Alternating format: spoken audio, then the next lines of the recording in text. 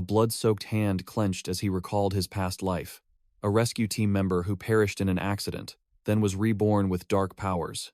Along with his teammates, the awakened ones plunged into a life-and-death battle against a horde of hideous monsters. The system displayed information about the Covenant Stone, a formidable item that could completely control any target who willingly swallowed it. Zhang Ping silently gazed at the emerald-green Covenant Stone in his hand, as a girl spoke up, asking what he was doing. He grinned, offering the stone to Su Jingyao and asking teasingly, "Want some candy?" Su Jingyao blushed and glared at him, flatly refusing. "Get lost. Who would want to be controlled by you?"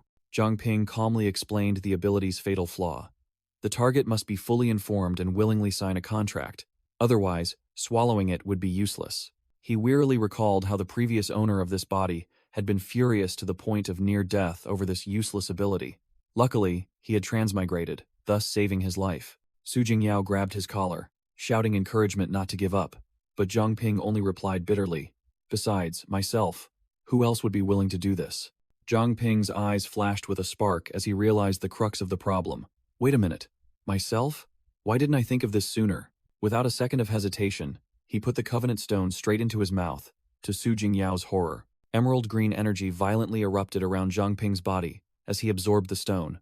A new surge of power was rising. After the energy outburst, Zhang Ping leaned his face close to the still startled Su Jingyao, asking if she was all right. Su Jingyao sighed in relief, as if half her soul had flown away, and warned him never to do such a terrifying thing again. As evening approached, both of them began descending the stairs to return to the dormitory. Zhang Ping told Su Jingyao that he had to report for duty at the patrol squad tomorrow, so she didn't need to wait, which made her ask in surprise if he had really graduated. He confirmed that he had mastered the theoretical knowledge and now needed practical combat experience to improve, while Su Jingyao secretly thought about her own dream of joining the patrol squad. She smiled back hopefully, encouraging him. "Don't be discouraged. When you become stronger, perhaps we'll be teammates." Zhang Ping gave a bitter laugh, pointing to himself and revealing the harsh truth. "Because of this useless ability, the school assigned me the farmer profession. I might as well go back to the countryside and farm." Nevertheless, he secretly thought that even though she was just the childhood friend of the previous owner, he couldn't bear to part with her this way. Zhang Ping watched Su Jingyao's retreating figure. The thought of hugging her suddenly flashed in his mind, and his emerald green energy spirit began to act. Suddenly, Zhang Ping's body rushed forward and embraced Su Jingyao from behind, leaving her frozen in place. Su Jingyao blushed crimson, while Zhang Ping panicked and wondered, "Why is my body moving on its own like this?" Both were extremely embarrassed. Su Jingyao stammered a goodbye, then turned and fled immediately, while Zhang Ping could only stand there dumbfounded. He hastily called out after her, "Be careful on your way," as he watched the girl running headlong. Su Jingyao replied while running and looking back, while Zhang Ping could only give a forced smile and wave goodbye. Standing alone, Zhang Ping looked at his hand, realizing that an unconscious command had made his body automatically hug her. He began to ponder, needing to test the limits of this ability's control. The experiment began. Zhang Ping commanded, "Take off." But instead of flying like a superhero, his body did a somersault and face planted. Next, he commanded his body to perform an Iron Mountain lean technique from martial arts, and his body immediately mimicked the movement perfectly. His energy spirit, wearing sunglasses and looking cool, commanded his body to perform an extremely fast leg sweep. After struggling with himself for a while, Zhang Ping lay sprawled on the ground, gasping for breath. "I can't take it anymore." He drew a conclusion.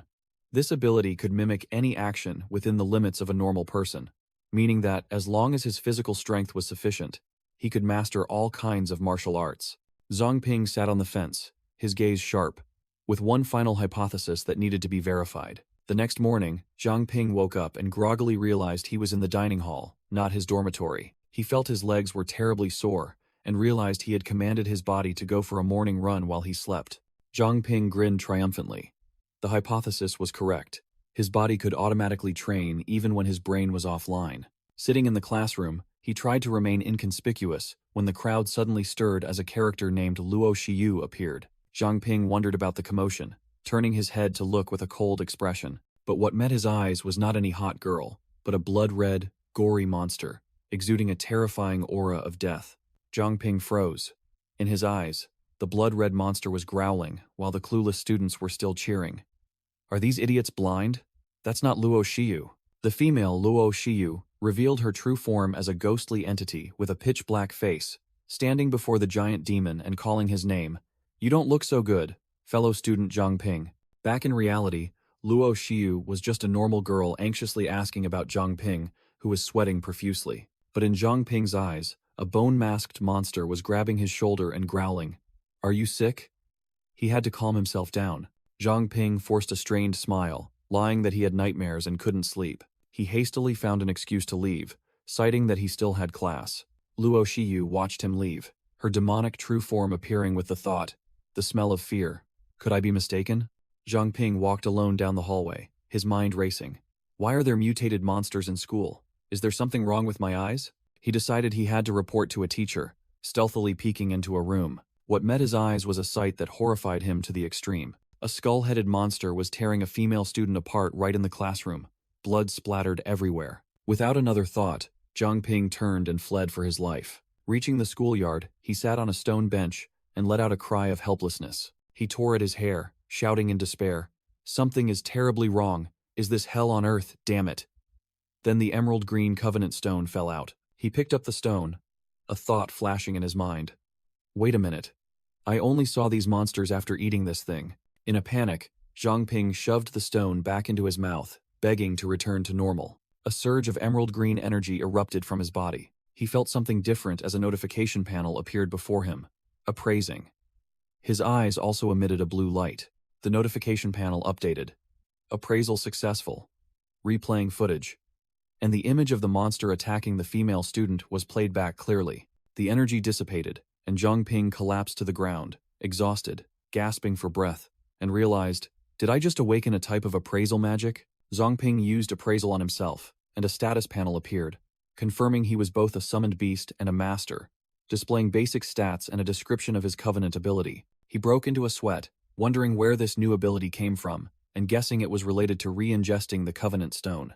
Zhang Ping sat down to analyze the situation.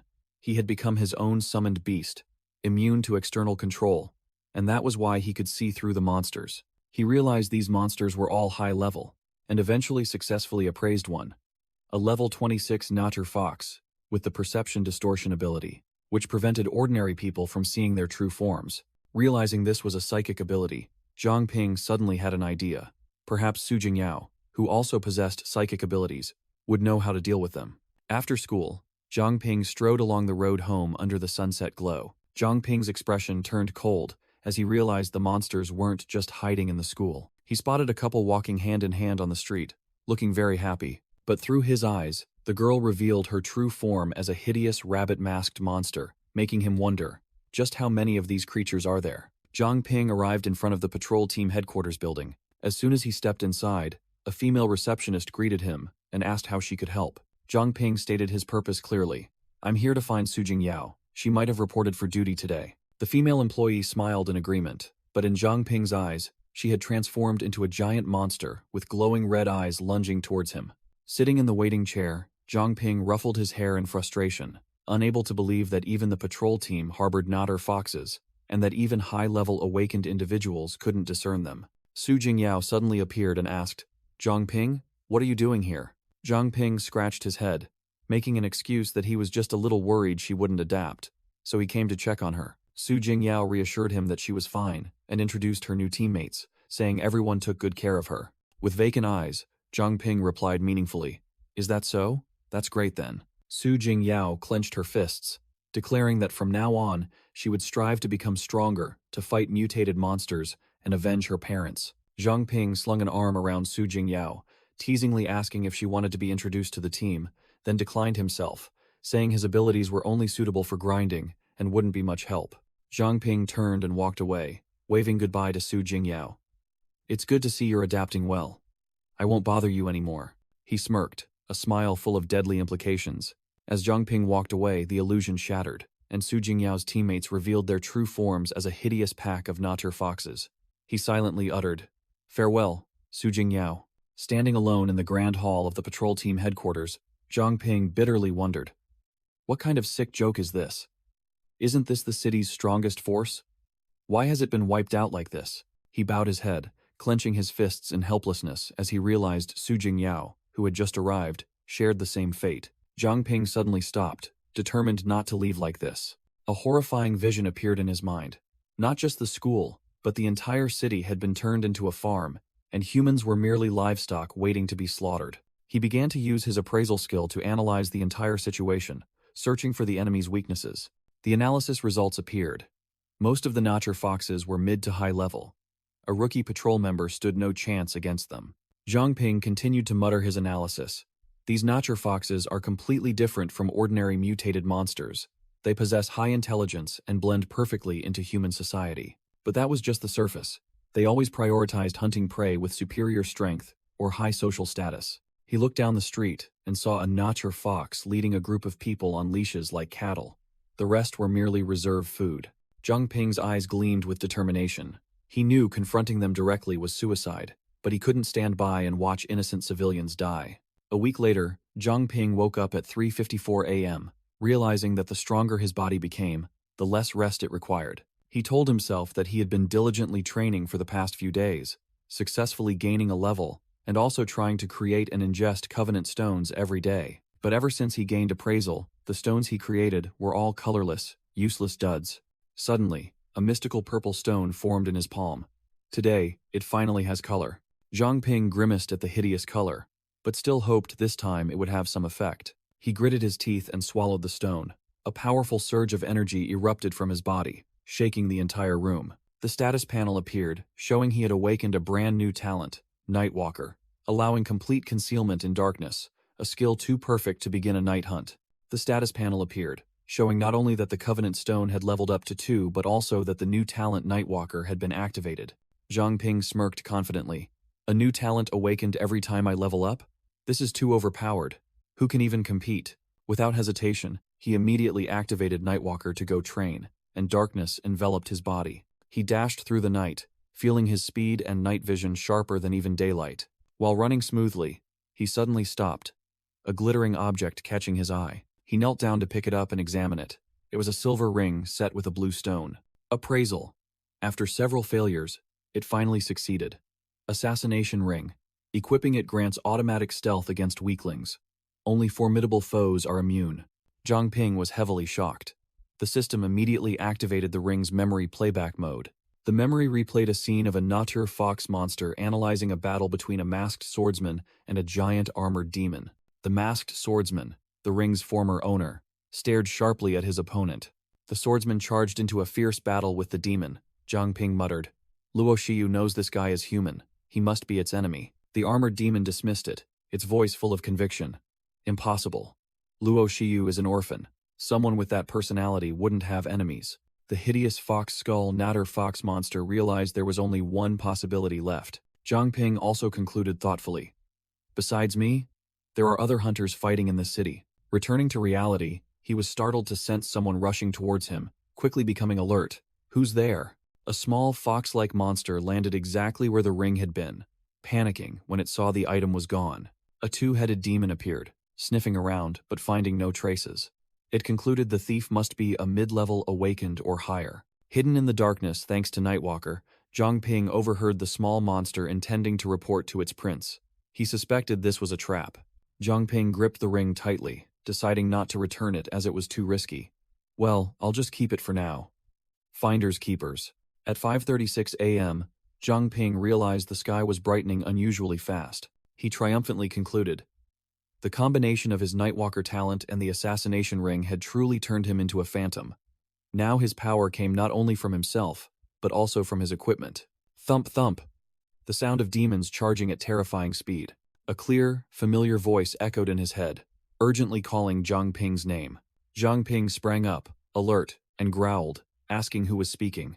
The voice only managed to warn, "Run, they're coming." A high-level fox demon burst through the door, roaring, "We're here." The clock struck 5:40, and the curtain fluttered beside the shattered window. A horde of demon minions flooded into the room like a torrent, searching everywhere. The commander of the demon soldiers, wearing a skull mask, looked at the empty room, doubtfully asking, "Is it him?" Suddenly, a higher-level demon boss appeared right behind the sleeping Zhang Ping, gathering a deadly energy orb and roaring, "Die!" Its razor-sharp claws struck directly at Zhang Ping's face. The boss stood towering by the bed, observing the boy sleeping like the dead. He couldn't sense any fluctuations and didn't see the ring. beginning to suspect that the one who fled was the real target. A werefox minion wondered why they didn't just kill the human, but the boss immediately dismissed it. This guy runs every day, but today he's just lying around. It smells like a trick. It's not him. The minion scornfully glanced at Zhang Ping, considering him worthless food. The boss ordered a retreat, declaring that food shouldn't be wasted, and the entire demon horde obediently followed orders. As soon as the demons disappeared, Zhang Ping immediately opened his eyes, sweat pouring out like a shower. He sighed in relief for his narrow escape, then coughed, spitting out the golden ring from his mouth. He almost messed up because of his running habit. Holding the spoils of war firmly, Zhang Ping secretly praised himself for ordering his body to sleep soundly. A perfect act to deceive all the demons. He suddenly remembered the warning voice from earlier, suspecting it was Su Jingyao, and a purple illusion of her appeared in his mind. Sitting on the bed, Zhang Ping held the ring, telling himself he had to become stronger for revenge, and deciding to temporarily live as a normal person to avoid being noticed by the Nature Foxes. In the cafeteria, 2 female students were gossiping. "Hey, have you heard?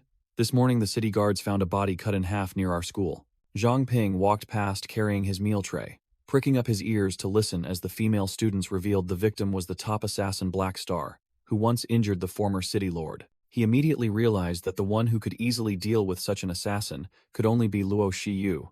The power of that monster was even more terrifying than he imagined. Zhang Ping decided he had to equip himself to protect himself, planning to visit several blacksmith shops after school because the demons would surely heighten their vigilance. After school, students poured out of the school gate. Zhang Ping stood in front of a blacksmith shop, but his eyes saw through the true form of the shop owner, a Nature Fox holding a loudspeaker inviting customers. His appraisal skill continuously reported errors. Unexpectedly, the system announced that his appraisal, beginner skill, had leveled up to appraisal intermediate after 100 successful analyses. With the improved skill, Zhang Ping scanned the monster's information. Level 15, Nature Fox, capable of distorting the target's perception. The monster still feigned friendliness, inviting, "Come in and take a look, young man." "No thanks," Zhang Ping coldly refused, then turned and walked straight away. Determined to find a shop not under the control of the fox demons, he found another seemingly reputable blacksmith shop named Iron Soul, telling himself this was definitely the real deal, judging by the shine and craftsmanship. Inside, a blonde shop owner was eagerly introducing swords, promising to sell at the lowest price to an old blacksmith puffing on a pipe. The old blacksmith absently asked again, "Huh? Did you just say my daughter is waiting for me to come home for dinner?" Making the blonde man furious. "This old man," the shop owner yelled into the face of the deaf old man, not bothering to pay attention to his surroundings. Seizing the opportunity, Zhang Ping quietly reached out and grabbed the sword lying on the table. He held the sword firmly, activating his appraisal skill, while the shop owner still didn't understand what was happening. The blonde shop owner flew into a rage, eyes bulging, growling, "You brat! How dare you steal my stuff?" At the same time, the appraisal panel appeared, shoddy sword, broken and carelessly repaired. Zhang Ping was stunned when he read the results, muttering, "Wait, this sword?" He realized the sword was about to break, while the shop owner and the old blacksmith were still staring blankly at each other. The blonde shop owner was furious, sparks of electricity crackling around him, roaring, "You little brat, you've ruined everything!" He screamed, lightning exploding throughout the room. "Do you know who I am?" The blonde man tore his shirt, muscles bulging, proclaimed himself a direct descendant of some god, then charged at Zhang Ping with a series of flashy light slashes. Zhang Ping's expression was unchanged, as he calmly raised his hand to block the loudmouth's punch. The blonde man lay sprawled out, questioned by Zhang Ping. "Is that all?" The appraisal panel appeared. Name: Liu Baoguo, trash potential. All his skills are cheap tricks with only flashy effects. Liu Baoguo fearfully recoiled, stammering, telling him to leave. "Get out while you still can." Zhang Ping just thought to himself that this guy was truly an idiot. Seizing the moment, Zhang Ping turned his back. Liu Baoguo stealthily charged, intending to ambush him. As a result, the blonde man was knocked out again, lying motionless on the floor. The old blacksmith Liu Tifeng sat calmly in a corner, smoking his pipe, sarcastically remarking, "Now, who's the one playing dirty?" Another person stepped forward, standing right over the battered Liu Baoguo. "I was only gone for 5 minutes, and this place is already so lively." A red-haired girl with impressive six-pack abs appeared, looking down with sharp eyes, ordering, "Get out yourself. Or should I escort you?" Liu Baoguo turned pale with fear, hurriedly crawled out of the shop, continuously apologizing while Zhang Ping intended to leave. Wham! The red-haired girl unexpectedly stopped Zhang Ping, a mischievous smile on her face. You. Stay. She cornered Zhang Ping, bluntly declaring, We need to talk. Zhang Ping was pushed against the wall, completely overwhelmed by the girl's aura. The girl pressed Zhang Ping down, beginning to explain her situation. I'm just a weak girl trying to survive, and also having to take care of my uncle who's been devastated since his daughter went missing. She made an offer he couldn't refuse. Stay here as a blacksmith, take care of the old man Liu Tifeng, and look after the shop. Room and board included, with a salary. Zhang Ping blushed, realizing this was a golden opportunity, both learning blacksmithing to save money and not being controlled by the Nacher foxes. Full of vigor, he put on a straw hat, hoisted a hammer, and declared, All right, I will become the blacksmith king. The red-haired girl chuckled with delight, thinking to herself, Haha, this kid is pretty good, has exactly the one I've been watching. Zhang Ping broke out in a cold sweat, imagining the scenario of being worked to death by the muscular big sister before he could even think about becoming the blacksmith king. A few days later, at the Iron Soul blacksmith shop, a voice echoed from within, urging Zhang Ping to use more strength. Zhang Ping, shirtless and drenched in sweat, hesitantly asked Cho Chiang if doing this was all right, but she reassured him that no one would come in here. Cho Chiang looked satisfied, remarking that the feeling wasn't bad at all. She began teaching the exclusive kneading forging technique, requiring Zhang Ping to merge the materials together as if kneading dough. Cho Chiang wiped her sweat, telling Zhang Ping to wait a moment while she went into the storage room to get a mold. Before leaving, she instructed Zhang Ping to watch over the furnace, absolutely not letting it go out. Zhang Ping was alarmed to discover that only a few red serpent scales and some coal remained as fuel, while the flame was weakening. Having no other choice, he decided to go all in, gathering all the remaining fuel and throwing it into the furnace. Finally, Zhang Ping threw the molten material block into the furnace to continue heating it. Boom! The entire forge exploded with a blinding flash of light.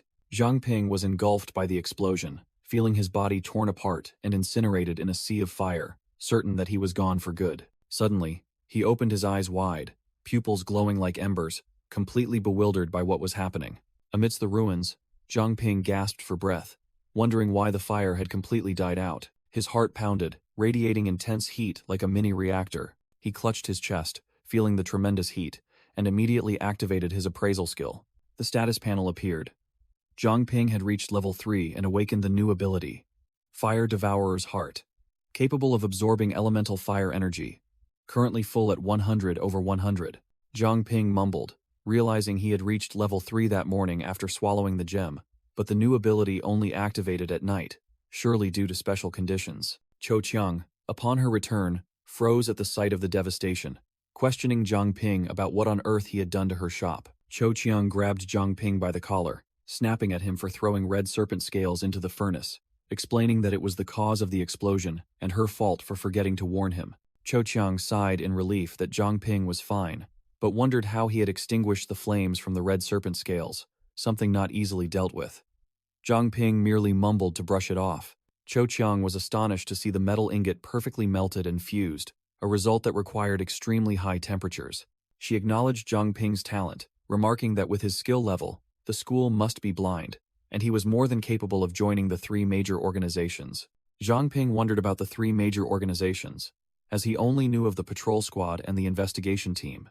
A glowing dagger symbol appeared, representing the 3rd organization. Cho Chiang explained that Pearl City itself was part of that 3rd organization, but its name and purpose were unknown to anyone. She casually tossed Zhang Ping a sharp dagger, telling him to take it and use it since he needed equipment anyway. Zhang Ping held the beauty's tear dagger in his hand, an item of superb quality capable of easily dealing with mid-level mutated monsters.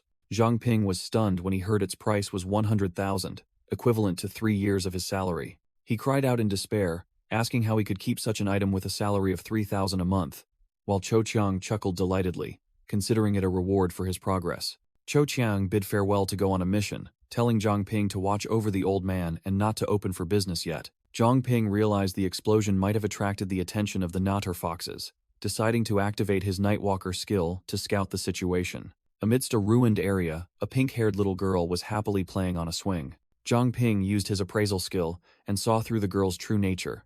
A level 3 Nacher fox, a type of mutated monster with perception distortion abilities. He was confident that with his current level and equipment, he could completely solo and defeat this monster. Zhang Ping came up with the idea of defeating this Natter fox and submitting its corpse to the investigation team to attract the attention of the higher-ups. Suddenly, a strange man appeared, his body encased in sharp ice armor, questioning Zhang Ping if he was about to attack a child. The strange man pointed his weapon at Zhang Ping, radiating killing intent. "Don't move, or I'll kill you." Zhang Ping broke out in a cold sweat, realizing this ice element individual was completely beyond his league. His stealth skill was seen through like a child's trick. She whispered into Zhang Ping's ear, giving an order. "Meet me at the orphanage training ground if you don't want to disappear." With a whoosh, she vanished in a wisp of icy smoke, leaving Zhang Ping stunned, wondering where his opponent had gone. He breathed a sigh of relief, deducing that she wasn't one of the Natter foxes. Otherwise, he would have been dead long ago. Zhang Ping arrived at the orphanage training ground, which was actually just the old park where he practiced martial arts as a child, and began to feel a chill down his spine, realizing she knew this secret. He was certain she had been following him for a long time, and had deliberately lured him here for some purpose. Just as he stepped into the forest, a mutated monster lumbered into view with hideous claws. Zhang Ping didn't panic, immediately activating his appraisal skill to check it out. The information panel appeared. Armored Venom Tail Rat. Level 5 mutated monster. A weakling, but venomous. Outleveled by 2 levels, Zhang Ping hesitated for a moment, considering a safe retreat, but then he tightened his grip on the fancy dagger, unable to abandon this danger. He thought of the children at the orphanage, who might be in danger, rechecked the hot item that Big Sister Cho Chiang had given him, and determined it was strong enough to pierce the armor of low-level monsters. With the excellent weapon in hand, Zhang Ping confidently declared, "I can win." He charged forward, telling himself he wasn't the main character in a web novel, with 0 combat experience, but he could command his own body, now a summoned beast, to fight. The rat suddenly curled into a spiked wheel, charging straight at him at dizzying speed. An unexpected move. Zhang Ping tensed his body, raising his dagger to block, shouting, "Maximum defense." With a clang, the dagger failed to pierce the thick armor. He realized he had to use his brain instead of brute force. He retreated, throwing something to distract the monster, while it revealed its venom-coated, sickly green claws. Zhang Ping began commanding his body to move like a shuttle, continuously dodging attacks with commands like up, down, left, right, searching for the monster's openings. Zhang Ping retreated into a defensive stance, his mind racing. The eyes are its weakness, but when it curls up, it's truly difficult to deal with. I need to find a way to break its stance. He suddenly remembered his trump card, the newly acquired Fire Devourer skill, and smirked. "I've got a plan." Zhang Ping took a stance, giving his first command. Pearl-quaking fist, rat-shattering form. He never expected those boring history lessons about ancient martial arts to be useful like this. His body moved like a phantom, creating multiple after-images to toy with the monster. He launched a feint, swinging his dagger through the air to lure the armored venom-tail rat into a trap. When the monster curled up, Zhang Ping exerted all his strength, unleashing a fire-clad punch directly onto its hard armor. He sneered, the flames in his hand flaring up more fiercely. "Time to turn up the heat. Don't blame me for being cruel." Boom! The fiery punch collided, sparks flying, and the monster shrieked in pain. Its armor shattered. The monster flipped onto its back, exposing its belly. Zhang Ping enveloped his dagger in flames, seizing the golden opportunity. "Perfect. Now you have nowhere to defend." He plunged straight down from above, aiming directly for the monster's fatal weak point. Slash! The blazing blade plunged into the monster, creating a small energy explosion. Zhang Ping gasped for breath, sitting on the monster's corpse. His status panel appeared, showing he had reached level 4, and his stats had skyrocketed. He stood up, starting to feel something was amiss. Strange. There should only be Natur foxes within the city walls. How did this rat get in here? Suddenly, dark shadows emerged from the ground, coiling around Zhang Ping's legs, startling him. He panicked as the strange liquid swallowed him, pulling him straight down. Zhang Ping fell freely through an unfamiliar space, screaming loudly. A familiar voice echoed as streams of water seized him. "I'll give you 5 minutes." The ice element woman appeared, hovering in midair with a giant ice sword, coldly commanding, "Prove you are human." Zhang Ping realized, understanding she also knew about the monsters, and this was a test. He grinned widely. "Can I get a hint? That rat earlier was also your test, wasn't it?" Zhang Ping spammed his appraisal skill frantically, but it was useless, while the white-haired woman coldly counted down. 4 minutes left. After 999 failed spam attempts, Zhang Ping's appraisal skill finally leveled up to advanced, revealing his opponent's information.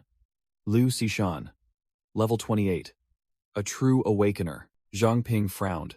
The name Cleanup Squad sounded unfamiliar, seemingly a secret organization beyond the patrol team and investigation team. Liu Xishan pressed close, her voice threatening as only 1 minute remained, making Zhang Ping break out in a cold sweat. Wait. Zhang Ping started to turn the tables, deducing from their past at the orphanage and asking directly, realizing she must have changed her name. You're Liu too, aren't you? He continued to guess a series of names. Liu Yisho? Student Liu? Trying to jog her memory. She began to lose patience, an ice sword forming in her hand, while Zhang Ping still mumbled Liu Xingyu? Liu Sisi? Zhang Ping tensed, using his energy to block the sharp tip of Liu Xishan's ice sword. Liu Xishan growled, saying that such meager strength wasn't enough to prove he was human. Zhang Ping realized he had guessed correctly from her reaction, recalling that Liu Sisi was his senior at the academy. Memories flooded back, a scene of young Liu Sisi teaching Zhang Ping an extremely childish, self-made martial arts form. Back in reality, Zhang Ping began to perform the heaven and earth splitting, Sisi's invincible fist, leaving Liu Xishan completely stunned. Liu Xishan looked visibly flustered, while Zhang Ping grinned, knowing he had passed the first test, and proceeded to ask the second question. Liu Xishan regained her composure, questioning Zhang Ping about his seemingly useless Covenant Stone ability and asking what he had been doing all this time. Zhang Ping casually revealed a shocking secret. He had swallowed the stone himself, becoming his own summoned beast to gain immunity to the monster's illusions. He continued to drop bombshells of information, stating that an entire pack of Nacher foxes was hiding in the city, which even shocked Liu Xishan. Liu Xishan grabbed Zhang Ping's collar, pressing him for the veracity of the information, as the Nacher fox's perception distortion ability was extremely difficult to counter. Numerous ordinary citizens appeared, but their shadows were terrifying red-eyed monsters, infiltrating everywhere. Zhang Ping concluded by reminding her that she had previously stopped him from attacking the low-level Nacher fox disguised as a little girl. That was a low-level Nacher fox. Go verify it yourself. Liu Xishan instructed Zhang Ping's projection. Stay here, I'll be right back, then immediately set off to handle matters. The silver-haired woman immediately contacted her subordinate, getting straight to the point. Jinbo, is this information reliable? Team leader Jinbo reported, confirming that these mutated monsters had never been seen in Mingzhou City, but their perception distortion ability perfectly matched Zhang Ping's information, and he had already sent people to verify it. Boom! A large explosion suddenly occurred right in front of Jinbo, interrupting the report. 2 team members rushed back, loudly reporting the urgent situation to their leader. A soldier reported in a panic. Captain, it's the breakfast shop owner. As soon as we took her out of the city, she went berserk and attacked us. The monster disguised as the breakfast shop owner charged like a whirlwind, unleashing a deadly pounce towards Jinbo. Jinbo growled, "You want to die!" Gathering a radiant golden energy punch, ready for a brutal fight. Whoosh! Jinbo's heaven-shattering punch slammed directly into the monster's face, the shockwave blowing away everything around them. The monster was obliterated, lying flattened on the ground. Jinbo dusted off his hands, his voice full of disdain. Don't overestimate yourself. Lying on the ground, the monster's body began to grotesquely transform. Thick purple smoke rising as it admitted. It seems the information is true. It revealed its true form as a hideous monster, confirming, finally, we know who the enemy is. Jinbo wasted no time, ordering his entire team. Report to the other squads, eliminate the targets immediately. The scene shifted to Mingzhou Academy, where Luo Shiyu was relaxing on a balcony when a pink-haired girl came to report. Luo Shiyu's eyes suddenly widened, her demeanor completely changing as she sensed something unusual. The pink-haired girl frantically called out, Your Highness? Seeing Luo Shiyu spring up with an extremely serious expression, without a word of explanation, Luo Shiyu launched herself straight off the balcony, soaring into the night sky. Gliding through the night, she received urgent reports. Yue Jiu is dead. Someone killed him outside the city. Another person on Julian Street has also been eliminated. Luo Shiyu hovered in midair, surrounded by dark energy, muttering in analysis. He can kill people quickly, erase traces, and even avoid me? Luo Shiyu's power erupted, her demonic true form appearing behind her back as she roared in her mind. Who is this bastard? In the special space, Liu Xishan questioned Zhang Ping about his ability to see through Nacher foxes, suspecting it might be an enemy trap. She declared she would become his eyes and ears and secretly protect Zhang Ping, asking him to contact her immediately if he detected anything unusual. Zhang Ping smirked, thinking to himself, bodyguard and supervisor? That's fine. As long as these foxes are dealt with, Anything is okay. Liu Xishan tossed him a jade pendant, explaining it was cold jade, one half of a pair of sensing pendants. She instructed that, if he encountered danger, he only needed to envelop the cold jade in fire, and the warm jade she held would heat up, and she would arrive immediately. Ironically, due to his Fire Devourer's heart ability, the jade in Zhang Ping's hand automatically heated up the moment she finished speaking. Zhang Ping scratched his head, lamenting that the Martial Arts Academy's tuition was too expensive, beyond his means. Hearing this, Liu Xishan promised to apply for a subsidy from the organization, causing Zhang Ping to immediately change his attitude, bowing his head to thank Sister Cece before she disappeared. Back in the real world, Zhang Ping walked and pondered, realizing that if not for his upgraded appraisal ability, he wouldn't have recognized Liu Xishan belonged to the Judgment Squad. He still wondered why the Notcher Foxes could infiltrate the city, but then dismissed it, thinking it was enough to just help eliminate them. Just as he thought of the 10,000 coins Liu Xishan had given him, Zhang Ping saw a pink-haired girl distributing flyers advertising the Beast King Fist martial arts school. He approached and asked to see the flyer, which the girl happily agreed to. Zhang Ping glanced at the price list and frowned, admitting it was truly expensive, and he wasn't sure if it suited him. The pink-haired girl enthusiastically promoted it, assuring him that their Beast King Fist was famous throughout the city and worth every penny. Seeing Zhang Ping was still skeptical, the girl offered to perform a demonstration to prove it. The girl began to perform the fist art, demonstrating the first 3 forms of Beast King Fist: Ape King form, Phoenix Claw form, and Monkey King form. While Zhang Ping stood with his arms crossed, observing, Zhang Ping narrowed his eyes, already forming his own assessment. He immediately realized this girl was just an amateur, still green and inexperienced, not even scratching the surface of true Beast King Fist, as she made mistakes during her performance and fell flat on her face. As Zhang Ping helped the pink-haired girl up, 2 burly men suddenly appeared, growling, asking who allowed the Beast King Fist clowns to distribute flyers here. The pink-haired girl quickly bowed in apology, stammering that she didn't know this was a restricted area for flyer distribution. A blonde-haired man stepped out, arrogantly disparaging Beast King Fist as trash martial arts and inviting everyone to join his Xingyi martial arts school. The blonde-haired man flexed, showing off with his 5-fold lightning kneels technique, leaving Zhang Ping and the pink-haired girl dumbfounded, not understanding what trick he was performing. He roared, calling his subordinates to deal with Zhang Ping, bitter about the incident at the blacksmith shop, and declared that Zhang Ping wouldn't get away with it today. The pink-haired girl bravely stepped forward to shield Zhang Ping, declaring she wouldn't let them bully him. The 2 subordinates flexed, their muscles bulging with red lightning, while Zhang Ping coldly activated his appraisal skill to analyze them. Zhang Ping was deeply shocked when he read the information panel of the 2 men. Trading intelligence for strength? He couldn't believe such a useless ability existed. While the 2 muscular men continued to growl, preparing to charge, Zhang Ping turned to appraise the girl, discovering her name was Wang Jiamen, and that she possessed 7-star potential, a hidden genius of the Beast King faction. He smirked, realizing this girl was indeed the real deal, but with her current skill level, she would only invite trouble upon herself. Wang Jiamen clutched a stack of flyers, her face full of determination, but clearly burdened by pressure. Zhang Ping placed a hand on her shoulder, reassuring her, "This is my business, let me handle it myself," which left Wang Jiamen stunned. With eyes gleaming, Zhang Ping smirked confidently. "Don't worry, these guys just happened to show up at the right time for me to get some practice in." A burly man roared, "Arrogant brat," then charged, unleashing a lightning kick towards Zhang Ping. Zhang Ping easily dodged the attack, then copied and used the opponent's 1st, 2nd, and 3rd forms to return the favor to both men. Zhang Ping kicked the leader's face straight into the ground, sneering, "How does it feel when your 5-fold lightning kneels technique is now just triple kneels?" After swiftly dealing with the group, Zhang Ping told Wang Jiamen to lead him to the Beast King Fist martial arts school to register, which made her disbelieve her eyes. Wang Jiamen joyfully gave a thumbs up, while Zhang Ping secretly thought that with 7-star potential, this girl would sooner or later become a high-level awakener. Zhang Ping looked at Wang Jiamen, smirking meaningfully. "Who knows, maybe I'll need your help someday. As a high-level awakener, for instance." Outside the Beast King martial arts school, a few students were chatting when they were startled by the news. "What? The instructor is back?"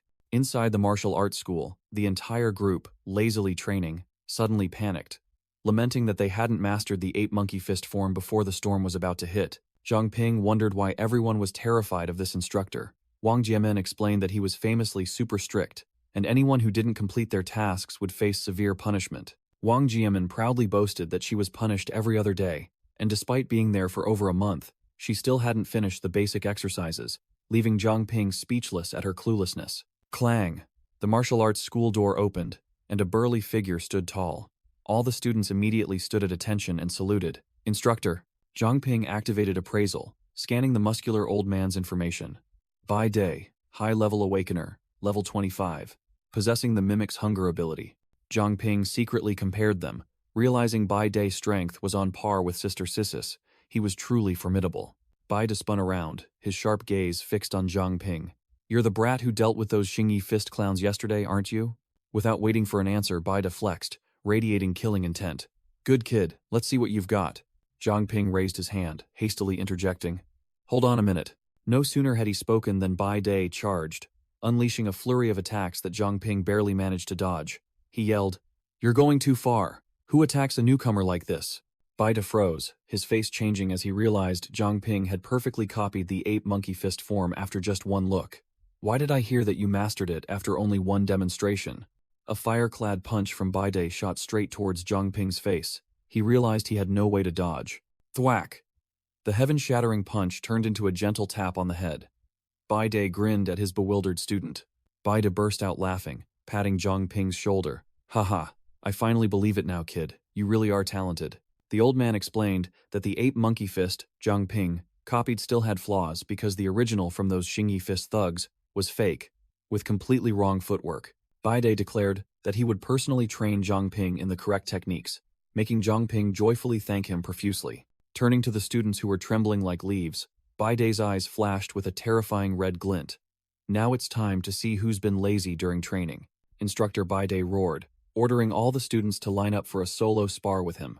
Anyone who didn't meet the standard would do 500 push-ups and then run 10 miles.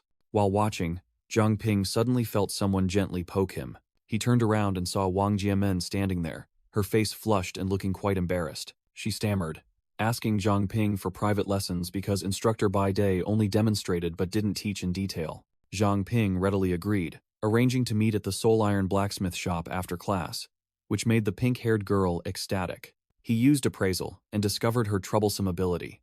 The more diligent she was, the more her learning ability decreased by 90%, which explained why instructor Bai Da was also at his wit's end. A few days later, at the Soul Iron blacksmith shop, the back and forth was filled only with wrong, still wrong, and sorry. Wang Jiamen was struggling to train under Zhang Ping's guidance, her movements completely off. Zhang Ping had to break down the fist routine into individual movements for her to practice, but she still kept falling flat on her face. Despite having to tutor a dead weight, Zhang Ping realized Beast King Fist had its merits and felt he was about to level up. Suddenly, Cho Chiang's booming voice echoed from outside the door. Zhang Ping, my little brother, I'm back. Zhang Ping told Wang Jiamen to continue practicing, while he went out to see what the shop owner's sister wanted. Cho Chiang had just returned from hunting, complaining that monsters around here were almost extinct, forcing her to venture deep into the forest. She recounted having to venture deep into the northern forest and unluckily encountering an entire pack of storm wolves. Zhang Ping asked worriedly, but Cho Chiang casually replied that she had used her earth-burrowing shovel to escape, and the wolves, finding no prey, turned to attack the wild people nearby. Cho Chiang boasted that she had seized the opportunity to pick up a rare wind elemental stone from the wolves and showed it to Zhang Ping. Zhang Ping took the gem, immediately recognizing it as a genuine, extraordinary item. Upon touching it, a blue wind energy burst from the stone, enveloping Zhang Ping, and countless strange voices, from poetry to curses, echoed in his mind. The system panel appeared, announcing that Zhang Ping had activated the Covenant Stone, gaining the new skill Whispers of the Wind, which allowed him to eavesdrop on thoughts within an extremely wide range. The new skill allowed Zhang Ping to overhear the thoughts of a Natter fox. There are 2 kids in the shop, the little girl Wang Jimin and that guy. They look delicious. Lunch is served today. Zhang Ping immediately realized, we're being hunted. 2 high-level monsters, one with a wolf's head and one with a rabbit's face, had targeted him and Wang Jimin. He thought to himself, it's been so long, and Sister Cece still hasn't arrived. These Natter foxes are about to lose patience and charge in. Cho Chiang asked worriedly, but Zhang Ping was sweating profusely, calculating that this situation was dire. Even with Sister Chiang's help, 2 mid-level Natter foxes would wipe us out. He quickly diverted her. Oh right, Sister Chiang just got back. Haven't you met Uncle Lu yet? You should go upstairs and chat. I'll go buy some ingredients to cook for you two. Cho Chiang slung her arm over his shoulder, readily agreeing but urging him to hurry, while Zhang Ping returned the wind elemental stone. Zhang Ping turned away, determined to get Wang Jiamin out first so that Cho Qiang and Uncle Liu wouldn't be implicated. In the backyard of the blacksmith shop, Wang Jiamin was enthusiastically practicing, asking Zhang Ping if her martial arts stance was all right. Zhang Ping didn't say much, grabbing the girl's hand. "Don't make a sound, follow me." Just as they were about to slip away, two Nodder fox monsters blocked their path, one speaking up. "Where are you two going?" Zhang Ping could only curse inwardly. Wang Jiamin innocently called out, "Dad? Mom? Why are you two here?" But Zhang Ping immediately growled a warning. "Don't go near them." The girl still didn't understand what was happening, turning to reassure him. "Zhang Ping, calm down. Those are my parents. It's fine." The appraisal panel appeared, revealing the true faces of the two self-proclaimed parents. Mutated Notcher Fox, mid-level, level 16, possessing the perception distortion ability. Wang Jiamin was still dazedly introducing him as her classmate, while Zhang Ping had already embraced her, preparing to activate his escape skill. A dark space? Excellent. Zhang Ping smirked as shadows from beneath their feet swallowed them both, causing Wang Jiamin to panic. The monsters roared, "Damn it, they're escaping," and lunged forward, trying to intervene, while Zhang Ping only had time to shout at her not to worry about them. He held Wang Jiamin tightly, shouting, "Hold on tight," as they both sank deep into the darkness. But the wolf-headed monster was a step faster.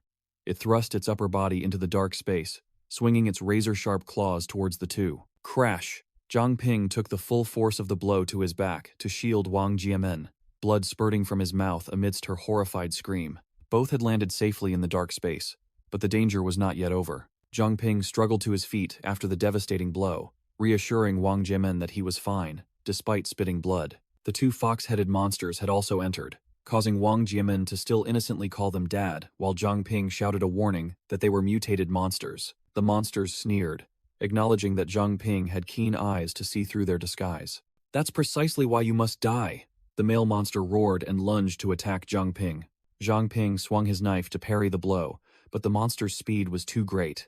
He realized this was a disparity in levels. The female monster ignored Zhang Ping, aiming directly for Wang Jiamin and calling her name in a chilling manner, making him realize their true target.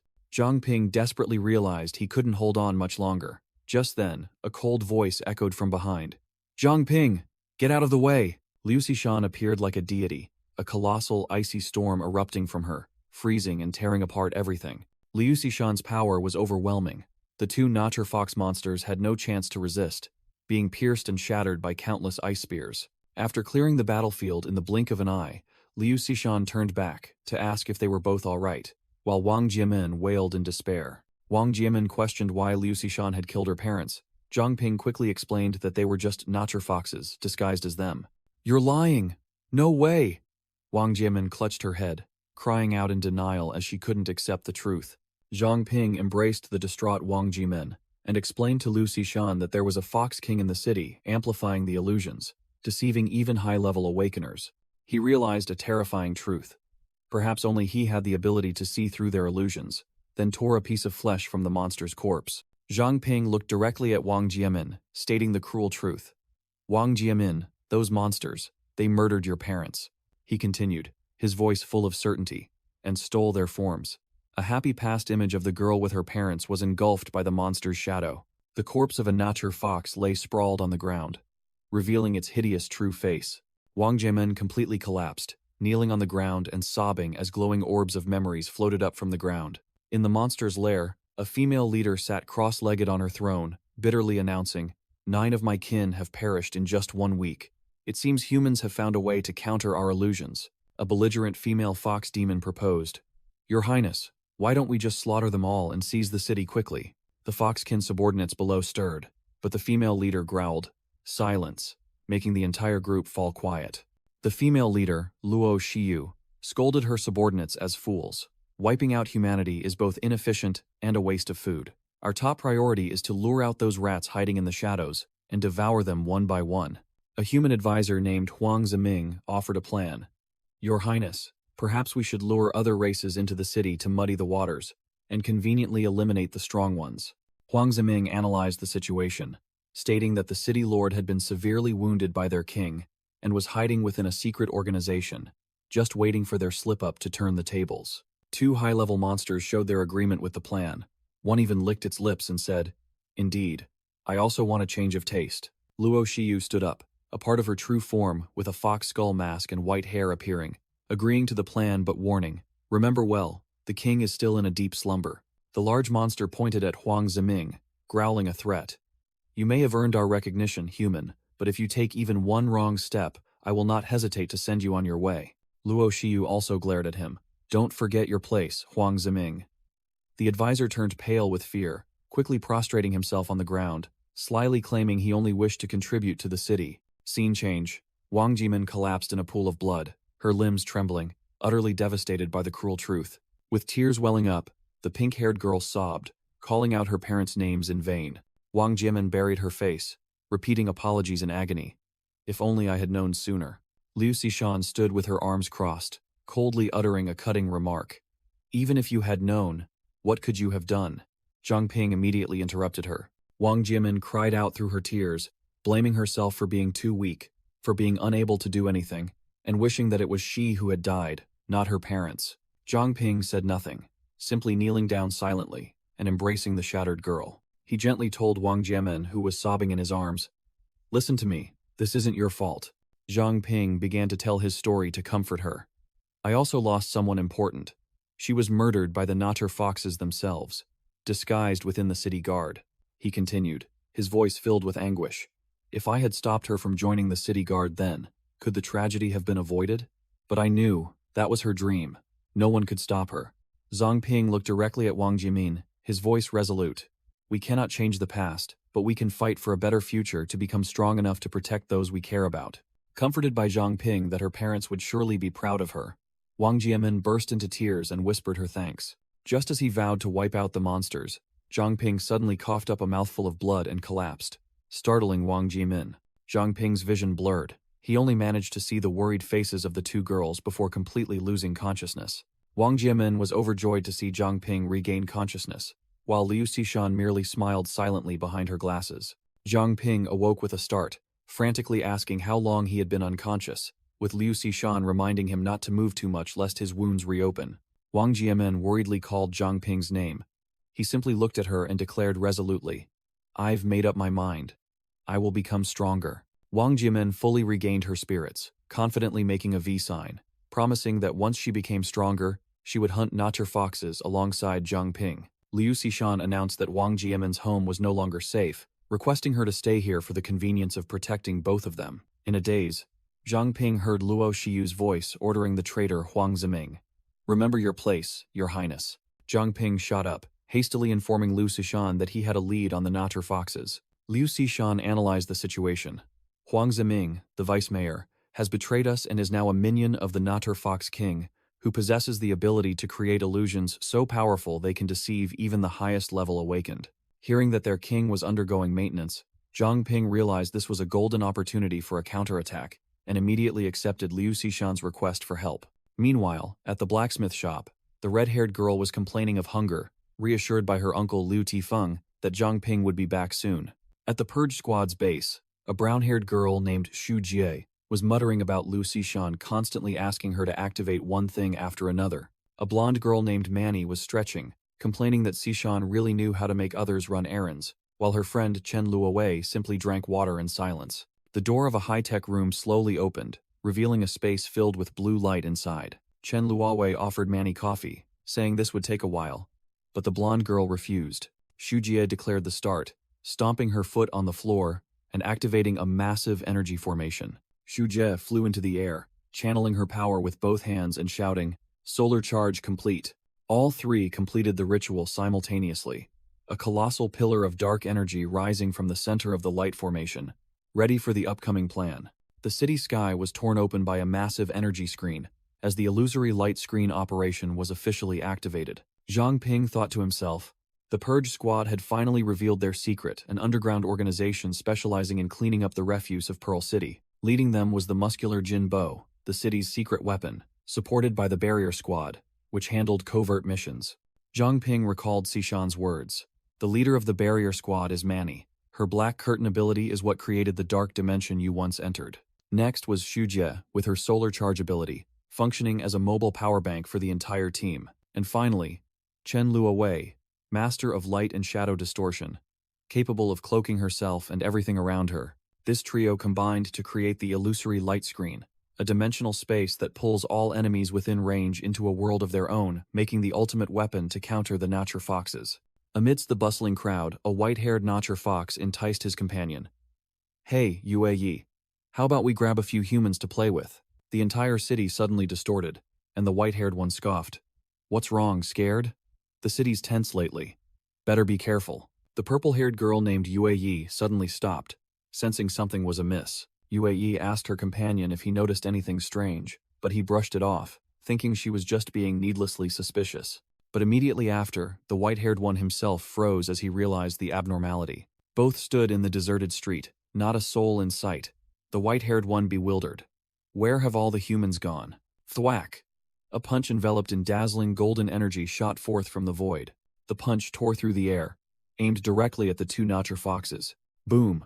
A colossal pillar of light slammed straight down onto the ground, creating a terrifying explosion. Jinbo landed, clicking his tongue in regret for failing to finish off the two small fries with one punch, while the white-haired one growled. "So you're the one who massacred my kin?" The two monsters revealed their true forms. Yue and her companions snarling a challenge.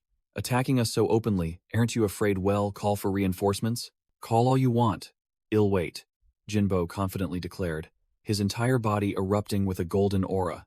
His level 32 was more than enough to handle two level 25 opponents, according to Zhang Ping's information. The white-haired Notcher Fox roared, "Arrogant fool," then charged forward, throwing a punch straight at his face. But Jinbo was ready to meet the challenge.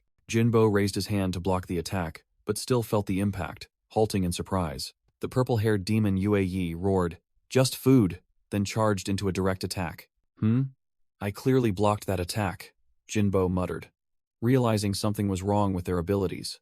The two Notcher Foxes coordinated their assault, unleashing continuous invisible claw attacks on Jinbo. The white-haired one sneered arrogantly. "Is that all? I don't understand why those fools were defeated so easily." Bop! Jinbo immediately delivered a heaven-shattering golden punch to the foul-mouthed one. "Now you know," Jinbo said coldly, unleashing a powerful spinning kick that sent the white-haired one flying. Yue shrieked furiously, the phantom of her demonic true form appearing behind her. "You bastard! You'll pay for this!" She intended to strike, but Jinbo had already figured out her trick. He calmly looked straight at her. "So that's how it is." An invisible wolf demon was attacking, but Jinbo blocked it, having grasped its pattern. "I can't see your true form, but I've got your size figured out. This sneak attack trick might work, but in a head-on fight, you're useless," Jinbo said, gripping the demon's snout, completely overpowering it. Caught off guard, the white-haired one cried out in panic. "Yue, save me!" Jinbo's eyes flashed with a deadly light, waiting for the precise moment both demons charged in. Perfect timing. "Take this." Jinbo swung his arm, creating a colossal golden energy slash that swept away both demons in a single blow. He gave them no time to breathe, following up with another heaven-shattering kick to the white-haired demon. Jinbo leaped into the air, gathered a massive energy sphere, and growled, "Get ready." Beaten back into their true forms as two wolf demons, they lay flattened on the ground, realizing in panic, Why? Why can't we sense our kin? We've fallen into a trap. Here's another one." Jinbo plunged down from above, his golden fist ready to deliver the finishing blow. A blinding explosion engulfed everything. The two demons only had time to scream in despair before being completely obliterated. From a distance, Zhang Ping and Wang Jiamen were overwhelmed by the earth-shattering golden explosion, admitting that the attack's power was truly monstrous. Liu Xishan confirmed it was Jinbo, the leader of the combat team, while Zhang Ping could only exclaim that his outfit and aura looked exactly like a Super Saiyan. Back in the real world, people still walked normally on the bridge, completely unaware of the life-or-death battle that had just taken place in another dimension. Liu Xishan received an urgent report. Mutated monsters are gathering in large numbers outside the city, seemingly agitated. She received orders to scout the situation and decided to bring Zhang Ping along to give him a taste of real combat. Zhang Ping wondered about the Notcher Foxes he had marked, but Liu Xishan assured him that the combat team had handled them, and he only needed to focus on the task at hand. Liu Xishan invited Zhang Ping to set off, promising to arrange someone to watch over the blacksmith shop, and revealing that he would meet her boss after the mission. The two officially stepped out of the city walls, entering the wilderness beyond. Zhang Ping marveled. This was his first time outside the city, and he immediately noticed several strange types of plants. He curiously extended his foot, intending to step on a red plant, when Liu Xishan immediately yelled, "Don't!" Instantly, the plant shot a yellow energy orb towards Zhang Ping. The orb exploded, spraying highly corrosive green liquid, forcing both of them to quickly dodge. Liu Xishan explained that it was hydrochloric acid grass, an extremely poisonous plant, and it was currently fruiting season. When the fruits ripen, they explode like fireworks to disperse their seeds, turning the entire area into an acid minefield. She warned that there was a type of mutated monster that specialized in eating this grass, and it would be Zhang Ping's first opponent. A red-eyed white rabbit appeared, and Liu Xishan made a pact. "I'll go investigate the riot. Don't wander off." Zhang Ping didn't say much, immediately activating his appraisal skill, and an information panel appeared. Caustic Aqua Bunny. Low-level monster. Level 9.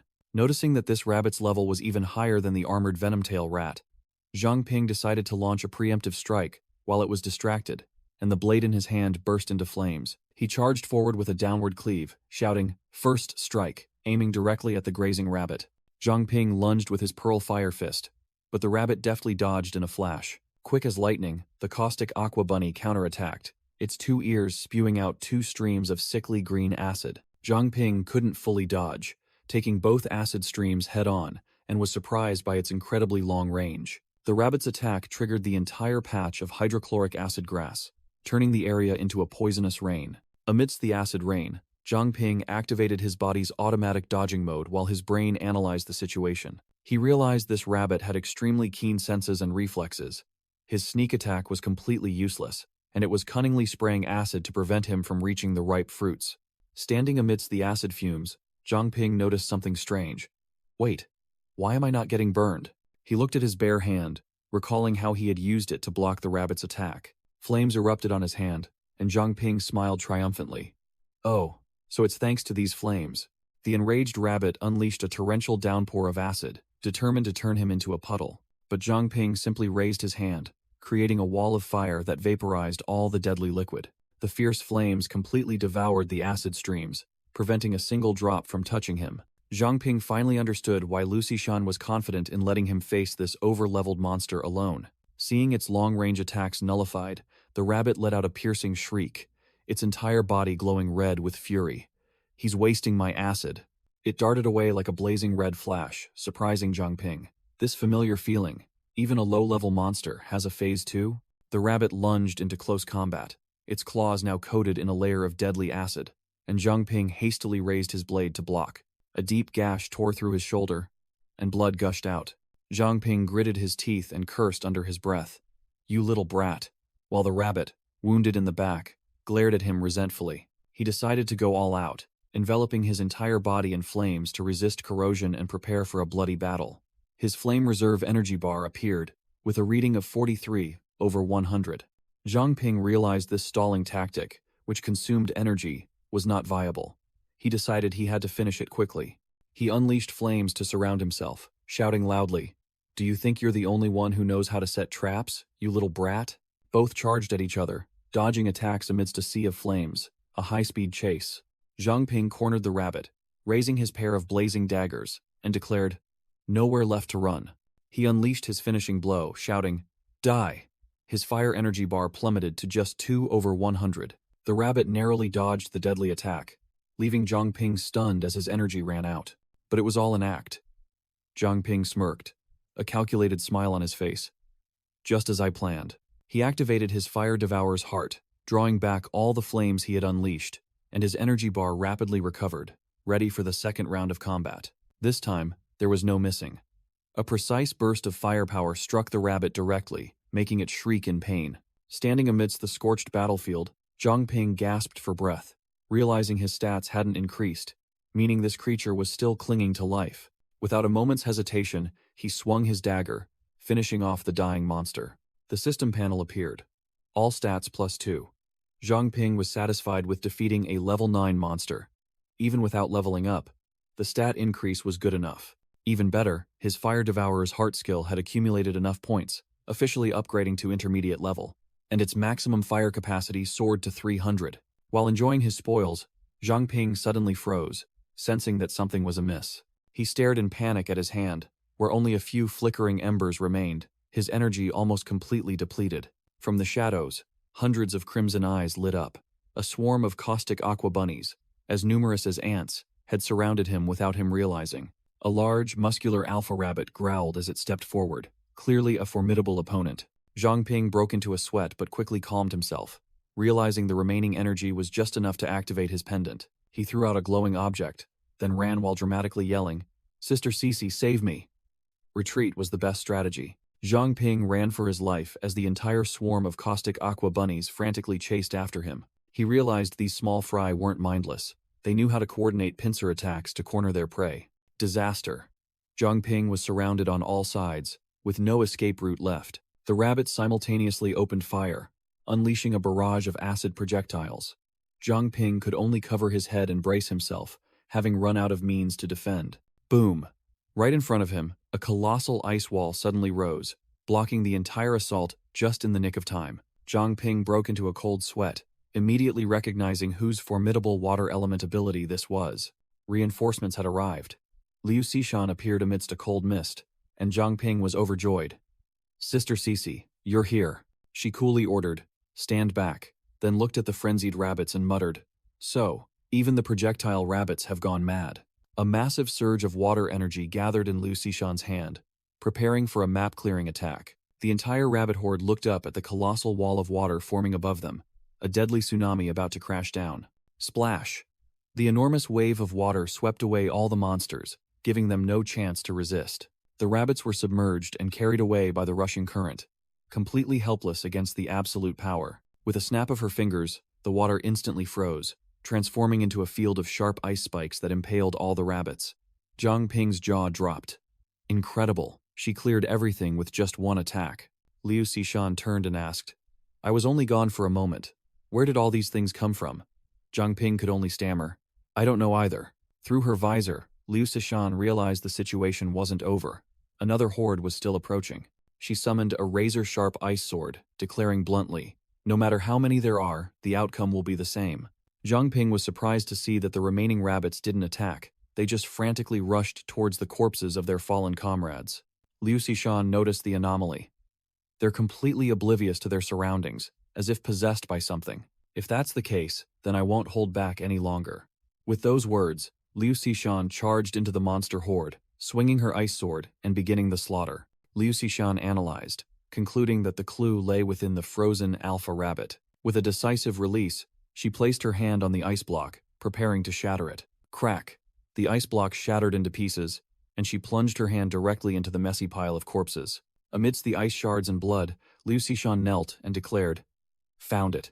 Zhang Ping recognized the object in her hand as a soul control pill, a genuine article. He wondered about the strangely fragrant pill, and Liu Xishan explained that it belonged to an organization specializing in monster control. It turned out to be the beast-taming Zhu clan, finally revealing themselves after the charade. The soul control pill emitted an eerie energy, luring the rabbits to tear at each other like moths to a flame.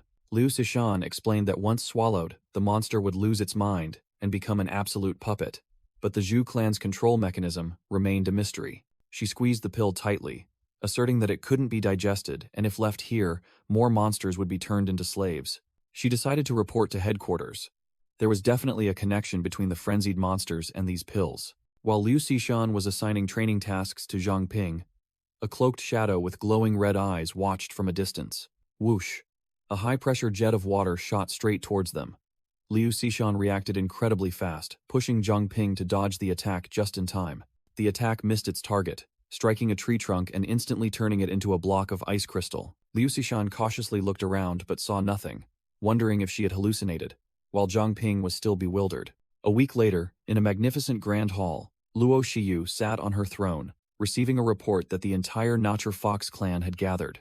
She pondered deeply, noticing that the monster attacks were becoming increasingly frequent, and suspected that Huang Ziming was behind it. Luo Shiyu stood up, declaring that she would no longer rely on him and that it was time to act herself, with a horde of Notcher Foxes waiting for her command behind her. In another base, a demon leader was giving orders to his subordinates, revealing that humans had found a way to break their control and warning that their comrades in the blacksmith street would be the next target. The fox-headed demons prostrated themselves, receiving orders from Luo Shiyu. We will make them think you are fleeing, forcing them to act rashly. Luo Shiyu, in her demon form, radiated intense killing intent, declaring, I need to know exactly who I'm dealing with. In a night forest, a swarm of caustic aqua bunnies was busily grazing, completely unaware that death was approaching. Whoosh! Zhang Ping descended from above like a deity, fiery daggers in hand, aiming straight for a bewildered rabbit. His Nightwalker skill was temporarily nullified when Zhang Ping lit a campfire, but that was no problem as the rabbits rushed in like moths to a flame. After a week of grinding, Zhang Ping finally reached level 6, having thoroughly understood every move and tactic of these trash rabbits. He analyzed the strategy. The bunnies shoot acid from afar, just block it with fire, then close in, and they'll be useless. Zhang Ping fully exploited the enemy's weakness, using fire to burn their acid, turning the enemy's attacks into kindling for himself. He named this powerful combined technique Fire Devourer, Threefold True Flame, then found the name unbearably cheesy. A colossal pillar of fire erupted, incinerating all the bunnies within its range, leaving only scattered charred remains. Zhang Ping looked at the result, secretly thinking that the pile of snake scales he had accumulated for so long had been used up worthily. He was confident that with the number of monsters wiped out in one go, it would surely be enough to level up, and immediately activated the appraisal skill. The notification panel appeared. Level increased to 7, all stats +2, and more importantly, the Covenant Stone had also leveled up to 5. Zhang Ping was surprised. He had thought the Covenant Stone would level up with him, but it turned out it had its own experience bar, and was much harder to upgrade.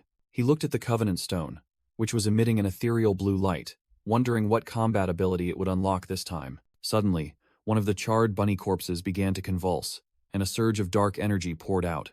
A shadow bunny monster with stark white eyes materialized, startling Zhang Ping. He cautiously retreated, unable to believe that one had survived his ultimate move. Zhang Ping quickly regained his composure. Fire flared around him as he activated Fire Devourer. Flame burst, growling. Come on, I'm not the rookie I used to be. Whoosh! Zhang Ping enveloped his blade in fire, charging straight at the approaching shadow bunny demon. He smirked defiantly. Oh, you dare charge straight at me? Crash! The demon swung its shadow claws, and Zhang Ping raised his flaming blade to block the direct blow. Pushed back, Zhang Ping grumbled. What the hell is this? Did I kill too many bunnies? So it turned into a vengeful spirit? He took a stance, his eyes sharp. Demon. Vengeful spirit. Whatever you are, die. Zhang Ping unleashed a purple energy slash that tore through the air towards the demon. The slash hit its mark, but the shadow demon didn't die. It disintegrated, reverting into a normal caustic aqua bunny. The bunny lay dead at his feet. Zhang Ping froze, wondering, since when did these bunnies have that trick? He came up with a hypothesis. Could it be controlled by a spirit control pill? Then sat down to search the corpse. Zhang Ping pulled out a strange purple orb from inside the bunny's corpse, realizing it wasn't a spirit control pill. He immediately used appraisal, but the system repeatedly reported analysis failed. After many failed attempts, Zhang Ping muttered, It's been a long time since I encountered something this tough. And finally, an analysis successful. Notification appeared. The scene showed Zhang Ping sitting by the fire, patiently waiting for the orb's analysis to complete. Appraisal finally yielded results. Nether essence. An item extracted from the testicles of a nether black goat. Consuming it would have unexpected effects. Zhang Ping smirked. An illusion emerged from the orb, showing a majestic nether black goat leading an army of beasts. The army, consisting of wild boars, predatory birds, and other monsters, was charging, while the goat's spirit soared into the sky. In the illusion, a colossal wild boar monster charged to attack the nether black goat. Both monsters vanished after the collision. In his consciousness, Zhang Ping wondered how to use this orb. Do I really have to swallow this thing? Back in reality, Zhang Ping held the purple orb, his face scrunched up like a monkey eating chili. The problem is, this thing was extracted from the testicles of a black goat. In the illusion, Su Jingyao was being torn apart by fox demons, exhausted from resisting, while a ghostly voice echoed, Farewell, Su Jingyao. You trashy bugs think you have a choice? Zhang Ping's face turned ashen, covering his mouth tightly to suppress a terrifying scream that threatened to erupt. A mind-shattering pain surged. Zhang Ping screamed miserably as a surge of purplish-blue dark energy erupted from his body, throwing him to the ground. A painful memory resurfaced. Su Jingyao was being crushed by a colossal werefox demon. She faintly called out Zhang Ping's name. With a tearful smile, Su Jingyao whispered her last words. You must survive. But Zhang Ping, in pain, could only grit out, "Don't worry, Su Jingyao." He collapsed to the ground, gritting his teeth and declaring, "I won't die until I wipe out those damn foxes." And at that very moment, the system reported, "Analysis successful." The status panel displayed a new skill. Nethermist Body, Basic. Absorbs the fear of others to transform into nethermist, a form of energy that can be used for comprehensive offense and defense. Zhang Ping was stunned to see his growth potential jump 3 stars, muttering about the overwhelming power of the nethermist body. He burst into a mad laugh, tears streaming down his face as the dark energy gradually dissipated from his hands. Under the moonlight, Zhang Ping looked up at the sky, completely unable to understand why he was crying like a child. He knelt by the fire, realizing these were the emotions of the original body, and swore that he would soon have enough power to avenge Su Jingyao. A group of passers-by approached. One man spoke up to inquire, but another stopped him. "Leave him be. It's none of our business. Hurry into the city before the monsters appear." Zhang Ping suddenly stood up, a surge of dark nethermist swirling around him, causing all the passers-by to freeze. His entire body enveloped in shadow. Zhang Ping turned to look at them, his voice as cold as ice. "Me." The entire group fell into extreme panic. One person pointed and screamed, "It's a ghost! A ghost!" Then they all fled headlong, and Zhang Ping's nethermist energy bar began to increase. Zhang Ping realized he could absorb the fear of others to transform it into nethermist, a strange energy unlike anything he had ever known. He smiled confidently, his eyes glowing with an eerie purple as he transformed the nethermist into a hand with sharp claws. The nethermist continued to shift and change, condensing into a sharp dagger in his hand. Zhang Ping decided to test it out, swinging his hand to unleash a nethermist slash towards a nearby tree. "Let's try the lowest damage output." With a whoosh, the nethermist slash split the ancient treetop in half, making Zhang Ping freeze. "It's this powerful with only 1 point of nethermist?" He followed up with a few more slashes, the dark energy tearing through the colossal tree trunk. The massive tree exploded into thousands of fragments. Zhang Ping merely muttered, "Interesting." Dozens of wood fragments flew towards him. He immediately transformed the nethermist into a pitch-black shield, blocking them all. Realizing this item was comprehensive in offense and defense, cutting through things like butter, Zhang Ping smirked sinisterly, realizing the nethermist body was his trump card to contend with high-level monsters, deciding he would secretly level up with the Purge Squad. Suddenly, Liu Xishan rushed over like a gust of wind, calling Zhang Ping's name. She grabbed him, her hands emitting cold energy as she hastily checked his entire body, anxiously asking, "Did you encounter a mutated monster? Where is it?" Being examined by the older sister, Zhang Ping found this feeling familiar again, secretly thinking it was similar to another older sister of his, and began to recount the events. Liu Xishan froze after hearing it, screaming, "What? You ate nether essence?" She yelled, scolding him fiercely for his recklessness. "Zhang Ping, do you have a death wish? Swallowing something of unknown origin. Do you know you almost died?" Zhang Ping scratched his head with an awkward smile, reassuring her that he had used appraisal to check it and could vomit it out if anything went wrong. Liu Xishan still didn't believe him, pressing him. "Ha! What if you can't vomit it out?" She warned of another, even worse possibility. "What if it's a parasite?" Zhang Ping's face turned pale upon hearing this, and he asked again with a trembling voice, "Sister Cece, do you mean what I just swallowed could be very dangerous?" Liu Xishan explained sternly.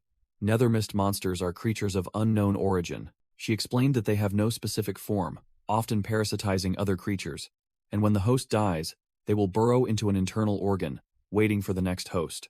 She concluded with a critical point that left Zhang Ping stunned. The crucial point is that nethermist monsters can control their hosts. Zhang Ping suddenly realized that the excruciating pain he felt when swallowing the nether essence was precisely when the parasite was trying to take over his body, but it had failed. Liu Xishan was also unsure, offering 2 hypotheses. Either there's another monster inside you that destroyed it, or you possess absolute self-control, so you weren't affected. Liu Xishan grabbed Zhang Ping by the collar, her face grim with menace. "But if you mutate, I'll have to deal with you immediately." Suddenly, a spider descended from the tree, startling Zhang Ping, who stammered an apology. The spider, with big, round eyes and a friendly smile, unexpectedly appeared right in front of Liu Xishan. The cool big sister from earlier now shrieked, hastily summoning an ice sword. "Spider!" Both panicked when the enormous spider appeared.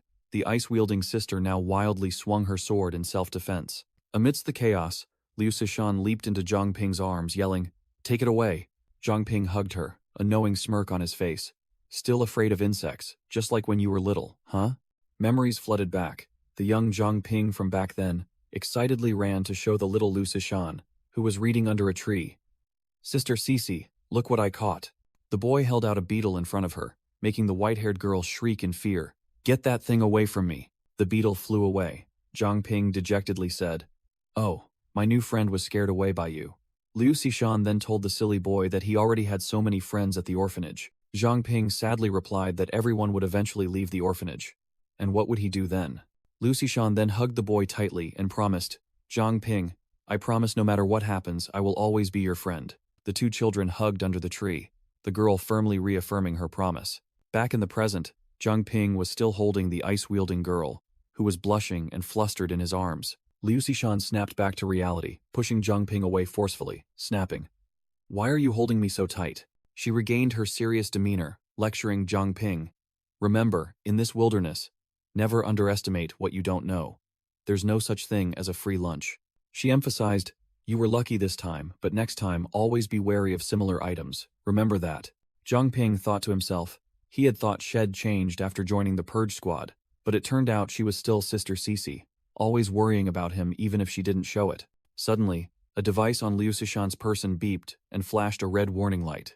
Liu Xishan's device showed a red alert. She responded to the signal while Zhang Ping wondered, "What's wrong?" Liu Xishan delivered shocking news. "The investigation and training mission is over. We must return to Mingzhu City immediately. Captain Jin Bo has been severely wounded by the Natur Fox demons." Zhang Ping was deeply shocked to hear that even a powerful figure like Jin Bo had been defeated. He suggested calling for reinforcements, but Liu Xishan dismissed it, stating that they couldn't reveal their position and that the situation outside was far more complicated. On the way back, Zhang Ping was told about the world outside the city. A chaotic mess teeming with mutated monsters, where humans had to huddle within city walls to survive.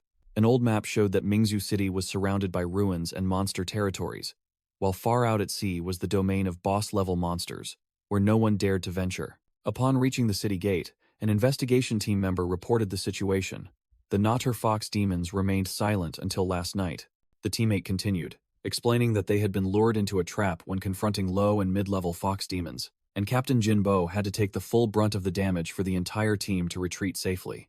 Liu Xishan ordered Zhang Ping, "Do you need anything?" while the protagonist was chewing something to recover his strength. She told Zhang Ping to go back to the blacksmith shop first, and she would find him later when she had time. Then she and her teammates hastily departed. Zhang Ping watched their retreating figures, muttering a wish for their safety. Finally, alone, Zhang Ping stretched refreshingly, feeling relieved after several days of high tension outside the city. He strode along the night street, wondering to himself how Wang Jiamen's training was progressing. Suddenly, Zhang Ping noticed something strange. He stopped abruptly, looking at the surrounding citizens who were motionless like statues, and wondered, why aren't they moving? A figure slowly approached. Zhang Ping growled, "Who's there?" and immediately activated his appraisal skill. The notification panel showed a series of failures before a success, but the result was just a string of question marks, proving that the opponent was a formidable foe capable of concealing their identity. The silver-haired old man smiled meaningfully, revealing that he was well aware of Zhang Ping's limitless analytical abilities, which made Zhang Ping break out in a cold sweat. Zhang Ping cautiously took a defensive stance, while the old man exuded an overwhelming aura, challenging him. "How about we play a little?" The old man provocatively smirked. "What's wrong? Not going to make a move?" But Zhang Ping retorted, "I have no reason to fight you." The silver-haired old man continued to prod. "Or is your vow of revenge for Su Jingyao just empty words?" Struck a nerve, Zhang Ping roared in fury. "Say that again," then charged straight at him with terrifying speed. Whoosh! Zhang Ping's attack sliced through the air. He was stunned to notice a spatial rift. Zhang Ping immediately realized his mistake. "No. This is a teleportation ability. He's behind me." Just as he spun around to kick, Zhang Ping had his ankle caught by the old man, who casually remarked, "Your speed still needs more training." Zhang Ping smirked. "Oh, really?" Showing no sign of wavering despite being restrained. Flames from the fire devourer's heart erupted in Zhang Ping's palm, shattering the old man's grip. Zhang Ping activated the soul-devouring fire seal, engulfing both of them in a blazing sea of fire. But the old man stood still, without a single scratch. The old man smiled condescendingly. "Enough playing. It's my turn." A water elemental afterimage of the old man suddenly appeared, astonishing Zhang Ping. An afterimage? And water elemental? Countless sharp ice spears shot out from the afterimage like rain. Zhang Ping dodged while cursing under his breath. Damn it, how many abilities does this guy have? He's truly a monster.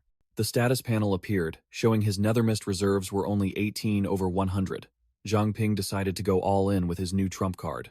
Having no other choice, he had to attempt that technique. Zhang Ping gathered his strength, transforming 6 points of nethermist into a dark shield hovering before him. He calculated his strategy.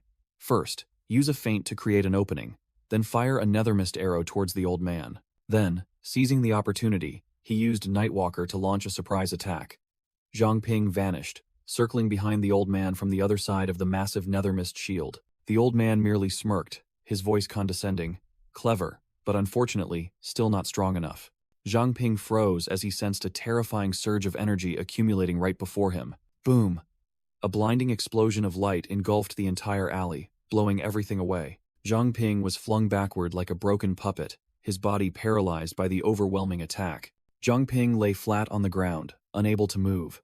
Frustrated that his opponent was both powerful and possessed superpowers, while the old man offered a perfunctory compliment. For a low-level awakener like you, having this much power is quite impressive. As soon as he was released, Zhang Ping sprang up, vigilant, while the old man leisurely invited him to talk. The old man once again showcased his invisibility skill, making Zhang Ping break out in a cold sweat, guessing that someone of this caliber in the city could only be the leader of the Purge Squad. The scene changed. Both were now seated at a tea table. Zhang Ping politely asked for his identity. The old man taunted, "Playing innocent, kid? Or have you forgotten my name?" Making Zhang Ping even more certain that the Purge Squad had thoroughly investigated him. Zhang Ping recognized the name Situ Shibai, but still didn't understand the old man's purpose, so he asked directly, "Sir Situ, what business do you have with me?" Situ Shibai calmly drank his tea, warning, "Zhang Ping, stop thinking so wildly before you learn how to block others from reading your mind," making Zhang Ping jump in surprise. He explained the reason. For 2 centuries, Pearl City has never seen an infinite rank awakener until now. His gaze full of hidden meaning as he looked at Zhang Ping. Zhang Ping was completely shocked, asking again about the infinite rank, as he had thought the peak rank was already the ceiling of power. Situ Shibai explained the difference. Awakeners are usually bound by a single ability, but infinite rank awakeners can break that limit and awaken new abilities. The old man's eyes gleamed, and he got straight to the point. "Tell me, Zhang Ping, can my infinite rank ability, Path of Others, copy your infinite rank Covenant Stone?" He offered a tempting deal, a gift and answers to all his questions, in exchange for allowing him to experiment, but Zhang Ping stubbornly asked in return, "What if I refuse?" Situ Shibai said no more, simply opening the gift box gently, revealing a shimmering golden bracelet. He introduced it as the Golden Bracelet, an old piece of equipment of his that contained the storage space ability, and looked at Zhang Ping with deep meaning. Zhang Ping's eyes lit up. Storage space was exactly what he needed most. He immediately flattered. "Sir Situ is too generous." Situ Shibai ordered Zhang Ping to extend his hand, and a stream of blue energy began to gather in his palm. Zhang Ping extended his hand, and his hand was also enveloped by a similar blue aura, his expression slightly bewildered. Situ Shibai's face showed a pensive expression, as if he was concentrating on sensing something. Situ Shibai maintained his posture, waiting for the results of the ability test. Zhang Ping asked bewildered, "It's done? That fast?" Situ Shibai admitted defeat. "It's done. I cannot copy your abilities." The old man acknowledged Zhang Ping's abilities were unique, unable to even steal his secondary skills. Keeping his promise, Situ Shibai pushed the box containing the bracelet towards Zhang Ping. "Then, it's yours." The protagonist hastily thanked him profusely. As Zhang Ping touched the bracelet, his appraisal ability immediately activated, rewinding the item's memories. A girl brutally tortured, covered in blood, who was the sacrifice used to forge this equipment. A horrifying scene unfolded. Countless souls burned and screamed in the alchemical flames to create the bracelet, making Zhang Ping shiver. Using human lives to forge equipment is too cruel. The protagonist looked up, his eyes sharpening, and questioned the old man directly. "Sir Situ, are all special pieces of equipment created through such cruel methods?" Situ Shibai calmly replied that this had been happening for 2 centuries, and despite being forbidden, criminals still secretly engaged in it. He had intended to destroy it, but now wished to entrust it to Zhang Ping to act on behalf of heaven. Zhang Ping looked towards the city, his heart heavy, wondering about the past 200 years ago. What was Pearl City like back then? Were human lives so cheap that they were discarded so easily? Situ Shibai held his teacup, confirming coldly. Indeed. The old man began to recount the dark history of the city 200 years ago, under the tyrannical rule of the beast-taming Zhu clan, where humans were mere slaves with no future, living in despair. Women of any beauty were captured to be playthings for the young masters, while children were brainwashed from birth, forced to be loyal to a clan that regarded them as nothing more than tools. The elderly and infirm, no longer able to work, were thrown directly into the mouths of the Zhu clan's mutated beasts, becoming their food. And if anyone awakened an ability, they were either enslaved or sacrificed, becoming materials for crafting equipment. Situ Shibai continued, explaining that because of the Zhu clan's heinous crimes, those with power secretly gathered, eventually overthrowing their tyrannical rule. Zhang Ping now understood, and Situ Shibai asked if he had any more questions. Zhang Ping poured tea and went straight to the point. Sir Situ, since you are so overwhelmingly powerful, why don't you deal with that, Your Highness, yourself? Why not liberate this city once more? Situ Shibai activated encrypted information, and then explained that it wasn't that he didn't want to, but that he couldn't. He asserted that Zhang Ping was greatly mistaken in thinking the city's defenses were weak. He recounted how the city's most elite investigation team, including Liu Xishan and Jin Bo, had struggled to eliminate a high-level mutated beast, and that the real problem was the presence of an internal spy within the city. He revealed a shocking secret. The entire city is enveloped by the Sun and Moon twin pearl formation, which can suppress all creatures, limiting their power to level 40. Even king-level monsters will be severely weakened. Situ Shibai confidently declared that he was undeniably the strongest peak rank awakener. He narrowed his eyes, his voice deepening with hidden meaning.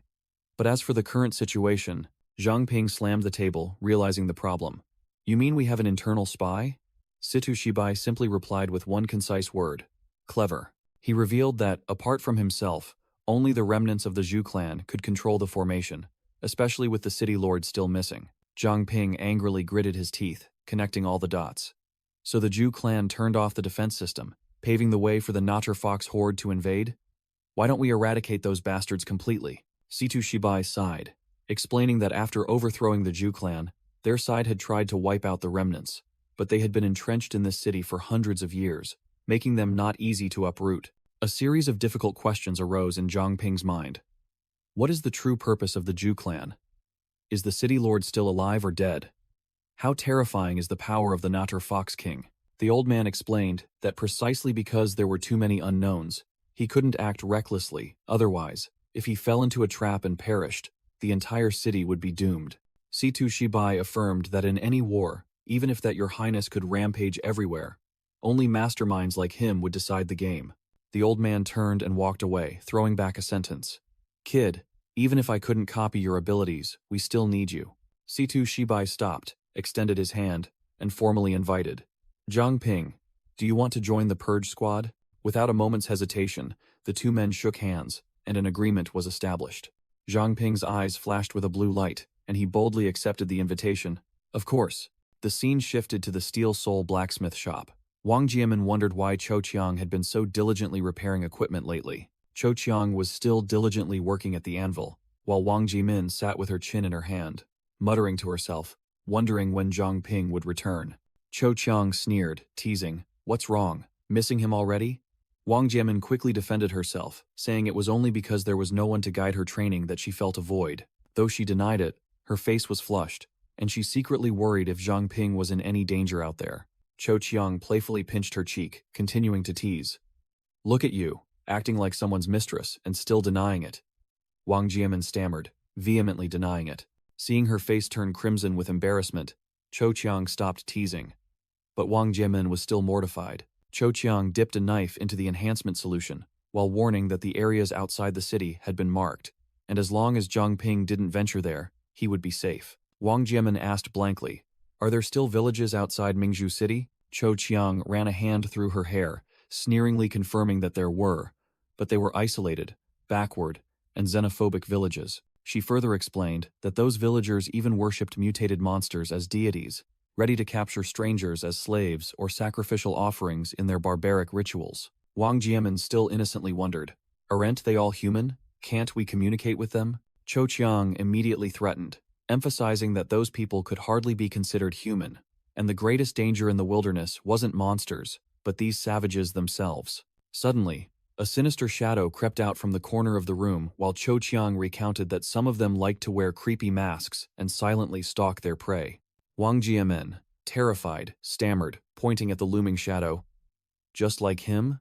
The shadow revealed blood-red, cross-shaped eyes and jagged teeth, and Cho Chiang had to admit, yes, exactly like that. Cho Chiang froze, realizing the shadow wasn't her imagination, but real. From within the nethermist, Zhang Ping revealed his true form with a white bone mask, scaring the two girls, making them scream. True to her martial arts background, Cho Chiang immediately composed herself and delivered a devastating kick to the stranger.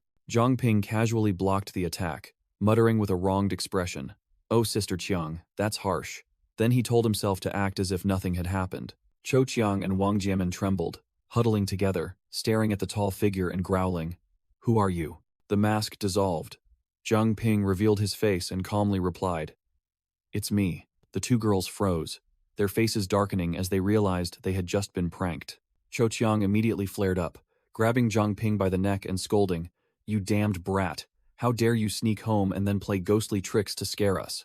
Held firmly, Zhang Ping gave a wry smile and explained, "I just got back and heard everyone talking about the barbaric villagers, so I thought it'd add a little spice to make it dramatic. Who knew you'd actually kick me?" After the violent greeting, Cho Chiang asked if he had finished his training, and Zhang Ping replied that he would stay in the city to hone his skills. Cho Chiang hastily donned her cloak, announcing that she had just found a clue about someone named Shanshan. She announced that she had to leave the city immediately, and asked Zhang Ping to look after Uncle Liu Tifeng. Cho Chiang dashed out the door, not forgetting to tease that someone was waiting for Zhang Ping's return, making Wang Jiamen blush furiously. Embarrassed, Wang Jiamen made an excuse that it was late, intending to slip back to her room to rest. She spun around, walking away decisively. But just as she reached the door, Wang Jiamen stopped and called Zhang Ping's name. She turned back with a gentle smile, confessing, "I'm glad you returned safely." Zhang Ping smiled back, secretly thinking this was the first time he felt at home since arriving in this world. Suddenly, Uncle Liu Tifeng appeared, playfully slapped Zhang Ping, and scolded him for being dazed while the girl had long since left. The old man immediately assigned a crucial task. "Listen, first thing tomorrow, find that girl Cho Chiang and tell her I'm gravely ill, on the verge of death. Don't let her leave the city." Seeing Zhang Ping's doubt, the uncle immediately grabbed a hammer and tapped him on the head to prove he was perfectly lucid and that this was just an act. Zhang Ping clutched his head, finally understanding the situation, realizing that Shanshan had been missing for a long time and might have encountered misfortune. Uncle Liu explained that he knew his daughter's strength well, but was still worried Cho Chiang would recklessly go investigate, so he had to feign ignorance to keep her here. Zhang Ping looked at the uncle, who was puffing on his pipe with a pensive expression, fully understanding the old man's feelings. He smiled, admitting he appreciated the uncle's calculations, because Cho Chiang was the type of person who, once she made up her mind, would be very reckless and more cautious than usual. Liu Tifeng declared that Zhang Ping had a talent for forging, but Cho Chiang's teaching was too poor, with numerous knowledge gaps, so he would personally impart the true forging technique. The old man emphasized that although it wasn't a grand skill, it was the exclusive secret technique of the Liu family, requiring Zhang Ping to concentrate intensely. Zhang Ping's eyes shone brightly, and he seriously promised not to disappoint the uncle. That night, while standing in front of the blacksmith shop, Zhang Ping suddenly felt a surge of psychic energy, and the image of Su Jingyao appeared, whispering that she was waiting for him. While Cho Chiang remained in the city, Liu Tifeng secretly began teaching Zhang Ping his craft, even as the old man constantly quipped about getting lung cancer from smoking.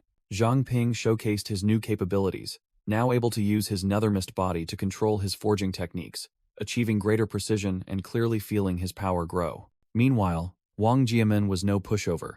She had mastered the first 3 forms of her martial art style, including the Ape King stance, and leveled up smoothly. Zhang Ping recalled that fateful night. Su Jingyao's voice echoed like a familiar psychic message, making him certain he had to contact the Purge Squad immediately. He immediately used his communication device, reporting to the captain, "Captain, are you sure there are no Notcher foxes infiltrating the blacksmith district?" "I swear I just heard something." Situ Shibai, with his bright eyes, responded firmly, asserting that the entire area had been swept clean, and there was no way any Notcher foxes could have gotten in. Zhang Ping remained uneasy, wondering what it could be if not the whispers of the wind, and a glimmer of hope sparked. What if Su Jingyao is still alive? 3 days later, a shadowy figure stealthily broke into an ancient building in the quiet dead of night. Crack! He professionally pried open the window latch with a crowbar. The man's shadow stretched long across the floor, heading straight for the bed where a girl was sound asleep. The pervert revealed himself in the darkness, muttering to himself, "Sleeping like the dead, aren't you? Looks like my drug was quite effective." He reached out towards the sleeping girl, lustfully saying, "They say the Su family's daughter is a beauty, with skin as white as jade. Tonight, I'll verify if the rumors are true." Just as he was about to make his move, a surge of dark energy appeared from nowhere, and a cold voice called out his name. "Zheng Xiaofan." The pervert jumped, spinning around and shouting, "Who's there?" Swirling dark mist enveloped him, and the voice continued, reciting his profile precisely. Zheng Xiaofan, a short, ugly man, shunned by women, and growing increasingly perverse. A shadowy entity with glowing red eyes emerged from the mist, questioning him. "You have repeatedly harmed countless women in the past. Am I wrong?" The shadowy entity declared coldly. "I am here with an order to take your life." Zheng Xiaofan turned pale with fear, stammering in disbelief, as he was certain he had drugged the entire Su family. He turned and fled for his life, frantically wondering if what was chasing him was human or ghost. Whoosh! A razor-sharp nethermist spear pierced straight through his calf, ending his desperate escape. Pinned by the nethermist spear, Zheng Xiaofan fell face first as other dark tendrils lunged as if to tear him apart. Zhang Ping, in his nethermist form, hovered above, mocking, still struggling, while the pervert's fear charged his nethermist energy bar. Zheng Xiaofan trembled, sweating profusely, utterly terrified by the dark entity. Zhang Ping landed, wondering, "Huh? I thought serial killers would be tougher. Why did this guy collapse so easily?" He dispelled his nethermist form, grabbed the criminal's mask, and activated appraisal, telling himself this was his first official mission. The information panel appeared. Zheng Xiaofan, level 13. Awakened, trashy 2-star potential, pharmaceutical mastery ability. Zhang Ping scorned. Such a good ability, yet used for evil deeds. Truly a good-for-nothing. The appraisal skill triggered a flashback, replaying his crimes. A mother crawling, desperately begging him to spare her daughter. The past, Zheng Xiaofan stood there, sneering at the victim's deceased city guard husband, ridiculing his sacrifice as meaningless. The young daughter screamed, "Mom!" as she saw her mother collapse helplessly. The pervert grabbed the girl's hair, disgustingly licked her face, and promised to reunite her with her mother after he was satisfied. The memory showed Zheng Xiaofan laughing maniacally, above him countless souls of female victims screaming in agony. Back in the present, Zhang Ping silently stared at the blood-stained mask, his eyes as cold as ice after witnessing the entire ordeal. Zheng Xiaofan scrambled to his feet, his face bruised but still bitter. He laughed maniacally, then threw a handful of white powder towards Zhang Ping, creating a thick cloud of smoke. The pervert screamed from within the smoke, "Where did this brat come from to ruin my fun? This powder is enough to take down even mutated monsters. I'll beat you to a pulp." Zhang Ping stood amidst the smoke, his entire body emitting a surge of purple energy, coldly declaring, "It's over for you." Zheng Xiaofan froze, his eyes wide in disbelief as he saw his drug was completely ineffective. A hand emerged from the mist, grabbing the pervert's head. Half of Zhang Ping's face had transformed into nether mist, full of killing intent. A razor-sharp purple energy blade formed and pierced straight through Zheng Xiaofan's chest, making him let out a miserable scream. Zhang Ping held the blade firmly in his body, declaring, "This blade strike is for the mother who sacrificed herself to protect her daughter." Zhang Ping summoned more nethermist blades, coldly declaring, "This blade is for the girl who would rather die than submit to you." Zheng Xiaofan was stabbed again, screaming miserably. "This strike is to commemorate the sacrifice of the city guard squad." The pervert continued to be tortured, his face contorted in pain. Whoosh! Another nethermist blade embedded itself in him. "And this is for that righteous detective." Zhang Ping concluded his judgment. "Let this blade engrave the memory of the nameless awakened who fought for justice deep into your very soul." Zheng Xiaofan collapsed to the ground, covered in blood, stammering curses at Zhang Ping, calling him a true madman. Zhang Ping stood within the curtain of purple energy, his voice full of authority. "With current technology, you can still be saved if treated in time. I'll give you a chance." He pointed towards the door. "Just crawl out that door, and I'll spare your life. Zheng Xiaofan, I will make you experience the despair of the innocent 100-fold." Under the stormy sky, Zhang Ping repeated his empty promise. "Remember, this is your last chance." The pervert froze, a glimmer of hope flickering in his panicked eyes. He scrambled to his feet, gnashing his teeth. "Just wait until I recover. I'll make you pay, brat." I'll slowly flay you. The criminal's motivation stemmed from his perverse desires. I can't die here. There's still so much delicious prey out there I haven't touched. He gathered all his remaining strength, crawling towards the door, just a little further. With a savage smile, he believed that opening this door meant escape. He dragged himself across the floor, the door to freedom right before his eyes. Zhang Xiaofan's trembling hand reached out, mere centimeters from the doorknob. But the heavy door didn't budge. He frantically punched it in vain. A pair of feet slowly approached. Zhang Ping loomed right behind him. Zhang Ping coldly judged from above, a nether mist orb forming in his hand. You have failed, Zhang Xiaofan. You squandered your chance. Scum. Zhang Ping delivered the finishing blow, purple energy devouring the criminal amidst his final scream. After dealing with the higher-level criminal, Zhang Ping received a notification of increased overall stats, and his aura became even more overwhelming. He once deluded himself into thinking that simply wiping out the Notcher Foxes would be enough to bring peace, enough to save everyone. But then he brushed it off, secretly cursing himself for being too sentimental. Save what? Scum like them deserve to die. There's no need to act like a saint. Suddenly, Su Jingyao's psychic message echoed in his mind, confirming a conspiracy unfolding at Haihan Academy on a specific day. The girl's warning continued. Find a suitable opportunity and take the girl, making Zhang Ping realize that yet another pervert was at work. Without a moment's hesitation, he activated the blue communication stone in his hand, preparing to report the urgent situation. He reported to the captain, "The rapist has been dealt with, but my wind whisper ability just picked up an unusual signal at Haihan Academy. It seems to be a kidnapping." At the Purge Squad headquarters, Situ Shibai frowned upon hearing the report, with a brand new blonde female member beside him. The blonde female member exerted her detection power but was helpless. No, I can't sense anything. There's a barrier blocking the signal. The one who set it up is no ordinary foe. Situ Shibai gave a decisive order over the comms. Zhang Ping, get there immediately and report the situation directly. I will contact Lu Sishan at once. Receiving orders not to engage until reinforcements arrived, Zhang Ping replied, understood. Then immediately took a ready stance, poised to depart like an arrow. Haihan Academy was now enveloped by a red energy barrier, with a cloaked shadow standing guard outside. Inside, 3 hooded figures, holding green lanterns, were silently patrolling the dark hallway. The silver-haired leader growled, showing impatience. Damn it, we've been searching for 15 minutes. Where did that bitch Chen Xueling hide the girls? A subordinate rushed over to report. Boss, something's wrong. Someone just breached our barrier. They all panicked, but the leader quickly reassured them, his voice full of confidence. Fools, we have dual protection from the dragon, suppressing stone, and the lanterns. There's no way anyone could detect us. Though he spoke confidently, he still worried, secretly thinking that if the intruder alerted Chen Xueling, things would be difficult, and getting the people out would also fail. He urged his subordinates, hurry up, time is running out. We must find that girl at all costs. Meanwhile, Zhang Ping had arrived at Haihan Academy, looking up at the towering building under the thunderous rain.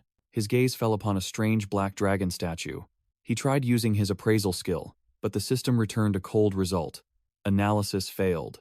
The appraisal skill initially failed, but Zhang Ping tried again and succeeded, revealing it to be a dragon-suppressing stone, a genuine epic-tier item. Zhang Ping realized the barrier's mechanism. It drained the life force of living beings to power the dragon-suppressing stone. Standing in the rain, Zhang Ping muttered, guessing that these people were not from the 3 major organizations, but remnants of the Zhu clan. He wondered about the Zhu clan's purpose in letting the Notcher Foxes into the city, and believed that this operation at Haihan Academy was the key. Hearing a sound, Zhang Ping immediately became vigilant, deciding to hide and observe the situation.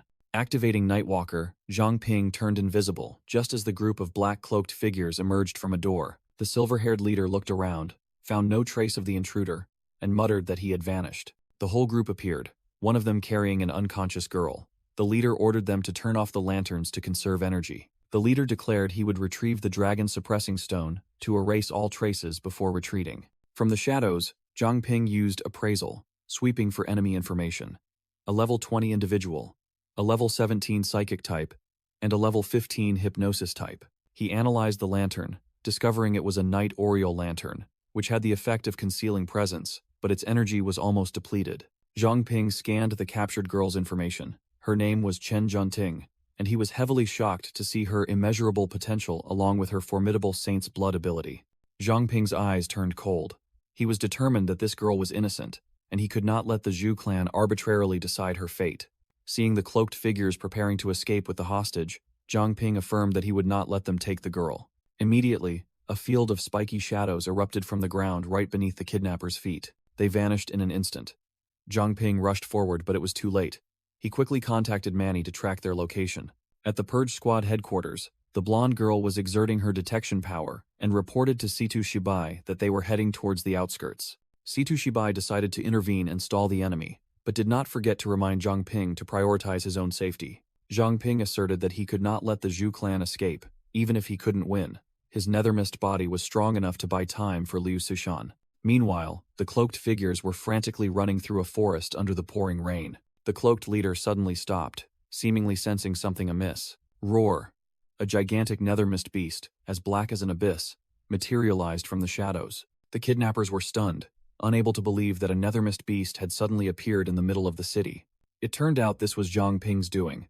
He was secretly calculating not to be detected by the level 20 appraiser. The leader growled. His eyes flashed with light, intending to use his analysis skill. But the nethermist beast was even faster. It shot out sharp shadow spikes, interrupting his skill. Whoosh! The nethermist claw tore through the air, lunging straight forward. The leader broke out in a cold sweat, unable to react in time to the sudden attack. He hastily yelled an order to his subordinate, Huang San, hypnotize it now. The subordinate Huang San immediately rushed forward, gathering power with both hands, concentrating a stream of pink psychic energy. He let out a shout, then aimed the hypnotic energy directly at the nethermist beast. The beast's eyes showed swirling patterns, appearing to have been affected. Huang San's face lit up with joy, proudly boasting, "It worked." Zhang Ping merely sneered in his mind. With the Covenant Stone, his mental energy was infinite, making these petty tricks nothing. He decided to feign being controlled to lure his prey closer, a high IQ combat maneuver. The naive Huang San completely fell for it, muttering, "Stay still now," then slowly approaching the beast. He reached out his hand, preparing to touch his supposedly tamed prey. Suddenly, the nethermist beast moved, shattering the illusion and freezing Huang San. Huh? It moved? Chomp!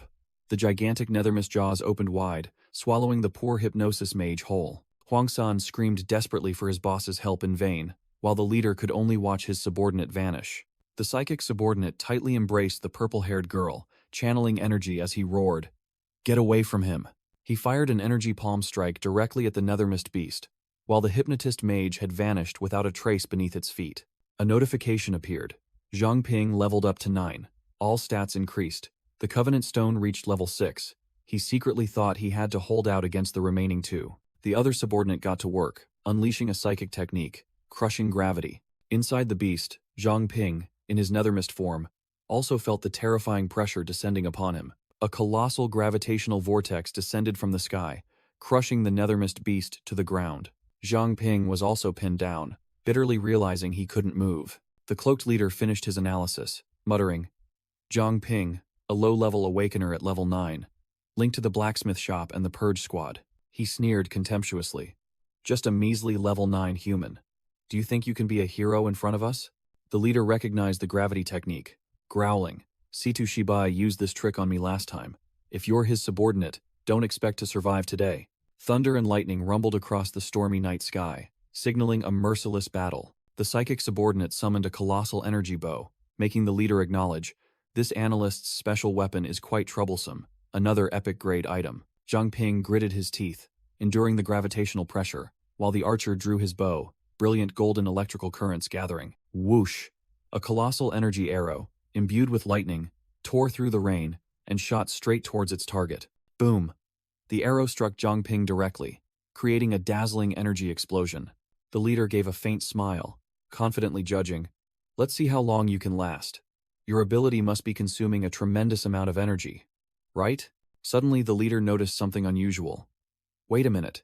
Has not unwilling to block the attack.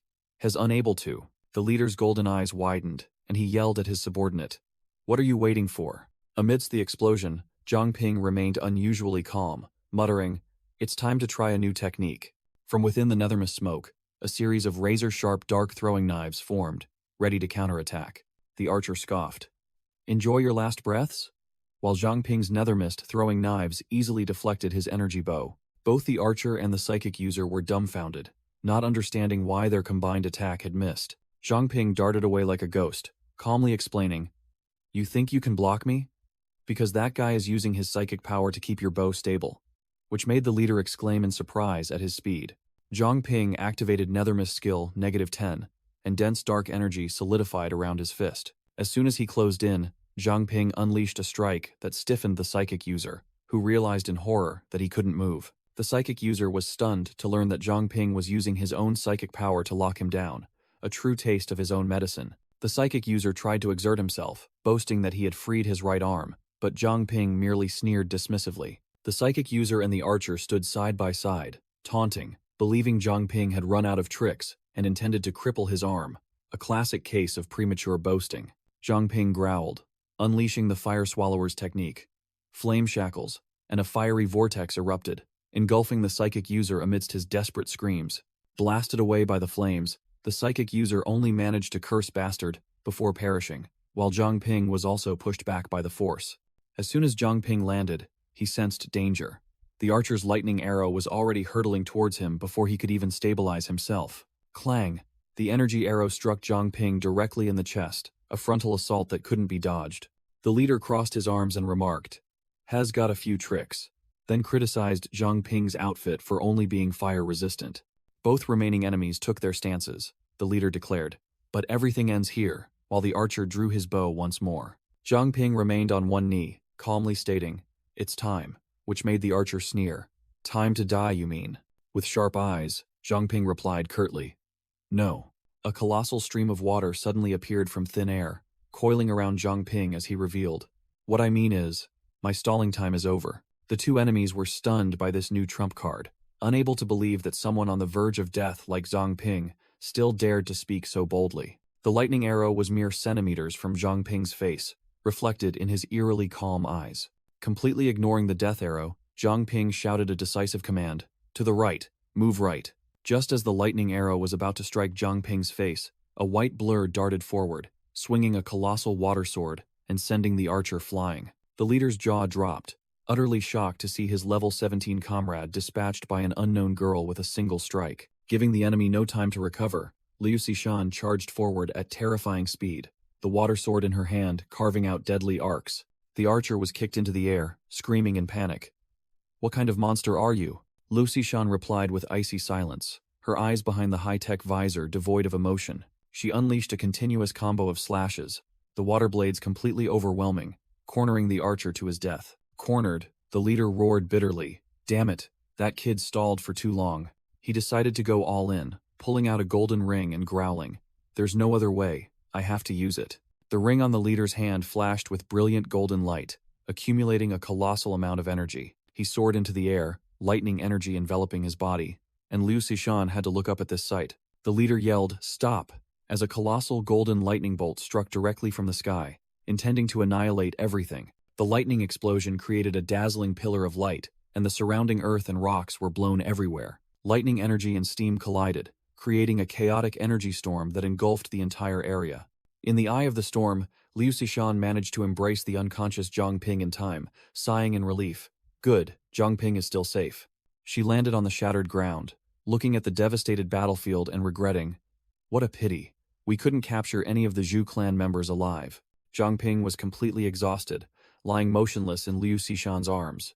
Over the comms, Manny frantically shouted, "Cici, bring Zhang Ping back here quickly," which made Liu Xishan startle and ask what had happened.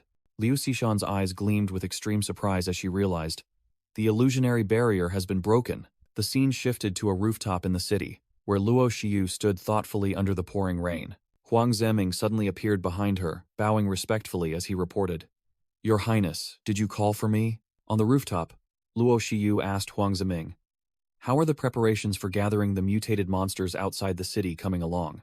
The subordinate respectfully replied, "Everything is ready, Your Highness." Suddenly, an earth-shattering thunderclap echoed, tearing through the stormy night sky and startling both of them into attention. Luo Xiyu narrowed her eyes, a premonition telling her something was amiss. "What was that sound?" Huang Zeming tried to reassure her. "It must just be thunder, Your Highness." But Luo Xiyu recognized it. "That's the Zhu clan's myriad lightning summon. Those foxes are in trouble." Luo Xiyu spun around, her sharp gaze questioning her subordinate. while the shadow of her colossal demon form appeared behind her. "Did you notice anything unusual?"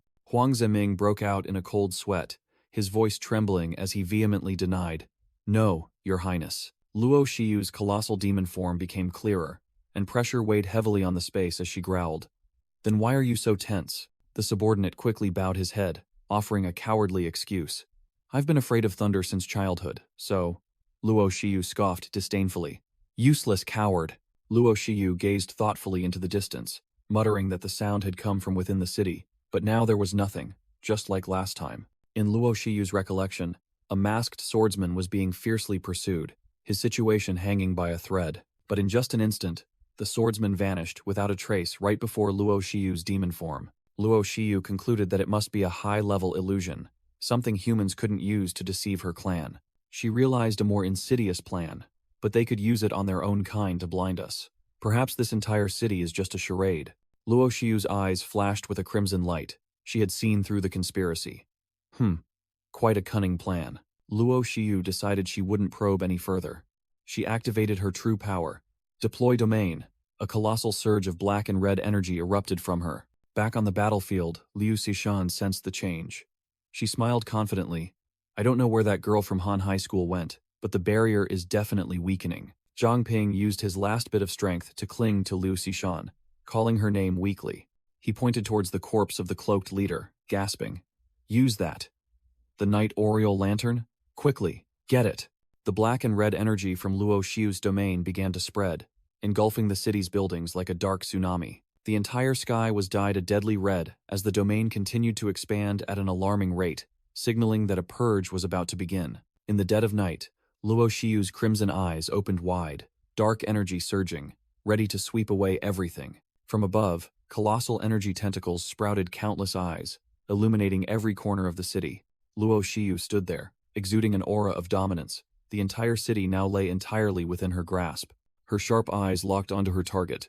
Found the rat. The rat turned out to be Huang Ziming, carrying an unconscious Chen Junting on his shoulder, muttering, "I almost forgot about the Saintess in this chaos." The advisor broke out in a cold sweat as he felt the gaze of death, screaming in his mind, "Damn it! She found me!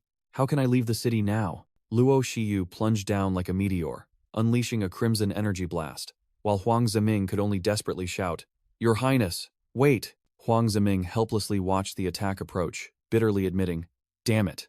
I can't stop her." Elsewhere, a group of cloaked figures received an urgent report from a communication device. A subordinate reported, "The Purge Squad has an undercover agent in the city. His name is Zhang Ping." The white-haired subordinate continued to report, "He ruined our operation tonight. Huang San and Huang Er are both dead." The bearded leader pressed, "You mean Zhang Ping is still alive?" and received an affirmative answer. The white-haired man added the information they had investigated about Zhang Ping, but the leader waved it off. "I understand. Now, focus on getting the Saintess out of the city." Suddenly, the white-haired man was startled in terror, stammering, "Luo Shiyu? Why are you here?" A blood-curdling scream echoed everywhere, signaling that someone had perished. The white-haired man panicked. "What's happening?" While the leader ordered, "Report! Zhu Zejun, report!" The bearded leader coldly delivered the bad news. "Fool, stop yelling. The plan has failed. Zhu Zejun was killed by that fox." The white-haired subordinate angrily smashed the communication device, roaring, "Damn it! Are all our years of effort for nothing?" In a flashback, Zhu Zejun explained the plan to the leader. "No, the Saintess is still alive, and she is the Natur Fox clan's worst nightmare." The bearded leader grabbed Zhu Zejun by the collar, growling, "So what do you mean? Without the Saintess, how can we control those foxes?" In the flashback, Huang Ziming revealed his trump card. "There's a secret passage from the city lord's mansion leading straight outside, and only I know about it." He outlined the plan. Release mutated monsters to cause trouble for the Fox clan, then slip away quietly with the Saintess amidst the chaos. The scarred subordinate expressed doubt. "Easier said than done. Princess Yue is guarding the mansion. What can our few petty monsters do?" Huang Ziming smirked.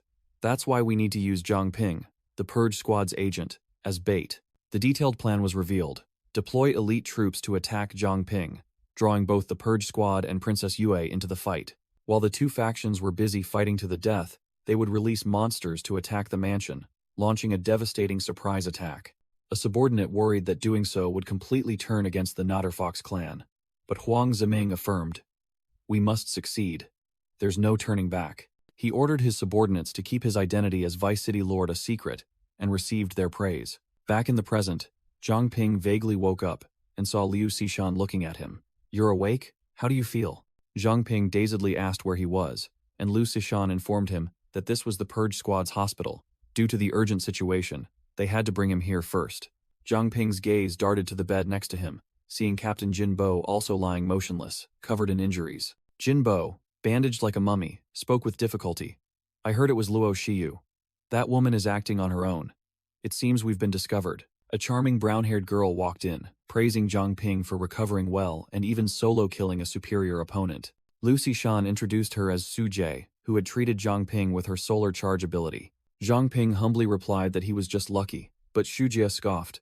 "Without me, you would have perished countless times already." Su Jie became serious again, telling Zhang Ping to meet everyone as they needed more information about what happened last night. The scene shifted to an office, where the blonde Manny slumped her face onto the desk, complaining about the mountain of paperwork. Manny stretched, yelling for the captain to grant her leave, and Chen Luowei, the dark moss-green-haired girl, lazily echoed her. Manny discovered Chen Luowei was only pretending to sleep, so she pounced on her, shaking her awake to help out. But Chen Luowei yawned, and then truly fell asleep, ignoring her friend who was helplessly yelling beside her. Manny was speechless, her face darkening as she looked at the pile of reports.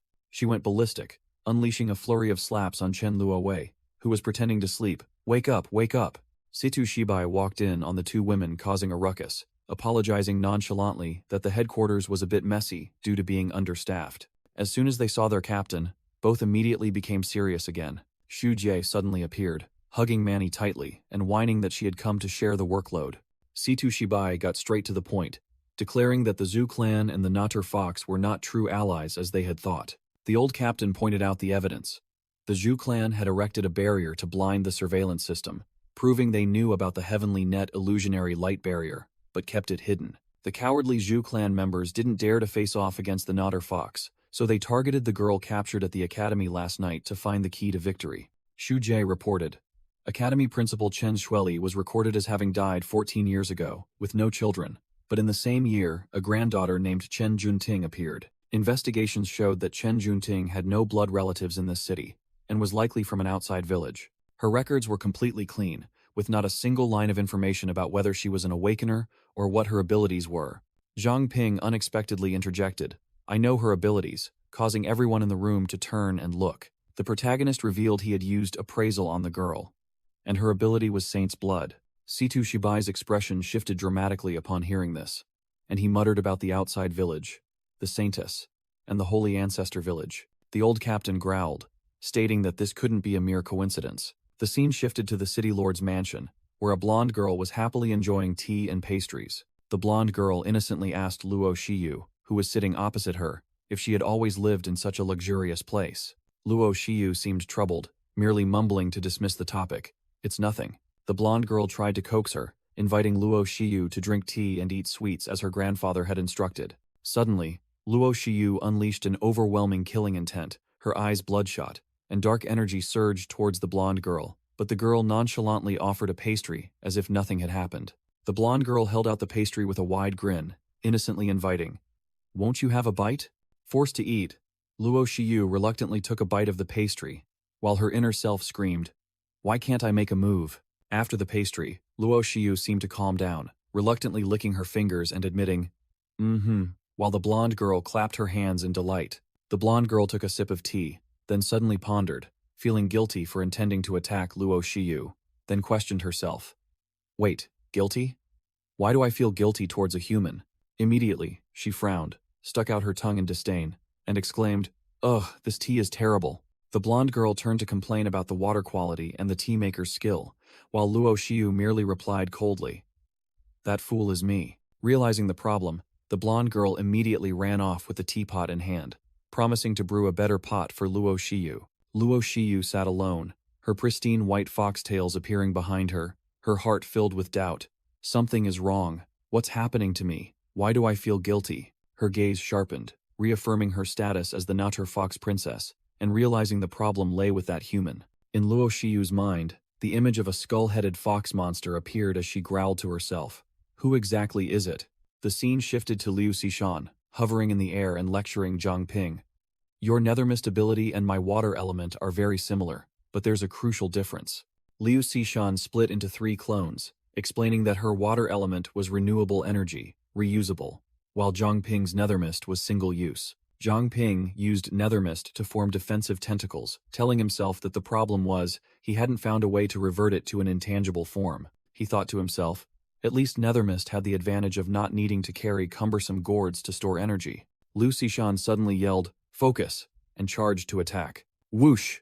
A palm strike from Liu Xishan mercilessly sent Zhang Ping flying. Zhang Ping was slammed straight into the wall, purple-black nethermist energy surging out to cushion the blow. He braced his hands on the ground, realizing he had lost 5 points of nethermist, but fortunately, he could still use it to reduce the damage. From above, Liu Xishan commented that converting fear into nethermist somewhat compensated for its poor durability, then unleashed the blizzard technique. A barrage of sharp ice shards rained down, and Zhang Ping dodged while confidently thinking he could still handle attacks at this level. While busy dodging the ice above his head, Zhang Ping was caught by Liu Xishan's water tentacles, cursing under his breath for letting his guard down.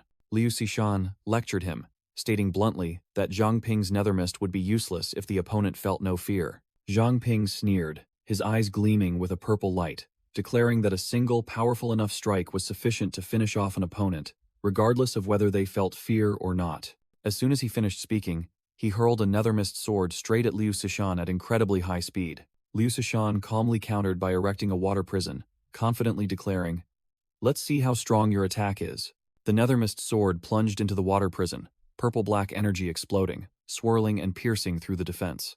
Liu Xishan was utterly shocked, unable to believe her water prison was broken so easily. Zhang Ping triumphantly declared his victory, while Liu Xishan, still trapped in her own water sphere, admitted that his nethermist was more formidable despite the level difference. She speculated that the nethermist beast might be the descendant of some king-level monster, which was why it possessed the characteristic of dealing damage beyond its level. Nevertheless, Liu Xishan still criticized Zhang Ping for lacking real combat experience, asserting that if this were a deathmatch, he would have been eliminated long ago. Unexpectedly, Liu Xishan pulled a new trick, turning the water into boiling water, making Zhang Ping yelp in pain from the burns. While blowing on his hands, Zhang Ping was lectured by Liu Xishan about the importance of understanding the true nature of one's abilities. She explained that water could transform into ice, hot water, or steam, each form capable of turning the tide of a battle. Inspired, Zhang Ping looked at the mass of nethermist in his hand and began experimenting with different forms. In retaliation, Zhang Ping molded the nethermist into the shape of a spider and thrust it forward, making Liu Xishan turn pale with fear and shriek. While she was panicking from her fear of spiders, Zhang Ping seized the opportunity to devour her water energy to recharge his nethermist. Liu Xishan recovered her composure, her face turning ashen upon seeing Zhang Ping's reckless action. She frantically screamed, warning that her water element was highly toxic, pure water, and ordered him to spit it out immediately. After being shaken wildly by Liu Xishan, Zhang Ping mumbled that he felt his body becoming loose and uncontrollable. Both froze as Zhang Ping's lower body transformed into a loose water tail, a consequence of absorbing the toxic energy. Zhang Ping screamed as he watched his arm liquefy into water, while Liu Xishan, standing beside him, was also bewildered, not understanding what was happening. Zhang Ping immediately activated appraisal, and a status screen appeared, announcing a successful analysis. He had just awakened 2 brand new abilities, the Glutton and Pure Water Body, Basic. His entire body transformed into a mass of liquid water.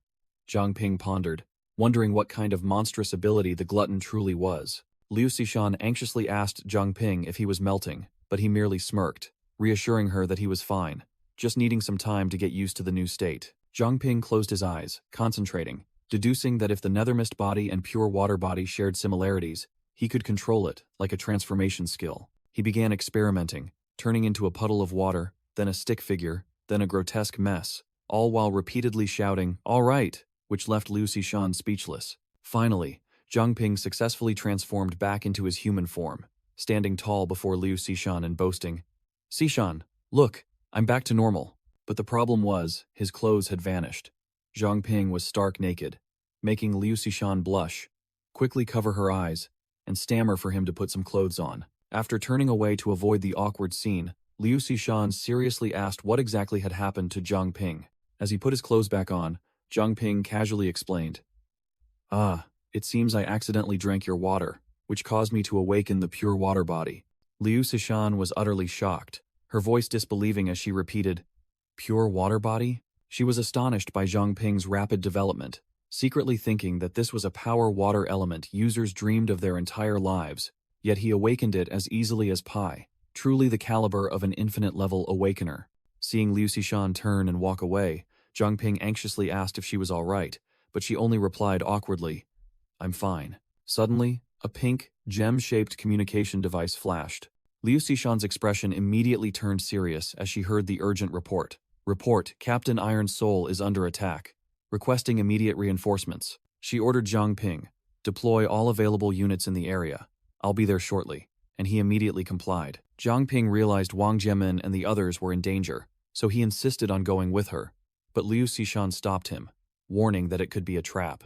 He smiled confidently, his hand radiating water energy, and declared, Don't worry. I've just awakened the pure water body. If things go south, I can turn into water and slip away unnoticed. Liu Sishan reluctantly conceded to his reasoning. All right then, just stick close to me. She immediately rushed off, pulling Zhang Ping, who obediently followed. They both arrived at the Iron Soul Forge and witnessed a horrifying scene. The floor was littered with the bodies of black-clad assassins, and a voice echoed in confusion. Where did these assassins come from? Upon arrival, Liu Sishan immediately gave orders like a true commander. You, lead a team to find survivors. You, set up defenses in case more assassins appear. Zhang Ping frantically rushed into the courtyard, shouting the names of his friends. Uncle Liu, Wang Jiemin, Sister Qiang.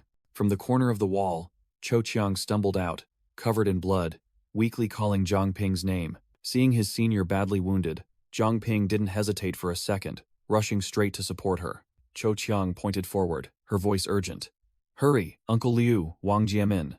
Liu Sishan had also just landed. Seeing Zhang Ping supporting Cho Qiang and realizing both had been hit, she ordered decisively, I'll go check on them. You stay and take care of her. A team member was carefully bandaging a bleeding wound on someone's leg. Zhang Ping helped Cho Qiang sit down, anxiously looking at her injured arm. Sister Qiang, your arm. Cho Qiang brushed him off, her eyes sharp. I'm fine. Losing an arm won't kill me. Liu Sishan's support team had arrived, quickly moving into the scene. The Purge Squad members began evacuating the wounded from the combat zone. Liu Sishan checked on Wang Jiemin, who lay unconscious on a stretcher, then reassured Zhang Ping. Don't worry, it's just a superficial wound. She'll be fine. The medical team quickly carried Wang Jiemin away from the forge for treatment. Liu Sishan turned to question Zhang Ping as he supported Cho Qiang. These assassins targeted you. Have you made enemies with anyone influential? Zhang Ping smirked confidently, replying to Cho Qiang. Don't worry about me, just focus on recovering from your injuries. He declared that the city was no longer safe, and the Purge Squad would take everyone to a secure location outside for treatment, causing a team member to blame themselves. Damn it, it's all my fault. Zhang Ping clenched his fist, his eyes icy. The beast-taming Zhu clan. In this Pearl City, only they would want me dead. Liu Sishan immediately replied, I'll have someone investigate right away. Suddenly, Zhang Ping sensed a familiar energy surge and heard the whispers of the wind. He immediately realized, that voice is Luo Shiyu. She's nearby. Boom. A colossal, blood-red attack descended from the sky, aimed directly at Zhang Ping and Liu Sishan, accompanied by Luo Shiyu's cold voice. In these times, it's better to waste food than to let a threat roam free. Just as the attack struck, Zhang Ping yelled, Watch out, then lunged to embrace Liu Sishan, and both tumbled to the ground to dodge the move. From above, Luo Shiyu landed at the edge of the crater, smirking disdainfully. Impressive. You managed to block my attack again? Zhang Ping and Liu Sishan stood up. She wondered. I'm fine, but this operation was top secret. How did she get here so fast? Luo Shiyu narrowed her crimson eyes, radiating intense killing intent, clearly having no intention of letting the two survive. Luo Shiyu called out Zhang Ping's name, while he calmly replied, Hello, classmate Luo Shiyu, long time no see. Simultaneously activating his opponent analysis skill, Liu Sishan pushed Zhang Ping behind her, growling, Go, let me stop her, then charged forward, enveloped in icy energy. She unleashed a colossal blizzard, roaring blizzard, aiming directly at Luo Shiyu, who was hovering in the air. Facing the ice storm, Luo Shiyu merely muttered, It seems my identity has been exposed, completely unfazed by the attack. Luo Shiyu raised her hand, effortlessly controlling swirling red energy to block all the incoming ice spears, her eyes sharp and cold. So, you are the ones behind everything. Liu Sishan was stunned to see her attack nullified so easily. Crash! A surge of red energy tore through the air, striking Liu Sishan's ice shield directly, causing it to shatter instantly. Her shield shattered.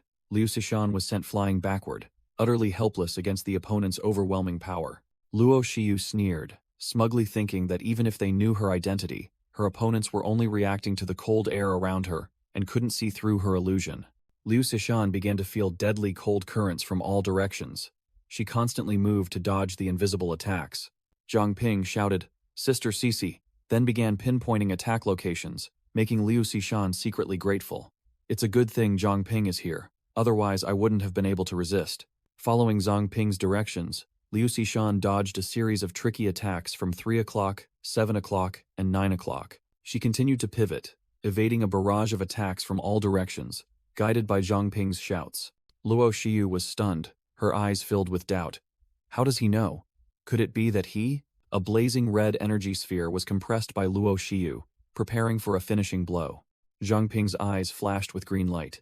He roared a warning to Liu Sishan. Dodge at all costs.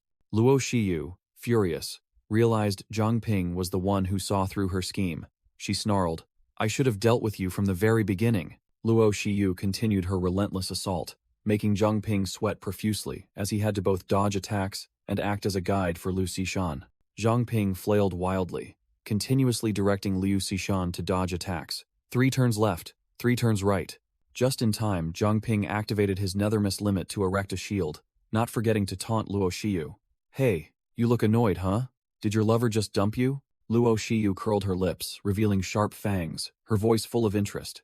How amusing. The fox demon hovered in the air, red energy erupting around her. "Zhang Ping, you hide yourself remarkably well. We've tested you so many times, yet you always manage to fool us." Luo Shiyu condensed energy into a small orb, declaring firmly, "But this time, you have nowhere left to run." The fox demon unleashed a massive energy storm, and Liu Sishan could only brace her ice shield, defending desperately. Her damage is too high. Zhang Ping's nethermist mana bar plummeted uncontrollably. 50%, 30%, 10%, in less than a second, while Luo Shiyu merely smirked mockingly. Just as the attack was about to hit its target, a blinding golden pillar of light descended from the sky, blocking the destructive assault. Luo Shiyu stared, stunned, at the mysterious pillar of light, not understanding what was happening. "What the hell is this?" Liu Sishan shouted, "Zhang Ping, now!" And he immediately replied, "Understood, boss." Zhang Ping unleashed nethermist energy, creating a dense black smoke screen to blind his opponent. He grabbed Liu Sishan's hand with lightning speed. Both ran at full speed, using the nethermist as a smokescreen to escape while Luo Shiyu was still bewildered. The enraged fox demon roared, "You won't escape." One side of her face began to distort into a monstrous form. Luo Shiyu fully transformed into a giant fox monster, letting out a roar that shattered the illusionary space. She commanded the minions lurking on the rooftops, "Heed my command, all of you, go find Zhang Ping. Don't let him escape." A while later, at a purge squad safe house located outside the city. Inside, Liu Sishan angrily questioned Zhang Ping about his reckless actions, but our protagonist merely replied nonchalantly. At the hospital, Zhang Ping confirmed the situation with Cho Qiang. "So, you've joined the purge squad, and Zhoucheng City has fallen into the hands of those fox demons?" Zhang Ping felt guilty for implicating her, but the formidable Cho Qiang brushed it off. "It's just an arm, it'll live. Besides, I owe you for saving Mr. Liu and the others." Liu Sishan entered, announcing that Zhang Ping would have to temporarily take refuge outside the city, and promised to find a way to reclaim the blacksmith shop for Cho Qiang. For a moment, Liu Sishan realized that the boy from back then had matured remarkably without her knowing. Cho Qiang perceptively noticed Liu Sishan waiting outside the door and subtly urged Zhang Ping away. "That girl is waiting for you. Don't let me hinder important matters." Zhang Ping stepped into the hallway and asked Liu Sishan intimately, "Sishan, are you looking for me?" Having slipped his tongue and called her too intimately, Zhang Ping broke into a cold sweat when Liu Sishan gave him a glare, quickly covering up by saying he caught it from Cho Qiang. Zhang Ping felt awkward. After all, he had lived 2 lives and was much older than her, so calling her Sishan felt wrong. Liu Sishan ignored it, coldly saying, "Forget it. It's just an appellation." Follow me for a moment. As they walked down the hallway, Liu Xishan announced, "Your identity has been exposed. You temporarily cannot return to Zhoucheng City. Just wait for the captain's orders." Stopping, Liu Xishan held out a test tube containing a yellow liquid, a reward from the Purge Squad for Zhang Ping's contributions in the Saintess incident. Zhang Ping took the test tube, immediately recognizing its contents. "This is golden blood?" He couldn't believe his eyes. This was an extremely rare item. Liu Xishan confirmed it was Jinbo's golden blood, explaining that it possessed potent healing properties, often used to save lives or prolong the lifespan of veterans. She added that golden blood was a bloodline-based ability, inheritable by descendants, and warned Zhang Ping to be careful not to be targeted by gold diggers. Zhang Ping merely shrugged, thinking that marriage and children were a distant prospect, so there was no point in overthinking it. He decided to try it immediately, tilting his head back and gulping down the test tube's contents, secretly calling upon his glutton and pure water body abilities for support. After drinking, Zhang Ping felt no reaction in his body, prompting Liu Xishan to ask, "How is it? Did you gain any abilities?" Suddenly, Zhang Ping coughed up a mouthful of fresh blood, but it was his own. He immediately realized, "It's a success." The system panel appeared, confirming that the glutton ability had successfully activated the pure blood body.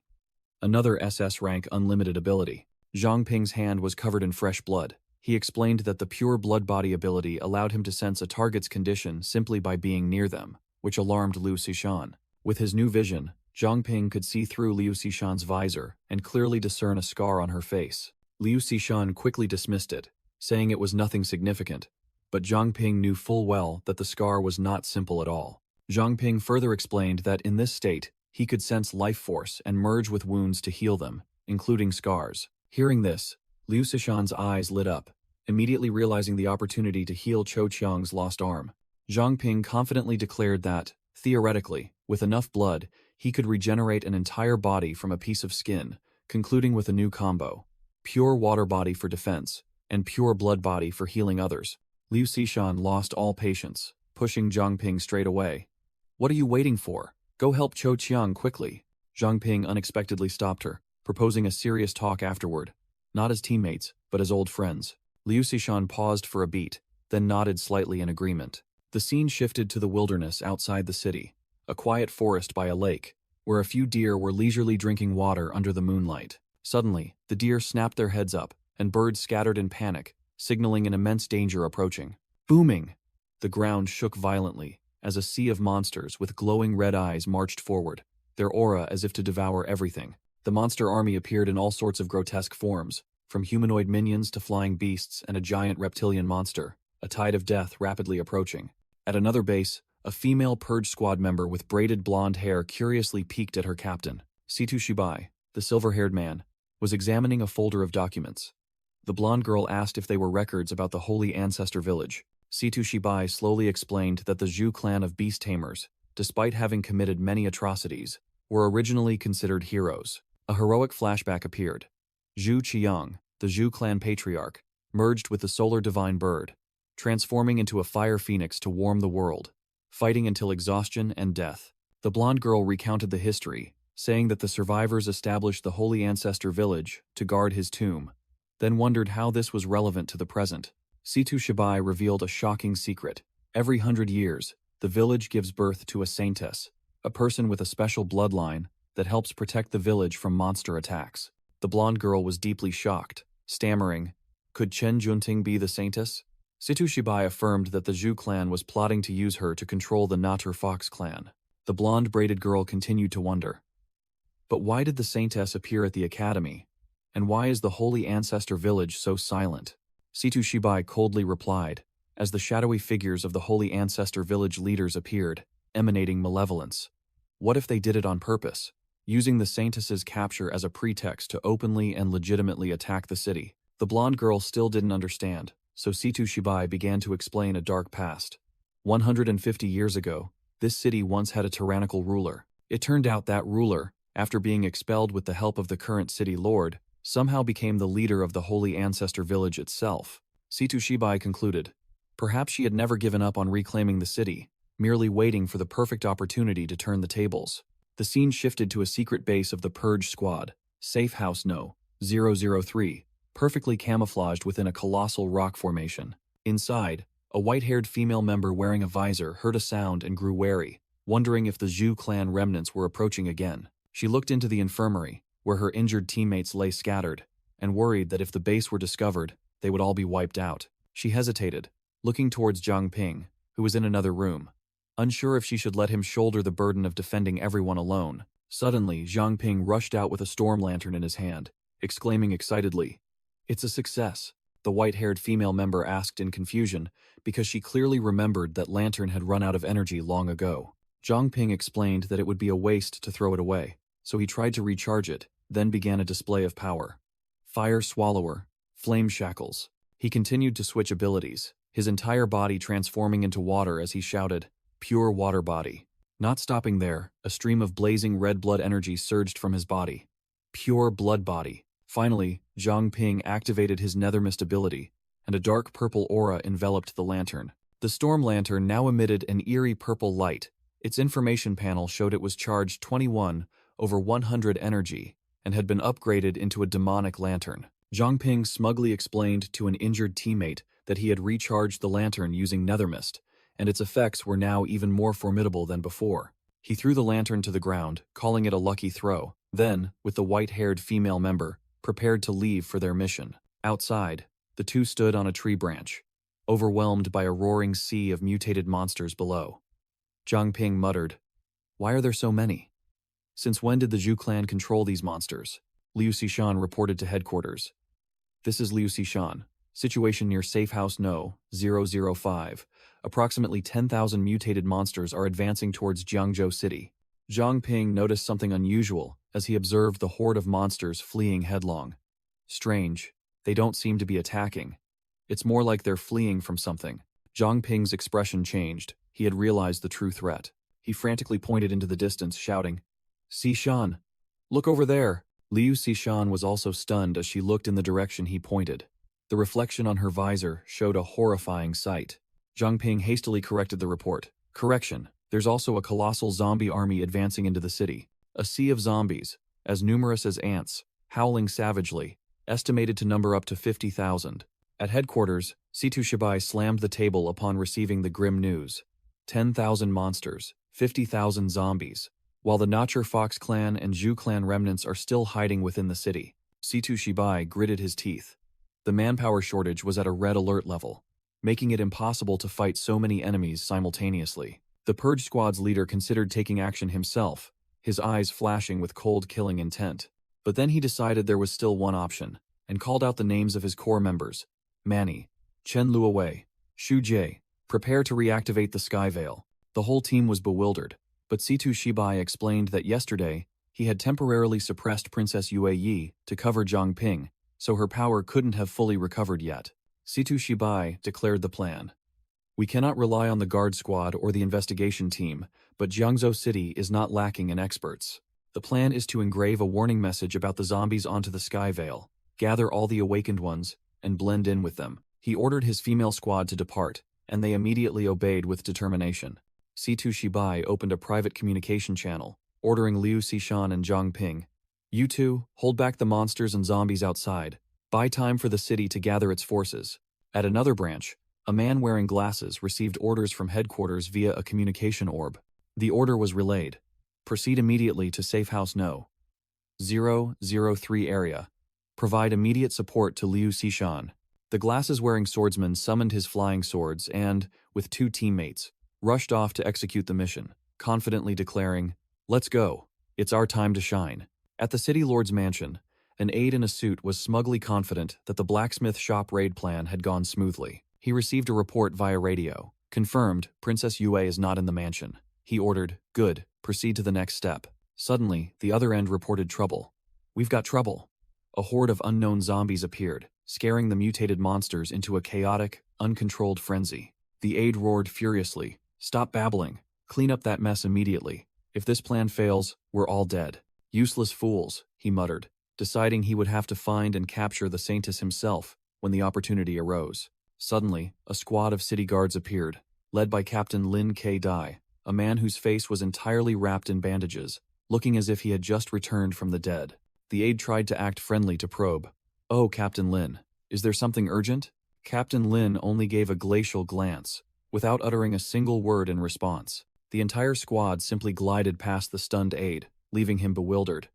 Did he just ignore me? Could he have caught wind of something? Without a word, Captain Lin pushed open the large door in front of him. The aide froze, his voice stammering as he saw the scene inside.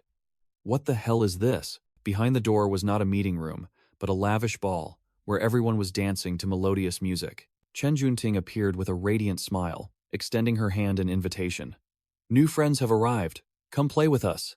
Captain Lin suddenly found himself holding a glass of wine, completely bewildered by what was happening. Confused, the captain wondered, why am I here? Then tried to recall his assigned orders. Ah, that's right. Capture Zhang Ping. The sudden rush of memories shocked him so much that he spat out a mouthful of fresh blood. Chen Junting was already standing beside him, with a mischievous smile. You really don't know anything. Did she summon your kind here? Captain Lin sensed an overwhelming aura from the girl. This feeling is like being near the king of our clan. Chen Junting used her sleeve to wipe the blood from his chest, her voice innocent. You said we shouldn't waste anything, right? The Saintess's power was too immense. Captain Lin immediately knelt in submission. Yes, Saintess. The girl only smiled in response. I just consider everyone my friend. Chen Junting happily pulled Captain Lin onto the dance floor, ignoring his confusion. Come on, let's dance. Captain Lin realized a horrifying truth. The Saintess can only influence mutated monsters. Could it be that all my subordinates have been replaced by nature foxes? The captain bitterly admitted that in this illusory ball, there was probably not a single human left. In the shadows, the city lord's aide smirked sinisterly, muttering his plan. They are all being controlled by that girl Chen Junting, without her even knowing it. If I can lure her, the plan will enter a new phase. The aide approached Chen Junting with a fake smile. Having fun, little Chen Junting? The girl innocently replied, Yes, I am. I'm looking for new friends to play with. I didn't expect Sister Luo to throw such a big party for me. The aide continued his charade, changing the subject. Speaking of Sister Luo, why hasn't she returned yet? She must be busy with something. He held out a pendant, his voice full of temptation. I know a place that's much more fun than this. Want to go play there? Chen Junting swatted his hand away, firmly refusing. No. She turned her back, her demeanor cold. I haven't finished playing here yet. Besides, I don't even know who you are. Suddenly, Chen Junting's eyes glowed in the darkness, and an invisible surge of power emanated from her. The aide was stunned when he heard the girl call his name directly, while all the guests in the hall simultaneously froze. All of her friends turned around, their eyes glowing blood red, and the entire space plunged into a deadly silence. Scene change. Lucy Shan was present near Safe House 003, ready for action. She launched a colossal pillar of water, demonstrating her incredibly formidable elemental control. Zhang Ping used nethermist energy to herd a horde of monsters into one spot, then shouted, Sishan, I've gathered them. Freeze them. Immediately, Lu Sishan transformed the water pillar into a colossal block of ice, freezing all the monsters in an instant. But before they could celebrate their coordinated attack, a heavily armored monster shattered the ice, roaring defiantly. Liu Sishan was overwhelmed by the sheer number of enemies, so Zhang Ping immediately charged forward to cover her. I'll hold them off. The monster's fear became fuel for Zhang Ping. He channeled nethermist power, summoning a colossal, multi-headed shadow beast. Zhang Ping exerted his maximum power, pushing his nethermist energy to its peak. Unleash full potential, maximum output, don't stop. A colossal nethermist dragon formed from the shadows, charged directly towards the waiting horde of mutated monsters, determined to buy time for reinforcements. The shadow dragon hovered above the monsters. Zhang Ping saw them as an endless mine of experience and nethermist energy to farm. Whoosh! A single swing of the nethermist dragon's tail swept away numerous monsters, and experience points continuously surged. The monsters were utterly terrified. Their leader roared, ordering the entire horde. Scatter, avoid that dragon. Immediately, the monster horde split into countless small groups, swarming in all directions like a disturbed beehive to save their lives. Zhang Ping smirked, realizing these mutated monsters were only focused on fleeing and had no courage to fight. Suddenly, ice spears shot out from nowhere, piercing straight through a monster attempting to escape. Liu Sishan appeared, coldly declared she would deal with the stragglers, while the ground below was already covered in ice, trapping countless others. Zhang Ping smiled, turning to praise his friend's seamless coordination. Sishan. Well done. But their joy was short-lived, as a new wave of monsters, as numerous as ants, surged from the distance, forcing him to refocus. The Nethermist dragon roared, swinging its claws to tear apart a few minions that ventured too close, but the enemies kept coming relentlessly. Suddenly, a fireball and a lightning bolt shot out from the crowd, hurtling towards the dragon with terrifying speed. The Nethermist dragon was hit, astonished by the surprise attack from a hidden enemy. With a whoosh, the fireball pierced through its energy body, causing it to begin disintegrating into black smoke. Zhang Ping broke into a cold sweat, sensing something ominous as his trump card was defeated too easily. From the shadows, a group of heavily muscled zombies emerged, one wielding fire, the other crackling with lightning, completely unlike ordinary zombies. Zhang Ping quickly activated appraisal. The information panel appeared. Zombie, Holy Ancestor Village Faction, Level 6. While the undead had already begun climbing onto the Nethermist dragon. Holy Ancestor Village? Zhang Ping realized this was extremely important information, and he had to find a way to report it to headquarters immediately. The zombies knew no fear. They furiously attacked the dragon. Zhang Ping shouted, "Fall back!" and realized his Nethermist energy was depleting because he couldn't absorb fear from them. Liu Xishan shouted from afar, "Zhang Ping, keep your distance from them." Zhang Ping replied curtly, his eyes sharp. "Understood," he growled. "Let's try this move." The Nethermist dragon immediately pounced on the two most stubborn zombies. Whoosh! The dragon took flight, creating a shockwave that sent the swarm of small fry zombies below flying. Zhang Ping activated his Fire Devourer talent.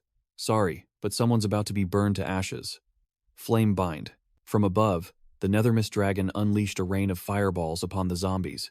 Experience points surged continuously, and all of Zhang Ping's stats increased. Meanwhile, Liu Xishan wasn't idle. She charged into another group like a whirlwind. She coldly unleashed her move, Sword Skill, Blades Waltz.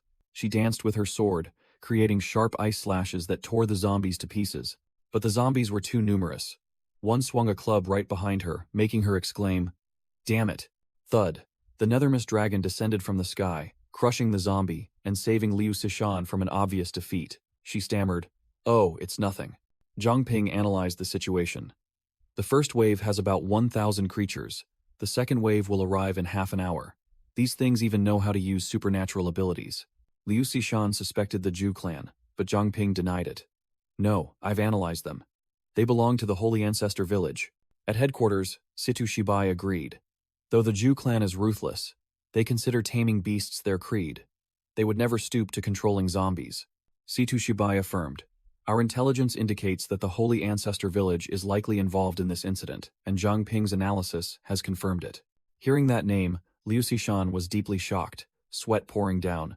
The Holy Ancestor Village? She gritted her teeth, her eyes bloodshot. In other words, that old hag is behind this. In her memory, a woman identical to herself knelt in despair before a cruel ruler. That person was the queen of the Holy Ancestor Village, an individual exuding dark malevolence with blazing golden eyes. Back in reality, a wave of green poisonous gas began to spread. Liu Xishan hastily warned, "Zhang Ping, hold your breath. This gas is toxic." Zhang Ping recognized the familiar scent of the poisonous gas. "Hold your breath. This smells like rotten eggs. Hydrogen sulfide." He recalled his previous life in the rescue team. A major fire had also been caused by this gas, and he realized it was extremely flammable. Zhang Ping warned Liu Xishan, "Xishan, be careful. It could explode." She wondered what he was planning. There was no time for explanations. Zhang Ping simply said, "Trust me." Liu Xishan didn't hesitate and immediately agreed. Zhang Ping activated his Fire Devourer talent, and a flame ignited at his fingertip. Boom! The entire area was engulfed in a sea of flames, the explosion sweeping away the poisonous gas. The fire from the explosion was completely absorbed by Zhang Ping. His Fire Devourer energy bar surged, while Liu Xishan had managed to create a protective energy sphere around herself. Suddenly, Zhang Ping noticed a change. The second wave of zombies is here. Liu Xishan was surprised. "Didn't we have half an hour left?" A thick black smoke billowed up from the distance. Zhang Ping wondered, "Wait, what the hell is that?" and immediately ordered, "Appraise." An old man with silver hair and green eyes, looking like a final boss, sat atop a colossal monster, disdainfully looking down. "So, they've neutralized my zombie poison. These two youngsters have some skill." Zhang Ping frowned, his appraisal ability failing for the first time. "Strange, I could even analyze Luo Xiu, so why can't I scan this old man?" Without overthinking, Zhang Ping changed his target, ordering an appraisal of the entire battlefield, and successfully scanning the information of the sea of zombies behind the old man.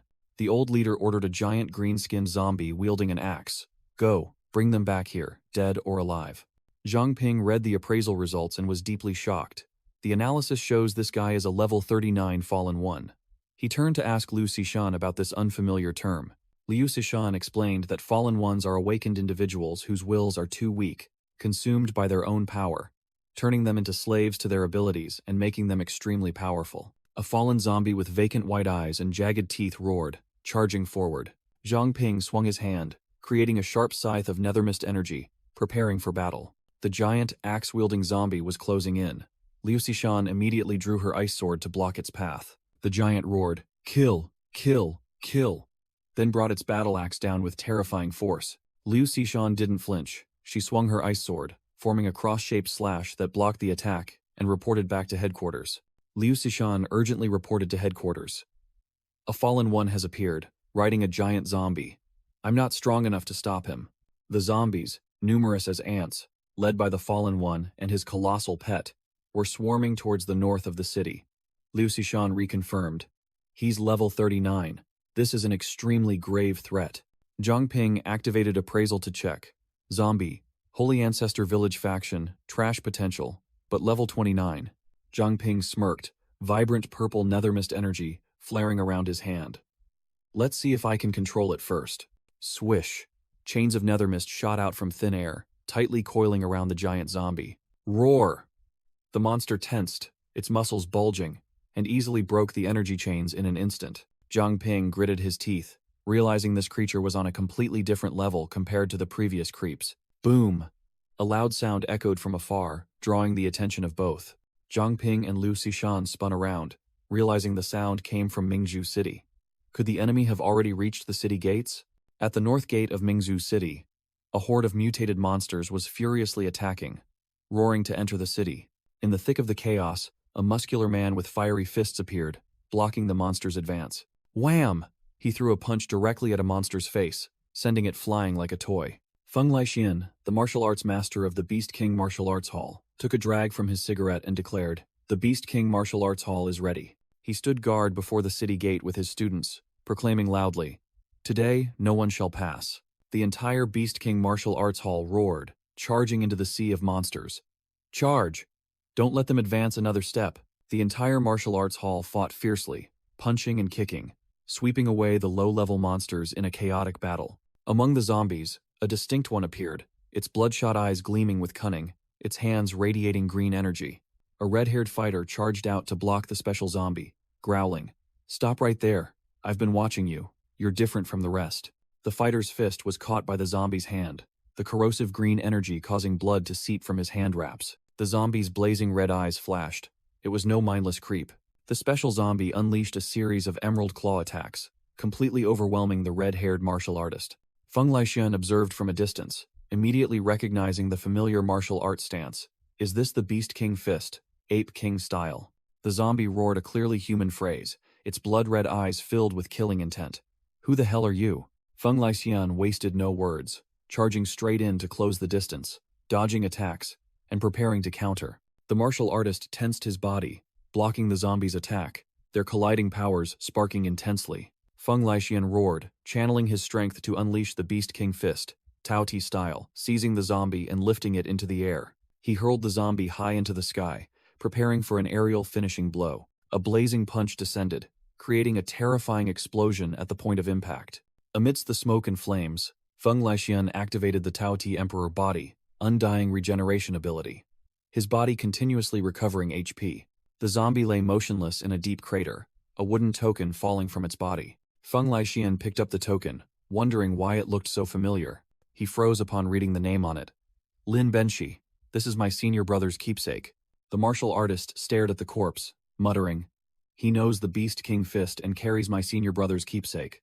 The zombie suddenly sat up, howling, "Foolish junior brother, submit to your fate." Feng Laixian realized the bitter truth, questioning his former senior brother.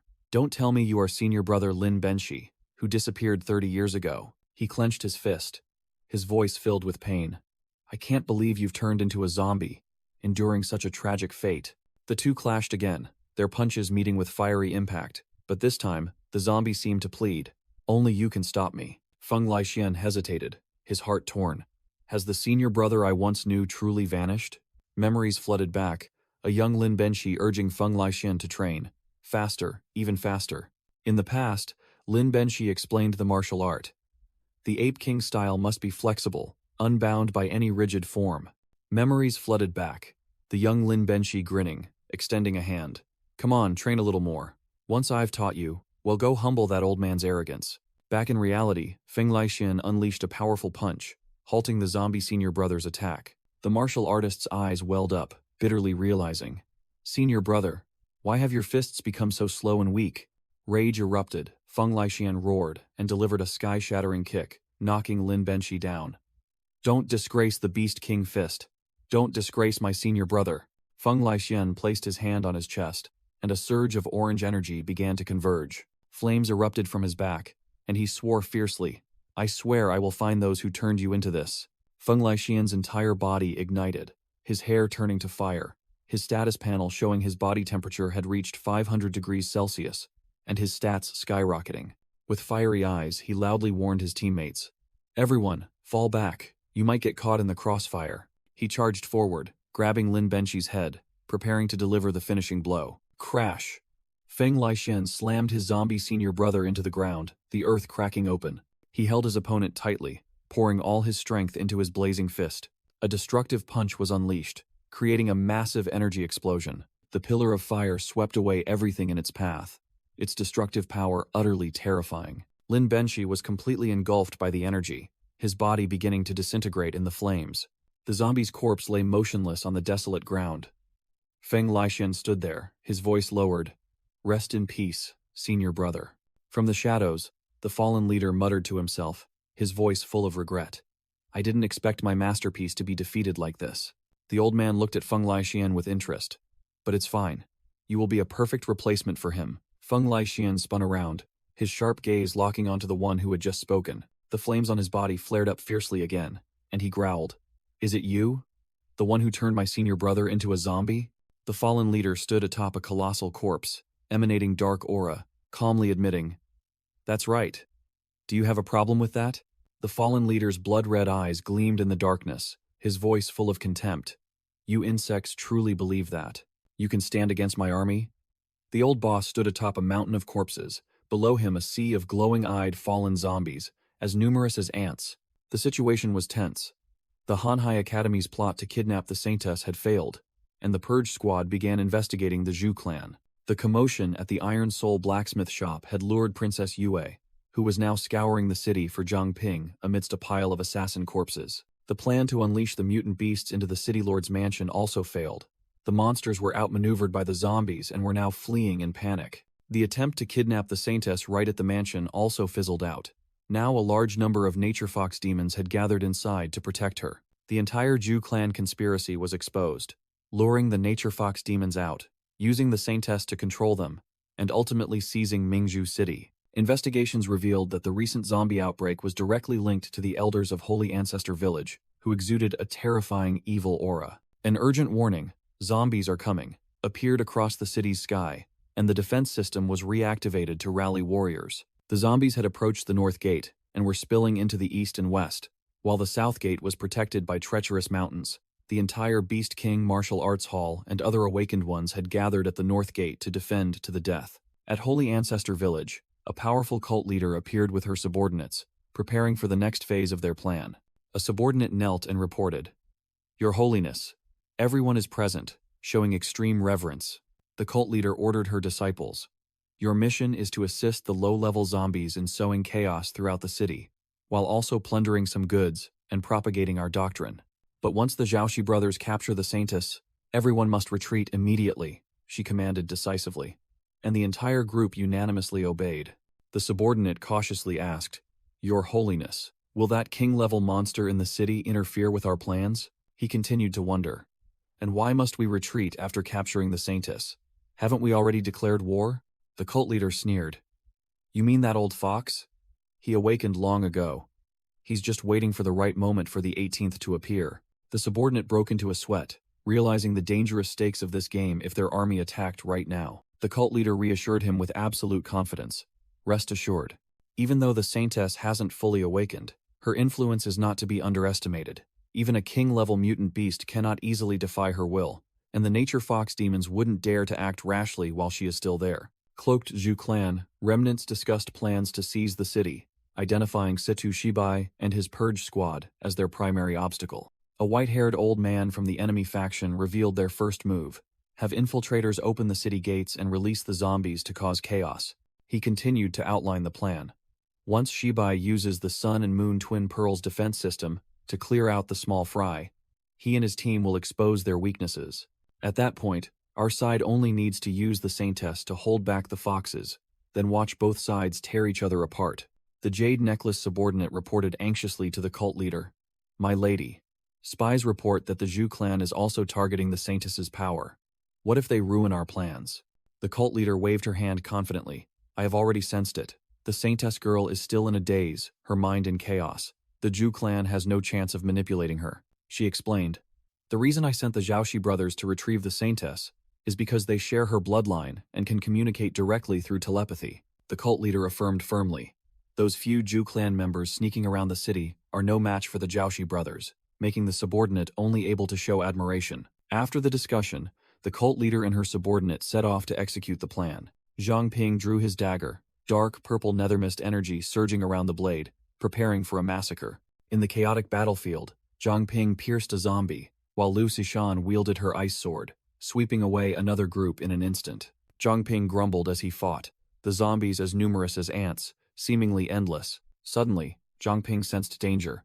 His gaze darted towards his teammate. A muscular zombie swung its giant mace, aiming directly at Liu Xishan's nape. Zhang Ping shouted a warning. Xishan, be careful. Liu Xishan was startled, breaking out in a cold sweat as she realized a fatal attack was imminent. She reacted incredibly fast, twisting her body to dodge the blow and unleashing a wide-area ice spell, freezing all the surrounding zombies. Liu Xishan landed gracefully, while another zombie lunged to attack Zhang Ping from behind. A notification appeared. Zhang Ping's nethermist energy was almost depleted, only 10 over 100 remaining. He was clung to by several zombies, yet his expression remained calm. Another muscular zombie raised its weapon high again, preparing to unleash a devastating blow upon Liu Xishan. Zhang Ping cried out in despair, seeing his teammate about to be hit. Be careful, Xishan. Crash! A giant ice shield appeared just in time, blocking the zombie's attack and saving Liu Xishan's life by a hair's breadth. A giant clad in full armor smugly declared. Hey, my shield isn't just for show. Liu Xishan looked up at the tank who had just saved her life, recognizing an acquaintance. You are Zhang Shouzhong? Swish. Swish. A rain of blue energy swords tore through the air, plunging straight into the battlefield. The illusionary swords impaled the zombies, swarming Zhang Ping, astonishing him. Illusionary swords? Reinforcements? The small fry zombies were mercilessly cleared out by the sword rain, disappearing in droves. A black-haired female warrior unleashed a lightning kick, sending a zombie flying like a soccer ball. She introduced herself as Chen Shuijie, with a bright smile. Sorry, we're late. A green-skinned zombie wielding a battle axe appeared, tough enough to block the energy swords. Zhang Shouzhong roared, slammed his shield onto the ground, creating an energy explosion that blocked the green-skinned zombie's attack. The bespectacled swordsman Chen Ming appeared, taunting Liu Xishan, who was creating ice swords. Has your swordsmanship dulled? And received a terse reply. Shut up. The green-skinned zombie was still wildly swinging its axe, when a voice warned, Don't let your guard down. The reinforcements' attack seemed useless. The green-skinned zombie's body was unharmed. Someone remarked, Physical attacks don't seem to work on it. The entire reinforcement team had gathered. Zhang Ping stepped forward with the confident expression of a protagonist. I think I know how to take it down. Zhang Ping turned to the swordsman. Senior, buy me some time. And Chen Ming immediately agreed. Chen Ming shot into the air, brandishing his sword wildly to attract the green-skinned zombie's attention. Clang! The swordsman blocked the monster's sky-splitting axe strike, proving his skill was extraordinary. Zhang Ping rushed along the zombie's flank, explaining his plan. The fallen one I analyzed earlier controls these zombies with toxins, and those toxins can be burned away. Zhang Ping threw a red serpent scale fragment, embedding it directly into the zombie's chest, simultaneously summoning his last nethermist energy. A notification showing 0 over 100. He used all his might, swinging a giant nethermist hammer to strike the zombie directly, declaring, I can completely break its control. Zhang Ping gripped his flaming dagger, his eyes resolute. The scale is embedded. Now for the fun part. Zhang Ping activated his Fire Devourer talent, unleashing the flame-binding skill, embedding it directly into the dragon scale fragment on the green-skinned zombie's chest. A terrifying fire explosion erupted from within, blasting Zhang Ping into the air and flinging the giant zombie to the ground, its body smoking profusely. The black-haired female operative stretched and sighed in relief. Finally done, these guys were really tough. Zhang Ping replied, his eyes sharp. No, the real threats have already entered Pearl City. Zhang Ping reported to the team. Senior, there are still a few injured people at safe house number 003. I'm using an item to conceal them, but I don't know how long it will last. Chen Ming crossed his arms, adopting a senior demeanor. Captain Situ has already informed us of the situation. Leave the injured to us. We've also seen your capabilities. The swordsman waved his hand. Go on, the city needs you. We can handle this. Zhang Ping nodded. Then I'll leave it all to Senior Chen Ming. With that said, he vanished.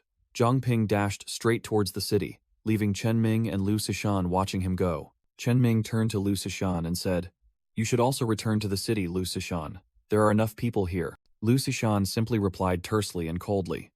Understood. But saying one thing and doing another, Liu Sishan immediately chased after Zhang Ping, shouting, Zhang Ping, wait. At Pearl City's north gate, a sea of zombies, as numerous as ants, were frantically attacking. A truly shocking sight. Surrounded, Martial Master Feng Lixian erupted with aura, his hair turning into flames, roaring, humph, a bunch of small fry, while his HP bar continuously recovered thanks to a passive skill. Instructor Baide transformed into a wolf, using his Mimic's hunger ability to sweep through the zombies, shouting, Master is recovering. Give your full support to him. Baide in his werewolf form suddenly ordered the students, retreat. Martial Master Feng unleashed a giant fireball into the midst of the zombie horde. The fireball exploded with earth-shattering force, wiping out a large section of the zombies, turning them into ash. The fallen leader stood opposite, sneering provocatively. Is that all? Show me what else you've got. The old fallen leader stroked his beard, muttering to himself. Originally, this toxin had the highest efficiency for creating zombies, but why have I been encountering so many fire attribute awakened ones lately? Feng Lixian roared, his furious rage blazing fiercely. You all have underestimated me too much. You will pay for what you did to my senior brother.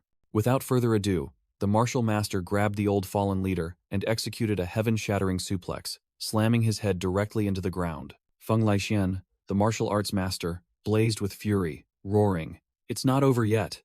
While the fallen leader coughed up blood from the painful blow. Without further ado, the master unleashed a self-detonating punch, creating a terrifying explosion that blew the old man away. Blood, flesh, and dark energy splattered everywhere after the finishing blow. The fallen leader lay flattened with a gaping hole in his chest.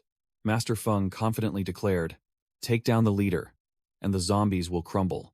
But ironically, the surrounding zombies were completely unharmed. They still slowly crawled back to their feet.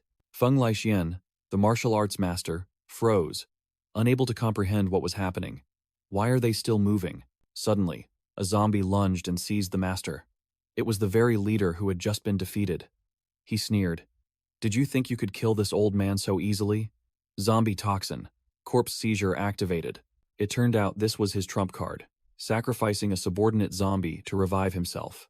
Master Feng was stunned, unable to believe his eyes. Master Feng's heart pounded abnormally. Something was wrong. The fallen leader chuckled sinisterly. Heh, you've noticed, haven't you? While Master Feng clutched his chest, his face changing color, the old man revealed he had injected zombie toxin directly into the master's circulatory system, declaring, You'll soon become one of my puppets. Feng Lixian, the martial arts master, growled, his eyes burning with hatred. You dare? Refusing to yield, the master roared, activating a new state, Immortal Crimson Emperor Body, Stage 2, Blazing Aura. His body temperature surged to 1000 degrees Celsius, and his stats skyrocketed. Seeing this, the fallen leader sneered. Planning to burn your own energy to incinerate the toxin? Don't waste your strength in vain. He continued to taunt, boasting that the type of toxin the master could burn was merely trivial, while the toxins he used to control these zombies were of many different kinds. Instructor Baide, in his werewolf form, roared from afar. Master Feng, these zombies are blessed by various toxins. As long as the toxins remain, they won't die, while the master shouted back, Don't worry about me. Meanwhile, Near Safe House 003, Chen Ming's team encountered a giant green-skinned zombie wielding an axe, radiating intense killing intent. Back on the main battlefield, the leader called for reinforcements, including Lin Benshi, Feng Laixian's long-lost senior brother, who was pleading with his junior brother to stop. The fallen ones swarmed him, digging their claws into Master Feng. He roared in pain, "I'll make you pay, no matter the cost." The fallen leader stood with his arms crossed, watching, dark energy swirling around him, his voice full of sarcasm. "It seems you still don't understand the situation, do you? Since you miss your senior brother so much," the fallen leader sneered at Master Feng. "You want to reunite with your senior brother so badly? Then go down and meet him." Master Feng roared, deciding to end it swiftly, and charged straight into the midst of the fallen ones. A blazing punch from Master Feng blew away the trivial zombies, clearing a space. He gritted his teeth and let out a furious roar, his killing intent exploding. Master Feng unleashed a spinning kick, sweeping away another fallen one charging towards him. But immediately after, he faltered, his body beginning to show signs of trouble. Master Feng's arm had turned a deep purple. The toxin was spreading rapidly like a death sentence. The fallen ones surged forward again, and the master realized he didn't have enough energy to activate his final state. He muttered in despair, knowing that if he continued like this, he too would turn into a zombie. Looking at the swarming minions and the fallen warriors, Master Feng gritted his teeth. "If I lose here, the North Gate will fall." Suddenly, a streak of icy blue light swept across the battlefield, leaving the fallen ones bewildered. Reinforcements had arrived. Liu Xishan and Zhang Ping charged into the horde of zombies, having received news of the master's critical condition. Zhang Ping commanded, "Save the senior first," and both shot forward like arrows. Amidst the encirclement, Master Feng sensed a new surge of energy and asked in surprise, "Who is it?" Liu Xishan glided like an icy whirlwind, clearing a path for Zhang Ping and shouting, "Senior, hang in there." Her icy blade sliced through the fallen ones, carving a straight path to the master. Master Feng roared, seizing the golden opportunity the reinforcements had just created. He unleashed his ultimate move, Beast King Fist, Body Annihilation, creating a colossal firestorm that swept away all surrounding enemies. Amidst the smoke and flames, Zhang Ping stood directly before him. The master quickly warned, "Go back, young man. This place is too dangerous." But Zhang Ping calmly replied, "Don't worry, senior. I am prepared." Zhang Ping looked directly at the exhausted master and confidently declared, "Let me heal you." While the master remained skeptical about his fatal wounds, Zhang Ping placed his hand on Master Feng's back, and pink pure blood body energy surged out, astonishing the old man. "Young man?" Master Feng felt the new surge of power. Zhang Ping said, "Don't worry, senior. This is my healing method." The master mused, "What a strange technique." The old master felt his external wounds heal, and his stamina recover, praising, "You've got some skills, young man." But Zhang Ping admitted, "Unfortunately, I cannot completely detoxify you. I can only temporarily suppress it." Master Feng clenched his blazing fist, declaring resolutely, "Stopping the poison is enough." The old master mustered his strength, fire erupting fiercely, and shouted, "Analyze him. Buy me some time." At the same moment, Zhang Ping's analysis panel displayed Feng Laixian's stats. Level 48. Zhang Ping not only analyzed his comrade but also glanced at the fallen leader. Might as well check the fallen leader's strength while at it, just to be sure. The fallen leader stood amidst the zombie horde, extending a bewitching invitation. "Surrender. Become one of my puppets." But Master Feng roared, "Never." Master Feng let out an earth-shattering roar, activating heat overload, and fiery energy erupted violently from his body. The old master's entire body transformed into a living torch. His body temperature soared to 8,000 degrees Celsius, while his other stats plummeted to 1. A colossal pillar of fire shot straight forward, carving a direct path through the zombie horde, blowing them away like dry leaves. Master Feng had closed in on the fallen leader, his eyes filled with killing intent. "Old man." Without another word, the old master unleashed a blazing punch directly at the leader's face, creating a small explosion. Zhang Ping quickly reported the analysis results. "Senior, I've analyzed him. His life force is linked to the nearby zombies. To truly kill him, we must wipe out the zombie horde." The fallen leader grabbed Master Feng's hand, laughing maniacally with a distorted face. "You cannot kill me." An entire sea of zombies slowly crawled back to their feet, surrounding the two, proving the leader's endless revival ability. Master Feng once again mustered his strength, shouting heat overload, and his body temperature surged to 8,000 degrees Celsius again. Fire erupted from the old master's body, transforming into a firestorm that incinerated all surrounding zombies into ash. Amidst the sea of flames, the old master stood tall, but still felt it wasn't enough. It's still not enough. Young man, is there any way to quickly increase my body temperature? Zhang Ping appeared helpless. My flames cannot reach temperatures as high as yours, senior. I'm afraid I can't help much. But then Zhang Ping suddenly remembered something and quickly said, Wait, this might help. A scorching red, dragon scale-shaped item appeared in the master's hand. Martial Master Feng Laixian grumbled, Why didn't you bring out these red serpent scales sooner? Zhang Ping calmly replied, You didn't ask.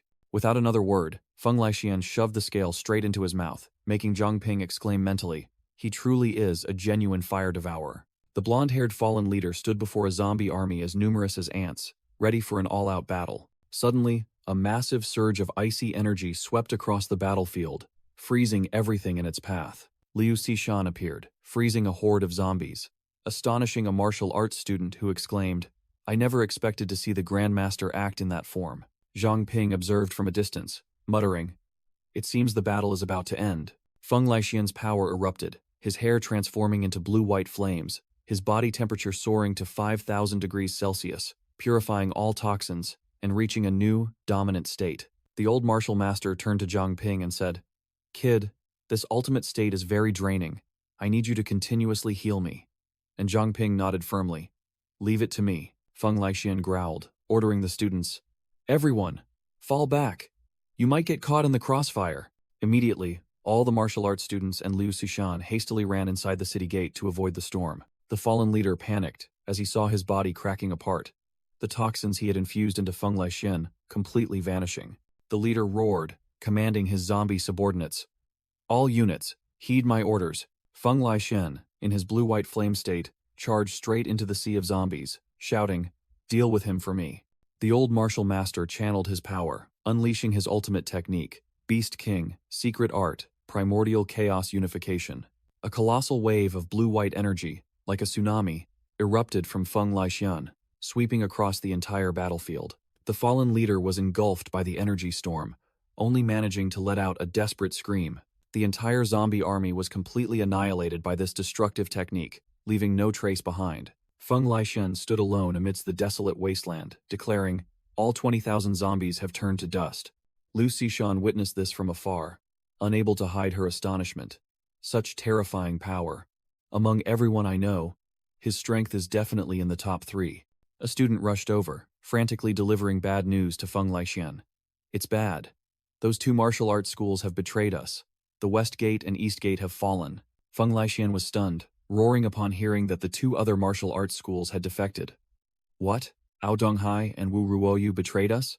Amidst the devastated battlefield, a new enemy appeared atop a war beast, sneering as he saw Mingzhu City had fallen. The mysterious leader declared a temporary reprieve for the old martial master, issuing a challenge. You won this time, and I will save a place for you.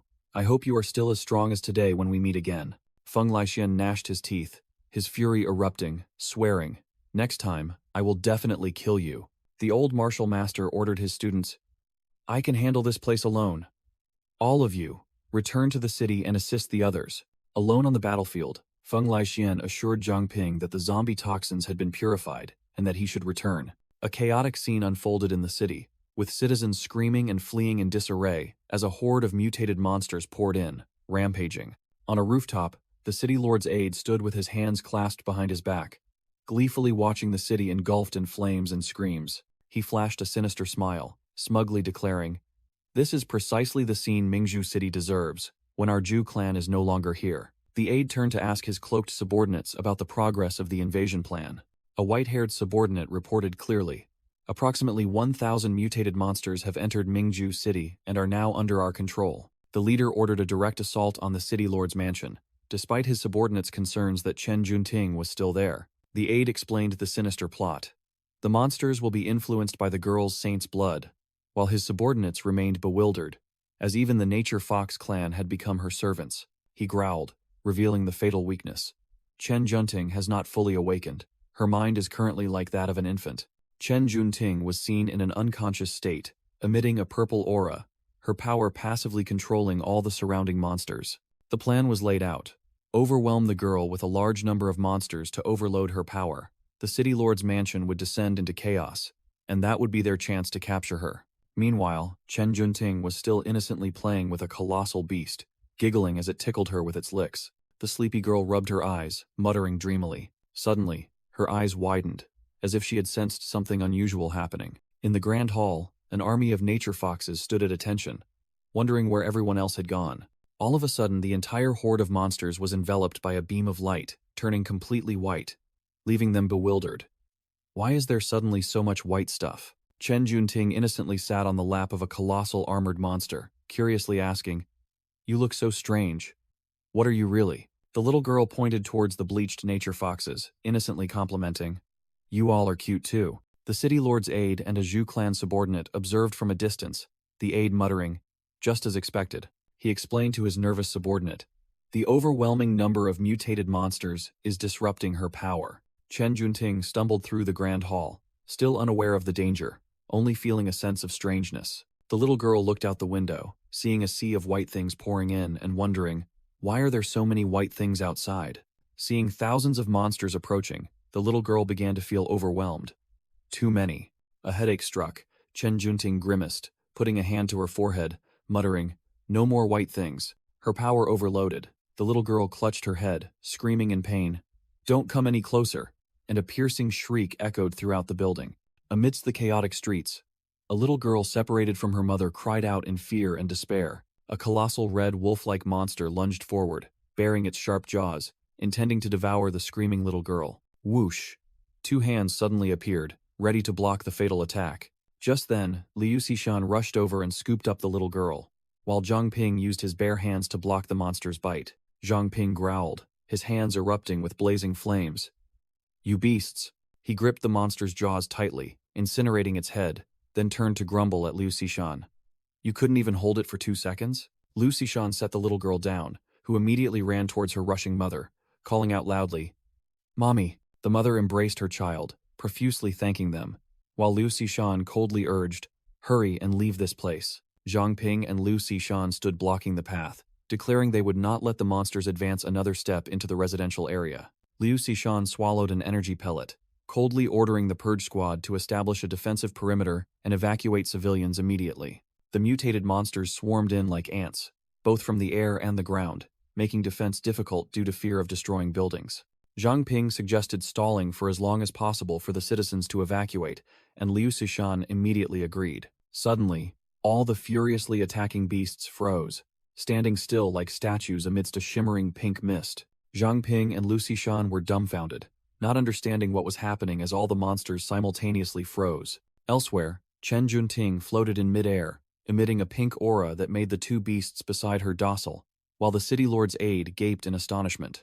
The aide couldn't believe his eyes, muttering in panic, "Impossible." Chen Junting's eyes slowly opened, emitting a sacred light, signaling an astonishing power about to erupt. Energy from Chen Junting's body violently erupted, spreading outwards like an explosion of light. A wave of pink energy swept through the entire city, enveloping everything. The cloaked Zhu clan members screamed in panic, reporting that they had completely lost control of the monsters in the city. The aide cursed furiously, bitter that the saint's blood within the girl had fully awakened, hitting the jackpot of a 1% chance. Chen Junting soared into the sky, innocently talking about some white friends in the distance, making the aide turn pale and yell, "Damn it!" The aide frantically ordered his stunned subordinates, "Chase her!" Charging forward aggressively, the aide suddenly stopped as if blocked by an invisible wall, his face showing astonishment. He broke out in a cold sweat, feeling a terrifying pressure bearing down and realizing that only a king-tier monster could emit such an aura. In the sky, a giant, blood-red eye opened amidst a vortex of dark energy, making the aide and his companions freeze in place, unable to believe that it had truly awakened. The aide stood in contemplation, starting to piece things together, and questioning, could Chen Junting be the reason King Yue awakened early? The aide gestured with his chin, asking his two stunned cloaked subordinates, "If that's the case, why are you still standing there like dummies? Is something wrong?" The aide ordered his cloaked subordinates to go capture Chen Junting in Bright Pearl City, while he had other plans. The aide muttered to himself, concluding that King Yue's awakening meant the Nature Fox clan now had a king-tier combat force, and revealing himself now would be suicide. A gigantic, eerie shadow with glowing red eyes appeared behind the aide. He decided it was best to retreat and observe the situation. In another ruined area, Instructor Bai Day roared, ordering the Beast King Martial Arts Hall students to regroup and clear out the remaining zombies. Feng Laixian confirmed to his master that he was fine, as most of his injuries had been treated by Zhang Ping earlier. As soon as he finished speaking, Feng Laixian smashed a rock, roaring curses at the traitorous dogs, who were worse than beasts. Instructor Baida placed a hand on Feng Laixian's shoulder, reminding him that the priority now was to clear out the zombies at the south gate and then return to the city for support. The master and disciple looked towards the smoking city, admitting that, given the current situation, they could only try to save as many people as possible. Suddenly, a student shouted, reporting that a group of awakeners was approaching from the north. Both master and disciple turned to look, wondering if it was reinforcements. A group of unfamiliar martial artists from the Blazing Sun Martial Arts Hall unexpectedly appeared, blocking the path and preventing anyone from entering the city, clearly there to cause trouble. The bald, bearded martial arts master led the group of martial artists, pointing and ordering everyone into battle positions. Feng Laixian growled, recognizing the leader. Wu Ruoyu, do you still have the nerve to show your face here? Hearing that the Blazing Sun Martial Arts Hall had abandoned the West Gate without a second thought, causing Bright Pearl City to fall, the Beast King Martial Arts Hall students were furious, cursing the scoundrels. A student shouted, asking Wu Ruoyu why he betrayed Bright Pearl City, but he only scoffed contemptuously. Wu Ruoyu spoke, asking Feng Laixian meaningfully, Junior brother Feng, have you ever thought about living a different life? Feng Laixian frowned, looking puzzled, and asked back, what do you mean, a different life? The bald master pointed towards the city, beginning to preach about its fragility. Wu Ruoyu continued rambling about how humans died off from monsters every year, and questioned what would happen if humanity focused its efforts on creating a king. Wu Ruoyu continued to boast about the scenario of humans desperately fleeing from monsters, asking, what kind of world would that be? The bald man preached, if a king is born in Holy Ancestor Village, not only Bright Pearl City but this entire world will be free of mutated monsters. Feng Laixian growled, clenching his fist. So that student who preached the human king supremacy doctrine in my school was one of yours? Wu Ruoyu scoffed, spreading his arms in invitation. That's right, it's a pity you expelled him. You could have been one of us. Feng Laixian's face showed utter disdain. One of you? So you can sacrifice this entire city? Both sides glared at each other, sparks flying. And Feng Laixian declared bluntly, if we don't share the same ideals, there's no need for more talk. Let our fists decide. With that, the two martial arts halls charged at each other like two trains, preparing for a cataclysmic battle to the death. Scene change. At the North Park, Zhang Ping and Liu Sishan were astonished to see Chen Junting floating in midair, emitting a divine light that made the entire horde of beasts below prostrate themselves. Zhang Ping looked at the unbelievable sight, muttering, the monsters stopped because of her? Then immediately activated his appraisal skill. The status panel appeared. Chen Junting, level 20, high-level awakener. Saint's blood ability can tame all living creatures, but most importantly, her race had been transformed into fallen. Zhang Ping and Liu Sishan were completely shocked to learn that Chen Junting had become one of the fallen. Immediately, Zhang Ping pulled Liu Sishan to hide in the bushes, signaling for silence. Shh. Someone's coming. Two cloaked Zhu clan members appeared, one grumbling, our mission is to bring that girl back to the Zhu family at all costs. The other man frantically protested. The city is full of zombies, and our monsters are all controlled by that girl. We've lost contact with everyone else too. The leader remained stubborn. Shut up. We've come this far. We can't give up, even if it means risking our lives. While the other man still trembled like a leaf. A strange voice echoed from behind, mocking, oh, look who it is. The Zhu family rats, always skulking in the shadows. I didn't expect one of you to be so tough. The two Zhu clan members startled and turned around, facing two strangers blocking their path. The status panel of the two newcomers appeared. Zhao Yalong and Zhao Yanhu, level 30 from Holy Ancestor Village, possessing Saint's blood. Zhao Yalong smirked. It'll turn you into zombies to serve me. Zhang Ping, still hidden, had finished analyzing the enemies, confirming they were from Holy Ancestor Village and possessed abilities similar to Chen Junting's, then told Liu Sishan, this is our lead, capture them alive for information. A Zhu clan member boasted loudly, questioning Zhao Yalong's group. Are the zombies outside the city you're doing? What monsters dare to disrupt our plans? One Zhu clan member wasted no words, roared attack, and charged straight at the opponent. He glided like a ghost, his sharp claws aimed directly at the enemy. But before he could strike, his expression changed drastically, his entire body locked down by an invisible energy current. The two Zhao brothers stood with their arms crossed, sneering mockingly. Weak. All talk. I thought you were stronger. The Zhu clan member broke out in a cold sweat, realizing his body was completely paralyzed and unable to move. Zhao Yanhu ordered his tiger and mechanical snake to charge. Warning. The more you struggle, the faster you'll die. The two beasts charged forward, and a Zhu clan member quickly shouted to warn his comrades. Be careful, that's poisonous gas. The mechanical snake and the tiger attacked in coordination, easily overwhelming the two weak Zhu clan members. One was constricted by the mechanical snake, while the other was defeated. Zhao Yalong calmly suggested, I advise you to stop resisting and obediently become a zombie. The captured Zhu clan member screamed, Dream on!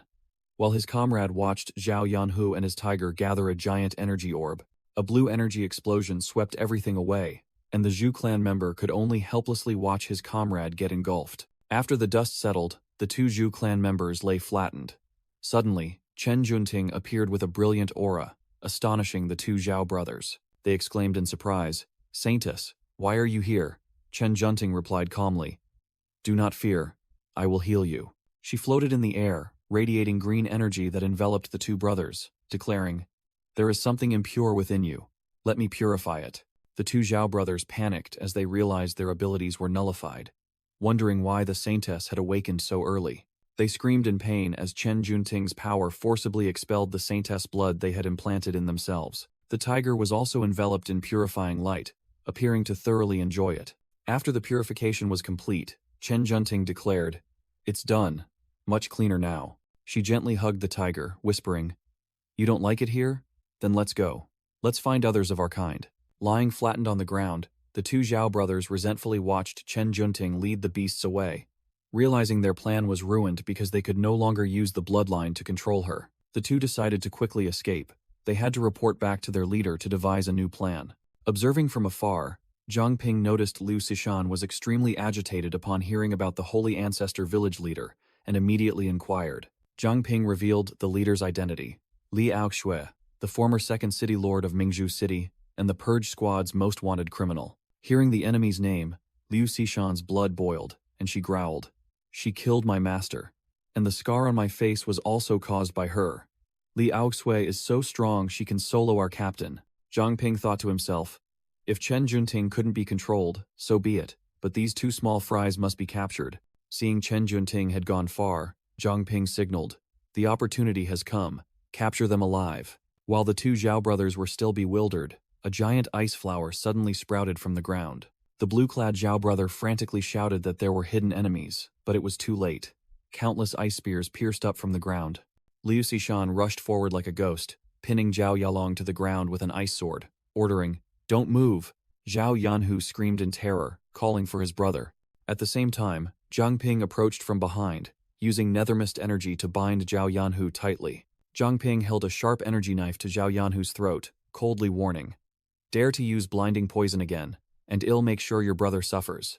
Both Holy Ancestor village members were captured, and Liu Sishan began to interrogate them. What is your purpose in Mingzhu City? Speak. Where is Li Aoxue? Zhao Yalong remained stubborn, sneering defiantly. No comment. Liu Sishan angrily swung her ice sword, slashing the prisoner's shoulder, making him scream in pain. Zhang Ping sneered, grabbing the other one. Keep silent if you wish, but leave your treatment to me. He began his care, which made the prisoner scream as if being flayed alive. At the Purge Squad headquarters, a voice rang out. Captain, I have important intelligence. Situ Shibai was working with Manny when he received a report from Liu Sishan. Zhang Ping and I have captured 2 members of the Holy Ancestor village. Their target is Chen Junting, who has awakened the Saintess bloodline. Liu Sishan concluded with shocking information. And furthermore, Li Aoxue is in Mingzhu City. Both Situ Shibai and Manny were heavily shocked. Situ Shibai ordered his eyes sharp. Understood. Keep an eye on those 2. The worst-case scenario has occurred. I will handle it personally. The old leader turned away, decisively ordering Manny to prepare the teleportation gate. Despite her frantically asking if he truly intended to activate the Sun and Moon twin orbs, Manny was extremely worried, believing that activating the artifact in the city square would reveal their position, and that revealing themselves now was too dangerous. Situ Shibai explained that the old plan was ruined due to Li Aoxue's appearance, and now everything was out of control. Standing in the middle of the city, he decided to go all in. We must activate the sun and moon twin orbs before they can react. That is the only way to save this city. A blue energy orb landed in Memorial Plaza, signaling an imminent teleportation. Situ Shibai and his team appeared with overwhelming aura, right in the middle of the plaza, ready for a life or death battle. He gazed thoughtfully at the scene, admitting he could stop the Zhu clan, could block the monsters, but could not fight against the wickedness of human hearts. Suddenly, another group of people appeared right in front of them, startling Situ Shibai's entire team into alertness. Situ Shibai was stunned because he hadn't sensed their presence at all, while Manny screamed in alarm about enemies. Li Aoxue appeared with the demeanor of an empress, sneering. Give up, failure. The moment you stepped in here, victory was already mine. Situ Shibai questioned her ideals, arguing that her path to kingship went against natural order and would only attract more king-tier monsters. Li Aoxue replied with a short but confident and contemptuous sentence, I will not fail. Situ Shibai raged, his eyes spitting fire. You have already failed. The moment you accepted using dirty tricks, you lost. You are walking the path of deceit, not that of a king. Li Aoxue stood on a pile of human bones, coldly declaring, to achieve great deeds, mountains of bones are common. History only remembers the victors. She turned her back and walked away, continuing to sneer that it was Situ Shibai's own ambition that was dragging humanity to its doom. Li Aoxue waved her hand, and an army of zombies slowly advanced from behind. She declared that no one would be allowed to activate the sun and moon twin orbs today. Situ Shibai recognized the one accompanying Li Aoxue and growled, Yu Chenghai, you are the current city lord of Mingzhu City. How could you? Yu Chenghai, the traitor, calmly replied, Brother Shibai, Sister Aoxue is right. Humanity needs a king. We should unite. We cannot remain divided like this forever. Situ Shibai looked directly into the enemy's face, asserting firmly, Li Aoxue is not a leader. She will not succeed. Yu Chenghai, the traitorous city lord, stood before the horde of zombies and spouted absurd reasoning. Perhaps Sister Aoxue is right. Some things must be done, regardless of the outcome, good or bad. As soon as the words fell, the two factions clashed like a storm. Situ Shibai roared, in that case we fight to the death right here. At the same time, in the city's southern park area, a colossal pillar of dark energy erupted, shaking the entire region. Chen Junting and her pack of beasts were immediately drawn to it. The young girl curiously asked the tiger, What's over there? Why are you all so scared? Zhang Ping and Liu Xishan also felt the terrifying tremor. Zhang Ping vigilantly asked, This energy surge? Chen Junting, without hesitation, led her entire army of monsters straight towards the energy source, while Zhang Ping's two captives immediately recognized, It's the captain. The captain is acting. Zhang Ping urged hastily, We must get to him immediately. Liu Xishan replied concisely, I've already notified the department to escort these two away. Back on the main battlefield, the Purge Squad members were fiercely battling the muscular zombies of the rebel faction. Situ Shibai single-handedly faced Li Aoxue's minions, growling, Failure. Is this all you can accomplish? Finishing his words, he unleashed golden energy surges that swept away the enemies, declaring firmly, Just holding you back is enough. Li Aoxue, trapped within an energy prism, immediately realized her opponent's intention. So you're trying to buy time to activate the sun and moon twin orbs. She immediately ordered the traitor, Yu Chenghai, go destroy the sun and moon twin orbs. Yu Chenghai was blocked by the Purge Squad members, who declared, As long as we still breathe, you shall not pass. He sneered, arrogantly raising his staff. Then die trying. A powerful sweeping attack was unleashed, sending the entire Purge Squad formation flying. Just as Manny was about to take the full force of the finishing blow, Zhang Ping rushed in like a whirlwind, shouting, Don't celebrate too soon. A colossal ice wall rose from the ground, narrowly blocking Yu Chenghai's attack. Liu Xishan caught the staggering Manny. The blonde woman quickly said, I'm fine. Help me stop them from hindering the captain. Liu Xishan looked up, her eyes burning with fury as she saw her sworn enemy trapped in the cage. Li Aoxue. Suddenly, another surge of holy aura arrived. A team member exclaimed in surprise, The Saintess has truly arrived. Trapped in the glass cage, Li Aoxue calmly wondered, Chen Junting, did the Zhao brothers fail? She looked at the holy energy radiating from the young girl, muttering, Her energy is extremely unstable. Could the saint's blood have fully awakened during this transformation phase? Chen Junting hovered in the air, a colossal golden energy orb forming before her. The young girl stared at the orb, sensing a threat yet finding something strangely familiar about it. Without hesitation, she reached out and touched the energy mass poised to explode. Boom! The orb exploded, unleashing a blinding flash of light and brilliant golden lightning bolts. The energy wave swept through everything. The leaders of Holy Ancestor Village screamed in agony before turning to dust. Amidst the chaotic battlefield, Zhang Ping hastily shielded Liu Xishan as the cleansing wave swept through the monsters. Chen Junting suddenly regained consciousness, whispering, "I think I heard my mother calling." Li Aoxue cackled gleefully. "Excellent. The energy from the sun and moon twin orbs has activated the Saintess's transformation earlier than expected." She ordered her subordinates, "Let's go. The Saintess will find her way back to the village after her transformation. We don't need to interfere." In another scene, the tyrannical queen of Holy Ancestor Village ordered her henchmen, "I've hidden the Saintess in the city for a decade. Now it's time to escort her back here. Her power will help me become king." Returning to the present, Li Aosue looked at the chaotic horde of monsters, smirking. Without Junting to control them, those foxes must have gone mad by now. She confidently declared, "This chaos is enough to keep Shibai occupied. Everything is going according to plan. I need to escape before the Fox King appears." Li Aoxue mocked Situ Shibai. "Shibai, you wasted your effort charging the sun and moon twin orbs, only to end up helping me in vain." Seeing her enemy right before her, Liu Xishan flew into a rage, summoning a colossal ice greatsword and charging straight at her. "You're not going anywhere." The white-haired girl screamed with hatred in midair, determined to avenge her master. "I'll kill you." Li Aoxue merely glanced at her with disdain, uttering a dismissive remark. "You? Really?" She raised a hand, easily blocking all of Liu Xishan's flying ice swords. "Don't overestimate yourself, little girl." A gentle counterattack from Li Aoxue shattered the colossal ice greatsword, sending Liu Xishan flying backward. The skill gap was immense.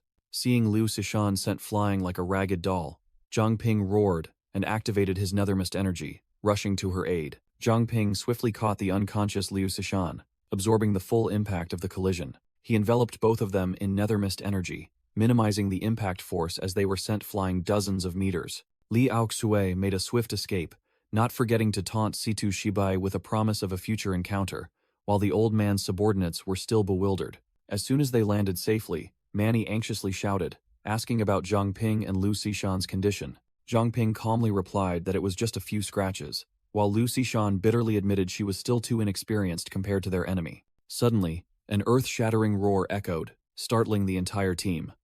Zhang Ping wondered why, as the monsters had already been cleared. Situ Shibai's face changed color. He realized this was the king of the Notter Foxes, and urged Manny to open the teleportation gate immediately. A group of city guards appeared, but Manny quickly realized they were Notter Foxes in disguise.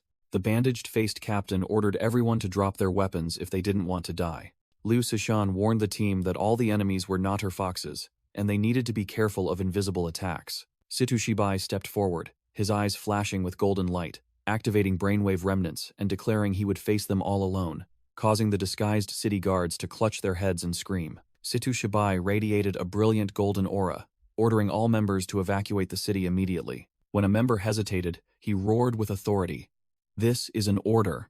Zhang Ping wondered why Chen Junting hadn't brought the foxes with her.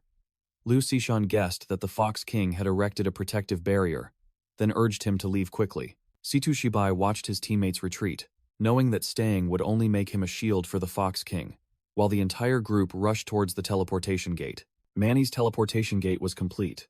A swirling black energy vortex was ready to transport the entire team to safety. Facing the invisible enemy alone, Situ Shibai unleashed a burst of energy, growling a challenge. "Still unwilling to show yourself?" Situ Shibai's eyes blazed with determination, ready to fight to the death to see the extent of the Fox King's power. A colossal, malevolent eye emerged from the shadows. An ancient voice echoed, acknowledging Situ Shibai as the strongest human it had ever seen. King Yue boasted loudly about his power, but Situ Shibai calmly activated analysis mode, discovering that this entity possessed the formidable skill, Principal Inversion. The monster charged with terrifying speed, but the captain remained unfazed, declaring directly, "Why guess? A fight to the death will reveal who is superior." Without further ado, Situ Shibai unleashed a technique, firing 3 blazing energy orbs directly at the boss. He roared, "Melting vacuum." deciding to incinerate King Yue's internal organs from within with super high temperatures. But the attack passed through the monster's body like air. Situ Shibai realized this was no illusion or clone. It was real. Yet his attacks were ineffective. King Yue sneered, mocking the old man's tricks, deeming those moves utterly insignificant. Situ Shibai suddenly understood, realizing that the principal inversion skill wasn't magic but a distortion of physical laws, rendering temperature and gravity useless against it. King Yue roared, "Die!" then unleashed a fatal blow, its shadowy hand seizing and crushing Situ Shibai. Believing the battle was over, Situ Shibai was crushed within the giant monster's hand, but he smirked even as he was caught, pointing out a fatal flaw. "Too bad your ability can only manipulate principles that affect yourself." With that, he activated space expansion, erecting a time barrier made of golden energy, trapping the boss within an invisible cage. Trapped in the cage, King Yue still boasted loudly, believing that killing Situ Shibai would cause this space to collapse. It looked at Situ Shibai with disdain, confident that merely crushing him would end everything. Situ Shibai played his trump card, Time-Space Genesis, a skill that creates a time loop, rewinding death to the moment of activation.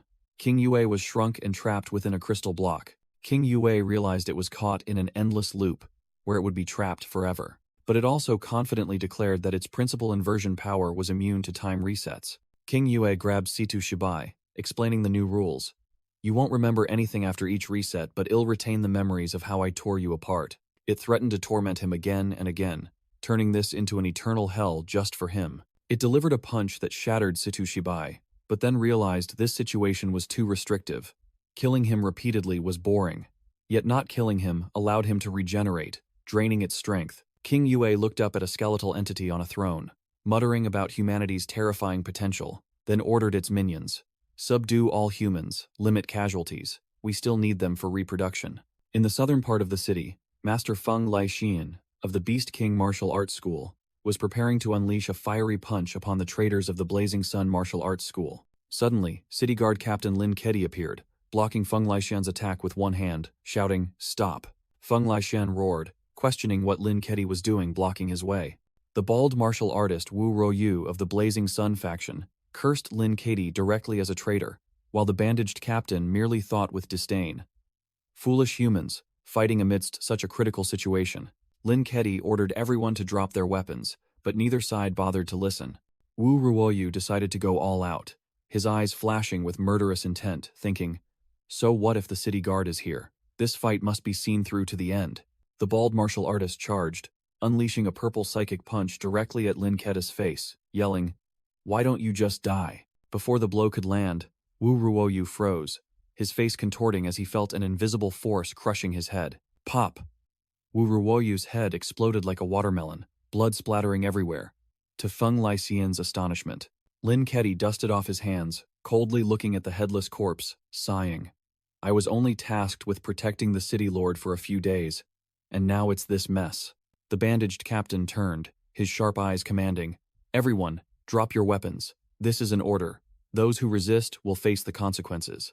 Lin Kedi demanded Feng Laixian accompany him to explain the entire situation, and the martial artist had no choice but to accept. Meanwhile, at Safe House 008, the entire Purge Squad, including Zhangping, Liu Xishan, and other members, were sprawled out, looking utterly exhausted. Manny, the blonde woman, stared at her hands in confusion, realizing her power was mysteriously fading. The female member in red also clutched her chest, gasping for breath, feeling her stamina plummeting uncontrollably and her body growing heavier. Zhangping noticed Liu Xishan seemed unstable and immediately asked if she had discovered anything. Liu Xishan's face was ashen, frantically calling the captain via the communication orb, but there was no response. Zhangping pressed on with worried questions, but Liu Xishan was still consumed by panic, unable to answer. Manny spoke up, explaining the situation.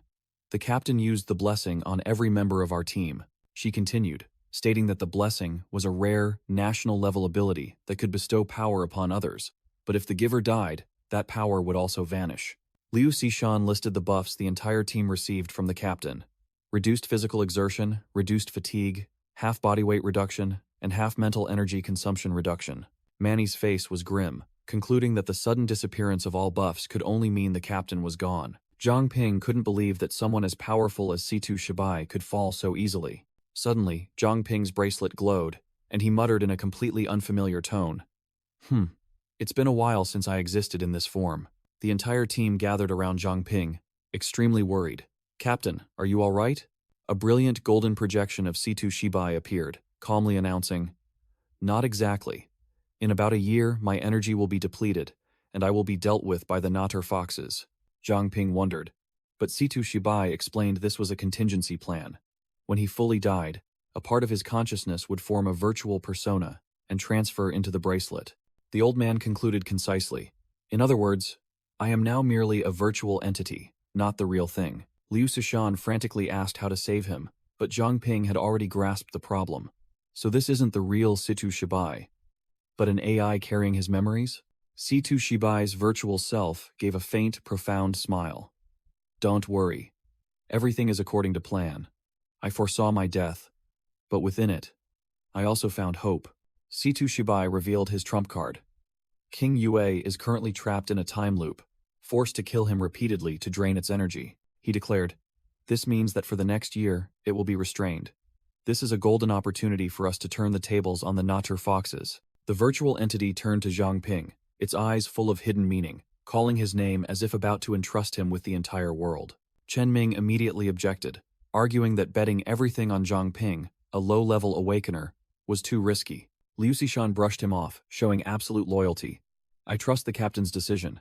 Just tell us what we need to do. Situ Shibai recalled the desperate battle in the past against the Zhu clan, asserting that the current situation was still nothing in comparison. He continued to speak of the Zhu clan's wealth, stating that their treasures could rival national artifacts, while their side had nothing at the time. The virtual entity looked at Zhang Ping and pointed out the problem. Actually, your skill level and the enemies aren't too far apart. You just lack a weapon powerful enough to pierce a king-level monster. Situ Shibai revealed a divine weapon, something only for infinite-level awakeners, and each person could only use it once in their lifetime. Finally, he pointed directly at Zhang Ping and declared, and this time, it's Zhang Ping's turn. The chubby guy on the team was utterly shocked, stammering, Zhang Ping, he's an infinite-level awakener? Zhang Ping accepted his fate. It seems the captain has already planned everything. I have no choice but to obey. Situ Shibai patted his shoulder, laughing heartily.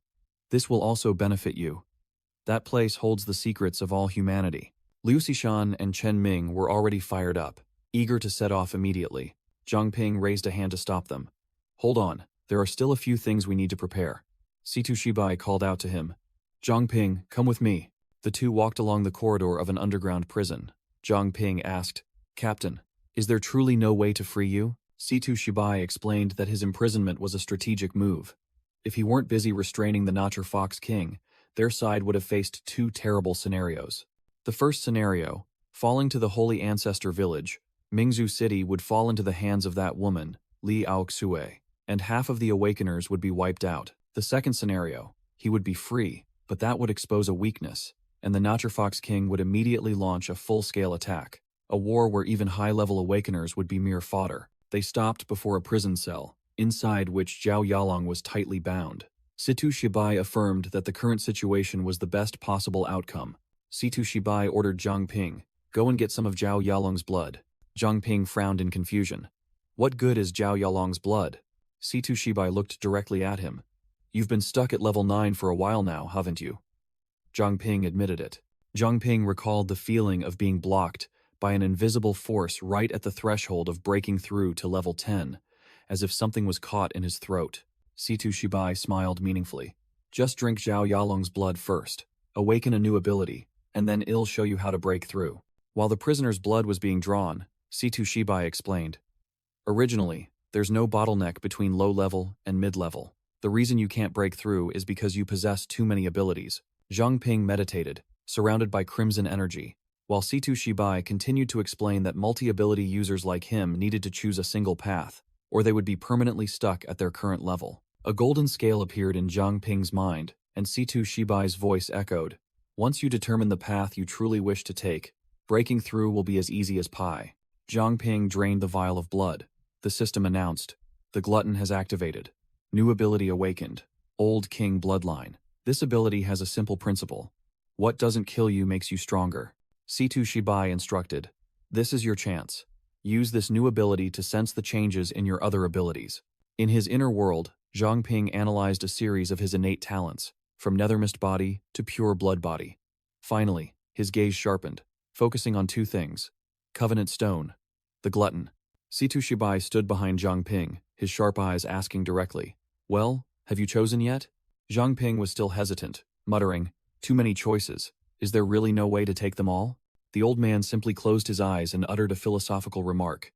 "That depends on your heart alone. I cannot offer advice." Zhang Ping meditated, admitting he was stuck between two choices. The Covenant Stone was the foundation of his power, while the glutton was simply too dominant. The green Covenant Stone flared in his mind, the root of most of his existing abilities. But the glutton was no slouch either. It had granted him 4 top-tier abilities: Nethermist Body, Pure Water Body, Pure Blood Body, and Old King Bloodline. He realized that the glutton also originated from the Covenant Stone. The potential of both was infinite. Finally, Zhang Ping had his answer. A surge of green energy erupted, and the system announced, "Level up successful." His status panel appeared. Zhang Ping had reached level 10, officially joining the ranks of mid-level awakeners, and the Covenant Stone had evolved into 3 new forms: Weapon Pact, Armor Pact, and Domain Pact. Zhang Ping was slightly disappointed. Only 1 level up. But he knew well that the gap between low-level and mid-level was immense. He felt his physical strength and mental power surge. Now, he could precisely control the flames of the Fire Devourer's heart. Situ Shibai appeared and asked, "Level up successful?"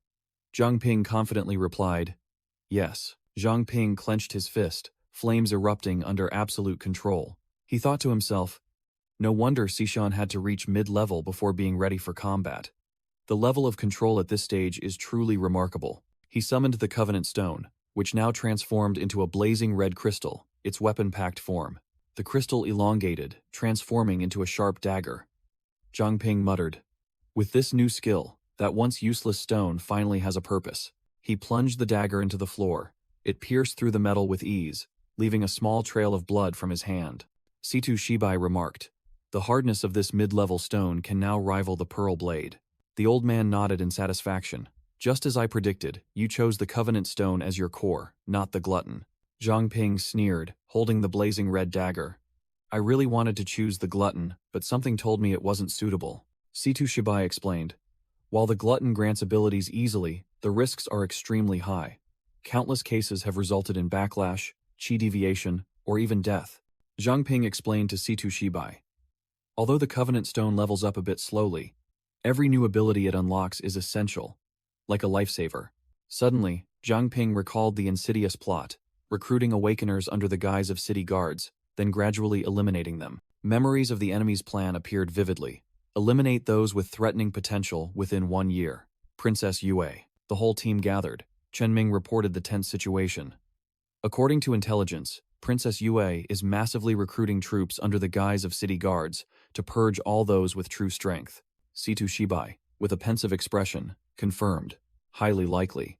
Chenming declared, "I've decided to return to Mingzhu City, inform Master Feng, and find a way to get them out." But Zhang Ping immediately dismissed it. "Absolutely not. It's too dangerous." Zhang Ping warned, a horrifying vision of people being torn apart by fox demons flashing in his mind. "If we don't do something, they'll suffer the same fate as the old city guards, swallowed and replaced in silence."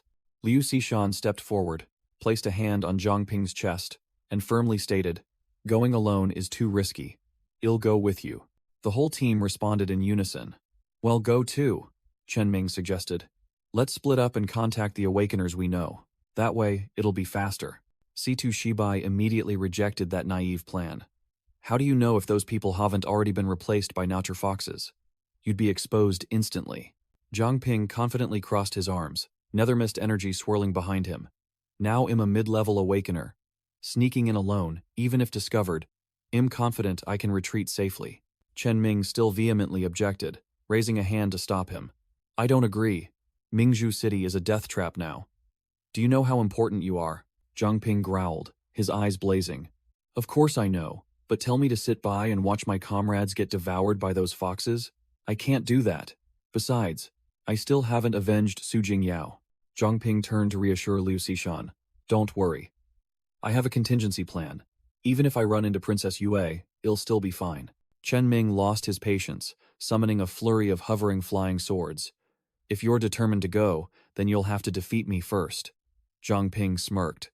"All right, as you wish." Whoosh! Nethermist energy erupted. Zhang Ping vanished and reappeared right behind Chen Ming, a blade of shadow pressed against his neck, leaving him stunned. Too fast. He didn't even have time to move. Zhang Ping, his entire body enveloped in dominant nethermist aura, coldly declared, "It seems I win." Chen Ming broke into a sweat, a faint mark of shadow energy still on his neck, exclaiming in astonishment, "Is this nethermist? You're much stronger than before your breakthrough." Situ Shibai explained Zhang Ping's overwhelming power to the entire team. An infinite-level individual like me had to reach mid-level to deal with mutated monsters, yet Zhang Ping already defeated a mid-level awakener when he was still a rookie. His potential is even greater than mine. Finally, Situ Shibai smiled in approval. "Very well, Zhang Ping. I will no longer stop you from returning to Mingzhu City. But before that, I have a treasure I wish to give you." Situ Shibai called Zhang Shouzong over, saying that Zhang Ping had a favor to ask, which left the burly man bewildered. System analysis showed that Zhang Shouzong possessed the adipose tech ability, which could convert excess fat into material energy to create objects. Zhang Ping put his arm around Zhang Shouzong's shoulder, pulling him into a private room to talk, saying that he would be of great help. The teammates outside eavesdropped. Manny teased Zhang Ping not to be stingy, while Chen Luowei was speechless, fully aware of the protagonist's intentions. Zhang Ping walked out of the room, cheerfully thanking Zhang Shouzong. Immediately after, Zhang Shouzong staggered out, visibly emaciated, causing Manny to shriek in horror, asking what had happened. In the Purge Squad's secret room, Situ Shibai introduced Zhang Ping to a new weapon, a colossal scythe radiating dark purple energy. Situ Shibai explained that this was the Dread Reaper, a formidable item that not only sowed fear but also evolved by consuming enemy blood. He recounted that, in his youth, he had used it to cleave tens of thousands of monsters, turning seas of blood into glorious achievements, and now its sharpness was unrivaled, truly a divine artifact. Zhang Ping grasped the scythe, and dark energy erupted fiercely from the weapon. He nodded, thanking the captain. Situ Shibai suddenly paused, as if sensing something. He smiled, saying that it seemed someone was still worried about Zhang Ping, then announced that his energy was depleted, and he needed to return to his embrace to recharge. Situ Shibai vanished, leaving Zhang Ping alone to face Liu Xishan, telling the two to converse freely. Liu Xishan initiated the conversation, reminding him of their agreement, and saying that the scar on her face had healed, so now they should talk as friends.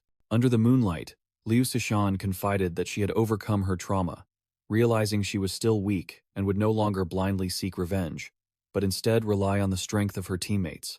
Zhang Ping saw through her heart. "Didn't you tell me not to return to Bright Pearl City alone because you were once obsessed with avenging your friend?" Zhang Ping admitted frankly. "To say I have no such intention would be a lie, especially after breaking through to the mid-level. I clearly feel myself growing stronger by the second." An image of past helplessness resurfaced when he could only pretend to sleep to avoid the scrutiny of Her Highness Luo Shiyu. Zhang Ping looked into the distance, reassuring Liu Xishan that he knew what was most important: saving people. That's why I'm returning to Bright Pearl City this time. Zhang Ping, with a cold expression, declared that he would not rashly seek revenge for Su Jingyao if the time was not yet ripe. Liu Xishan was still uneasy, looking up at him. "But you're going back alone." Zhang Ping waved his hand, confidently boasting that he had a secret weapon from Zhang Shouzong, asserting that he would be fine. Scene shift. Inside Bright Pearl City, the nature fox monsters patrolled openly as if the place were deserted. Zhang Ping, in a fully hooded outfit, quietly infiltrated the city, realizing that the nature fox patrol had tightened their encirclement. He observed from afar, seeing the monsters blocking Bright Pearl Plaza, prohibiting all ordinary citizens without business from entering. A veteran spirit appeared behind Zhang Ping, asking if he had a plan yet, but Zhang Ping brushed it off, confident that the old fox would need another year or two to do anything to him. Zhang Ping's eyes flashed with a blue light. He stated firmly, "Yes, I have a plan." The scene shifted to the study of the Beast King Martial Arts Academy, where Feng Laishan sat in contemplation. Zhang Ping appeared unexpectedly, deactivated his pure water body mode, and greeted Feng Laishan. Feng Laishan was startled to recognize Zhang Ping, then joyfully asked where the young man had been these past few days, as he wanted to thank him personally. Zhang Ping pulled down his mask, grinning widely, as he replied that it was a long story. After recounting the shocking truth, Zhang Ping sat opposite him and asked directly, "Grandmaster Feng, will you help me?" Feng Laishan pondered. unable to believe that the city lord had betrayed them and the nature foxes were in power. When a student ran in to report that city guard Captain Lin had come to visit, the Grandmaster ordered the student to lead the guest to the reception room. He would be right there. Zhang Ping concluded with a confident statement. Grandmaster Feng only needs a glance to know whether I'm telling the truth or not. In the luxurious reception room, a squad of city guards led by Captain Lin stood waiting. Feng Laixian entered, cordially apologizing for making Captain Lin wait. The bandaged-faced captain sneered, saying he was there to congratulate Grandmaster Feng. Feng Laixian narrowed his eyes and asked Captain Lin, "Oh, what have I done to deserve such an honor?" Captain Lin, the man with his face wrapped in bandages, announced that the city lord had appointed him as vice city lord, while behind him, a group of red-eyed nature foxes glared. Feng Laixian forced a polite smile, bowing to thank the city lord for his kindness. Truly like a professional actor. "The message has been delivered. I'm leaving now," Captain Lin said, then turned his back and, along with his subordinates, vanished in a puff of purple smoke. As soon as they were out of sight, Feng Laixian clenched his fists, veins bulging, and cursed, "Monsters! How dare they!" A glowing red energy phantom of Zhang Ping appeared behind him, activating his all-seeing eye, pure blood body. Warning, Grandmaster Feng, don't worry. I don't intend to cause trouble. I know I'm not strong enough yet. Zhang Ping revealed his true form in his cool black outfit. Feng Laixian turned and asked directly, "I assume you're here with a plan." Zhang Ping calmly laid out his cards. "I hope you can use this opportunity of being promoted to Vice City Lord to host a banquet and invite all the Awakeners who have protected Bright Pearl City. The purpose of the banquet is to inform all those who haven't been replaced by the nature foxes about what is truly happening. The plan is clear. Whoever wishes to leave will have a teleportation gate to take them out of the city. Whoever chooses to stay will at least know about the fox's plan, so they won't be easily manipulated." Feng Laixian pondered, admitting that some people would not leave due to family ties, and Zhang Ping affirmed that this was the best they could do right now. From Zhang Ping's perspective, images of nature foxes swarming everywhere like ants appeared. He thought bitterly, "I never imagined my small school harbored so many creatures." Feng Laixian placed a hand on Zhang Ping's shoulder, his voice full of empathy. "You've done enough. In a situation where friend and foe are indistinguishable, no one can save everyone." The Grandmaster patted Zhang Ping's shoulder decisively, his gaze firm. "Proceed with your suggestion. I will follow you to the very end." Zhang Ping bowed in thanks, but Feng Laixian waved it off. "No, it is we who should thank you. At least you've given us hope to defeat those monsters." Zhang Ping looked out the window, observing the people passing by on the training ground, then suddenly froze, his eyes wide. "Huh?" His ability flared, revealing a colossal, malevolent werewolf monster slowly appearing behind Su Jingyao, the very monster that had murdered her. Meanwhile, on a tall building, Luo Shiyu asked her pink-haired subordinate, "Is anything unusual happening in Bright Pearl City lately?" The girl reported that everything was quiet, except for Feng Laixian preparing to host a grand banquet. Luo Shiyu sneered contemptuously. "Humph, just became Vice City Lord and already putting on airs? Feng Laixian is nothing special." A female subordinate asked Luo Shiyu if Feng Laixian needed to be monitored, but she dismissed it, disdainfully remarking that the old man was just a greedy fool, not worth bothering with. She ordered her subordinates to focus on hunting down the Purge Squad's rats and uncovering their plans. A colossal, murderous fox demon phantom appeared behind Luo Shiyu as she emphasized that the ultimate target was Zhang Ping. Meanwhile, at the Beast King Martial Arts Hall, the party was in full swing, with guests fawning over and flattering the newly appointed Mayor Feng. A student approached Feng Laixian, who was still smiling and socializing with the crowd.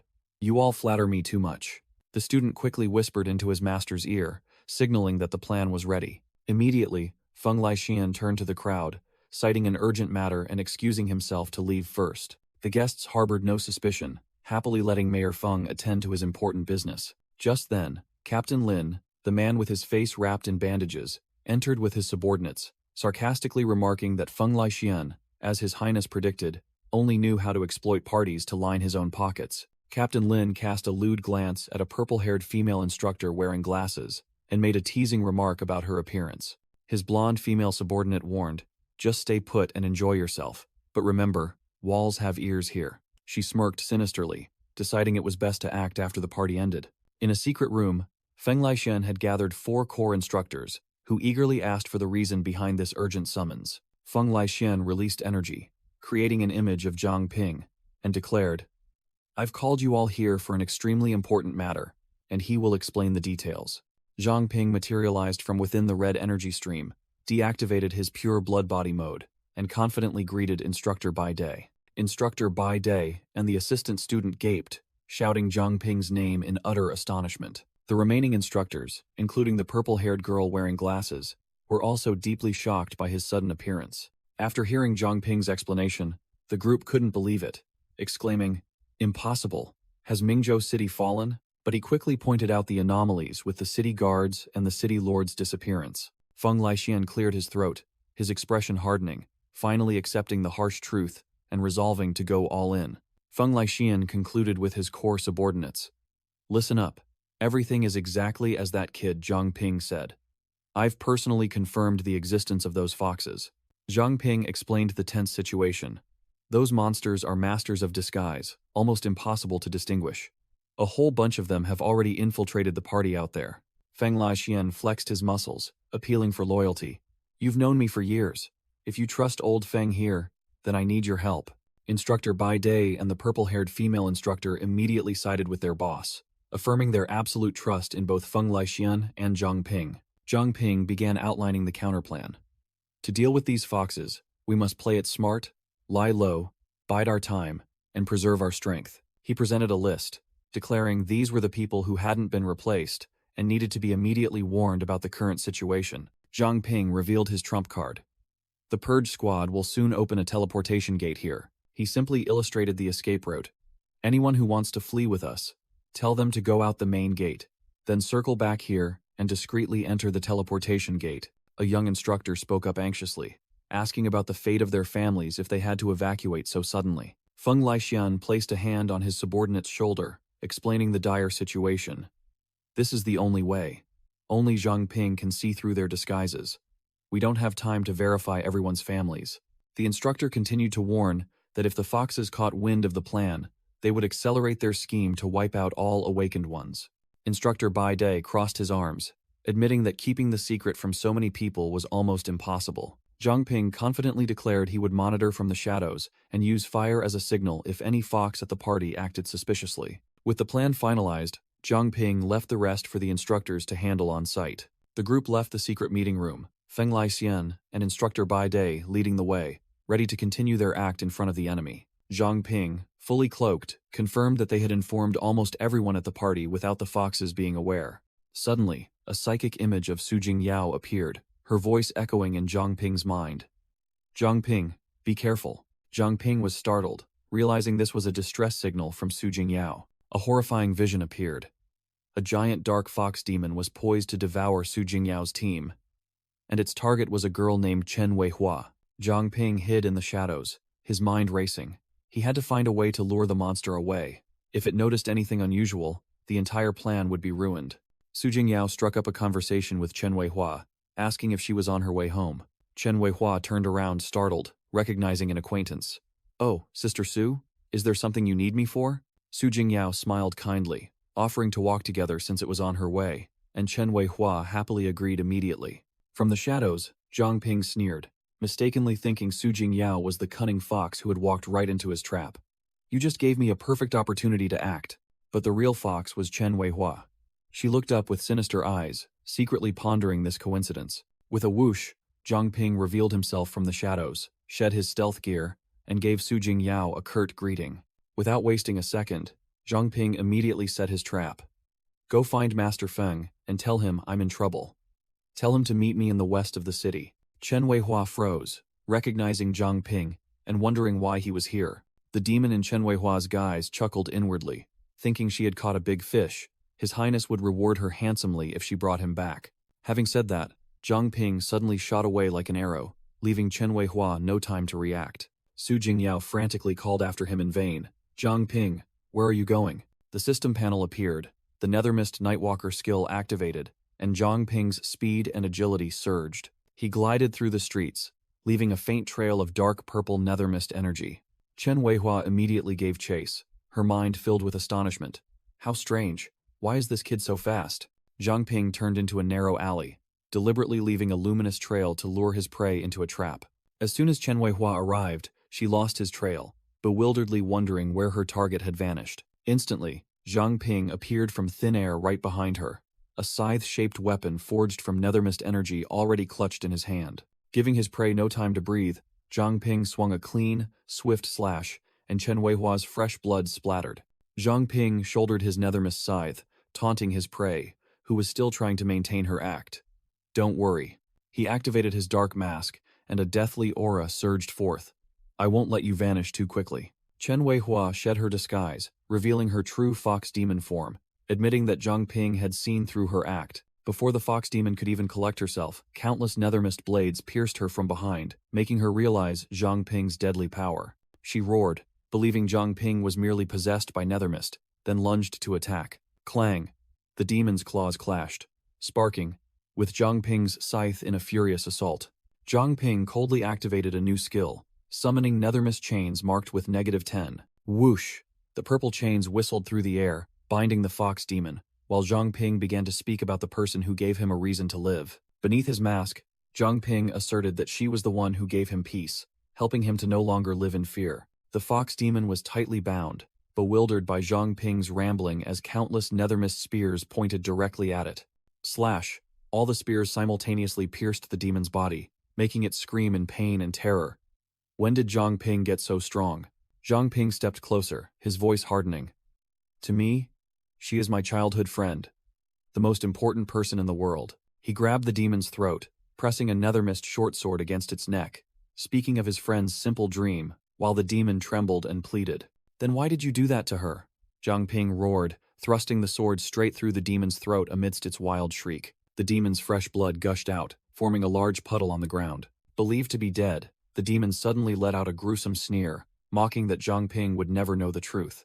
It provoked him wildly, recalling the victim's desperate face at the moment of death to infuriate Zhang Ping. Losing patience, Zhang Ping pointed, ordering the nethermist chains to tear the demon's body into pieces. The demon's head was crushed, and it could only utter its last words in extreme agony. Su Jingyao's illusion appeared, tears welling in her eyes as she desperately cried out, "No!" The illusion vanished, Zhang Ping crushing the mask of the Chen Weihua fox demon as his nethermist energy reached its maximum. Dark purple energy violently erupted around Zhang Ping as he growled, "The one I want to kill." Zhang Ping's eyes behind his mask flashed with bloodlust, his killing intent soaring. He shot forward, swinging a colossal nethermist blade and yelling, "It's you, you filthy fox." After the finishing blow, Zhang Ping's mask shattered, and he held the last remnants of the evaporated demon.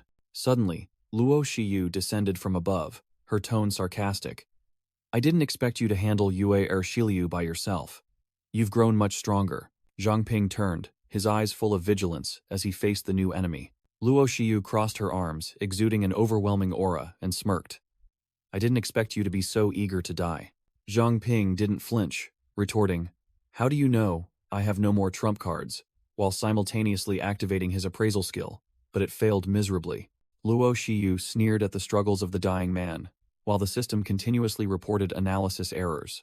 Out of options, Zhang Ping went all in, summoning the nethermist beast and roaring, "All right then, let me give you a death with your eyes closed." Finally, the system displayed the opponent's information. Yue Weihua, level 39 mutated monster. Yue Weihua struck, her fiery red tail transforming into a sharp whip, tearing through Zhang Ping's nethermist body defense. Zhang Ping hastily raised his hand to block the attack, his nethermist shield shattering, consuming 20 energy points. He gritted his teeth, poured all his strength into his arm, and shouted, "Release." A surge of red and black energy erupted, transforming into a colossal scythe in Zhang Ping's hand. Reaper's Scythe. He spun, unleashing a heaven-splitting slash with the Reaper's Scythe, creating an arc of energy that directly collided with the opponent's attack. Zhang Ping landed, his face paling as he realized the opponent's terrifying power. "She tore through my nethermist as if it were nothing?" He recalled the analysis results, identifying her strength.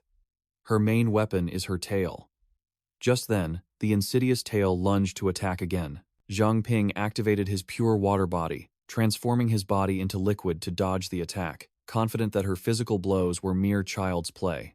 Luo Shiyu smirked, showing disdain. "Oh? It seems you have more trump cards than I thought," she growled. "But do you really think that trick can save you?" Her fiery red tail began to condense energy, aiming directly at Zhang Ping in his liquid form. Zhang Ping realized he was in trouble, yelling, Damn it. She's using deep freeze ability to freeze my pure water body. Even under pressure, Zhang Ping was lucid enough to notice an absurdity. She can see through King Yu's illusions, something even Situ Shibai couldn't handle. How the hell did you do that?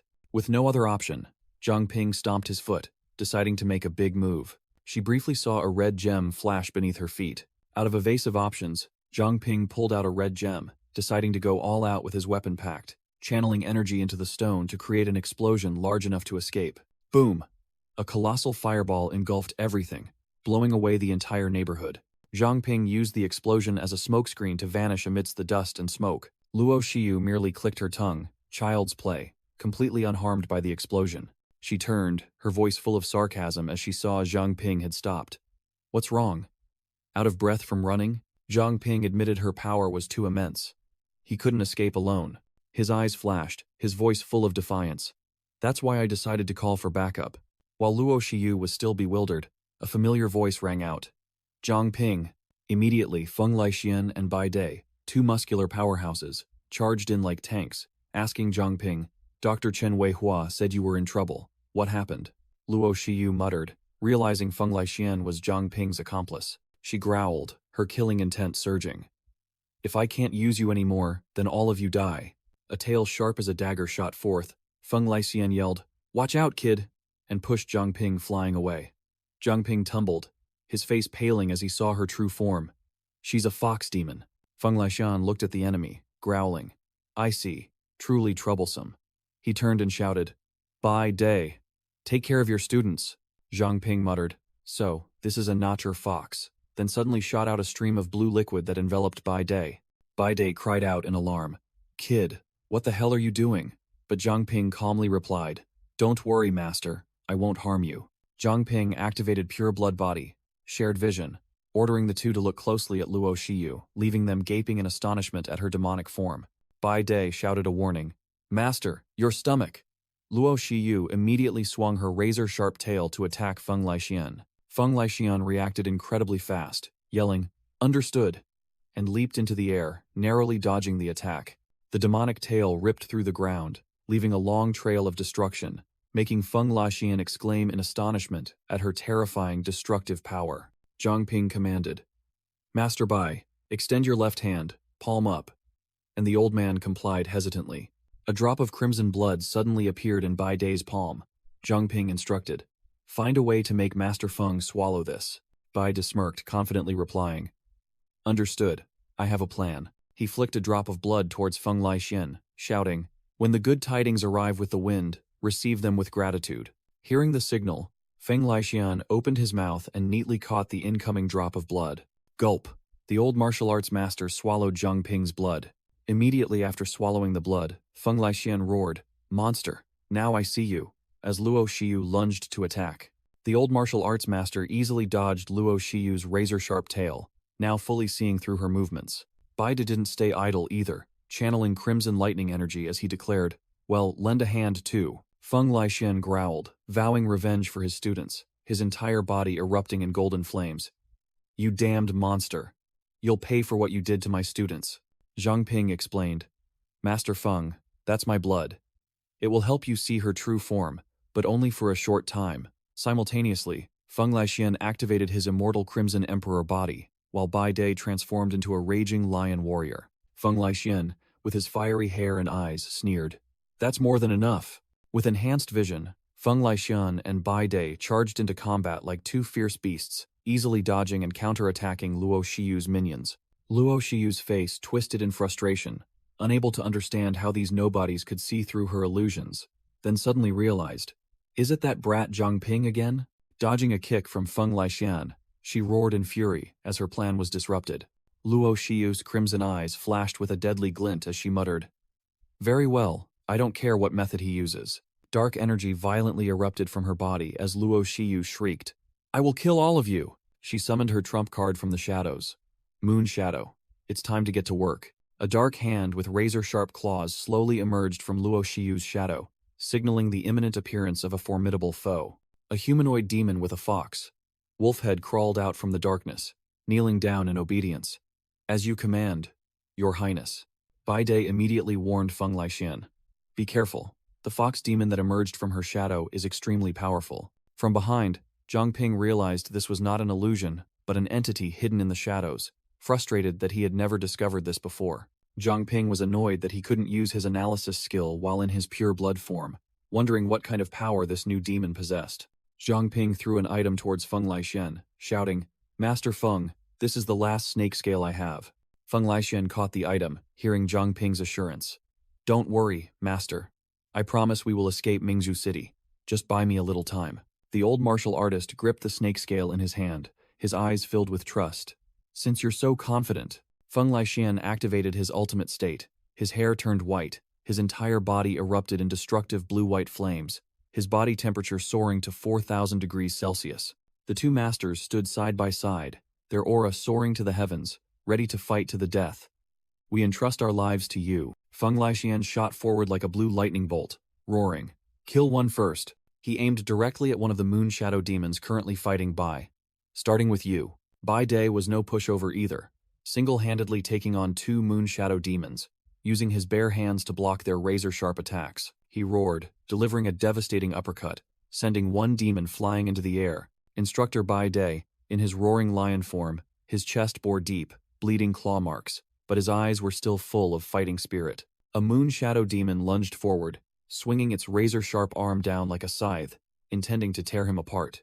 Wang Jiamin's voice rang out in warning. "Instructor, it'll take care of your wounds, don't worry. This fox can attack you through your own shadow." Feng Laixian, enveloped in blue flames, dodged like a deity against the continuous attacks from the crimson tail of another moon shadow. The old martial artist growled, the flames on his body flared more intensely. "We can't keep defending forever." Feng Laixian shouted, ordering his comrade, "Old Bai, execute the 3+1 strategy, a suicidal strategy to gather the monsters." Baida didn't hesitate for a moment, his sharp eyes responding, "Understood." The moon shadows taunted, seeing Baida only dodging attacks. "Not bad speed, but your attacks are like cat scratches. Do you think that's enough to kill me? It just feels like tickling." Another moon shadow demon, seemingly tougher, roared, "Shut your mouths." In a flash, the demon closed in and pierced Baida's flank, a fatal blow. Baida coughed up blood, but a savage smile crept onto his lips as the demon's arm was now within his reach. "Got you!" he roared, his hand clamping tightly onto the demon's head, giving it no chance to escape. Gathering all his strength, Baida tensed his body, preparing to execute the fateful throw. "Master!" he shouted, flinging the demon in his hand straight towards its comrades, completing the task of gathering the monsters. The moon shadow facing Feng Laixian realized the danger. It decided to go all out, piercing the old martial artist's chest with its tail. Seeing the three demons gathered in one spot, the one that had just been thrown still disoriented, the plan had succeeded. Despite his chest being pierced, Feng Laixian roared, releasing his full power. Beast King's secret technique, Primordial Chaos Unity. A destructive blue-white energy explosion engulfed the entire area. The moon shadows were annihilated, leaving not a single trace of ash. After the smoke and dust cleared, Zhang Ping appeared beside the two panting masters. "Our chance has come." Zhang Ping handed Feng Laixian a glowing red covenant stone, created using adipose tech. "Hold on tight, don't let go." Feng Laixian, still in his flaming hair state, signaled Baida, "It's done, you can have your fat back." Without a word of warning, Zhang Ping activated his ability, creating a powerful gust of wind that swept both masters soaring into the sky. Suddenly lifted into the air, both Bai Dai and Feng Laixian screamed in surprise, while Zhang Ping remained unfazed. Looking at the city shrinking below, Bai Da clicked his tongue. "Well, I guess this is one way to escape." Zhang Ping coughed up blood, his face pale, admitting he had used too much healing energy and was running out of strength. He threw the covenant stone to the two of them, telling them it would take them safely back to base. With that said, Zhang Ping let go, allowing his body to free fall downwards, causing the two masters to frantically shout his name. He plummeted straight down into a dense forest outside Mingzhu City, his fate unknown. Zhang Ping landed quite hard, lying motionless amidst the vegetation in the gloomy forest. A leaf gently fell onto his face, but Zhang Ping showed no signs of waking. Night fell, moonlight illuminating the silent forest. Zhang Ping slowly opened his eyes, muttering in disbelief. "Am I still alive?" A familiar voice rang out as he awoke, and from the ring on his hand, the spirit of Situ Shibai appeared. "You're finally awake." The Phantom Captain announced that Zhang Ping had been severely injured and unconscious since then, causing him to clutch his chest as pain surged through him. Situ Shibai explained that he had done his best to stop the bleeding, but had reached his limit and needed to rest. Zhang Ping reassured him, telling him to rest assured and not worry, while he needed to quickly contact headquarters. He pulled out a blue spherical communication device, calling headquarters. "Headquarters, this is Zhang Ping. Do you read me?" His only reply was an eerie silence. Not a single signal was returned. Zhang Ping knelt in the forest, realizing the difficult situation. "It seems I'll have to rely on myself for a while." After observing for a while, he discovered a cave entrance hidden behind nearby rocks. Sitting by the campfire, Zhang Ping bitterly realized the irony of his pure blood body ability. It was incredibly powerful for healing others, but completely ineffective for his own recovery. He checked his energy bars. Both fire and nether mist were nearly depleted. If any monster appeared now, he would simply have to lie still and accept death. Lost in the labyrinthine forest, he could only hope his teammates would find him soon. Suddenly, Zhang Ping discovered a familiar object on the ground. Su Jingyao's hair clip. Memories of his previous life flooded back. He recalled fighting madly just to avenge her, but once his goal was achieved, he felt an unsettling emptiness. Collapsing to the ground, Zhang Ping admitted that everything he had done wasn't for any noble ideal, but merely a personal obsession.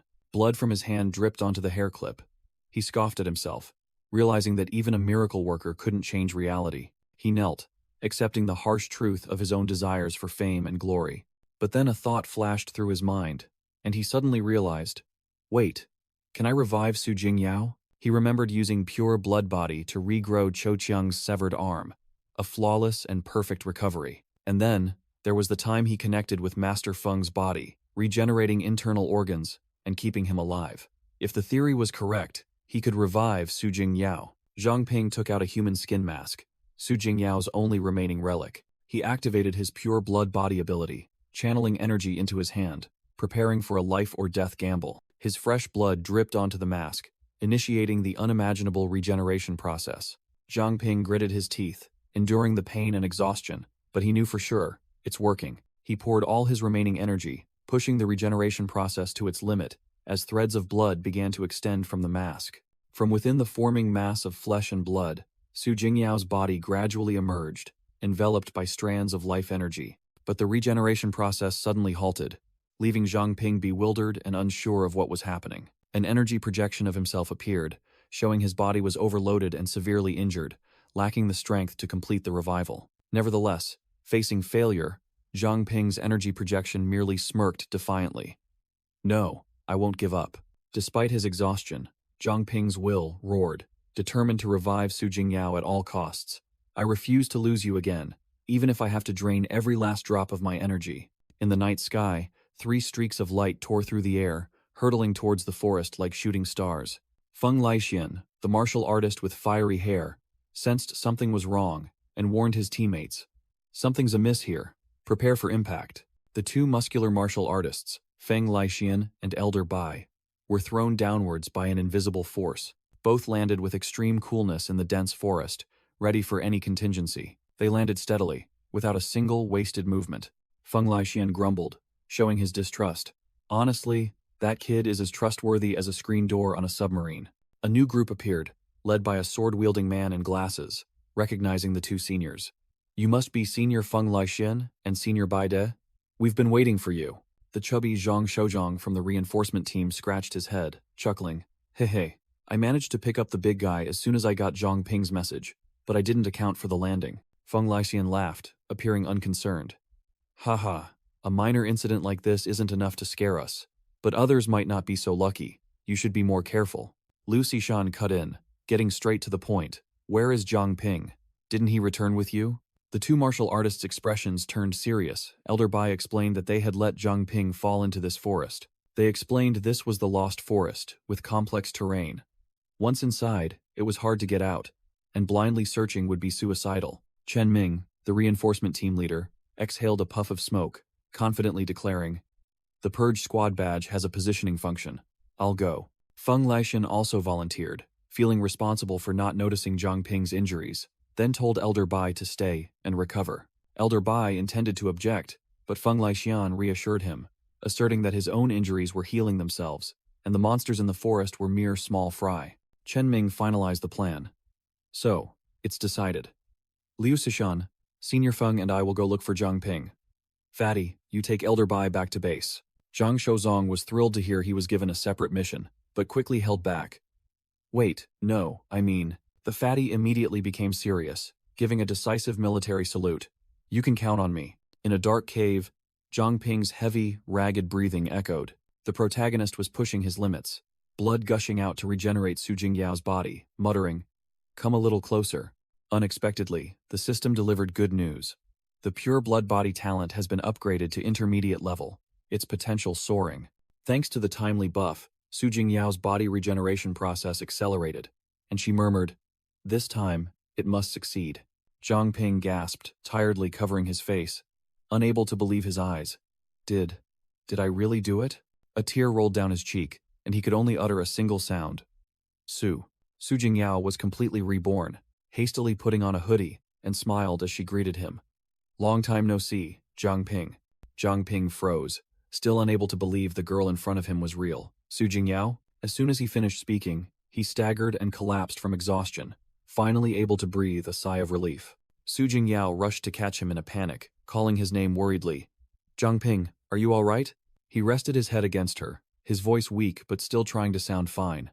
"I'm okay, just a little tired." She sighed, playfully chiding him. "Honestly, your reckless stunts haven't changed at all." Zhang Ping smirked. "If I hadn't taken risks, we wouldn't be here today. Luckily, I ate that gemstone back then." Su Jingyao smiled gently, admitting, "I know, you've always worked very hard actually." She recalled the times he was doubted by the entire school, or when he faced insurmountable enemies. He never backed down. She stroked his head, her voice full of pride. "Seeing you mature and gain so many wonderful friends, I'm truly happy. You must cherish them." He had fallen asleep at some point. She gently asked, "Are you tired? You've done more than enough. Please rest well." Zhang Ping sank into a deep sleep, and a tear from her fell onto his cheek.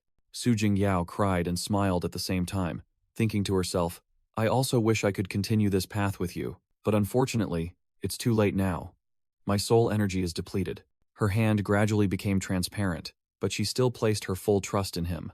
"But I believe if it's you, you will definitely find me again. Won't you, Zhang Ping?" Su Jingyao's soul dissolved into specks of light, leaving a final farewell for the collapsing Zhang Ping.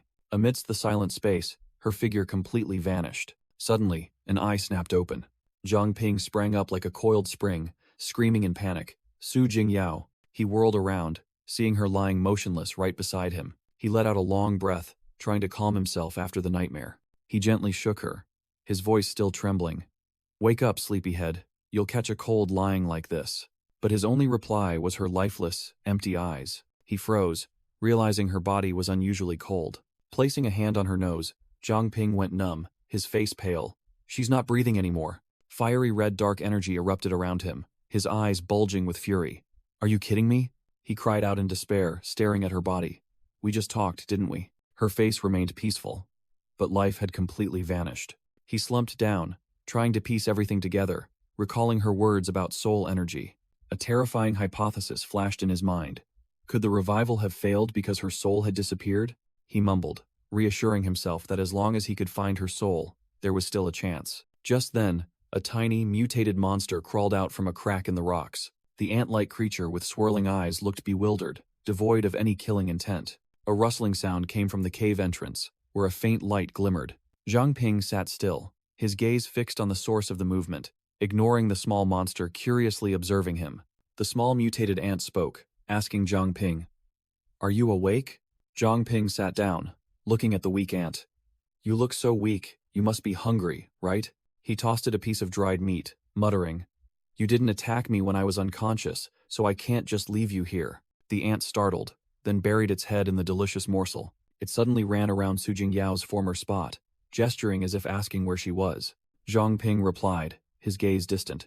"She's just sleeping, in a very peaceful place." He looked at the naive ant, thinking it probably didn't understand the concept of death yet. Unexpectedly, the ant pushed the meat towards Zhang Ping, indicating it wanted to share. Zhang Ping smirked. This was the first time he had encountered such a friendly, mutated monster. A phantom of Su Jingyao appeared to comfort him, reminding him to cherish the present as crying wouldn't change anything. Regaining his composure, Zhang Ping decided to inspect the ant. Analyze. The information panel appeared. Mobile Fortress Queen Ant, 5-star potential, low-rank monster, but possesses the king-tier skill Royal Majesty. Zhang Ping was speechless. He had just escaped one princess, only to stumble upon a potential queen. A loud noise caught his attention. Zhang Ping turned around and continued to use Analyze. Another information panel appeared. Black Mountain Archbacked Ant Swarm. Level 5. A true legion with spiked armor and corrosive acid. Zhang Ping turned to tease the small ant. Hey kid, looks like your friends are here to pick you up. Contrary to his expectation, the queen ant trembled, clearly terrified out of its wits. Realizing something was wrong, Zhang Ping quickly scooped up the small ant, sensing trouble. A raging river of black ants was surging towards the cave entrance. Without hesitation, Zhang Ping activated Pure Water Body, transforming into a puddle of liquid to escape. Zhang Ping ran, taunting the queen ant in his hand. Looks like those guys aren't happy to see you, huh? Did they cause those wounds on you? The queen ant looked frantically towards a skeletal ant that seemed to be a guard, trembling all over. Discovered. Zhang Ping ran for his life, as a sea of hideous skeletal ants swarmed towards him, muttering that this queen ant's Royal Majesty skill was utterly ineffective. Because the queen ant's level was too low, the other ants saw its presence as a challenge, furiously charging to eliminate the imposter. Zhang Ping looked at the queen ant cowering in his hand, sighing. It seems your royal ability needs a lot of grinding, kid. While trying to stall the monsters, Zhang Ping spotted a giant mutated bear sound asleep in a tree. A bold idea struck him, and he rushed forward, delivering a thunderous slap to the bear's face to wake it up. Its sleep disturbed, the mutated bear roared furiously, its eyes glowing red with killing intent, ready to tear apart the intruder. The enraged bear swung its claws, attacking the charging skeletal ant swarm, creating a chaotic battle exactly as Zhang Ping had planned. Zhang Ping quickly slipped away, thinking that this decoy was strong enough to buy him time for a safe escape. But when he looked back, he realized these ants were no ordinary kind. They were truly skeletal monsters. Under the moonlight, Zhang Ping used the treacherous mountain forest terrain to shake off the ant swarm. He was confident that since the ants couldn't fly, climbing to higher ground would give him an advantage. However, the skeletal ants were incredibly persistent. They didn't hesitate to ram down ancient trees to pursue their prey. Zhang Ping swiftly leaped from branch to branch, while below, the entire forest trembled from the monster's rampage. Suddenly, a violent seismic shock hit, causing Zhang Ping to lose his balance, and he wondered, what was that sound? An earthquake? He looked down in horror. The ground was cracking open, and something colossal was emerging. A giant treant with furious red eyes slowly rose, leaving Zhang Ping stunned. What in the world is this? The treant roared, its gaze sweeping over the skeletal ant swarm. Where do you vermin come from? It bellowed. How dare you disturb my sleep? Then swung a colossal fist down onto the ground, crushing the ants in a terrifying explosion. The giant treant swung its steel-hard wooden arm, preparing to unleash a battlefield-clearing strike. Green energy gathered around its arm, forming a destructive vortex. Whoosh! The swirling energy punch shot straight down to the ground, crushing everything in its path. Boom! An energy explosion erupted, blowing away the trashy skeletal ants. Zhang Ping immediately activated Nightwalker for stealth, planning his escape. At least this guy cleared out the ants. Time to bolt. Just as he was about to slip away, the treant suddenly roared, calling him back. Hold on, human!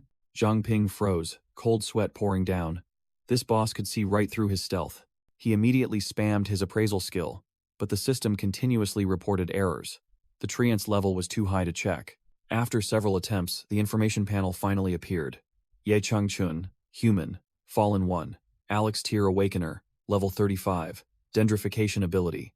Zhang Ping was stunned to see the words Fallen 1, muttering, It's been a long time since I've met a living person. I'm a bit excited. Yi Changchun mumbled that all the Fallen Ones he had met were either lunatics or a crazed female Fallen One, unlike himself. Zhang Ping broke out in a sweat, realizing he couldn't escape, so he decided to stay and talk things out. Ye Changchun sat down, asking Zhang Ping where he came from, and received the answer, Mingzhu City.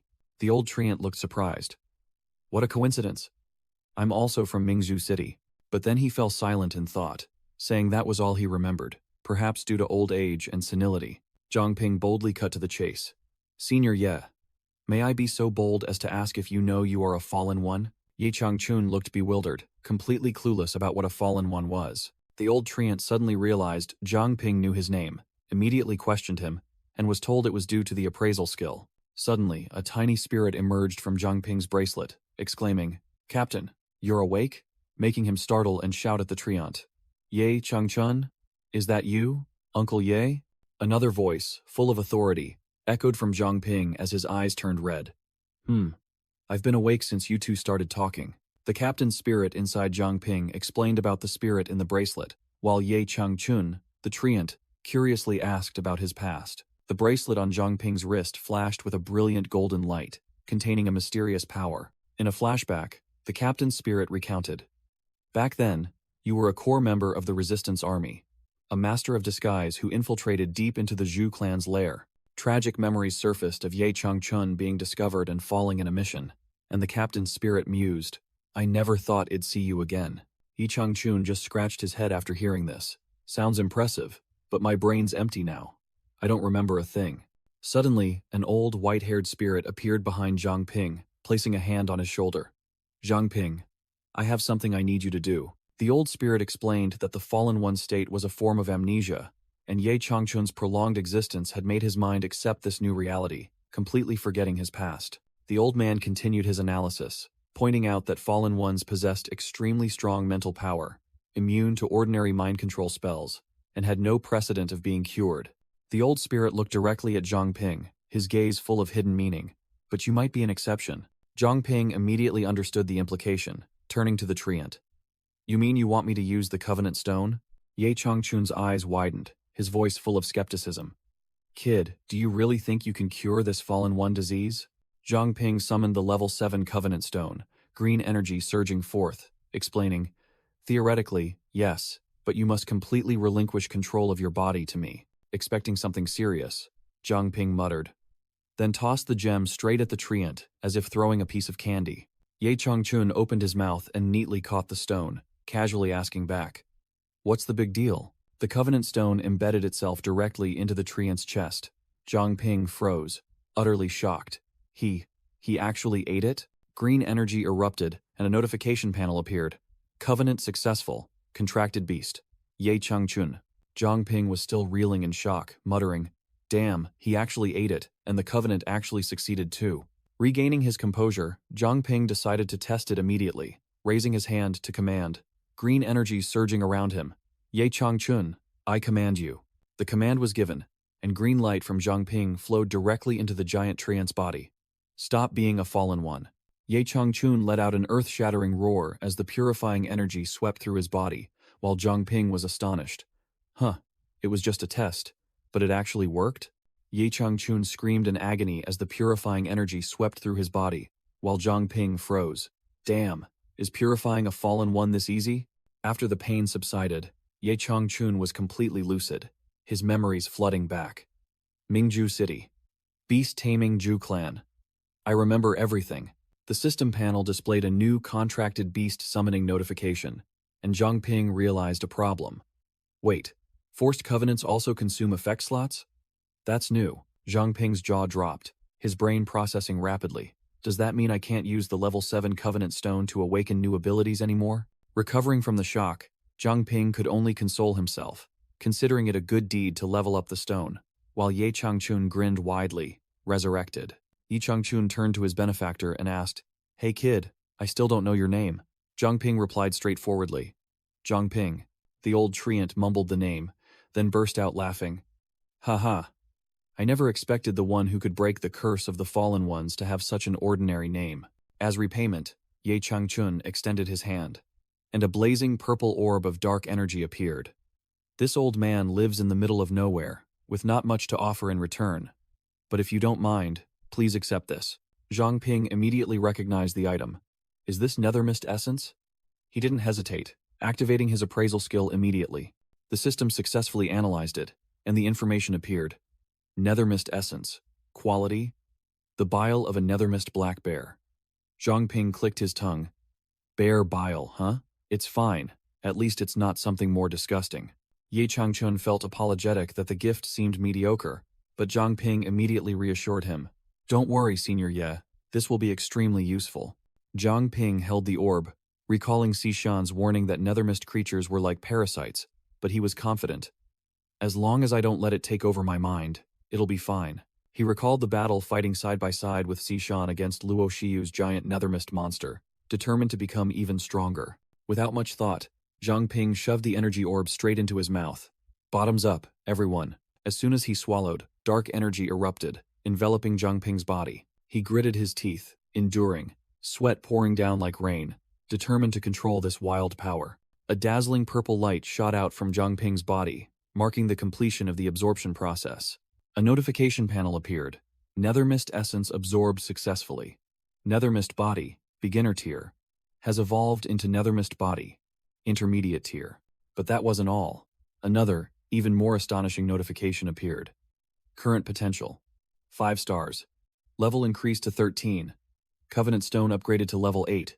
Zhang Ping was dazed by the overwhelming buffs. Yi Changchun's eyes widened in admiration, while Zhang Ping mused to himself that perhaps only he would dare to recklessly consume that thing and live to tell the tale. Yi Changchun called out to someone hiding, "Old Su, you've watched enough, come out now," while a giant stone face grumbled beneath Zhang Ping's feet.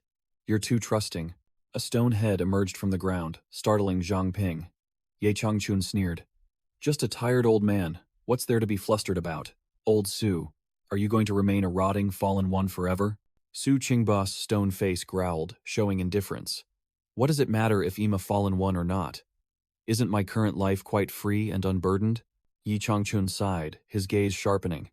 "It seems even you have forgotten some important things." Yi Changchun struck at his weakness. "Do you truly not wish to see your family again?" This made the stone face freeze. Family? No sooner had he spoken than the ground violently shook as a giant stone figure rose. Zhang Ping immediately activated his skill. Analyze. The information panel appeared. Su Qingbo, Fallen 1, Apex Awakener, Level 36, Ability Mimicry, Mutation, capable of merging with inorganic matter, a formidable opponent. Ye Changchun pointed directly at the stone figure. "Look at yourself. Do you even resemble a human anymore?" While Su Qingbo vaguely mumbled a familiar name. Zhang Ping recalled information about Su Qingbo, a legend of the Mingzhou City investigation team, one of its long-lost founders. Zhang Ping thought to himself, "Both seniors are fallen ones, both adrift in this wilderness. It can't just be a coincidence." Yi Changchun recounted the past. "I was gravely wounded by the Zhu clan, forced to flee outside the city, and reluctantly merged with the trees to heal, becoming like this." Yi Changchun gently patted the giant stone figure's hand, reminiscing. "Back then, old Su was still a young man. I never expected him to have a family, always boasting about his adorable granddaughter." Upon hearing the words granddaughter, Zhang Ping's eyes lit up, and a flicker of suspicion sparked in his mind. Zhang Ping pondered for a moment, then said, "So that's how it is." This puzzled Ye Changchun. "Kid, what's wrong?" Zhang Ping raised his hand, light energy converging, deciding to take a big gamble. "Senior, do you recognize?" An image of Su Jingyao appeared from the stream of light, hovering before the giant stone figure. Zhang Ping pressed. This person? Faint memories surfaced in Su Qingbo's mind. An image of his son with a mysterious smile saying, "Everything is within." Another memory flooded back, his daughter-in-law holding a newborn baby, smiling and saying, "The little one just woke up." His daughter-in-law pointed at the baby with azure eyes. "Jingyao, Grandpa is here to see you." "Who am I?" Shattered memories overwhelmed him, causing Su Qingbo to let out a terrifying scream of pain as dark energy violently erupted. Yi Changchun stared in shock at Su Jingyao's illusion, stammering, "Could this girl be?" The giant stone figure, Su Qingbo, roared in a frenzy, his mind in chaos. Who is that girl?" Fragments of memories about the Zhu clan, Mingzhou City, and a traitor flooded back. He screamed in agony. "Who am I?" Ye Changchun frantically warned Zhang Ping, "It's over. At this rate, he'll completely lose his mind. Kid, think of something fast." Zhang Ping's face was grim as he calculated the life or death move. "The covenant stone just leveled up, but once I form a covenant, I won't be able to awaken any new abilities." To hell with hesitation, Zhang Ping told himself. Saving him is paramount. A brilliant green covenant stone glowed in his hand. Zhang Ping hurled the stone directly at the giant stone figure, shouting, "Senior Su, swallow it. I will help you break free from this curse." "Nonsense." Su Qingbo, in his frenzy, directly punched Zhang Ping away, roaring, "You're all lying to me." His eyes burning with hatred, Su Qingbo screamed someone's name. "Ma Bin, you won't get away with this. Get out of Mingzhou City." Yi Changchun tried to shout over the old man's madness. "Wake up. There's no Ma Bin here.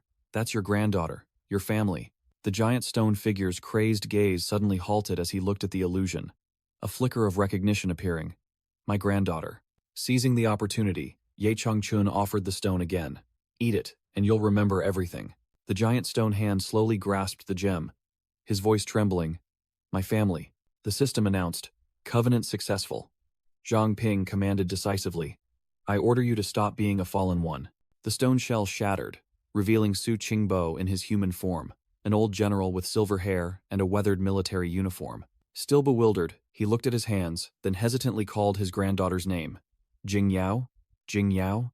Su Qingbo reached out towards the illusion, his voice filled with pain and disbelief. How could this be? Who did this to you? The old man collapsed to the ground, overcome with profound regret. I wasn't there for you. Grandpa is sorry. With tears welling up, he roared in fury, realizing his old enemy. Don't tell me Ma Bin did this to you? Zhang Ping explained to Ye Changchun. After he disappeared, Ma Bin became the captain of the investigation team. Could there have been some conflict between them? Su Qingbo roared, questioning Zhang Ping, why Ma Bin, clearly a member of the Zhu clan, was allowed to become captain. The old man punched the ground, bitterly screaming that not only did Ma Bin escape justice, but he also failed to protect the most precious thing in his life. Zhang Ping pondered, finally understanding why the investigation team remained silent when the city was in chaos. It was all due to the Zhu clan pulling the strings from behind. Ye Changchun scratched his head, his face bewildered as he asked again, completely clueless about these political conspiracies. Zhang Ping stood tall, his eyes sharp and cold as he delivered extremely bad news to the two seniors. Mingzhou City is currently on the brink of destruction. Su Qingbo recounted that after being severely wounded during a mission, he had to hide in this forest to recover. Zhang Ping sneered, his hand stroking the small ant queen in his pocket, saying that if not for Ye Changchun, both master and servant would have been gone long ago. Su Qingbo mused, recounting how he constantly heard his granddaughter's voice, sometimes even feeling as if she was guiding him. Zhang Ping unexpectedly interjected, asserting to Su Qingbo, what you saw might not have been an illusion. Su Qingbo was stunned, shouting, what? At Zhang Ping's assertion. He revealed that Su Jingyao had a natural talent from a young age.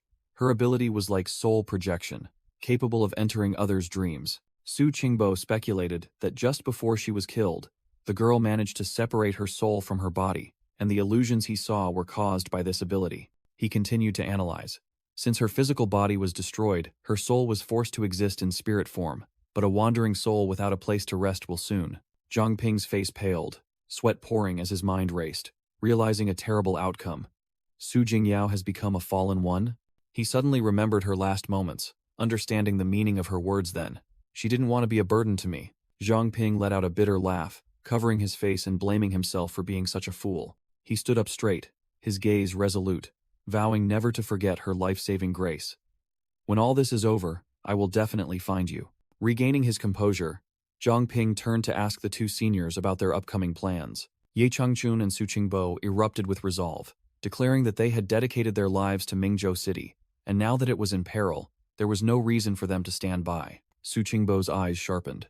He added that besides that, he also wanted to see his granddaughter again. Ye Changchun and Su Qingbo erupted with power, declaring they would be Zhang Ping's strength to save Mingzhou City, ready to receive orders. Meanwhile, a three-person reinforcement team, Feng Laishan, Liu Sishan, and Chen Ming, were speeding through the forest.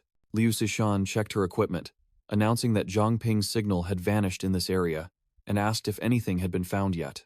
Chen Ming and Feng Laishan confirmed this was the last known location, and all three stopped to observe. Feng Laishan grumbled, wondering where that kid Zhang Ping, covered in injuries, could have dragged himself. Liu Sishan suddenly froze, her sharp eyes spotting fresh bloodstains on the leaves. She quickly followed the trail, venturing deeper into the dense forest. Liu Sishan's expression changed drastically.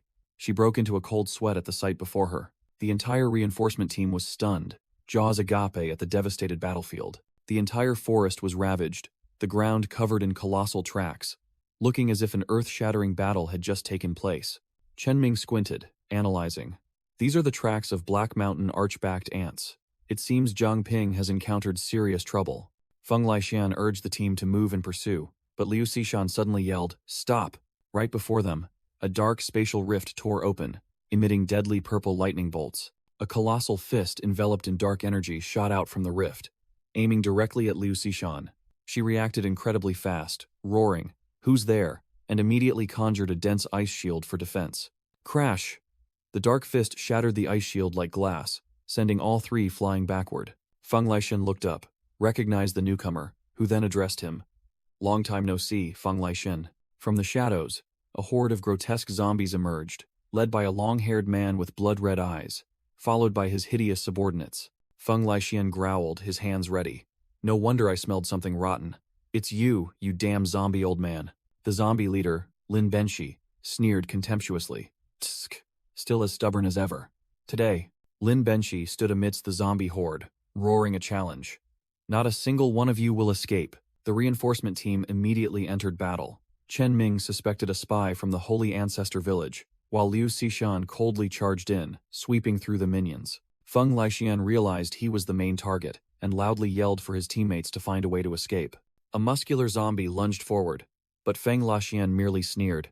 "Dream on," he roared, activating his immortal Crimson Emperor body, his entire being erupting in blazing flames, his body temperature soaring to 1,000 degrees Celsius, and his strength, stamina, and agility stats skyrocketing. In his fire god state, Feng Leixin easily blocked the zombie's punch with one hand. His eyes blazing, he growled at his old enemy.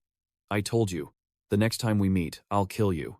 A heaven-shattering fiery punch sent the zombie flying, creating a dazzling streak of light. Suddenly, another zombie was swallowed by a dark vortex and vanished on the spot. Feng Leixin was astonished, wondering if the enemy had teleported away. Immediately, another zombie appeared from a spatial rift right behind him and delivered a treacherous punch. An arm reached out from a pitch-black spatial rift, aiming directly at Feng Leixin. With the reflexes of a seasoned veteran, he spun around and neatly parried the surprise punch. Elsewhere, Liu Xishan was also fighting two opponents alone. She created a colossal ice spear, piercing through the zombies, and yelled out for Master Feng. Feng Leixin was seized by countless dark arms reaching out from spatial rifts, completely restrained. He gritted his teeth, realizing these fists were as hard as black iron, capable of distorting space. And this was not the ability of a single person. His gaze darted towards his two female teammates standing still, thinking, "Those two girls aren't moving at all.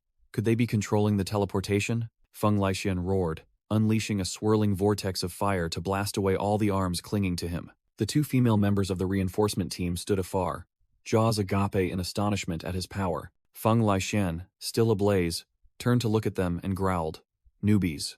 The brown-haired female operative sneered, "I guessed right," raising her hand to create a purple energy shield, blocking the attack. She frantically yelled at Lin Benshi, "What are you doing? He's right above us." But the old man calmly replied, "Relax, look closely." Lin Benshi explained his insidious strategy. After the previous battle, he had used a zombie to remotely monitor, and it had taken several of Feng Leixin's attacks. He knew Feng Leixin's weakness well. Without sunlight, his body temperature would plummet uncontrollably, and his fire attacks would dissipate faster. A status panel appeared, showing Feng Leixin's temperature was only 600 degrees Celsius. His strength, stamina, and agility stats were all rapidly declining. He would never be able to activate his white flame state again. Lin Benshi smirked sinisterly, revealing that this was why he waited until night, after Feng Leixin had left the city, to make his move. Feng Leixin, though weakened, still glared at a zombie, which ordered him to surrender. From afar, Chen Ming gazed in astonishment at the colossal pillar of fiery vortex rising into the sky, wondering if it was Master Feng. Meanwhile, the white-haired female captain and Chen Ming were clearing out the zombies, reporting that their side was almost done. Suddenly, a zombie spewed a stream of green toxic gas. The white-haired female captain quickly covered her mouth, yelling a warning to her teammates. "It's zombie toxin again. Chen Ming, hold your breath." Feng Leixin was flanked by two zombies, who attacked him with dark energy orbs. Lin Benshi soared over, yelling, "Obediently surrender and become this old man's puppet." He unleashed a heaven-shattering punch towards Feng Leixin, but the tough old man growled, "Dream on." Feng Leixin tensed, shouting, "I won't fall for the same trap twice." Lin Benshi stood before his elite zombie subordinates, smirking. "Huh, I didn't expect it to be you." He uttered a threat, "But your friends won't be so lucky." Feng Leixin realized the enemy's intention, and quickly yelled a warning, "Behind you." A zombie suddenly appeared behind the white-haired female captain, launching a surprise attack that stunned her. The dark energy orb vanished just before hitting its target. Chen Ming anxiously called out, "Captain, are you all right?"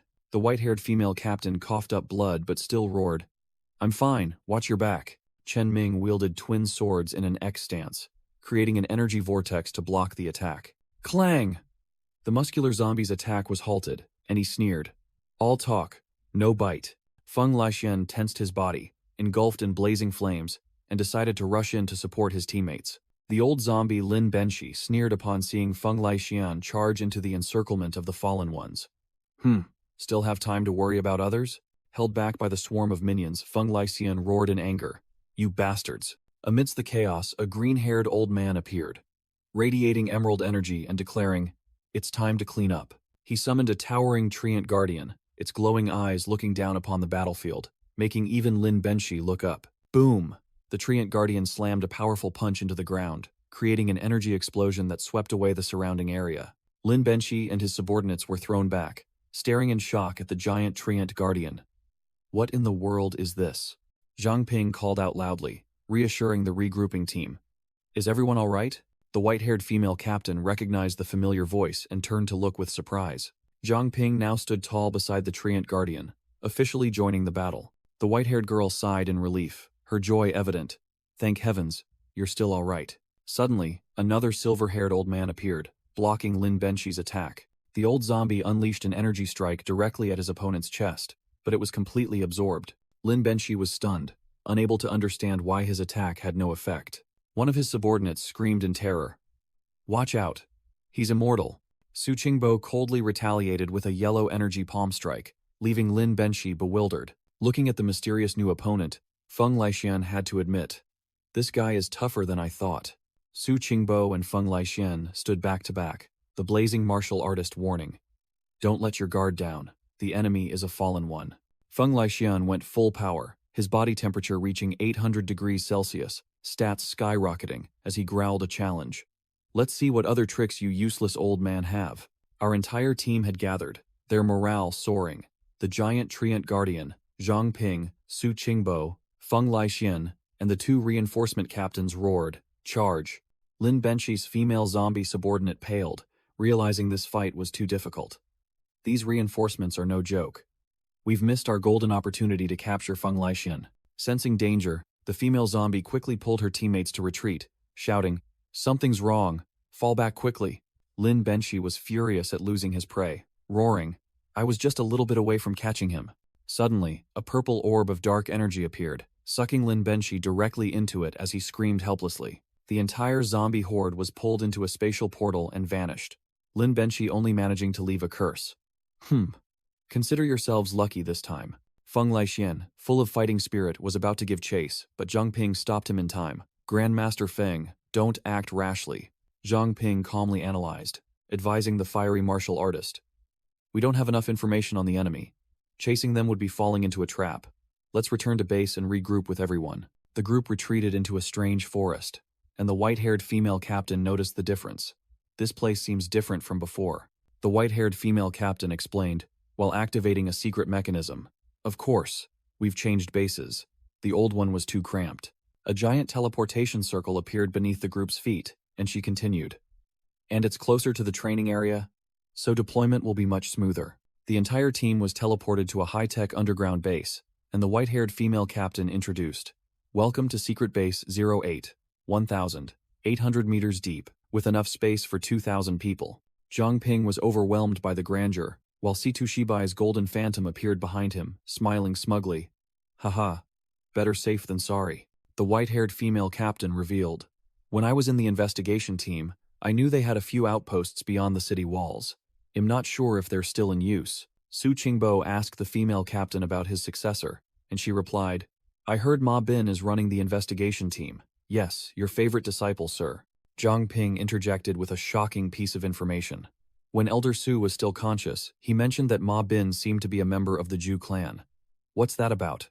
Su Qingbo gritted his teeth, his eyes burning with indignation. That's a story from 10 years ago. Su Qingbo began recounting the story from 10 years ago, his voice filled with resentment. It feels like just yesterday. Huang Ziming suddenly summoned all of us to the city lord's mansion. He continued. Huang Ziming claimed an insider had pinpointed the main lair of the Zhu clan remnants, but he already smelled a rat. But as the captain of the investigation team, I knew nothing about this so-called insider. The deputy city lord simply brushed it off, saying it was a hidden member of the purge squad, and due to the urgent situation, Su Qingbo didn't press further. Then I led my team, following clues for a week until we located them. Su Qingbo and his team traversed treacherous terrain. Just as we were planning our attack, the Zhu clan ambushed us, the old man bitterly admitted. Back then, I wondered how they found us. Now it's clear, it was a trap from the start. Caught off guard after a long journey, Su Qingbo's team was exhausted and suffered heavy casualties under the attack of a hidden enemy. Just as Su Qingbo realized something was wrong and decided to retreat, a sharp blade pierced his back from behind. The backstabber was none other than Ma Bin, his beloved disciple, leaving Su Qingbo completely defenseless. He used a strange dagger. Su Qingbo collapsed to the ground, the dagger deeply embedded in his back, neutralizing all his abilities. He recounted in pain, "Those bastards tortured me for who knows how long. I even heard them call Ma Bin Lord." Fortunately, the dagger's effect wasn't permanent.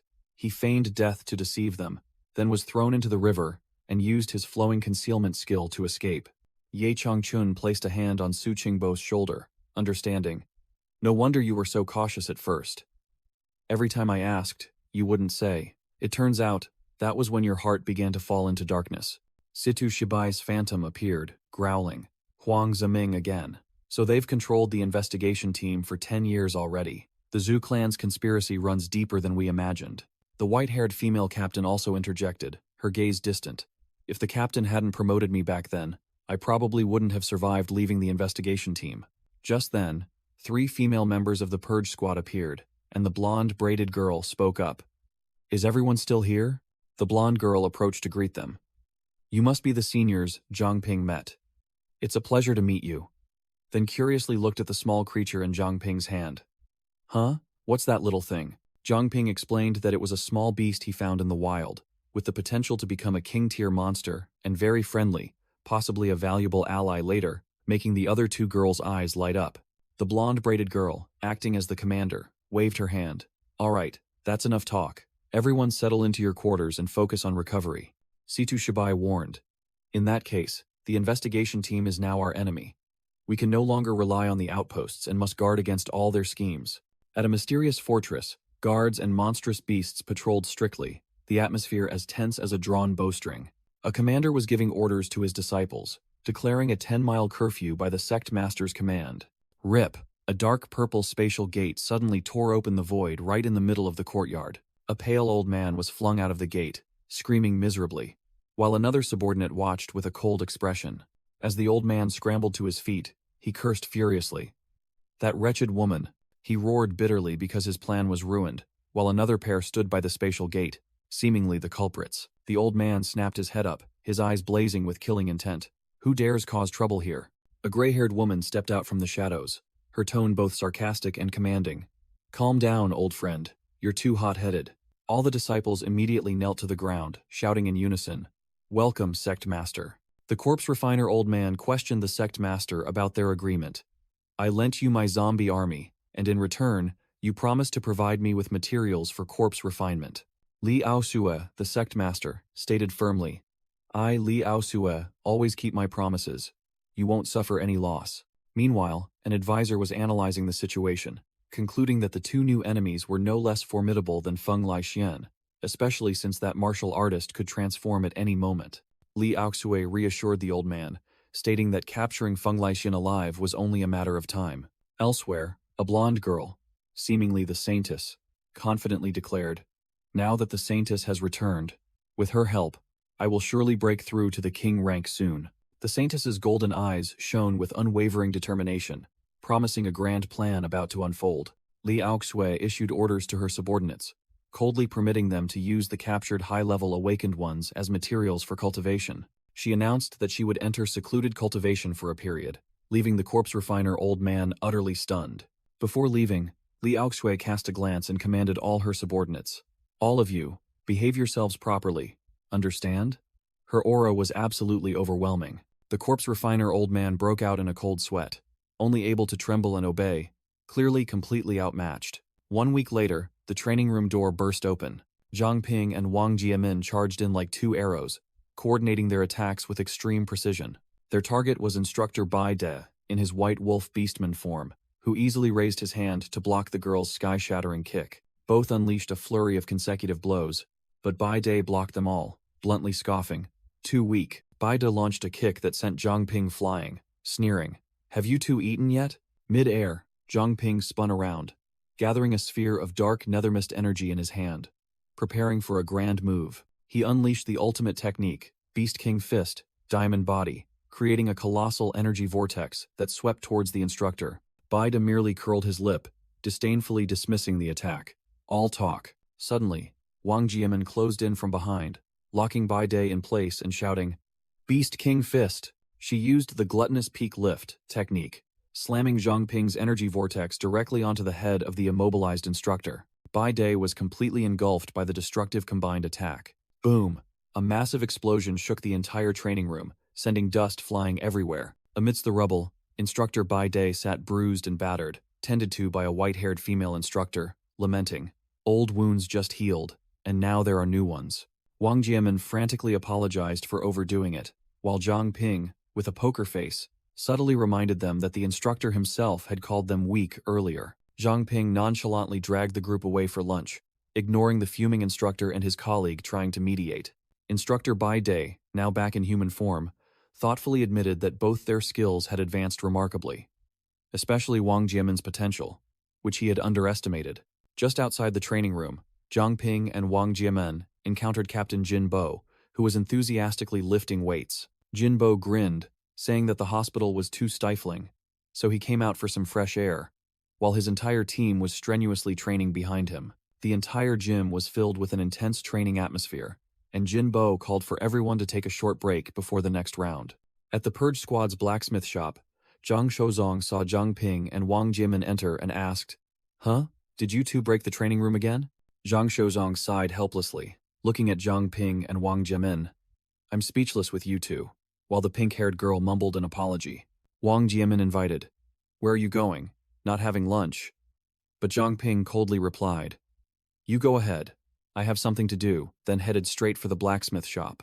Zhang Ping proceeded to the meeting room, where the core members of the Purge Squad were already gathered. The entire elite squad had assembled around the meeting table, including the glowing golden spirit of Captain Situ Shibai, all turning to look at Zhang Ping.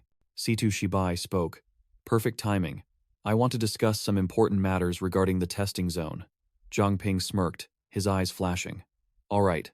The scene shifted to a gloomy place, where desperate screams echoed from a fiercely burning furnace.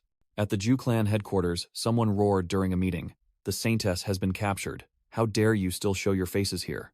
A black-cloaked elder spoke, blaming Huang Ziming for foolishly triggering the Saintess's awakening, which led to the battle between King Yue and Situ Shibai. Huang Ziming, the traitor, fearfully kowtowed repeatedly to the floor, trembling as he thanked the Grand Elder for sparing his life.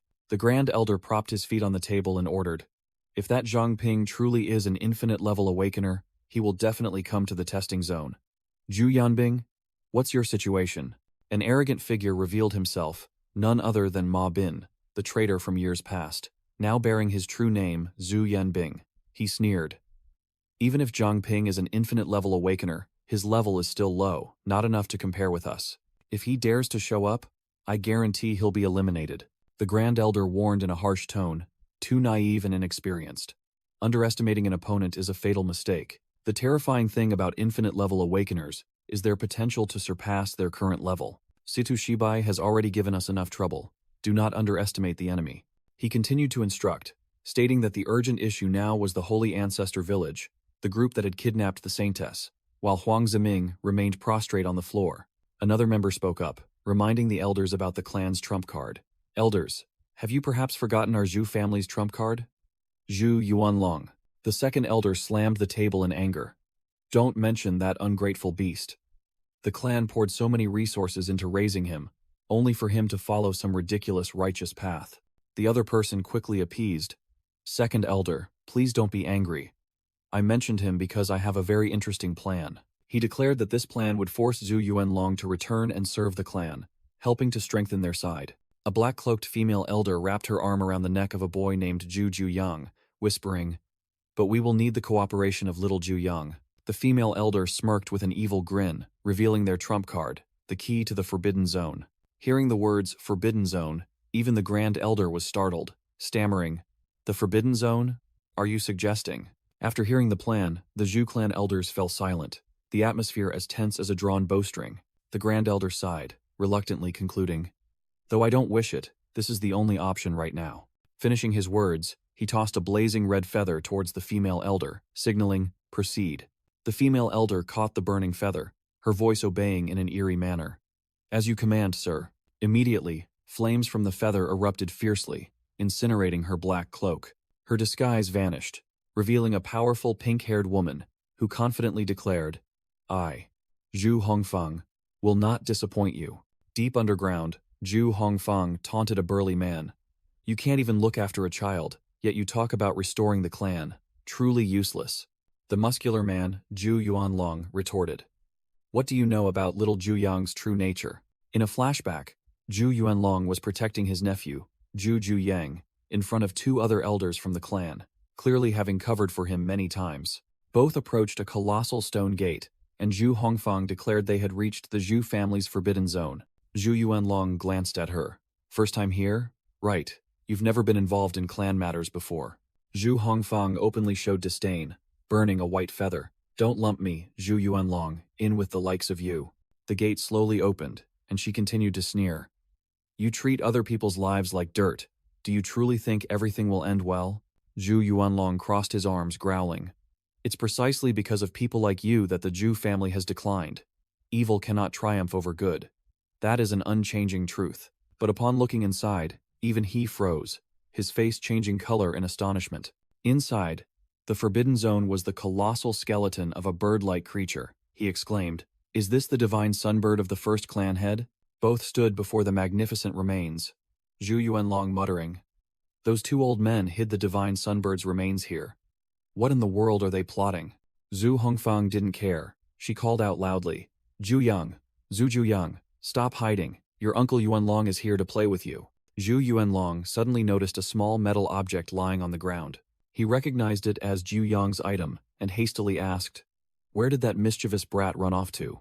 Zhu Yuanlong stopped pretending. He growled, Cut the act. I sensed it the moment I stepped in. Zhu Yang isn't here. He turned to face Zhu Hongfang, his sharp gaze questioning. Just tell me directly. What exactly are you plotting? Zhu Hongfang merely smiled meaningfully, offering a sarcastic compliment. Truly one of the top awakeners of the Zhu clan. As expected, she decided to show her hand. All right, no more beating around the bush. I want you to become the divine sunbird.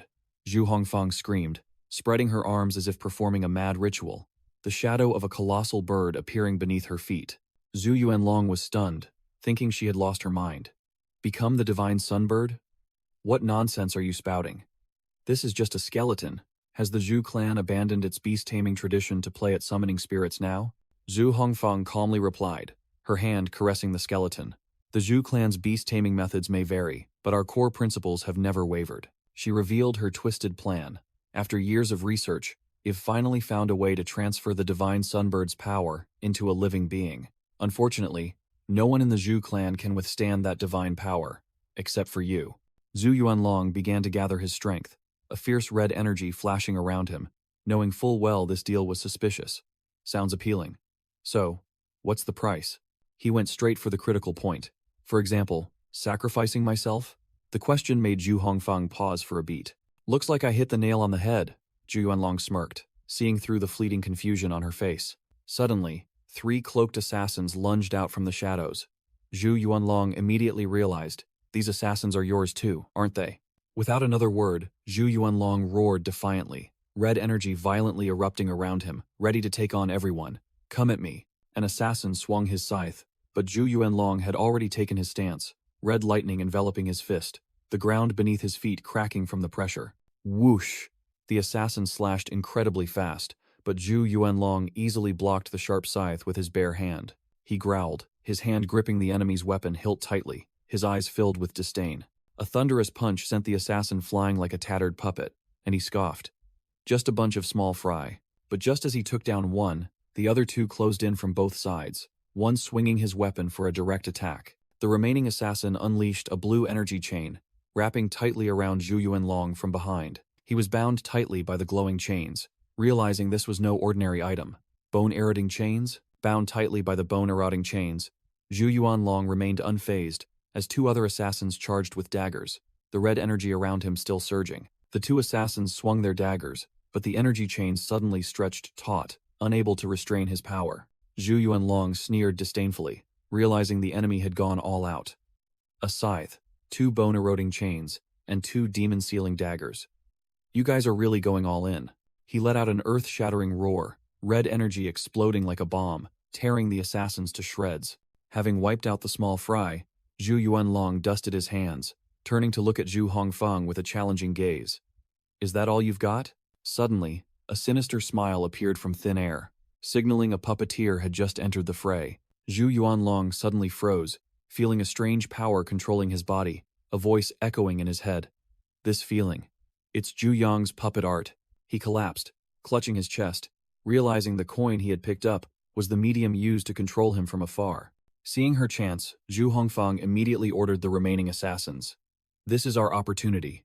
Begin the ritual now.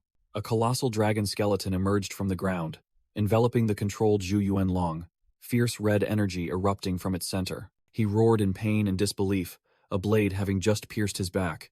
Why? Why stab me in the back? Zhu Yuanlong's entire energy violently erupted, and he screamed the traitor's name in despair. Zhu Zhuyang. In the Purge Squad's meeting room, the entire base shook violently, startling Zhang Ping and Lu Sishan, who wondered if it was an earthquake or a new monster tide. The tremors were so strong that trees outside swayed, and birds flew in disarray. The sturdy walls of the base began to crack from the aftershocks.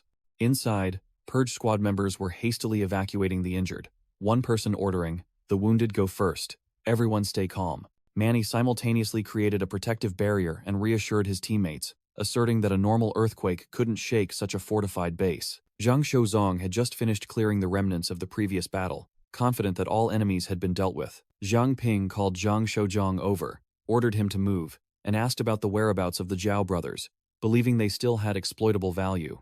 Zhang Shozong glanced at Zhang Ping, and after a moment's thought, nodded in agreement with the captain's plan. Zhang Ping volunteered for the difficult task. Let me go. Captain Jin doesn't have life-saving skills, but I have the pure water body, making it less dangerous for me.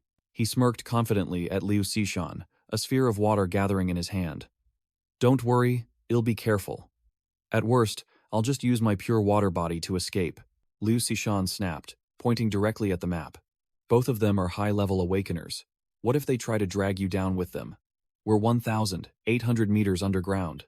Su Qingbo and Ye Changchun stepped forward to support the team. Easy.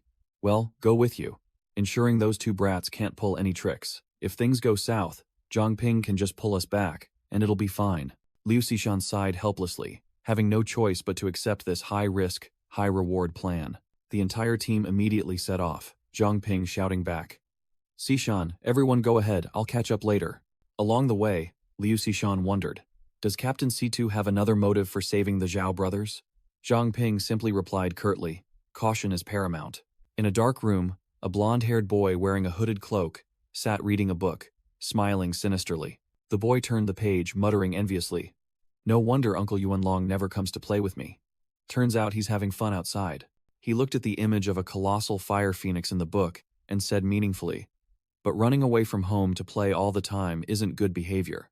The boy turned to ask the 2 faint figures behind him, don't you agree with what I said, Mom and Dad?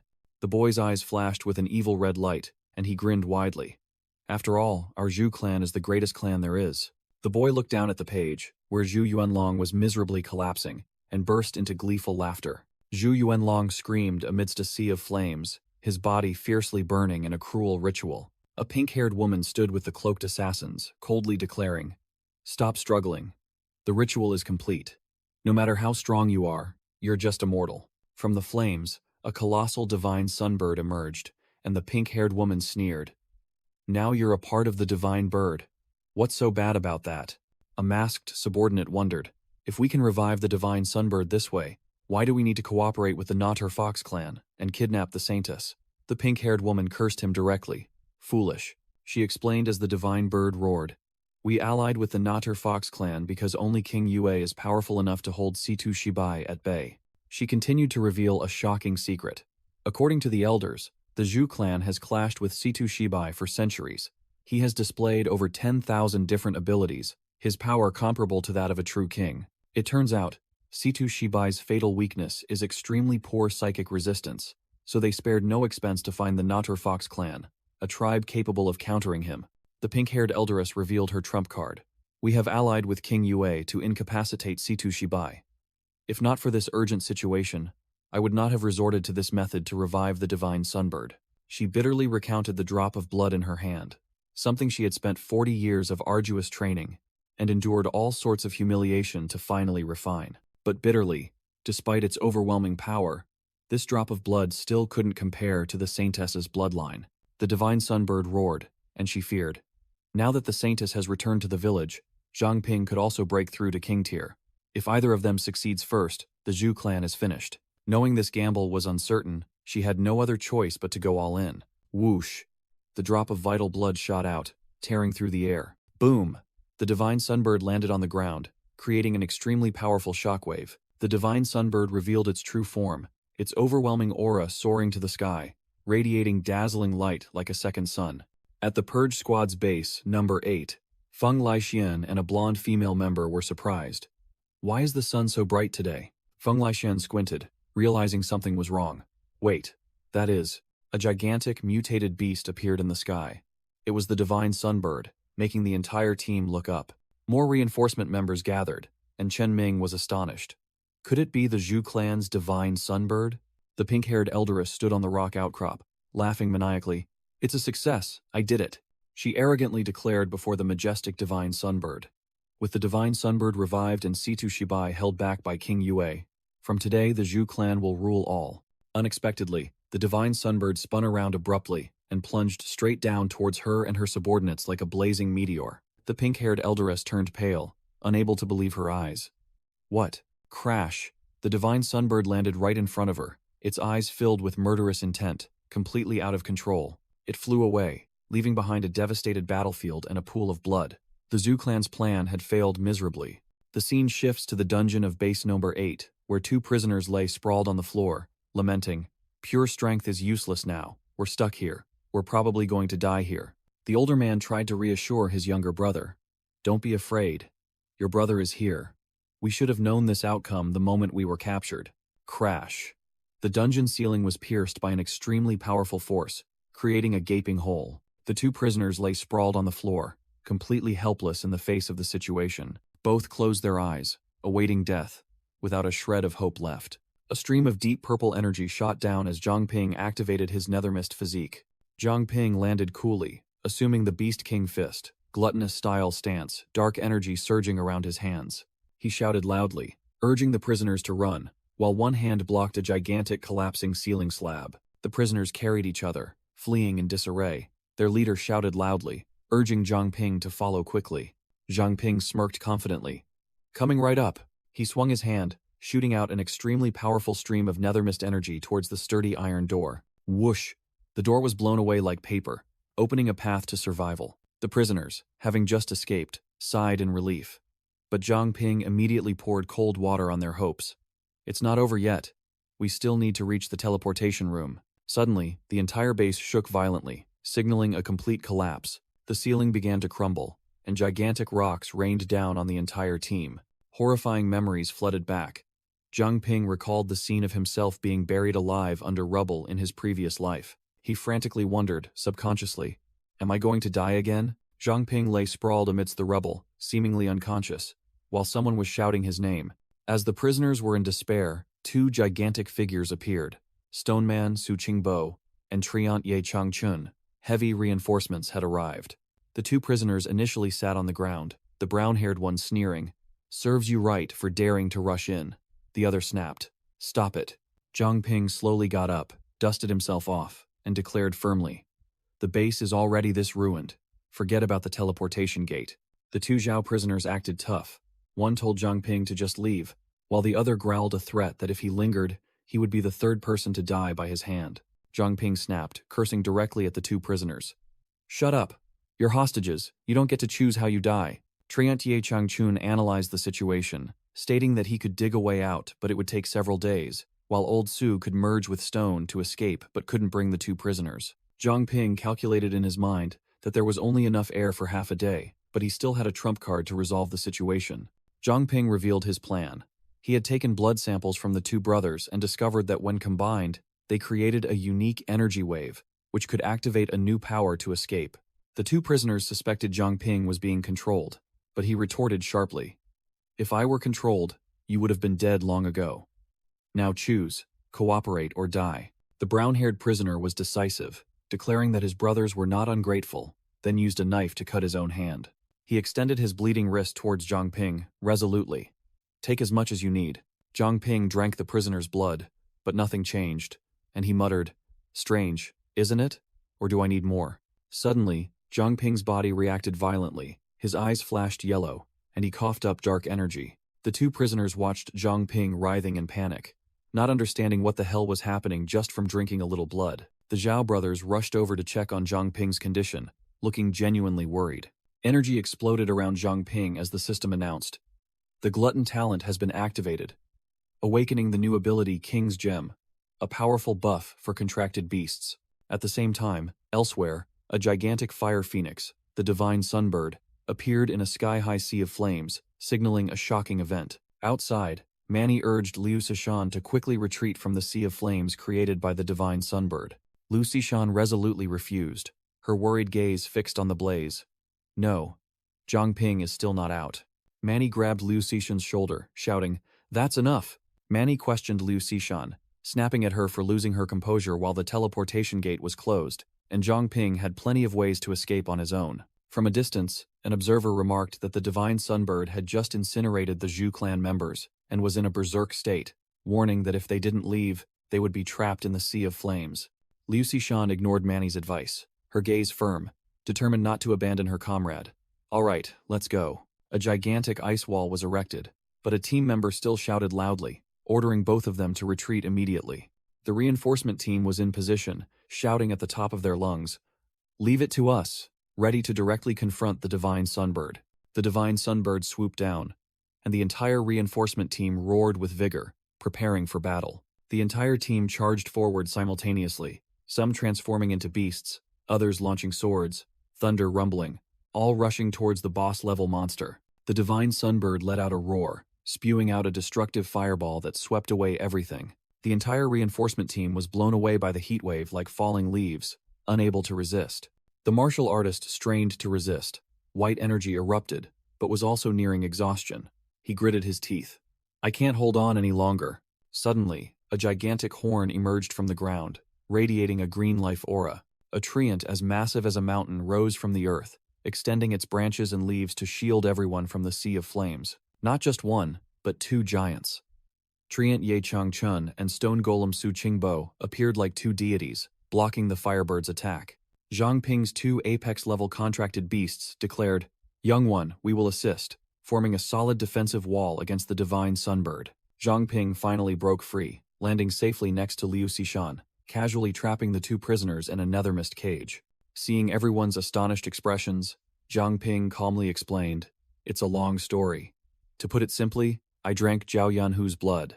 He explained that the old king's bloodline talent had evolved into the king's gem, an extremely powerful buff ability for contracted beasts for 10 minutes. Zhang Ping revealed, I used it to temporarily buff the two seniors by 5 levels, just enough for them to break through to king tier and rescue us. He stared intently at the gem, his mind still troubled by the fleeting illusion he saw right after drinking the other person's blood. The illusion revealed a gigantic experimental facility, with countless people trapped in red energy spheres like test subjects. Looking back at the two prisoners, Zhang Ping muttered, realizing that Holy Ancestor Village hid far more disgusting secrets than he had imagined. Treant Ye Chang Chun was suppressed by the divine sunbird's flames, burning fiercely amidst the trees while Zhang Ping shouted his name. Zhang Ping's eyes flashed, seemingly having grasped the core issue of the battle. The divine sunbird frantically unleashed a rain of fiery meteors. Stone, Golem, Su Qingbo, and a reinforcement team member could only raise their hands to block the attack. Stone Golem Su Qingbo was staggered and fell to a sitting position by a barrage of fire projectiles. His endurance also had its limits. A green-haired reinforcement team member screamed, having burned their backside, realizing that the bird's flames contained solar energy, making them impossible to defend against in a normal way. Zhang Ping's two king-tier pets stood side by side. The treant was clearly at a significant disadvantage. Only the stone golem could still barely hold on. Manny suddenly had an idea when she heard the words disadvantage. A light bulb lit up above her head. Manny immediately took command, ordering the barrier team to assemble, the rest to buy time for 30 minutes. and another group to retrieve signal emitters from Zhang Shouzhong. Manny turned to call Liu Xishan, asking her to lend a hand to create a chance for victory for everyone. Inside the bracelet space, the old man's spirit smiled contentedly. The girl has truly grown up. I can rest assured now. Zhang Ping decided not to stand by any longer. He muttered, perhaps I should also have a king's gem, then swallowed it. Nethermist energy erupted. Zhang Ping summoned a gigantic scythe, and a notification panel appeared. Temporary level increased by 5, current level 24. The divine sunbird continued to vent its fury, unleashing a destructive rain of fire upon the entire area. The reinforcement team bore the full brunt of it. The entire chaotic formation struggled to defend. Zhang Ping swung his scythe, sweeping away the incoming fireballs. Zhang Shouzhong, who had just finished crafting the pile of equipment, had become emaciated, losing 60 kilograms, and sat panting amidst a pile of empty syringes. Manny pointed at the map, explaining the plan. Liu Xishan will use her ability to suppress the bird's solar power, while the barrier team will set up traps. The combat team received the signal emitters from Manny and Liu Xishan, ready to bury them at the designated locations. Sensing the threat, the divine sunbird roared, beginning to condense a gigantic solar energy sphere in the air. Just as the fireball was about to be launched, a massive surge of cold air swept in, causing it to dissipate into steam, a perfectly executed counter from Liu Xishan. The divine sunbird looked bewildered, not understanding why its fire skill had fizzled out. A reinforcement team member boasted loudly, I've temporarily sealed off the air around it. How can you ignite fire in a vacuum? With faith. Then shouted loudly for Treant Ye Changchun to seize the opportunity. Ye Changchun didn't hesitate, grabbing the gigantic firebird and roaring, Get down here! The Treant strained with all its might, its red eyes glowing with immense power. A classic slam, Ye Changchun used all his strength to smash the divine sunbird straight into the ground. As soon as the vacuum effect ended, the entire reinforcement team immediately charged in. Attack now! The Suicide Squad, consisting of a lion-transformed man, an ice element warrior, and a heavy tanker, roared, simultaneously plummeting like meteors. Boom! An earth-shattering explosion engulfed the divine sunbird after the high-quality team combo attack. Chen Ming stood in a defensive stance from afar, his aura radiant. Swift as the wind, still as the forest, before you in daylight, behind you in night. He summoned his sword. A surge of azure sword energy surged forth. Dragon Abyss Sword, appear. Zhang Ping was not to be outdone. Dark purple nethermist energy erupted around him, declaring, The bloodline of the Zhao brothers has merged, helping me break straight through to level 29. Combined with the King's Gem and nethermist, the power of this punch is approaching apex tier.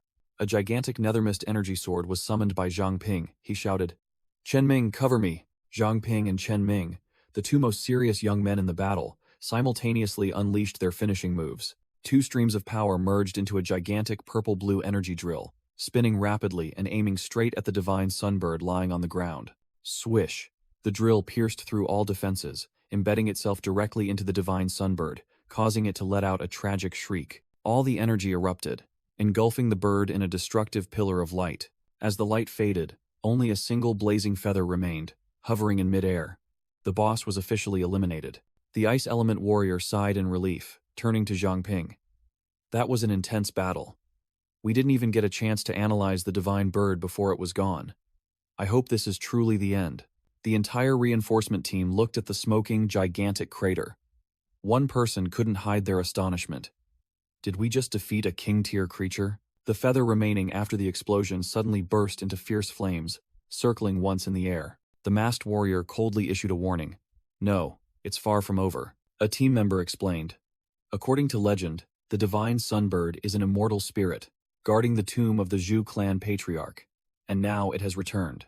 From the flames, the form of the divine sunbird gradually regenerated, proving that the rumors of it being an immortal spirit were true. The gigantic fire phoenix fully revived, spreading its blazing wings. Its immense pressure forced the entire reinforcement team to retreat.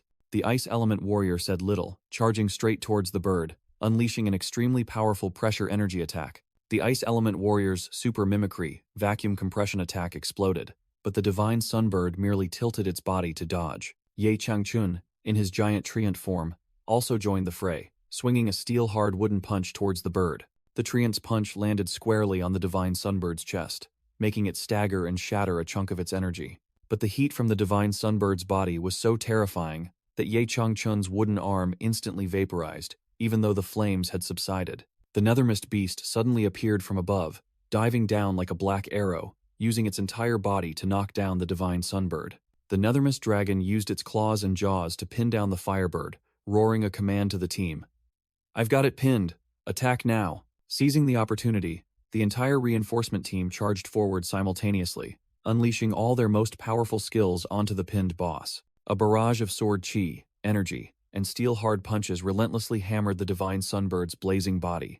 An energy-infused punch struck the target directly, followed by a flurry of energy flying swords embedding themselves all over. The ice element warrior sweated profusely, feeling the terrifying heat radiating from the bird. Damn it, this heat is even more intense than my own sunfire form. The nethermist beast realized the problem. Its ability isn't just fire-breathing, it can probably control the surrounding temperature as well. The divine sunbird roared, a miniature solar energy sphere forming right before its beak, ready to unleash destruction. Boom! A destructive heat blast shot straight at the ice element warrior, while the Lion Man fighter only managed to yell, "Watch out." The Lion Man fighter roared in panic upon seeing his comrade in danger. Grandmaster Feng, to block the fatal blow, Ye Changchun used his own treant body to pierce through Feng Laixian, pinning him down like a living shield. Feng Laixian collapsed, the flames on his body gradually dying out after taking the full sacrificial blow to preserve his life. Standing on the treant's shoulder, Su Qingbo coldly informed the team, "It seems our enhancement effects have worn off." The nethermist beast carried Zhang Ping, soaring upwards, while Ye Changchun brought Su Qingbo along, leaving Feng Laixian in freefall. The Lion Man fighter and the masked man rushed to catch the unconscious Grandmaster. "Grandmaster!" Another member of the reinforcement team coughed up blood, his face pale from exhaustion. "Cough, I almost died there." The Lion Man fighter supported his comrade, the group unable to believe the boss's power. Even Grandmaster Feng was taken down in an instant. Zhang Ping looked bitterly at the notification panel. The Covenant gem he had just absorbed had gained 2 levels, but failed to activate any bonus effects. Suddenly, Liu Sishan's voice echoed in his mind. "Zhang Ping, can you hear me?" Startled, he replied. "Sishan?" Liu Sishan and her team were in position. She commanded decisively. "The trap is set. Quickly lure the divine sunbird over here." Receiving the order, the nethermist beast immediately flew around like a moth to a flame, dodging the boss bird's rocket-like fire blasts. It dodged attacks while roaring, luring the divine sunbird to chase it directly into the designated position. "Elder Ye, hurry." Ye Changchun rushed out as bait, bravely taking the divine sunbird's blazing peck directly to his chest to buy time. The moment the bird entered the formation, Liu Sishan and the entire team poured all their energy into the magic array. She shouted, "Now's the time." A colossal ice storm named Glacier Storm erupted from the ground, engulfing the divine sunbird in its astonishment. The firebird shrieked in despair as it was caught in the icy vortex, the surrounding temperature plummeting below zero. Ice began to crystallize on its blazing wings, completely neutralizing its fire elemental power. Crack! The formidable divine sunbird was completely frozen into a statue, its cries silenced. The divine sunbird was frozen solid, temporarily powered down. Manny frantically ran towards Zhang Ping, yelling that the ice trap wouldn't hold for long and they had to escape immediately. Su Qingbo helped Ye Changchun up from a pit, confirming that the old treant was tough, fortunately not pierced in a vital spot. Zhang Ping suggested the 2 elders rest inside the Covenant gem, as the escape route was still long, and both agreed, being quite exhausted. Zhang Ping activated the Covenant gem, an item capable of shrinking and storing targets within itself. The female warrior in red wondered, "We're running, but the base is gone. Where do we hide now?" The surrounding landscape was nothing but a desolate, scorched battlefield. Indeed, there was nowhere to hide. Zhang Ping boldly declared that the only remaining option was to head straight for the testing zone. The team immediately set off, Zhang Ping explaining that there was a backup base there for those unable to fight. Meanwhile, cracks began to appear in the ice block holding the divine sunbird, a sign that it was about to break free from the seal. Manny, while running, flinched, sensing the change. She reported in a panic, "It's only been half an hour, and the trap is already about to break." Everyone frantically searched for cover, but Zhang Ping confidently declared he had a solution. Zhang Ping activated the nethermist lamp. A surge of dark purple energy enveloped the entire team, and he ordered everyone to stay close to conceal their presence. The group found a mysterious cave entrance, constructed from high-tech stone blocks. Once inside, the team breathed a sigh of relief, having finally shaken off the troublesome bird, and decided to rest and regain their strength. Liu Sishan saw Zhang Ping panting and turned back to ask about his condition. Zhang Ping reassured her that he was fine, just a bit depleted of energy from overusing the nether mist lamp. A short rest would fix it. Captain Chen Ming approached, asking Zhang Ping with concern. If we delve deeper into these ruins, will it lure the divine sunbird in here? Zhang Ping nodded, admitting the possibility that the firebird would be lured in, but asserted that they couldn't let it destroy humanity's historical relics. Unexpectedly, Su Qingbo's spirit appeared, reassuring the team that this training ground possessed a mysterious energy that blocked all external probes so the bird wouldn't sense them. The elder continued to warn. The problem is that this place is also an investigation team base, and that team has been infiltrated by a strange force for a long time. The old man continued to instruct that, besides being wary of ambushes, the team also had to prepare to face another boss, the Mountain Ancestor. Martial artist Feng Lixian was startled. The Mountain Ancestor? That mutated king-level monster? I only heard old friends talk about it.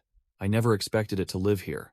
Su Qingbo explained that this boss was outside the training ground, and to get inside, the team had no choice but to climb over its back, also advising them to bring morning glory flowers, because the monster hated their scent. Zhang Ping frowned, wondering why a king-level monster would be afraid of morning glory flowers. There must be some hidden secret. Zhang Ping turned to assign a task to Feng Lixian. Grandmaster Feng, the outer perimeter security relies on you. I'll go hunt some beasts and find those flowers. Feng Lixian and instructor Bai De immediately stopped him, believing Zhang Ping had expended too much energy and should let them handle this. Zhang Ping brushed them off, bluntly declaring, "There's no moon or sun now, stop arguing. My abilities merge with the night, I am the most suitable person for this." Just then, Liu Xishan stepped forward, her eyes resolute. "I'll go with you." Zhang Ping smiled and immediately agreed, thinking it was a good idea to have Xishan accompany him, as she was more familiar with the wilderness terrain. But he didn't forget to caution her to be careful. He turned to the big guy, Zhang Shouzong, and ordered, "Fatty, give me some tools like bear traps or something." Zhang Shouzong whined to the heavens. "Not again. You keep turning me from fat to thin like this." Zhang Ping and Liu Xishan moved swiftly through the night, approaching a lake where wild beasts were gathering. A giant wild boar was drinking water when it sensed killing intent. Zhang Ping's nethermist staff hovered right behind it. The staff transformed, dark energy condensing into a powerful black panther, and the wild boar only just realized the danger. Whoosh! The nethermist panther lunged forward with terrifying speed, using its razor-sharp claws to pin the wild boar to the ground. With a clean finishing blow, the system announced plus 50 experience points for the nethermist ability. Zhang Ping stood on the wild boar's corpse, smirking and boasting that hunting monsters with nethermist was both effective and helped restore energy. Liu Xishan called Zhang Ping over. The wild boar's corpse had been corroded by nethermist energy, leaving only a stark white skeleton. She pointed at a strange flower on an ancient tree branch, signaling Zhang Ping to pay attention. Without a word, both shot up onto the branch to examine the target. Landing gracefully, Liu Xishan wondered about this world's bindweed flower, while Zhang Ping sat down to observe. Zhang Ping picked up the flower, remarking that it looked no different from the ordinary ones back home. Suddenly, the flower spurted a thick brown liquid straight into his face. Zhang Ping yelped in disgust at the repulsive smell, like microwave durian, while Liu Xishan burst into hearty laughter. Liu Xishan revealed that in Mingzhu City, there was a cruel form of torture involving locking people in a room full of these flowers, making Zhang Ping shudder at the thought of being marinated in that smell. Afterwards, both sat on the branch, gazing at the glowing firefly grass seeds floating in the night, prompting Liu Xishan to exclaim, "So beautiful." She explained that they were firefly grass seeds, which each season flew with the wind to find a new place to take root. Liu Xishan suddenly became pensive, regretting how rare happy endings were, likening the bindweed flower to sacrificing its scent for peace, while the firefly grass seeds forever wandered homeless. Zhang Ping unexpectedly held out a glass jar containing both the flower and the seeds, calling her name. He asserted that endings are not always predetermined, just as this sealed glass jar could change fate. Liu Xishan emotionally embraced the jar. Inside, the bindweed flower's foul odor was isolated, and the firefly grass seeds finally had a peaceful home. Her face flushed red, and she stammered, unable to speak. Zhang Ping then proactively suggested they return because everyone was waiting. Suddenly, a giant, blazing divine sunbird tore through the night sky, causing the wild beasts below to look up in panic. The fire phoenix let out a sky-shattering cry, and the terrifying aura of a true divine beast enveloped the entire forest. It flapped its wings, shooting out a rain of fiery meteors onto the ground, and the wild beasts fled headlong in a desperate attempt to escape. The entire team was hiding inside a secret cave with high-tech structures. Inside, a sumptuous BBQ feast was underway around a bonfire, with a giant wild boar roasted to a golden crisp, while 2 prisoners were confined within an energy cage. Zhang Shouzhong, the big guy, complained. "Zhang Ping, give me more meat, or I'll lose weight," Baida sneered, patting Zhang Shouzhong's bulging belly. "Thin? You're so thin, your fat is practically melting off." Zhang Ping held out a hot loaf of bread, declaring he would need Zhang Shouzhong's abilities, making both the big guy and Bai Dai eyes light up as they snatched it. Zhang Shouzhong hastily shoved the bread into his mouth, then yelped in pain from the heat as Bai Dai laughed in his face for his gluttony. Inside the cage, Zhao Yalong bitterly told his companions that they were merely tools, that no one cared if they lived or died, so they shouldn't expect to be treated like humans. Suddenly, a plate of hot bread was offered to Zhao Yalong, leaving him dumbfounded. A member of Zhang Ping's team coldly said, "Eat, what are you waiting for?" The 2 prisoners, Zhao Yalong and Zhao Yanhu, were stunned, then tearfully thanked them, having never expected to be treated with such kindness. Suddenly, Zhang Ping felt a powerful tremor, his expression changing. "Something's happening." Zhang Ping, Zhu Yuanlong, and Liu Xishan immediately rushed out of the cave entrance to check what the hell was going on. From the cave entrance, all 3, horrified, saw violent explosions and fires spreading in the distance. A terrifying beast tide was underway, thousands of panicked beasts trampling over each other, fleeing from the sea of flames. The culprit was none other than the divine sunbird, soaring in the sky, its entire body blazing like a living sun. Zhang Ping muttered, realizing this formidable creature was deliberately using fire and the beast tide to force them to reveal themselves. Zhu Yuanlong analyzed the wind direction and decided the entire team would remain hidden, waiting for this storm to pass. 2 days later, night fell upon the forest once more, but this silence heralded another storm. At another location, a group of mysterious assassins was waiting. One of them spoke up. "Captain, it's been almost 2 days. Who are we waiting for?" And received the reply. A guy named Zhang Ping, rumored to be an infinite-level awakener. The investigation team captain was revealed to be Ma Bin, real name Zhu Yanbing, an insider of the Zhu clan. He was listening to his subordinate report about Zhang Ping, an infinite-level awakener, with a seemingly useless Covenant Stone ability, who had wiped out Huang San's entire team with mist magic. The subordinate continued to report that Zhang Ping could also transform his body into blood and water, making him extremely unpredictable and almost untraceable.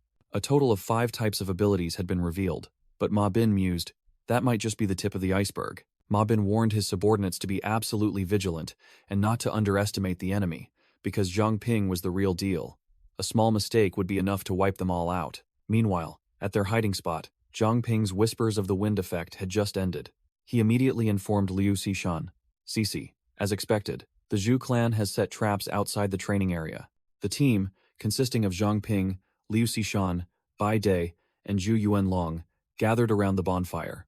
Zhang Ping confirmed that at least 2 Apex-level Awakeners were waiting. Zhu Yuanlong confidently muttered that if the weather was good, he alone could handle both of those Apex-level opponents. Not to be outdone, Zhang Ping coolly uttered a profound statement. "Perhaps I can take care of one." Bai Dai expressed doubt, but Zhang Ping explained that even though he was only mid-level, his analytical ability allowed him to grasp his opponent's weaknesses, so as long as they weren't formidable foes like Old Master Feng, it wouldn't be a problem. The team agreed to take turns on guard duty and rest, wait for the beast tide to pass, and then Zhang Ping would scout to see how many formidable enemies the opposing side had. The next morning, Zhang Ping and Liu Xishan were standing guard at the cave entrance. Zhang Shazong rushed in frantically, his face drained of all color. "This is bad. We're in big trouble." The entire team immediately rushed out. Zhang Ping, Liu Xishan, Bai Dai, Zhu Yuanlong, and Zhang Shouzhong froze at the sight outside. The entire forest had turned into a charred wasteland, a consequence of the divine bird's rampage last night, and now they were forced to cross it to reach the trial grounds. Zhang Ping muttered, realizing this monster was smarter than he thought. It was intentionally cornering the team. Suddenly, Su Qingbo's spirit appeared, pointing the way, and warning. "Ahead is the only path to the trial grounds. There's no way around it." He estimated it would take half a day if they moved at full speed, and asked Zhang Ping if the lantern could still hold out. Zhang Ping looked at the magic lantern in his hand, radiating dark energy, and admitted it was running out of power, seemingly placing all the burden back on him. Hearing this, Bai Dai and Feng Lixin praised his saying, "With great power comes great responsibility." while Zhang Ping secretly thought, how would I know? I just stole that line from a movie in my previous life. The two prisoner brothers, Zhao Yalong and Zhao Yanhu, watched a retreating figure and pondered the saying, with great power comes great responsibility. That saying struck them like lightning, making the two former enemies rethink everything. They recalled their past, where the village elders treated them as mere tools, and compared it to Zhang Ping, who had risked his life to save them and treated them with respect. The two prisoners officially became fanboys, envisioning Zhang Ping radiating a saintly aura in their minds and shouting his slogan in unison. Feng Laixian, seeing the awkward scene, turned to Zhang Ping and asked, "What are these two doing?" Zhao Yalong and Zhao Yanhu said no more, rushing forward to prostrate themselves before Zhang Ping, yelling to be allowed to follow him as his subordinates. Both solemnly raised their hands and swore a deadly oath, vowing loyal service to Zhang Ping, declaring that if they broke their word, they would be struck down by heaven and earth. The two continued to kowtow, declaring their readiness to even swallow a contract gem to prove their sincerity. Zhang Ping stood with his arms crossed, watching, and coldly asked, "Why the sudden enthusiasm? What's the scheme?" The brothers explained that, since Zhang Ping had risked his life to save them, not following him would be a great betrayal of their big brother's kindness. Asserting that he had earned their loyalty, they resolutely declared that they would rather follow Zhang Ping to their deaths than return to the village that treated them as worthless tools. Zhang Ping gestured for them to stand, but didn't immediately accept, instead asking a critical question. "How many people have you killed so far? Were any of them innocent?" The brothers honestly confessed that they had only killed enemies of the village and two worthless members of the Zhu clan, who deserved to die. Zhang Ping smirked profoundly, muttering that in the chaotic hatred between villages, determining who was innocent was impossible. He held out two green contract gems, warning bluntly, "Swallow these, and there's no turning back. Are you sure?" The brothers confirmed in unison without a moment's hesitation. Zhang Ping thought to himself, "Anyway, these two level 9 and 10 contract gems don't grant me any abilities, so using them to recruit subordinates is a good deal." Gulp. The two prisoner brothers swallowed the contract gems in an instant. The system announced, "Contract with summoned beast Zhao Yinlong established. Contract with summoned beast Zhao Yingke established." As a burst of green energy enveloped them, the brothers Zhao Yalong and Zhao Yanhu bowed before Zhang Ping, swearing in unison, "From today, we brothers pledge to brave life and death for our big brother." Zhang Ping coolly replied, "No need to overdo it, just treat each other as comrades." This made the two new recruits nod eagerly. "Understood, big brother." Zhang Ping turned and directly asked, "You said you had a way to help us, what is it?" He told Liu Xishan, "Wait a moment, my brothers and I will be right back." While the two new recruits were still in a state of excitement, the brothers Zhao Yalong and Zhao Yanhu immediately dashed off, leaving the rest of the team watching. Feng Laixian crossed his arms, looking suspicious. "Are these guys reliable? It seems too simple. Can we trust them?" The muscular martial artist continued to analyze. Some savage tribes worship mutated monsters, behaving exactly like these two. Meanwhile, the woman in the red shirt wondered, "Don't tell me they actually think Zhang Ping is some kind of god?" Zhang Shozong grabbed Zhang Ping's shirt, suspicious. "Did you use a brainwashing technique on them? They look like they're openly worshipping you." Zhang Ping was speechless and snapped back. "Are you serious? If I had a brainwashing skill, I would have used it on Cici or Sister Xue already. Who'd bother using it on these two guys?" Hearing her name, the woman in the red shirt blushed deeply, muttering, "Oh, Zhang Ping, you've been interested in me all this time?" Zhang Shozong rubbed his chin, a sly look on his face. "Don't say that. Even though Zhao Yinlong and Zhao Yingque are men, at least they're twin brothers." The stout man quickly waved his hands in explanation when he saw the team looking at him with disgusted eyes. "Wait, don't misunderstand. That's not what I meant." Suddenly, the ground shook violently, and a giant mound of earth emerged, startling the entire team. "What is that?" A giant armored lizard burrowed up from underground, and on its back were the brothers Zhao Yalong and Zhao Yanhu, waving and calling out, "Big brother!" Zhao Yanhu pointed at the beast and explained, "This is a burrowing lizard. We can use it to travel underground through this open area." Su Qingbo's spirit appeared, telling Zhang Shozong, "Does this mean we can avoid the Zhu clan's ambush and sneak straight into the trial grounds?" He immediately denied, "Not quite. The mountain ancestor is a king-tier monster. This lizard wouldn't dare venture into its territory." Zhang Ping gave a decisive order, "Let's go. Well, deal with the divine bird after we shake it off." The entire team climbed onto the giant lizard's back, and it immediately curled up, digging deep into the ground. The lizard moved underground, safely carrying the team across the forest. When they surfaced, Su Qingbo's spirit announced, "We can only go this far." The lizard refuses to go any further. Zhang Ping ordered, "Have it make a few more trips to bring the rest of the people over." The team stopped before a deep canyon, and Su Qingbo's spirit warned, "Beyond this canyon lies the trial area, but it's also a perfect location for an ambush." Su Qingbo's spirit instructed Zhang Ping, "We're almost at the trial area. Hand out the morning glory flowers to everyone." The main character nodded instantly. Liu Xishan handed a purple flower to a teammate, preparing for the upcoming battle. The muscular old man Bai De received a flower from Liu Xishan, and then conveniently asked for 2 more for Senior Ye and Senior Su. Liu Xishan glanced at Zhang Ping, asking directly, "Are you worried that some elites from the Zhu clan are lying in ambush for us?" Zhang Ping explained to the team, "Not only that, I'm also worried the divine bird will return," causing one member to ask in confusion, thinking they had already shaken it off. Zhang Ping patted Zhang Shouzhang's shoulder, calmly analyzing, "The Zhu clan hasn't fully controlled that bird yet, but we can't rule out the possibility of them luring it back. Better safe than sorry." Feng Laishen and Bai Di nodded in agreement, concerned that Senior Ye and Senior Su were still recovering and would have difficulty handling the divine bird if it appeared. Zhang Ping sneered, his eyes flashing with confident green light. "Don't worry, I have a plan. Just because we couldn't deal with it outside doesn't mean we can't do anything about it inside this trial area." A giant messenger bird took flight, carrying the injured or combat-incapable members to safety under Zhang Ping's command. Ma Bin, the leader of the ambush team, was observing from afar, the image of a group of strangers reflected in his eyes. A purple-haired female assassin reported to Ma Bin, "Captain, Zhang Ping and his companions are resting not far ahead." Ma Bin smirked maliciously, taking a drag from his cigarette. "I didn't expect them to be lucky enough to escape the divine bird, but their luck has run out." Ma Bin stood before his army of assassins, giving a decisive order. "Everyone prepare, the slaughter is about to begin." Zhang Ping's team advanced into the outer perimeter of the trial area, a treacherous canyon, while a small scorpion creature lurked nearby. The group moved cautiously, a red-eyed rodent monster lurking on a branch directly above them. Suddenly, 2 giant bear monsters charged down from above, and Zhang Ping shouted loudly, "Watch out!" Bai De, the muscular old man, reacted in an instant, whirling around to face the monster. Without a moment's hesitation, Bai De charged directly at the attacking bear monster. Thwack! Bai De's devastating kick landed squarely on the monster's face, stunning it on the spot. A small hamster monster rushed out and self-detonated with a terrifying explosion, making the entire team jump in surprise, wondering what kind of abomination it was. Bai De flexed his muscles, analyzing that this was likely a mutated hamster with physical strength far exceeding even ordinary enhancement-type awakened ones, advising the team not to engage it in close combat. The stout Zhang Shouzhang suddenly stammered, pointing forward, and the entire team looked up, their faces tense.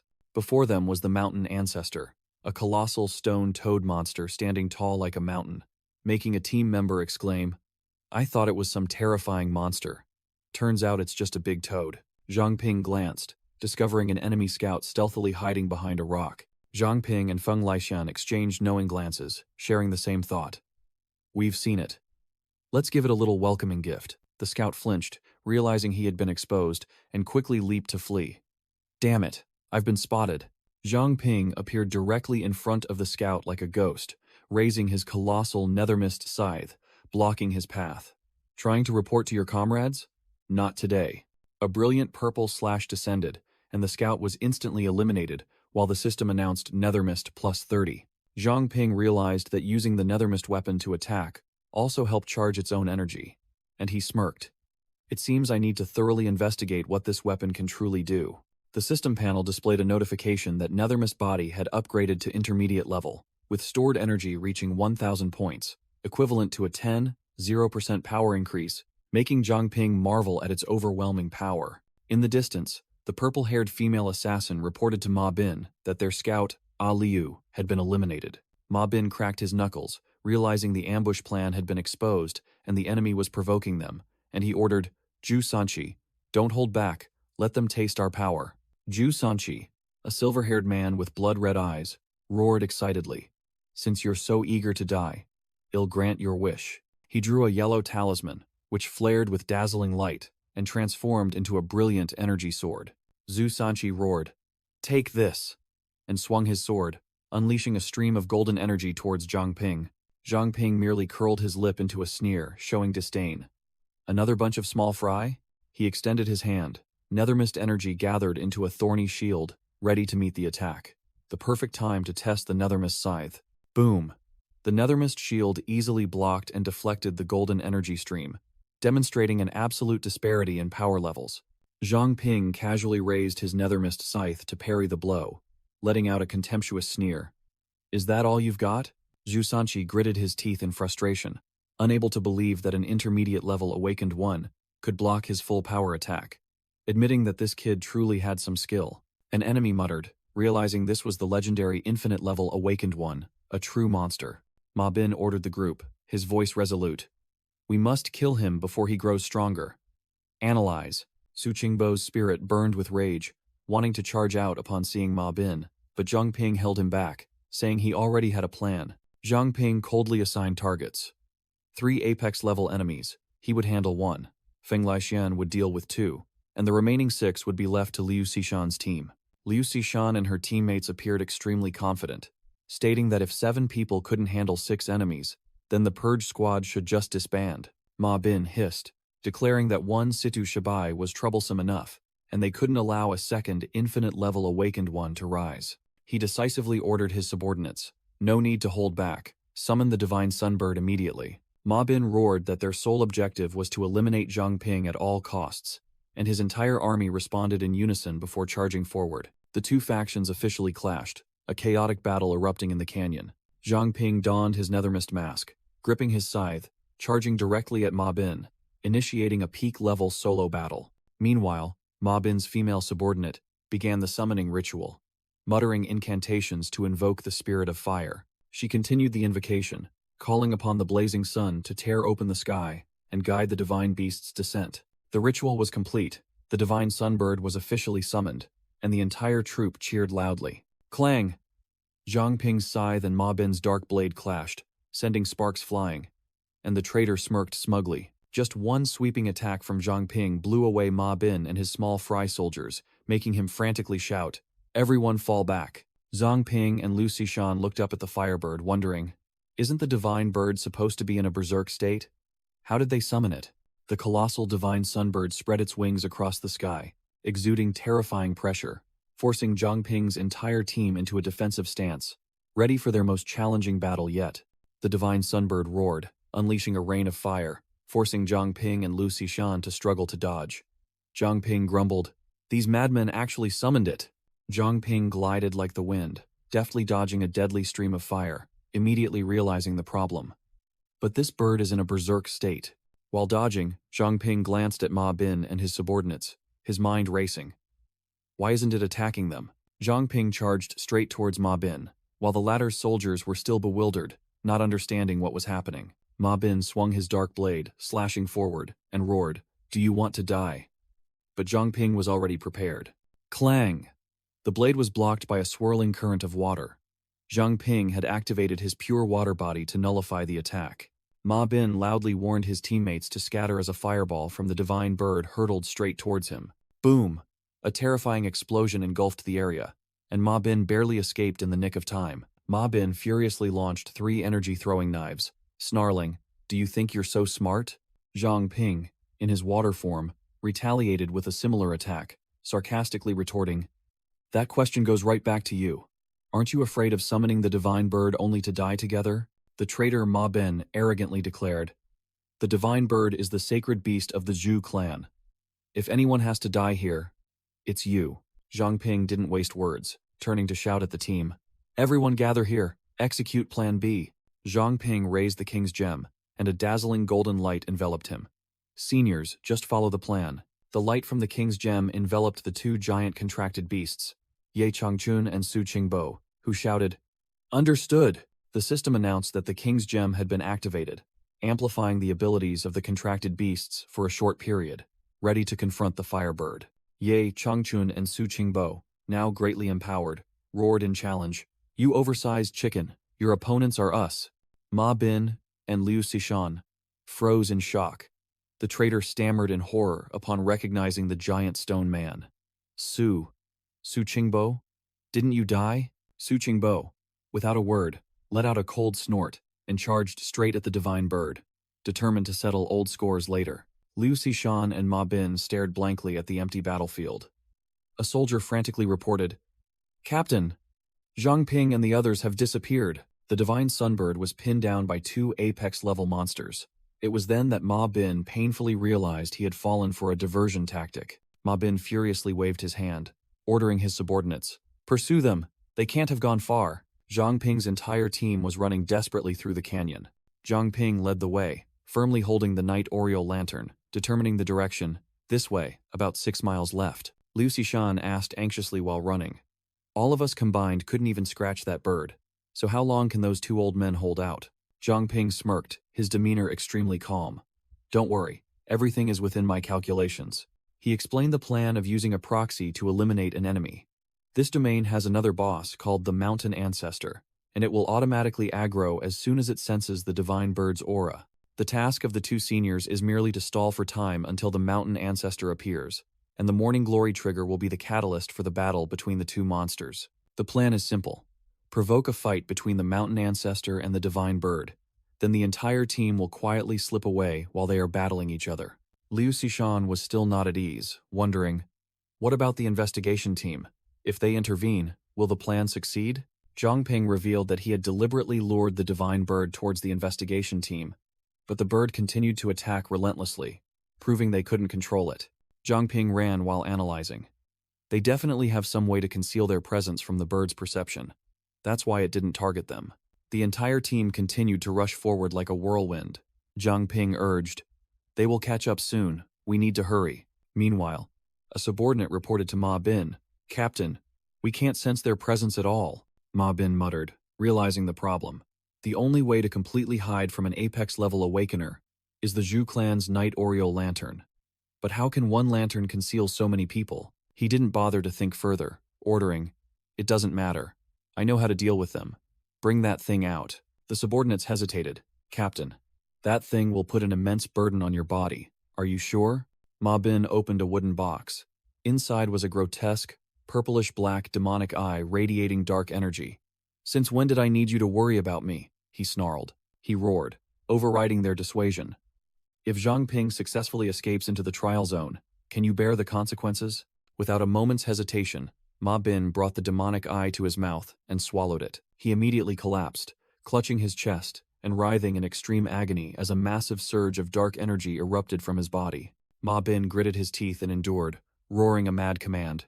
"Release all imprisoned souls." A series of purplish-black shadow entities shot out from Ma Bin's body. He screamed in pain as the transformation began. Ma Bin ordered his subordinates. "They can conceal their presence, but not their soul traces. Go. Follow those vengeful spirits." In the forest, Zhang Ping was leading the team's escape when he noticed a familiar aura, very similar to his own Nethermist ability. The entire team was ambushed by a swarm of purplish vengeful spirits. Zhang Ping muttered, "Vengeful spirits?" A vengeful spirit lunged forward, extending its claws and firmly grabbing Zhang Ping. Suddenly, a masked swordsman rushed out from the side, slicing the vengeful spirit in half with a swift strike. Feng Laixian angrily flexed his muscles, punching another vengeful spirit to pieces. First it was zombies, now it's vengeful spirits. How dirty can these guys play? The entire team was surrounded. Feng Laixian looked towards the 2 newcomers. "Let's see where you can run to escape." An enemy taunted. The red-haired martial artist and the white-haired man simultaneously unleashed their moves. One shot fireballs, the other unleashed a dazzling stream of energy. Feng Laixian swiftly charged forward like lightning, using his body to shield his teammates from an energy attack. He glanced at the white-haired man, secretly acknowledging that this guy was no ordinary opponent. The red-haired martial artist roared, "Die!" and unleashed a massive pillar of fire, incinerating the enemy. A terrifying explosion engulfed 2 figures in a sea of flames. Amidst the smoke, a nonchalant voice rang out. "Not bad, girl. Your fire has some heat to it."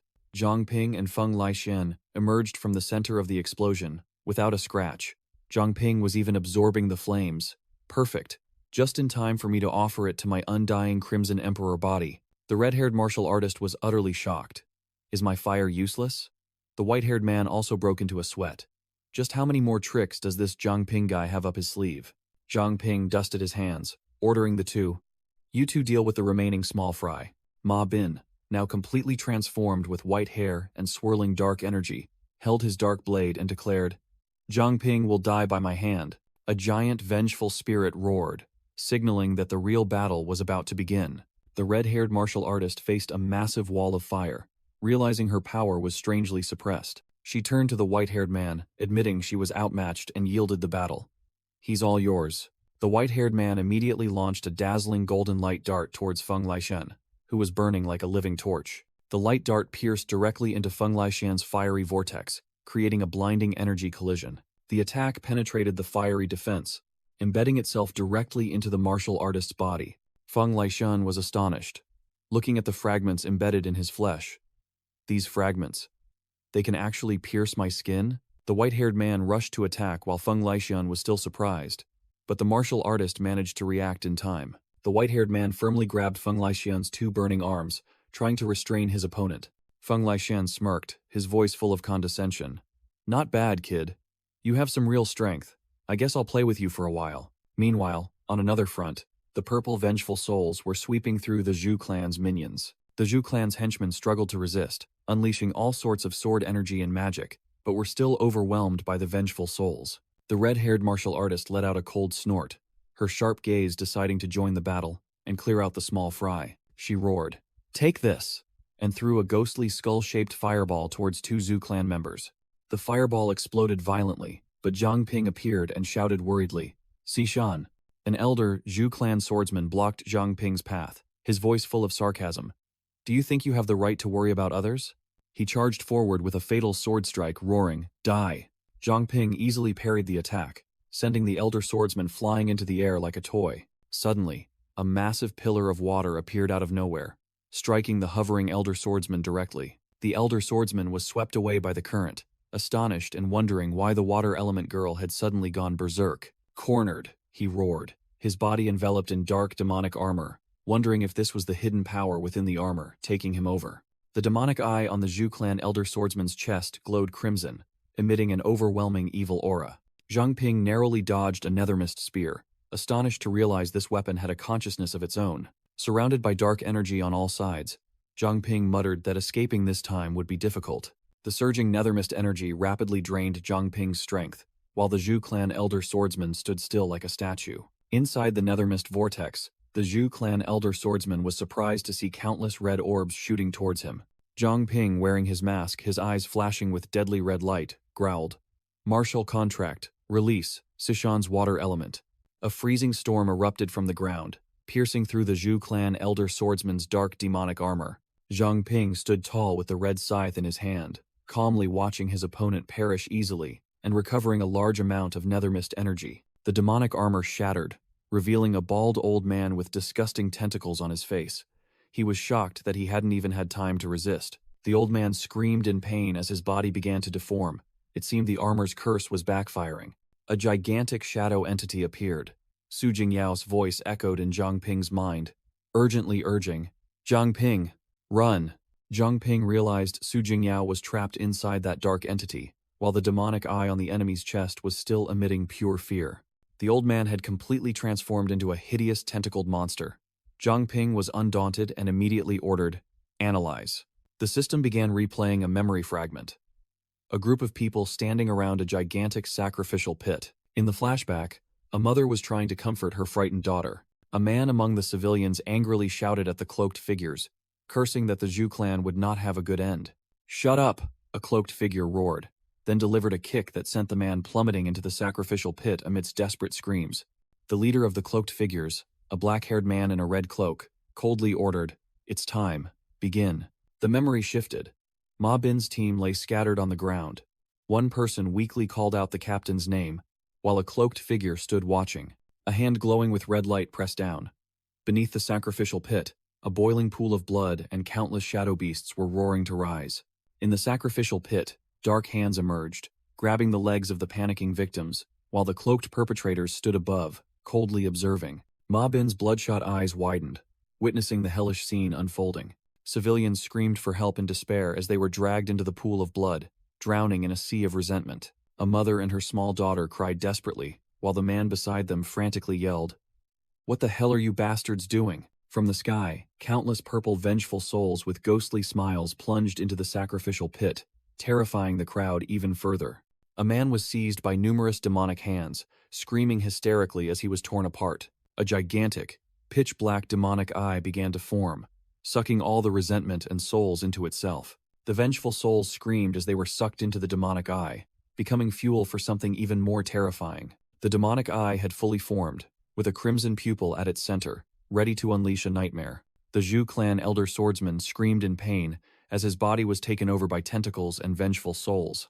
The system announced, Eye of Resentment, Level 34, born from the souls of the innocent. The new monster had taken shape, a hideous, multi-limbed giant wielding a dark sword, ready to slaughter. Zhang Ping looked at his Shadow Reaper beast, deciding to break the rules. Sorry, Captain, but I have to deviate from the plan a little. I know, Zhang Ping said, then swallowed the king's gem. But this guy's sins are too great, unforgivable. The system announced, King's gem activated, contract beast enhanced.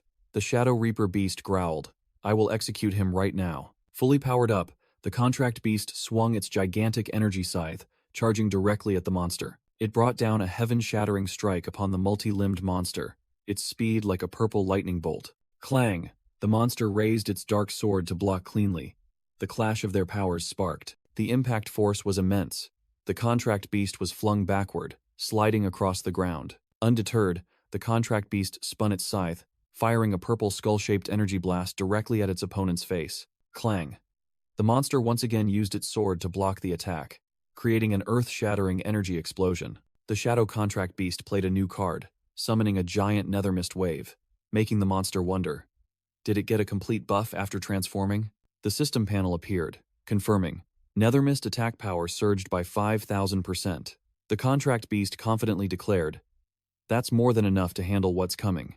The glowing purple scythe swung up, slashing through the monster, severing a tentacle in an instant. The Contract Beast landed lightly, muttering to itself that thanks to the King's Gem's buff, it could now control two abilities simultaneously, even combining them. The monster roared, its entire body erupting with terrifying purple-black energy. The Contract Beast calmly explained, this is the result of combining the Nethermist body and the Fire Devourer's heart. I call it. The Contract Beast's entire body erupted with purple-black nether flame, and it growled, Nether Flame. The monster below looked at the eye on its chest, realizing it was losing control. The nether flame condensed into a pitch-black energy sphere, charging straight through and piercing the monster's chest in an instant. The system announced, defeated the cursed eye, level limit surpassed. Zhang Ping leaped 20 levels, officially entering the ranks of high-level awakened. The Contract Beast realized that defeating a heavily buffed enemy had allowed it to break through directly to a high level, simultaneously unlocking the King's Gem's sub-effect limit. But in return, it could no longer absorb new abilities through it. It pondered that choosing the skill during its mid-level breakthrough was indeed the right decision, and this might be an even more dominant evolutionary path.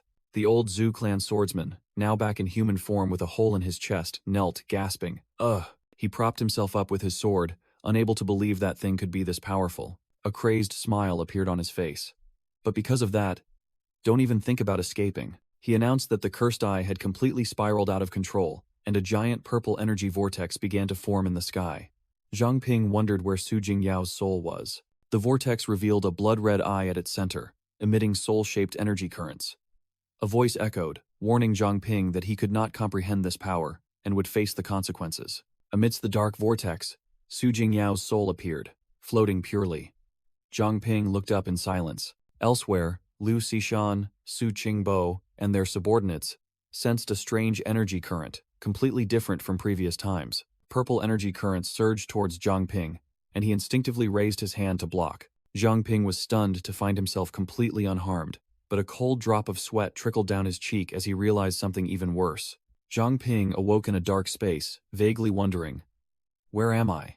Suddenly, a man's soul appeared from afar, his voice filled with panic. Help! Help me! The soul ran for its life, pursued by a pack of hideous energy wolves, continuously screaming for help. Zhang Ping rushed forward, intending to intervene, but the soul stumbled right in front of him. The soul wolves charged straight through Zhang Ping, making him realize in shock. Are these souls? They tore apart the poor soul amidst a tragic scream. Immediately, Zhang Ping clutched his chest, feeling a gut-wrenching pain, as if he himself had just been attacked. He knelt down, not understanding what the hell had just happened, realizing he was feeling that soul's pain. Another soul was torn apart, and the pain once again surged directly into Zhang Ping's body. He collapsed, letting out a groan of extreme pain as a spiritual wound clearly appeared on his chest. Zhang Ping realized he had been pulled here by the power of the souls, forced to experience their memories and their dying pains. He gritted his teeth, enduring as another soul was impaled, all of that sensation reverberating back to him. So, that's how it is. The victim's memories flooded back, showing the scene of Master Feng and the students being massacred by the cursed eye's purple tentacles. Zhang Ping lay motionless in the pitch-black space, blood oozing from his spiritual wounds. He floated amidst countless dissipating souls, completely helpless in the face of the tragedy. Suddenly, a giant blue energy current appeared. Zhang Ping looked up, his voice trembling. What is this now? He froze when he realized it wasn't an enemy. A giant, beast-like, demonic soul entity appeared with an overwhelming aura. It advanced directly towards Su Jingyao's sleeping soul, raising its sharp hand, roaring. Stop! The demon seized Su Jingyao's soul, intending to devour her while she was still unconscious. Blood splattered. Zhang Ping let out a crazed roar as the soul's pain permeated him, his eyes glowing crimson with rage. He gritted his teeth and yelled directly at the soul demon.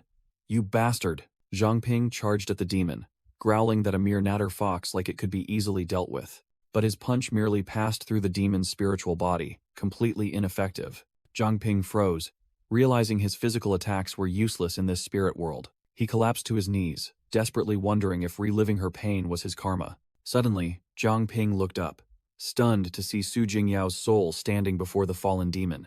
He muttered, realizing the bitter truth. Elder Su was right. She really did use her ability to separate her soul from her body before dying. Memories flooded back, showing Su Jingyao's soul helplessly watching her body being devoured. Zhang Ping reached out towards her soul, his voice filled with regret. I found your soul, but I can't save you. I'm sorry. I couldn't keep my promise. His hand touched Su Jingyao's soul's cheek, a sensation so real it was unbelievable. Zhang Ping's eyes widened in astonishment. He grasped her shoulder, his voice trembling with shock. I can touch you? Zhang Ping realized something important. Her soul didn't dissipate, but became a fallen one due to power abuse. In this spirit world, she is also a living soul, just like me. In the sky, giant vengeful eyes reappeared. Zhang Ping realized they intended to use the wandering souls to empower themselves. Not a chance, Zhang Ping growled, summoning the king's gem, which shimmered with golden light, determined to turn the tables. This time, he looked directly at Su Jingyao's soul, declaring firmly, even if I have to bet everything, I must form a contract with Jingyao in this fallen one state. Dark energy erupted. The surrounding victim souls were pulled towards Zhang Ping by an invisible force. All the souls were drawn into a giant blue contract formation forming beneath Zhang Ping and Su Jingyao's feet. Amidst the dark space, pitch-purple energy chains shot out. Zhang Ping roared. Su Jingyao, listen carefully. Zhang Ping grasped Su Jingyao's hovering soul amidst the swirling magic formation, shouting directly at her. You are not one of these lost souls. You are not dead. Wake up now. He continued to assault her mind with words like hammers. Have you forgotten your dream? You once yearned to join the city guard to protect our homeland. Zhang Ping's words seemed to take effect, and the chains binding her consciousness began to crack. He growled, reiterating the harsh truth. Every time I faced danger, weren't you always the one to stand up and protect me? Su Jingyao's soul trembled slightly, her vacant eyes beginning to regain focus as she looked directly at Zhang Ping. Zhang Ping held out the king's gem before her, his gaze both resolute and gentle. Take it, Su Jingyao. Don't lose yourself again. A memory flashed, a scene of young Zhang Ping offering a candy to little Su Jingyao, only for her to harshly refuse. Get lost. Who wants to be controlled by you? Back in reality, the soul of Su Jingyao's eyes shone with determination, no longer hazy as before. Her spirit hand reached out, touching the king's gem that Zhang Ping was offering. The system notification exploded. Summoned beast, Su Jingyao, contract established. Zhang Ping looked directly into her eyes, commanding as her master, I order you, break your chains. Su Jingyao fully awakened, bewildered in Zhang Ping's arms, her voice faltering. Zhang Ping, is that you? She looked around in shock, realizing that she and Zhang Ping were standing in the middle of a colossal magic formation, where countless other souls were imprisoned. Zhang Ping breathed a sigh of relief, smiling. Thank goodness, you're finally awake. The surrounding souls shrieked miserably as the magic formation drained their energy. And a voice echoed. explaining this was a soul-refining formation. Once devoured, there would be no escape. Zhang Ping looked at the scene, accepting their fate. I'm glad I woke you. At least now we can say goodbye without regrets. Su Jingyao unexpectedly grabbed Zhang Ping's cheek, her face annoyed. Don't give up so easily, you idiot. Zhang Ping was utterly speechless at her attitude, thinking to himself, still optimistic in this situation? But what do we do now? Su Jingyao was startled to realize Zhang Ping was hovering outside, questioning, wait, how are you outside the magic formation? Without another word, she drew back her leg and delivered an extremely powerful kick to Zhang Ping's chest. Zhang Ping shrieked miserably as he was kicked straight into the center of the soul-refining formation. Thud. He face-planted onto the ground in the most pathetic way possible, while Su Jingyao landed gracefully. Scrambling to his feet, Zhang Ping rubbed his head, grumbling, good heavens, am this injured? Couldn't you have been gentler? He suddenly realized his wounds had healed, while Su Jingyao merely crossed her arms and smiled meaningfully. An elder's soul appeared, explaining that normal awakeners would be limited in their soul abilities, but he was different, having trained since childhood and now able to affect even the souls of others.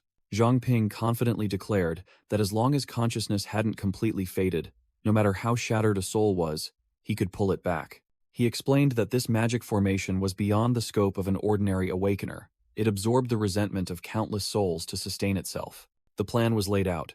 Simply free the imprisoned souls, and the entire magic formation would collapse, but pulling them out one by one would take too much time. Zhang Ping revealed that he had linked their souls when healing her. Now she could borrow his nethermist power to reach other souls. Zhang Ping channeled his energy, declaring it was time to free the souls from their prison, and pitch-black nethermist chains began to appear. Countless dark chains shot straight up from Zhang Ping, piercing into the soul-refining formation above. Both returned to reality, standing in the middle of a forest, surrounded by the newly freed souls hovering before dissipating. Zhang Ping breathed a sigh of relief, completely oblivious to someone's complaints. Su Jingyao, now in the form of a water spirit, grumbled, "You've drained my soul energy. Just how strong are you now, anyway?" Zhang Ping nonchalantly scratched his head and replied, "Well, you told me to pull them all out at once." He smiled contentedly, his eyes warm. "No matter what, you're finally back, Su Jingyao. I've made you wait too long." Su Jingyao also smiled gently, full of trust. I always knew you could do it." Zhang Ping suddenly remembered, and a yellow energy bracelet appeared. Oh, right. He summoned a physical body, explaining to Su Jingyao's spirit form. "This is the body I recreated for you. Now it's time to use it." Su Jingyao's spirit form was speechless, asking why he carried this corpse everywhere, finding it a bit strange despite her gratitude. She explained that she had always been by his side as a soul, and had tried to enter this body but failed. Her soul touched the physical body and was repelled. She said, "My ability allows me to separate my soul and attack others' souls, but I cannot possess a body." She further explained that if she tried to force it, her soul would be devoured by the body's power and trapped forever with no escape. Su Jingyao believed her soul had refused because subconsciously, it still considered this someone else's body, to which Zhang Ping grinned. "If that's the case, it's simple." Without further ado, Zhang Ping imperiously commanded, "I order you. Recognize this body as your own, and return to it." Instantly, Su Jingyao's water spirit form was sucked straight into the physical body lying on the ground. With a thud, soul and body merged, and she slowly opened her eyes, bewildered, not understanding what had just happened. Sitting bolt upright, Su Jingyao was still in shock. "It was that easy? Turns out, I was overthinking it." She crossed her arms, asking Zhang Ping suspiciously if he planned to order her to do strange things later, to which he could only sweat profusely and vehemently deny. At the same time, a colossal surge of dark energy dissipated, freeing the masters of the Beast King Martial Arts Academy. The entire group was flung out, landing chaotically, and the muscular martial artist Feng Lixian was annoyed at being trapped in such an uncomfortable situation. Zhang Ping and Su Jingyao appeared. He crossed his arms smugly. "Thanks to my soul energy breaking the magic formation, everyone is safe now." He continued to boast. "Trivial matters. How could these things trouble me?" Making Su Jingyao only smile. Zhang Ping wondered about the situation with Ma Bin and the others, and Su Jingyao reassured him. She explained that the enemy had used themselves as a sacrifice to force open the magic formation, trapping all of them, but they hadn't expected Zhang Ping to break it. Martial artist Feng Lixian stood next to Ma Bin's corpse, declaring, "The others have been dealt with. There's no one left to block our path now." Lu Xishan looked at Su Jingyao, asking Zhang Ping directly. This girl must be Su Jingyao, right? How did she suddenly wake up, making him only stammer an explanation? Rumble, rumble! The ground suddenly shook violently, signaling trouble. Martial artist Feng Laixian braced himself, growling. An earthquake? This tremor isn't right. It feels like something is emerging from underground. Zhang Ping suddenly realized something, his eyes changing. Could it be? Whoosh! A giant fire phoenix burst from the ground and soared into the sky. Zhang Ping muttered, confirming. Mountain ancestor? The divine sunbird charged straight into a giant rock monster that had just emerged, initiating an aerial battle. The phoenix opened fire, shooting out a volley of fireballs like heat-seeking missiles at the enemy. Boom, boom, boom. The fireballs exploded on the monster's rock armor, but it seemed to only tickle it. The giant rock monster, the mountain ancestor, slowly rose to its feet, completely unharmed by the previous attack. Whoosh! The mountain ancestor swung its massive rock arm, swatting away the divine sunbird like a toy. Sent flying far away, the divine sunbird hovered in the air, its entire body erupting with a dazzling aura, preparing for an all-out strike. The phoenix gathered energy, creating a series of fireballs even larger than before, ready for a barrage of explosions. From a distance, two figures were observing the battle. The old man Su Qingbo remarked, "These morning glory flowers are quite useful, aren't they?" Yi Changchun urged. "Zhang Ping and the others must be waiting for us. Let's go, we can't delay any longer." Meanwhile, a reinforcement team led by a white-haired person had arrived at a giant chasm, he declared. "This is the entrance to the trial area." Zhang Ping's group, including Su Jingyao, the stout Zhang Shozong, and the swordsman Chen Ming, looked down into the abyss, bewildered, asking, "Where is the entrance?" Su Qingbo appeared and explained. "What you see is merely an illusion. Only Zhang Ping can open the entrance, but we need a little more time to prepare." Zhang Ping turned to everyone, reassuring them, "All right, let's rest here for now. The mountain ancestor has already made its move anyway. Senior Ye Changchun and Senior Su Qingbo will arrive soon." Su Jingyao was startled when she heard her grandfather's name. Zhang Ping smiled, confirming, "That's right, he's your grandfather. He was the one who told me about your abilities." Zhang Ping explained to the entire team that AI would be the key to helping them break through the barrier ahead. From afar, Ye Changchun and Su Qingbo were approaching, reminding each other to stay focused, as they couldn't let their comrades' efforts go to waste.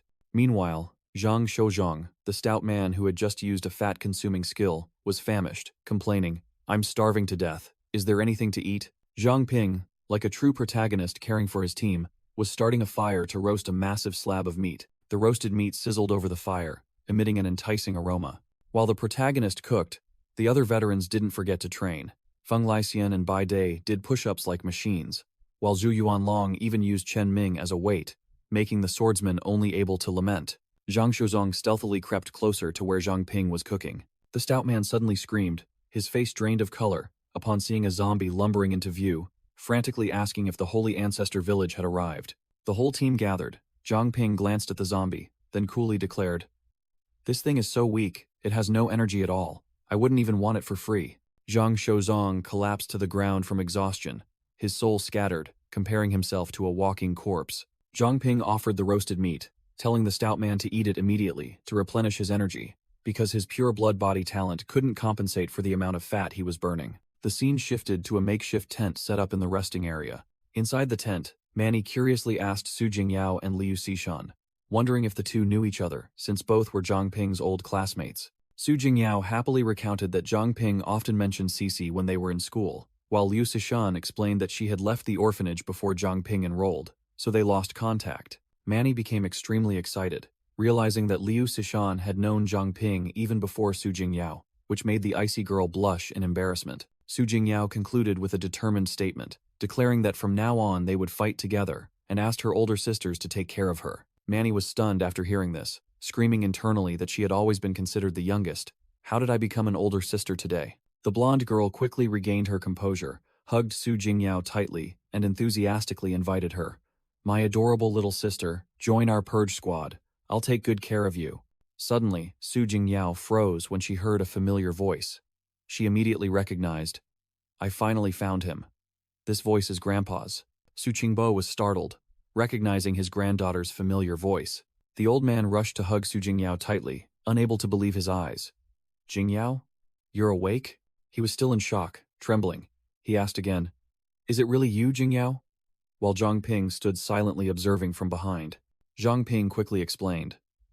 The traitor Ma Bin, or Zhu Yanbing, used a soul-refining formation to trap you, but it was that very act that gave me the chance to save you from your fallen state. Su Qingbo, with tears in his eyes, hugged his only remaining granddaughter tightly, filled with mixed emotions of joy and sorrow. Su Jingyao sobbed, delivering the grim news that her parents had not survived. The old veteran blamed himself for failing to protect his family, bitterly cursing the scoundrel who caused it all. His rage flared, Su Qingbo growled, demanding Ma Bin's whereabouts, his killing intent surging. Where is that bastard?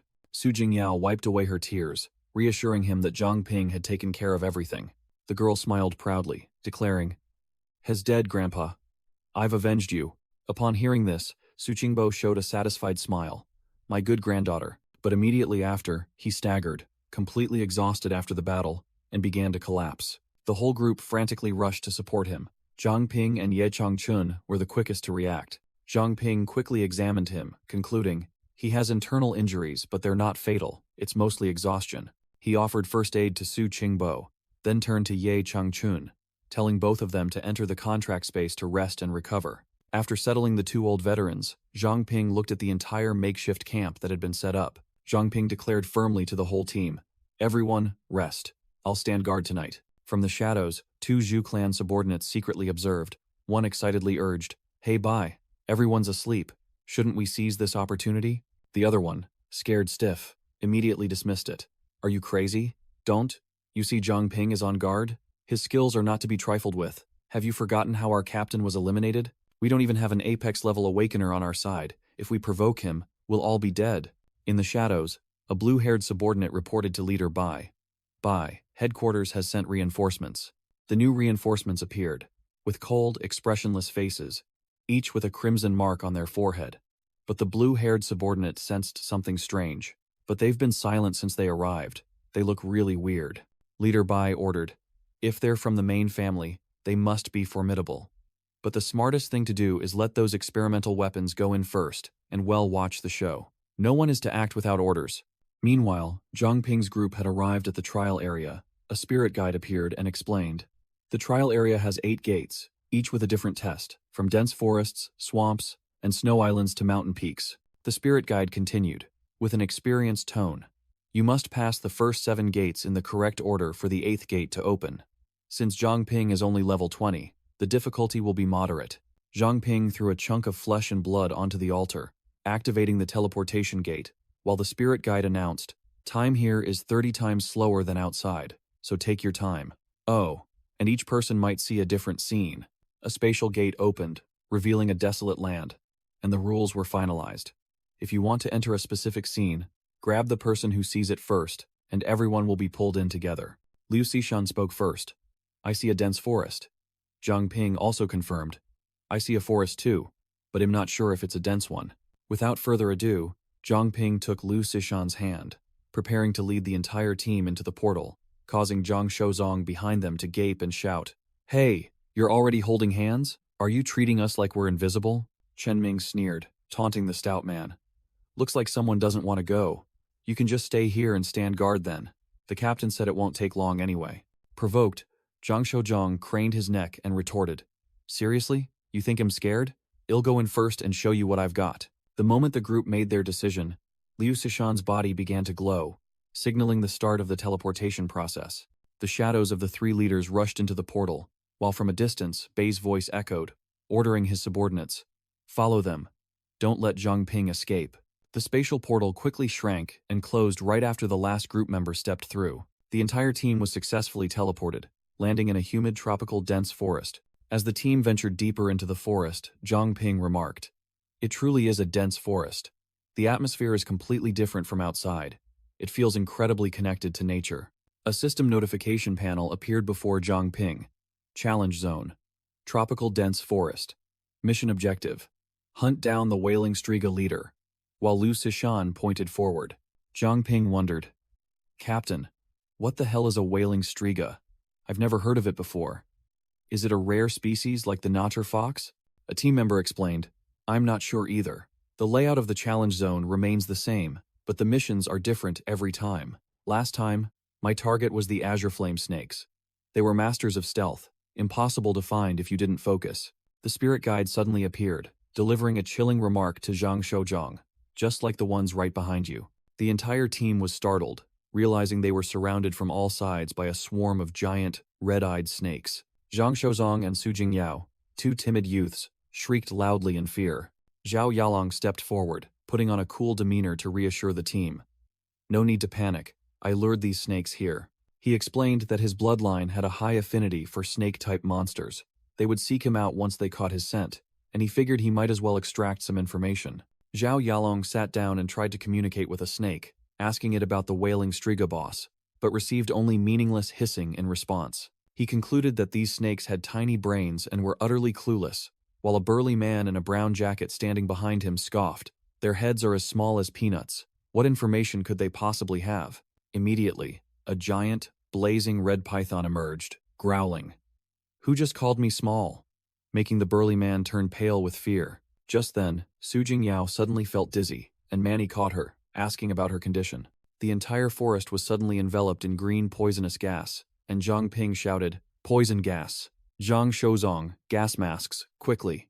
Zhang Shouzhong, without hesitation, activated his ability, and the fat on his body began to glow. Adipose tech, gas mask, he shouted, transforming his excess fat into a pile of gas masks and throwing them to the entire team. The entire team, from Liu Xishan to Feng Laixian, hastily put on their masks to endure the gas. Zhang Ping announced that his ability could not neutralize this type of poison, and the situation began to get tense. Jinbo immediately stepped in heroically, pulling out a vial of medicine derived from his golden blood, declaring that it could detoxify them. Zhang Ping took the antidote, then ordered Zhao Yalong, "Tell the guiding snakes to find a safe place first."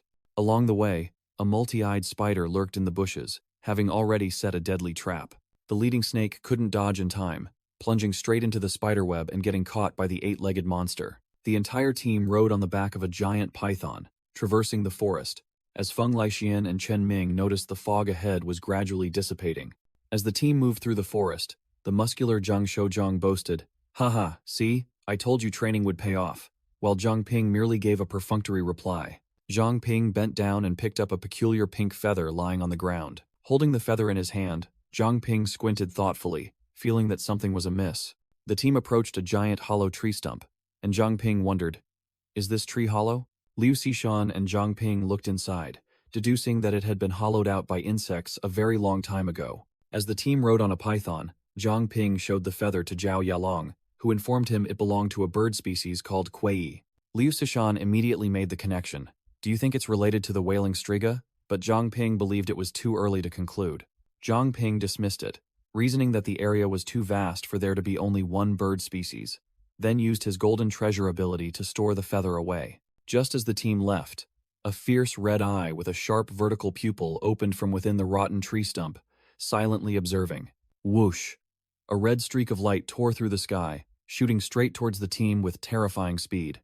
Zhang Ping was hit by a lightning-fast attack from a red monster bird, forcing him to unfurl his nether-mist wings to block the blow, while a mysterious old martial artist controlled it from afar. Nearby, Liu Xishan discovered a flock of waterfowl gathered by the lake, exuding an unusual aura. Without a superfluous word, Liu Xishan raised her hand and coldly commanded, "Glacier Storm." The entire flock of monster birds, from the red bird to the waterfowl, scattered in panic as the lake surface began to freeze at a dizzying speed. Crack! An icy explosion swept through the entire area, freezing the small fry monsters in place. Just then, a reinforcement team appeared. The Lion Man and his comrades rushed in to cleanly dispatch the neutralized birds. The result of the battle, the monster birds became a sumptuous dinner, skewered and roasted golden brown over a campfire. The team gathered around the campfire, and Liu Xishan wondered while eating, "Isn't this mission too easy? We haven't seen any sign of the wailing Striga yet." Zhang Shouzhong, while devouring grilled meat, feigned sympathy. "So many innocent birds were killed. I feel so sorry for them." Zhang Ping shot him a sideways glance. "You didn't do anything, so why are you acting so sentimental while your mouth is smacking away?" As the team was camping, a voice echoed from the bushes, claiming to have saved them all from poisoning thanks to his awesome gas masks. Zhang Ping, his expression unchanged, coldly called out to the lurker, "Show yourself. We've known you were there for a long time." Only the stout Zhang Zong was still chomping on a piece of grilled meat, bewilderedly wondering why he was the only one who hadn't sensed anything. The blonde woman in the team stepped forward, friendly calling out to the little girl hiding behind the tree, reassuring her that they meant no harm. A little girl dressed in tribal style timidly peeked out, her voice hesitant as she asked for the group's identity. The blonde woman got straight to the point. "Are you warriors who came here to eliminate the wailing Strigas?" The little girl was invited to sit by the campfire, and Captain Chen Ming began to ask about her name and background. The little girl timidly introduced herself as Juju, from Zhuyuan village. As soon as she finished speaking, Juju began to sob, her eyes welling up with tears. The little girl burst into tears, recounting that the wailing Strigas had attacked her village and everyone had perished. Zhang Ping acted like an elder brother, gently comforting the little girl and advising her to slowly recount everything so the team could formulate a battle plan. Juju sniffled, saying it was her first time seeing the true form of a wailing Striga. The flashback began. A few months ago, several burly village men carried back a beautiful white-haired girl of unknown origin. From then on, every day she would sing from the top of the tower, her enchanting voice so captivating that the villagers neglected all their work, sitting idly, waiting to listen as if under a spell. Juju recounted that luckily, yesterday she was hit on the head by a strange fruit and fell unconscious, thus escaping her fate. When she woke up, the little girl was horrified to realize that the beauty had transformed into a hideous winged monster, just as described about Strigas in legends. The legend was not wrong. Strigas lured people with their beautiful female forms, used their singing to brainwash them, and then drained their victims' mental energy. Juju tried to wake the villagers, but it was useless. All of them had become puppets, their eyes dull and completely ignoring her. The Striga immediately detected the only conscious person and bared its jagged teeth, laughing hideously. Juju recounted in panic. "I was so scared that I fled the village. But strangely, it didn't chase me. And then I met all of you." The little girl looked at the feather Zhang Ping was holding and continued. "Legends say brave warriors will come to destroy the Strigas. So I guessed your team were those people." The blonde-braided girl suggested, "I think I can help everyone see through its disguise, but I'm not sure if it has other tricks." Zhang Ping concluded, "Time is precious. Juju, lead the way. We'll deal with that Striga first. Capturing one as a specimen for analysis would be perfect." The entire team immediately advanced towards Juyuan village, a fortified settlement. As soon as they arrived, Juju scrambled to find her parents, shouting loudly, "Dad, Mom, I've brought the warriors back." Liu Xishan and the blonde-braided girl felt a premonition. The entire village was unusually quiet, with no one in sight. In Juju's flashback, the Striga had revealed its hideous true form, hovering in the air while the little girl desperately searched for the villagers. Juju rushed straight to a large tower, despite the blonde girl and Captain Chen Ming shouting warnings of danger. The little girl used all her strength to push open the heavy tower door. As soon as she looked inside, Juju froze, her face pale with horror. Inside were not villagers, but a Striga nest, an entire flock lazily perched on the rafters, their cold eyes looking down. A Striga opened its fanged mouth, letting out a piercing roar, beginning its power-up process. The monsters roared in unison, and terrifying sound waves crashed down, stunning Captain Chen Ming and the blonde-braided girl. The blonde-braided girl staggered, realizing too late. "It's over. We've walked straight into their trap." Outside, the piercing sound echoed, forcing Zhang Ping's entire team to cover their ears tightly. Zhang Shozhong grimaced. "What a dreadful noise." Immediately, the entire flock of Strigas poured out from the tower, each carrying a villager in a soulless state. Feng Lixian roared, "You won't escape," and flew up to save the people, while Chen Luowei from behind launched a dark energy attack. Chen Luowei unleashed a storm of shadow blades, wiping out a group of Strigas in the blink of an eye. Looking incredibly cool, Chen Luowei unleashed her move, and streaks of dark energy seized the Strigas holding people, looking like the Grim Reaper harvesting souls. The Strigas in the air retaliated with streams of fiery red energy projectiles. Feng Lixian braced himself and charged straight into the barrage.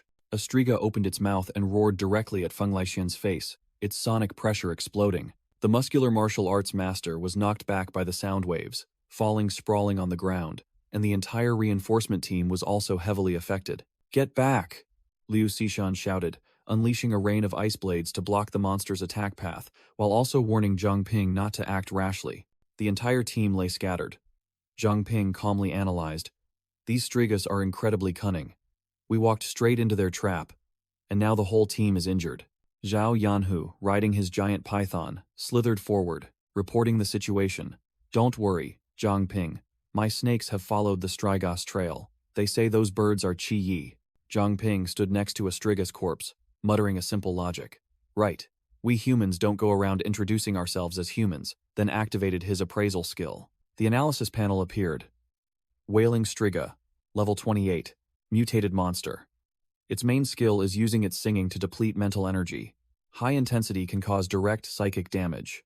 Zhang Ping explained to Liu Sishan and Chen Xuejie, it's indeed a psychic ability. My covenant stone protected me, so I wasn't affected. The villagers might still be alive. We must go to their lair. The spirit guide appeared, advising Zhang Ping, listen to me. Everything here is fake, created only for the trial. The safest thing is to wait for the whole team to recover and then go together. Zhang Ping narrowed his eyes, clearly disregarding the advice. But, looking at the blonde girl trying to save a villager, Zhang Ping asserted, to me, they are real, innocent lives worth protecting. If there's a chance to save them, I won't stand by.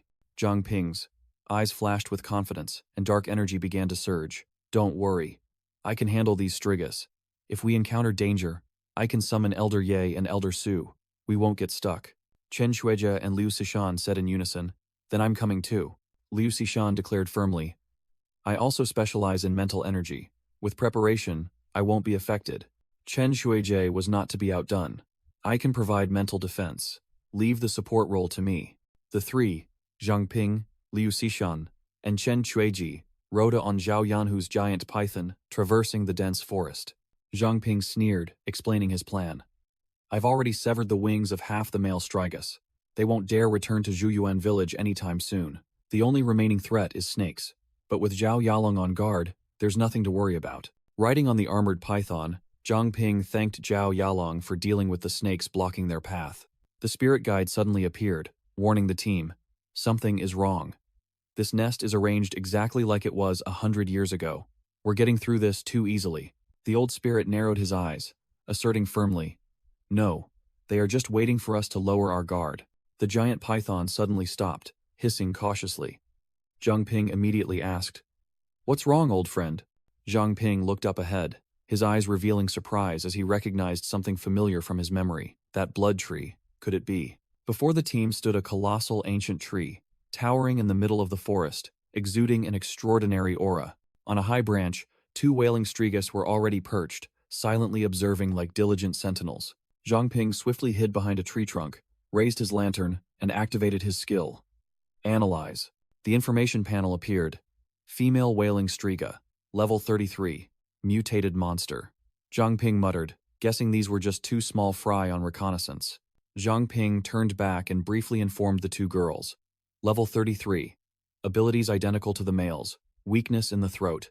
2 quick slashes should be enough. The 2 Strigas remained completely unaware that they had been discovered and were about to be eliminated. The armored python raised its head high, ready to charge into battle on command. The python had located the 2 monsters hiding in the tree. Without a word, Zhang Ping and Liu Sishan simultaneously leaped into the air, launching a perfect pincer attack. 1 strike, just 1 strike. Liu Sishan impaled one with her ice sword, while Zhang Ping delivered a nethermist kick, sending the other to its demise. A close-up showed the Striga hit by Zhang Ping's attack, a gaping hole torn through its chest, dead before it could even gasp. The 2 guard monsters were swatted away like flies, utterly unable to resist. After clearing the area, Chen Xuejie confirmed, I've checked around, there were only 2 of them. The group approached the ancient tree trunk. Zhang Ping identified it as the entrance and ordered the oversized python to wait outside. Zhang Ping gave his combat orders. Beneath this tree is a massive space. There's no time to waste, we need to split up. He instructed Liu Sishan and Chen Xuejie to stick together and report immediately if anything happened. Venturing alone into the dark lair, Zhang Ping ignited a nethermist flame to light his way. A cold gust of wind blew past, and he briefly thought of his Whispers of the Wind innate talent. But Zhang Ping quickly realized it wasn't wind, but the breathing of some creature. He immediately crouched low, crawling towards the light to scout the situation. Hiding behind a rock, Zhang Ping carefully observed the inside of the cave. The sight before him made him freeze in place, cold sweat streaming down his back. A gigantic cave was riddled with monster eggs, inside which were newly hatched wailing Striga hatchlings. Zhang Ping determined that the steady breathing came from these very eggs. A newborn Striga wriggled in its eggshell, its face looking almost identical to a human child's. Zhang Ping narrowed his eyes, his gaze as cold as ice, devoid of any emotion. Receiving word from his teammates that they had found the villagers, he ordered them to begin evacuating the people immediately. Looking at the newborn monsters, Zhang Ping muttered, realizing the villagers were sacrificial offerings, the first meal for these creatures. He summoned his gigantic shadow scythe, declaring coldly, "What if they look human? They are still just predators and prey." Without a moment's hesitation, Zhang Ping swung his scythe, unleashing a vortex of nethermist energy that swept through the entire nest of eggs, crushing everything to dust. After thoroughly cleaning up, he picked up a glowing blue spherical item and reported to his teammates, "I'm on my way." Unexpectedly, the sphere in Zhang Ping's hand began to emit desperate screams. Meanwhile, Liu Xishan, carrying Chen Suijie on her back, realized something was wrong. No wonder we found the villagers so easily. It turned out to be a trap. A gigantic flock of wailing strigas swooped down from the sky, surrounding both of them, while the villagers still lay scattered on the ground. The wailing striga horde surrounded the team, continuously spamming sound attacks against the gradually cracking defensive shield. Inside, Chen Shuiji strained with all her might, announcing that the mental shield was about to break because the space was too confined, and the sound waves kept reverberating. Suddenly, the piercing screams stopped, and Chen Shuiji was bewildered, not understanding what was happening. She turned to see a striga had seized Liu Xishan, and quickly shouted, "Xishan, wake up!" Liu Xishan's eyes became lifeless. Clearly, she was completely controlled. Under the monster's control, Liu Xishan unleashed a sharp, icy attack towards Chen Shuiji. The striga was furious because its lullaby was interrupted, not understanding what had happened to its minions. It spun around, growling, "Hey, you chicken head, where are you looking?" Zhang Ping had appeared at some point, holding his death scythe to the monster's neck, asking coldly, "Didn't your injured scout report that I was on my way to the village?" The young man swung his scythe. Nethermist energy erupted, declaring, "I never give a warning when I hunt birds." With a single clean sweep, all the flying strigas were wiped out, falling scattered to the ground like autumn leaves. The remaining striga stared in shock at its comrades being annihilated, while Zhang Ping was already ready for the next scythe swing.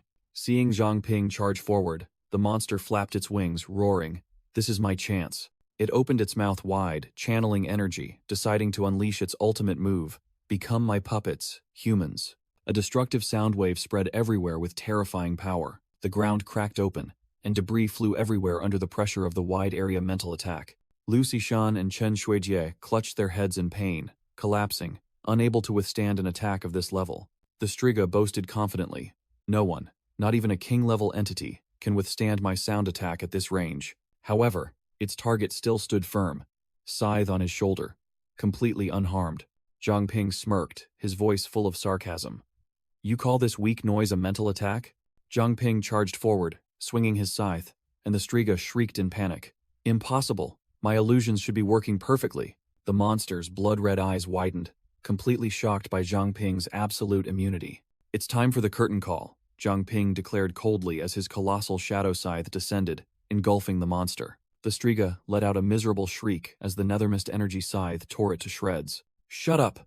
Zhang Ping growled, continuing to unleash purple energy slashes, tearing apart the space around the monster. A decisive slash descended from above, completely finishing off the striga, a clean one-shot.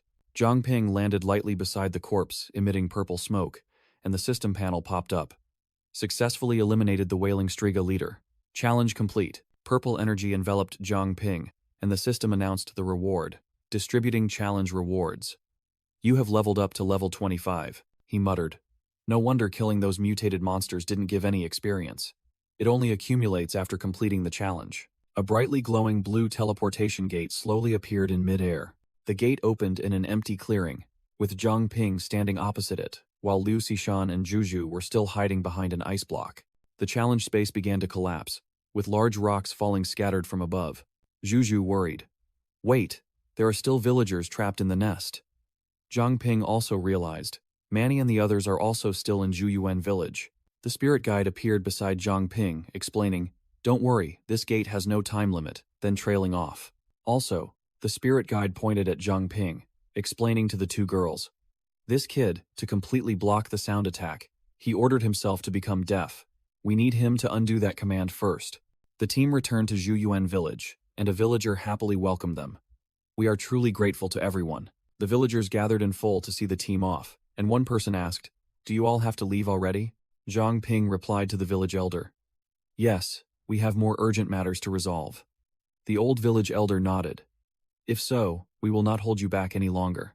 The village elder and villagers placed their hands on their chests, solemnly saying, Before you depart, the elder humbly wishes to convey this prophecy to the brave warriors, from a heart filled with reverence. Your encounter here was not by chance, but the silent turning of the wheel of destiny.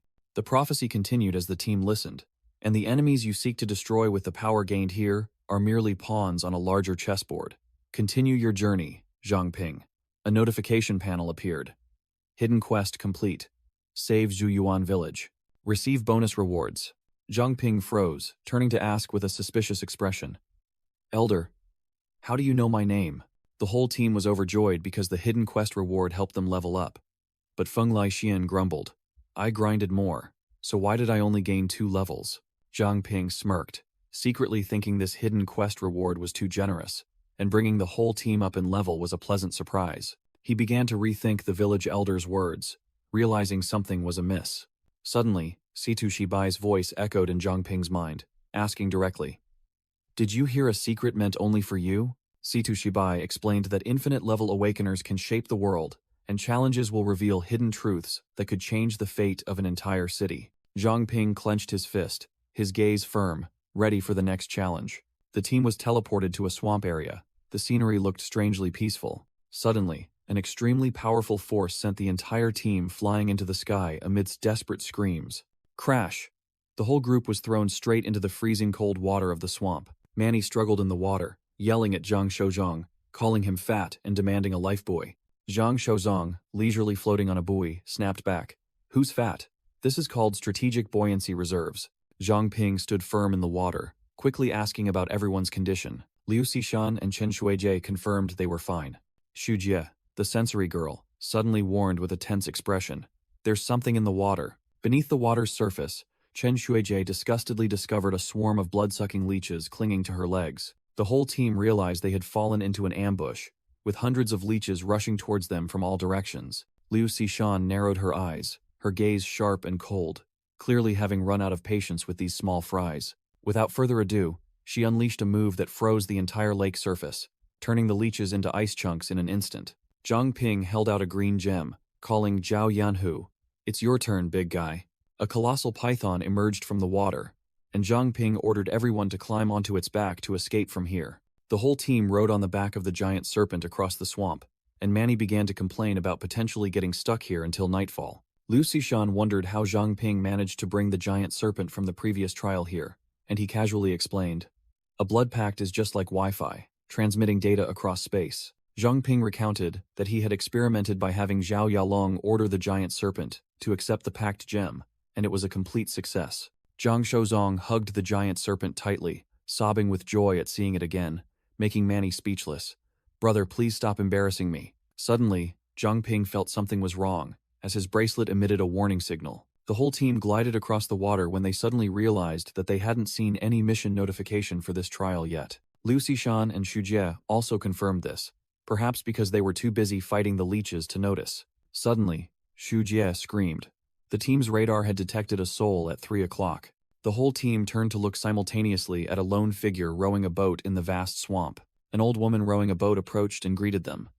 Finally, the brave warriors have arrived. The old woman invited the team to follow her, while Manny puffed out his cheeks in thought, openly displaying his suspicion. Manny began to indulge in delusions of grandeur, proclaiming himself a hero, about to embark on a quest to rescue a princess in a castle. Zhang Ping kept a cool head and turned to warn the team.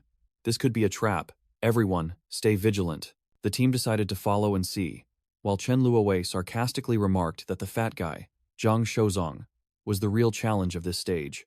The guiding boat led the team to an ancient village, built entirely on the water, with a sign clearly stating, Poisonous Swamp, Reed Village. As soon as they stepped ashore, Zhang Shouzong immediately boasted about his judgment, only to be glared at by Feng Laixian for his excessive chatter. A silver-haired elder stepped out from the village and greeted the team with a smile. Welcome, brave warriors. The elder enthusiastically declared, Our Reed Village has finally been illuminated by the light of hope. Inside a wooden house, he introduced himself as Wei Zongbo, the village elder, and apologized for the somewhat humble reception. Zhang Ping didn't beat around the bush, directly asking about his relationship with someone named Wei Sihong. At the same time, the bracelet spirit unexpectedly spoke, astonishing the elder. Elder Wei Zongbo got straight to the point, quoting an ancient teaching that when the village faces disaster, heroes will appear bearing hope. He spoke of the village's guardian beast, a giant black tortoise named Moon Chaser, which was originally a gentle and friendly creature. But recently, the black tortoise suddenly went mad and attacked the villagers, so he implored the team to investigate, and if all else failed, at least stop it. Zhang Ping stood up and immediately accepted the task. "Don't worry, Elder, we will do our best." Elder Wei Zongbo was overjoyed, clasping Zhang Ping's hand and thanking him profusely. Afterward, he invited the team to eat a pot of extremely bizarre-looking soup to stave off their hunger. Advising the team to rest and regain their strength, the elder slowly departed, leaving behind the steaming pot of soup. Zhang Ping immediately used his appraisal skill, and the result displayed a warning message: suspicious dish. Zhang Shozong would rather starve than touch that disgusting thing, while Chen Luowei teased that he should eat a double portion, and Zhang Ping reassured them that the soup was safe and the villagers held no ill will. Liu Xishan remained skeptical, but Zhang Ping asserted that he hadn't sensed any killing intent since arriving. The spirit guide appeared as Zhang Ping explained that over 100 years ago, he had once undertaken a mission here and helped the previous elder raise a black tortoise egg that was only the size of a wash basin. Xu Jie, the team's radar, detected something unusual. The souls of the villagers here were like a frozen lake, alive but without any emotional fluctuations. Chen Shuijie was bewildered, asking if these villagers were like the zombies in Holy Ancestor Village, but Zhang Ping dismissed it, telling her to listen carefully. Zhang Ping analyzed that the elder's request was likely directly related to the team's mission, so there was no need to waste time searching further. The team decided to rest for the night and set out tomorrow to resolve the issue. As night fell, Wei Zongbo and the fairy woman revealed their true faces, whispering a chilling sentence to each other. "I hope these sacrifices are fresh enough." The next morning, the team rode the giant serpent gliding across the swamp, and Chen Luowei complained that her backside was going numb from all the searching. Liu Xishan, the water element expert, suddenly sensed a difference. "The water here is much deeper than anywhere we've been." Her eyes widened, and sweat poured down as she screamed a warning. "Something's in the water, everyone!" Boom! A gigantic black tail lashed out from beneath the water with terrifying speed, sending the entire team and the giant serpent flying into the air. Zhang Ping grew wings and flew in the air, asking about the situation, while Chen Ming rode his flying sword beside him, muttering to himself that it was a good thing he had prepared beforehand. Below the water's surface, Liu Xishan used ice magic to create large ice floes, saving the team.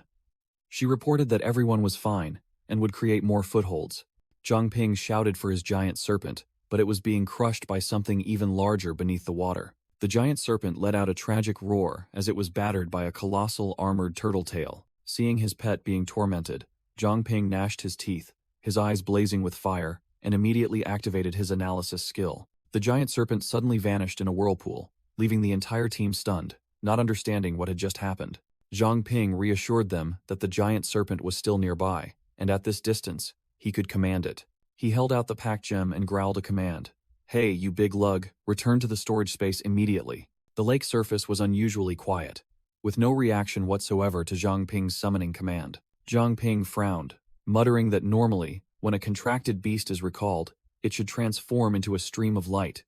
It couldn't possibly be this silent. Suddenly, a stream of green energy shot up from beneath the water, signaling an extremely dangerous presence. Whoosh! The water surface exploded into a colossal column of water, making Zhang Ping and Chen Ming in the air look back in surprise. Chen Ming exclaimed in astonishment. "So this is its true form." Zhang Ping coldly replied, "It seems we've found our target." The colossal moon chaser black tortoise emerged from the water, its serpentine head letting out an earth-shattering roar, its terrifying aura enveloping the entire area. Without hesitation, Jin Boss team, including the Lion Man, leaped from one ice floe to another, charging directly towards the monster's head. Zhang Ping unleashed purple energy chains, binding the black tortoise's serpentine head tightly. He tightened the chains, straining to control the monster and shouting, "Analyze!" A notification panel immediately appeared. The information panel displayed, "Mutated Moonchaser Black Tortoise, Apex Tier, Level 35, 7-star potential." Zhang Ping's face paled when he read the skill line. "It has a King Tier ability, and it's a Space Element one too. Damn it." Realizing the deadly danger, Zhang Ping turned and shouted a warning. "Captain Jinbo, get out of there now." But Jinbo was still bewildered, not understanding what was happening. Boom! The giant black tortoise dived straight down, creating a fierce wave. A massive whirlpool formed, dragging Shenping's energy chains into the depths. Shenping spread his wings and soared upwards, cursing under his breath as he realized the entire team had been dragged into the water. Su Qingbo appeared with a confident expression. "This environment is advantageous for me. Let me handle this." Shenping threw him a blue energy orb, saying decisively, "Then we'll rely on you, Senior Su." Underwater, Jinbo's team was toyed with by the monster like small fry, completely helpless against its power. Jinbo looked at the black tortoise circling before him, sweat pouring down, thinking to himself, "Now what?" Suddenly, a massive pillar of water shot straight up from below, roaring, reverse current. Jinbo's entire team, along with the black tortoise, were flung into the air like toys. Liu Xishan and the others stood on the ice floe, gazing in astonishment at the overwhelming scene before them.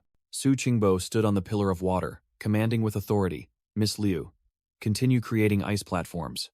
I'll take care of this area." Jinbo's entire team landed on the ice floes, each one coughing violently, looking utterly miserable. The black tortoise roared furiously. "Greedy invaders, not only do you torment the villagers, plunder the village, but now you want my life too." Shenping froze, realizing there was a hidden complication. Invaders? What secret is the old village elder hiding? He flew closer to the monster, trying to explain, "Don't misunderstand. We have no intention of being your enemy." Shenping ignored his teammates' warnings and continued to approach the black tortoise. A member of Jinbo's team cut his own hand, blood flowing freely, shouting loudly, "I swear on my life, can we talk?" The giant black tortoise fell silent, its eyes no longer fierce as before, seemingly contemplating. Shenping suddenly noticed many other figures standing on ice floes in the distance. The black tortoise ignored him, looking up at the sky. "Just keep your life. That thing up there is the real problem." The black tortoise issued a challenge, the water's surface rippling. "Defeat it, then well talk." Shenping looked up at the sky, his face changing color as he saw the new enemy, and hastily used appraisal. "Are you kidding me?" Appraisal successful. Mutated frigate bird monster. Red rank. Level 40. A formidable foe capable of spewing ice storms and summoning whirlwinds. Shenping hovered over the swamp, cursing inwardly. Are all the monsters here ridiculously high-leveled? The giant frigate bird craned its neck and let out a sky-shattering cry. The pouch under its throat swelled, accumulating icy energy. It spewed out a destructive blast of cold air. Jinbo's entire team could only scream in despair. Maintain formation, don't get scattered. Even a legend like Su Qingbo was enveloped by the cold air, his entire body beginning to freeze. Both Jinbo's team and Liu Xishan were frozen solid, the ice user exclaimed in horror. "This bird's breath is even worse than a blizzard." Liu Xishan was utterly stunned by the monster's power. It froze this entire damned swamp with just one attack. Its ice manipulation is on a completely different level. In the middle of the ice field, Feng Laixian, the Beast King Dojo's martial arts master, stood with his arms crossed, watching. He taunted, "Playing with ice in broad daylight? Let me show you the power of the sun." The martial arts master channeled his energy. Flames erupted fiercely around him, roaring.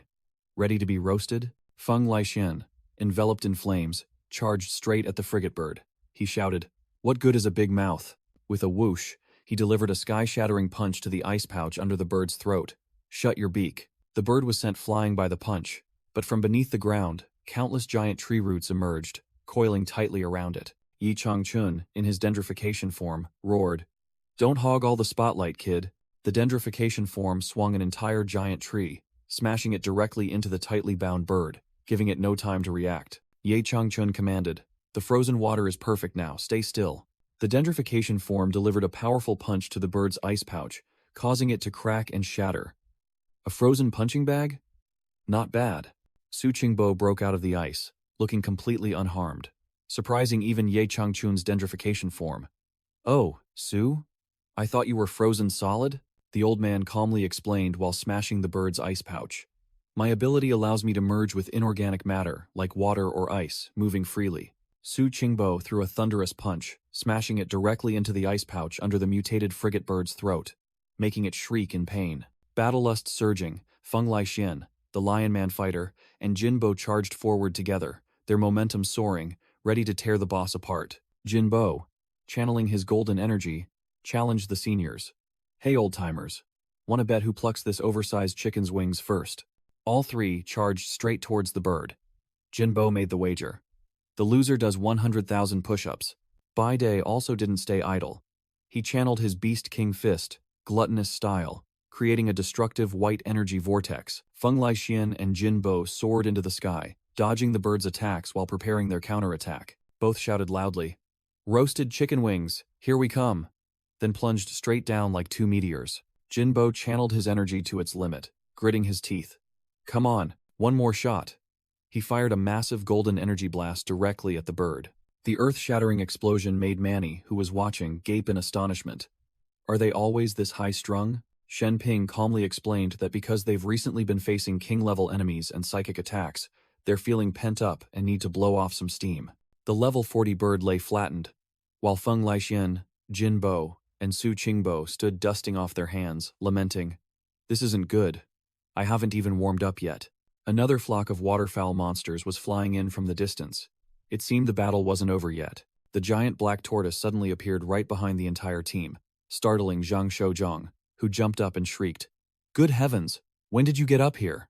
Liu Xishan paused, her eyes sharpening as she realized something.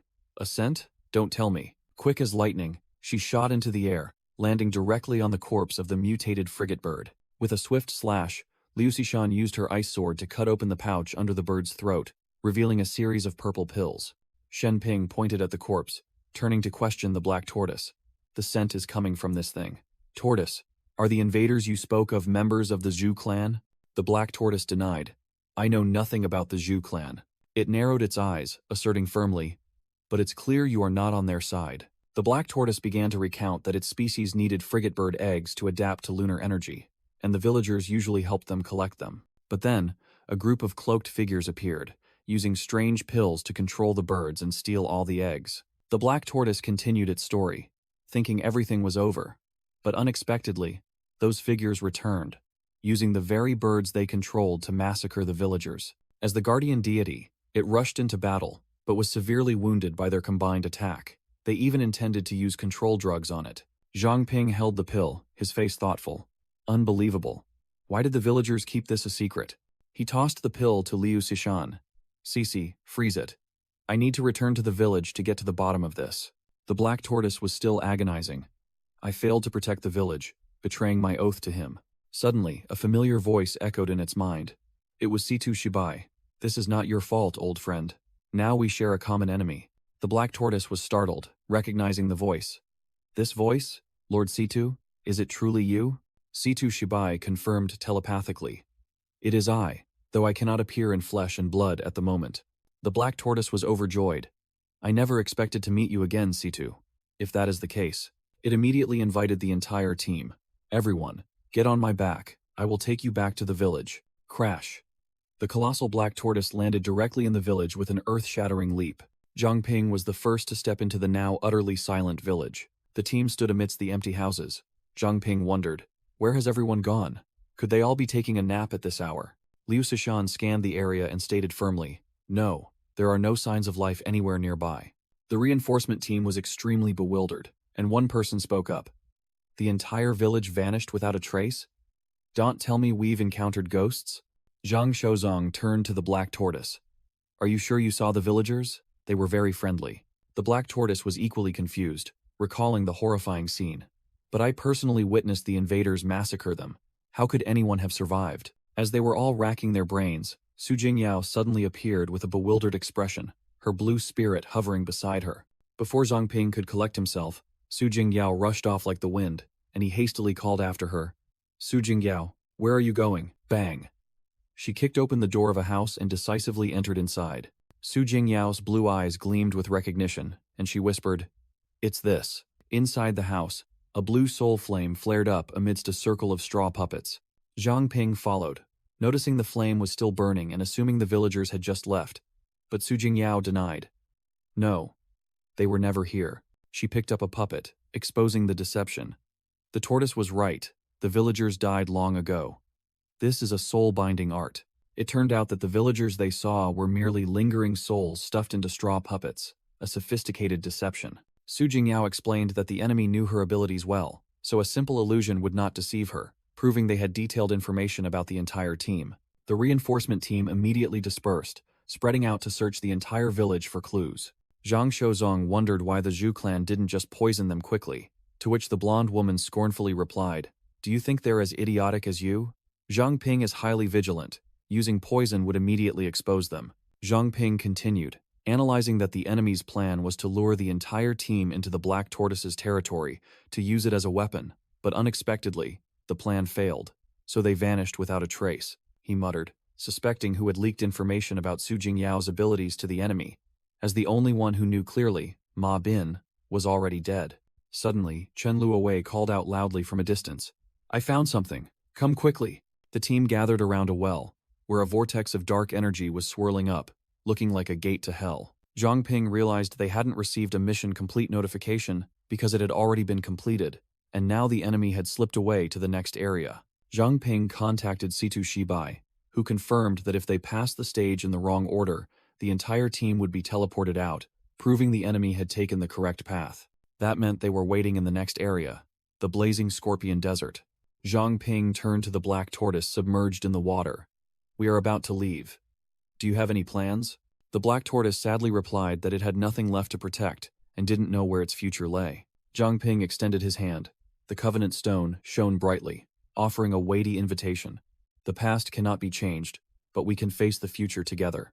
Black Tortoise, we need your strength." The Black Tortoise looked at Zhang Ping, admitting he was more interesting than the bookish Situ, and believing this might be destiny. The Covenant Stone flew towards the Black Tortoise, officially confirming the pact. The system announced, "Covenant successful," and the colossal Black Tortoise bowed its head. Moon Chaser Black Tortoise, ready to receive orders. A blue teleportation gate suddenly opened in the barren desert. Zhang Ping was pulled through the teleportation gate, falling straight into the new land. He landed professionally, grumbling that he was starting to get used to falling from the sky. Zhang Ping looked around, realizing he was all alone in the desert, and wondered, "Where are the others? Didn't we enter at the same time?" Suddenly, a voice echoed from behind, and Zhang Ping turned around and called, "Captain? Captain!" A cloaked figure stood on a sand dune, his voice full of sarcasm. "Indeed, the skill of an infinite-level awakener," the cloaked leader continued. "I didn't expect you to defeat 2 Apex-level monsters so quickly, but it doesn't matter. Our barrier has already been set up." He spread his arms in welcome. "Welcome to the nullification barrier. Today is your end." Then, a whole group of black-cloaked subordinates appeared, weapons at the ready. 2 elite Zhu clan subordinates with glowing red eyes charged forward, growling. "Let's start with a few Apex-level awakeners." Zhang Ping raised his hand to counterattack, but realized his familiar Nethermist energy was locked down. Nethermist is unusable. Immediately, he took a devastating kick to the stomach from 2 sides. Zhang Ping was sent flying, skidding a long trail in the sand. He propped himself up, muttering an analysis of the situation. A Curse Master, Apex-level Awakeners, and a Zhu clan barrier. They really went all out. 2 enemy shadows appeared, mocking, "Zhang Ping, your useless pets are no longer usable. Don't worry, we'll finish you off quickly." A Zhu clan female warrior rushed forward, delivering a sweeping kick, but Zhang Ping dodged it. She sneered, "Is that all you've got? Wang Jiamin can punch harder than that?" A blue-haired figure with a forehead symbol suddenly appeared, landing a direct punch to Zhang Ping's face. The powerful punch sent Zhang Ping flying a great distance, creating a small explosion on the sand. Under a barrage of punches, Zhang Ping remained unfazed, countering with Beast King Fist, Eagle Strike, and twisting the blue-haired man's arm. Not giving his opponent a chance to breathe, he spun around and unleashed a spectacular comeback combo, ending with the Serpent Fang technique piercing straight into his chest. The blue-haired man retaliated by plunging his dark sword into the ground, creating a spreading energy shockwave. Zhang Ping pinned his opponent to the ground, holding a knife to his heart, but realized something was wrong as the man still grinned. He sprang up, warily watching the 2 enemies stand up as if nothing had happened, muttering, "I clearly stabbed him through the heart, didn't I?" Zhang Ping checked his blade, realizing a harsh truth. Not a single drop of blood. Could they be? He immediately connected the dots, realizing these 2 were also fakes, just like the puppets in Reed Village. Meanwhile, the real Zhu clan members watched the show from afar, casually making a bet. "Hey, want to bet how long that kid can last?" The Zhu clan female warrior attacked with her spear, but Zhang Ping gracefully dodged the attack with nimble movements. Realizing these small fries were just bait, Zhang Ping decided to make a surprise move, charging directly towards the bosses who were watching. The cloaked Zhu clan members saw their prey charging and immediately formed a battle array, preparing to block his path. Zhang Ping was like a whirlwind, weaving through a forest of incoming swords without a single scratch. He closed in on a cloaked soldier, his eyes sharp, swinging his knife to send him on his way. A clean cut, but Zhang Ping froze as his blade passed through the enemy like air. The moment he attacked, the nethermist energy suddenly returned, and the blue-haired man had already appeared in the air. The dark sword slashed down, creating a destructive streak of light, but Zhang Ping had anticipated it, muttering, "So, the core of the barrier is those two." The Zhu clan leader from afar had to admit, "This kid is sharp, indeed."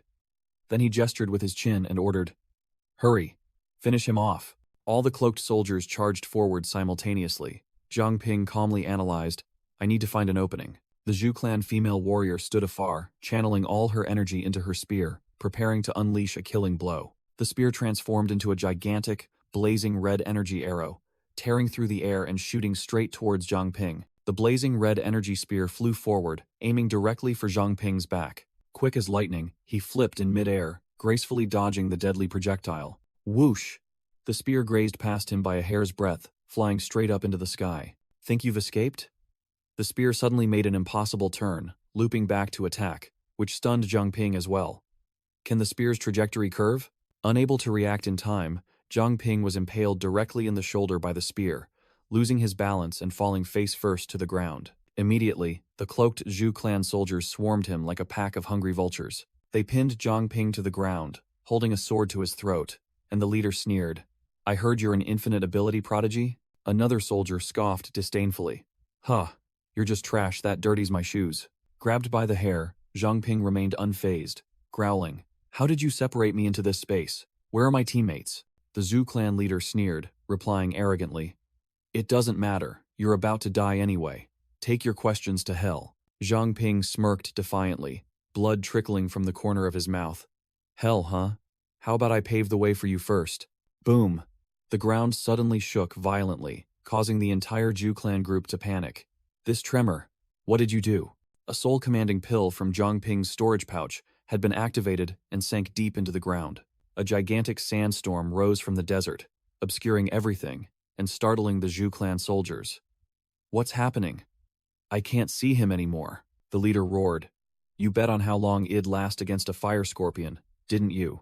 I'll return it to you twofold." From within the sandstorm, a gigantic mechanical scorpion emerged, ready for battle. The Zhu clan soldiers paled when they realized they were surrounded by an army of scorpions as numerous as ants.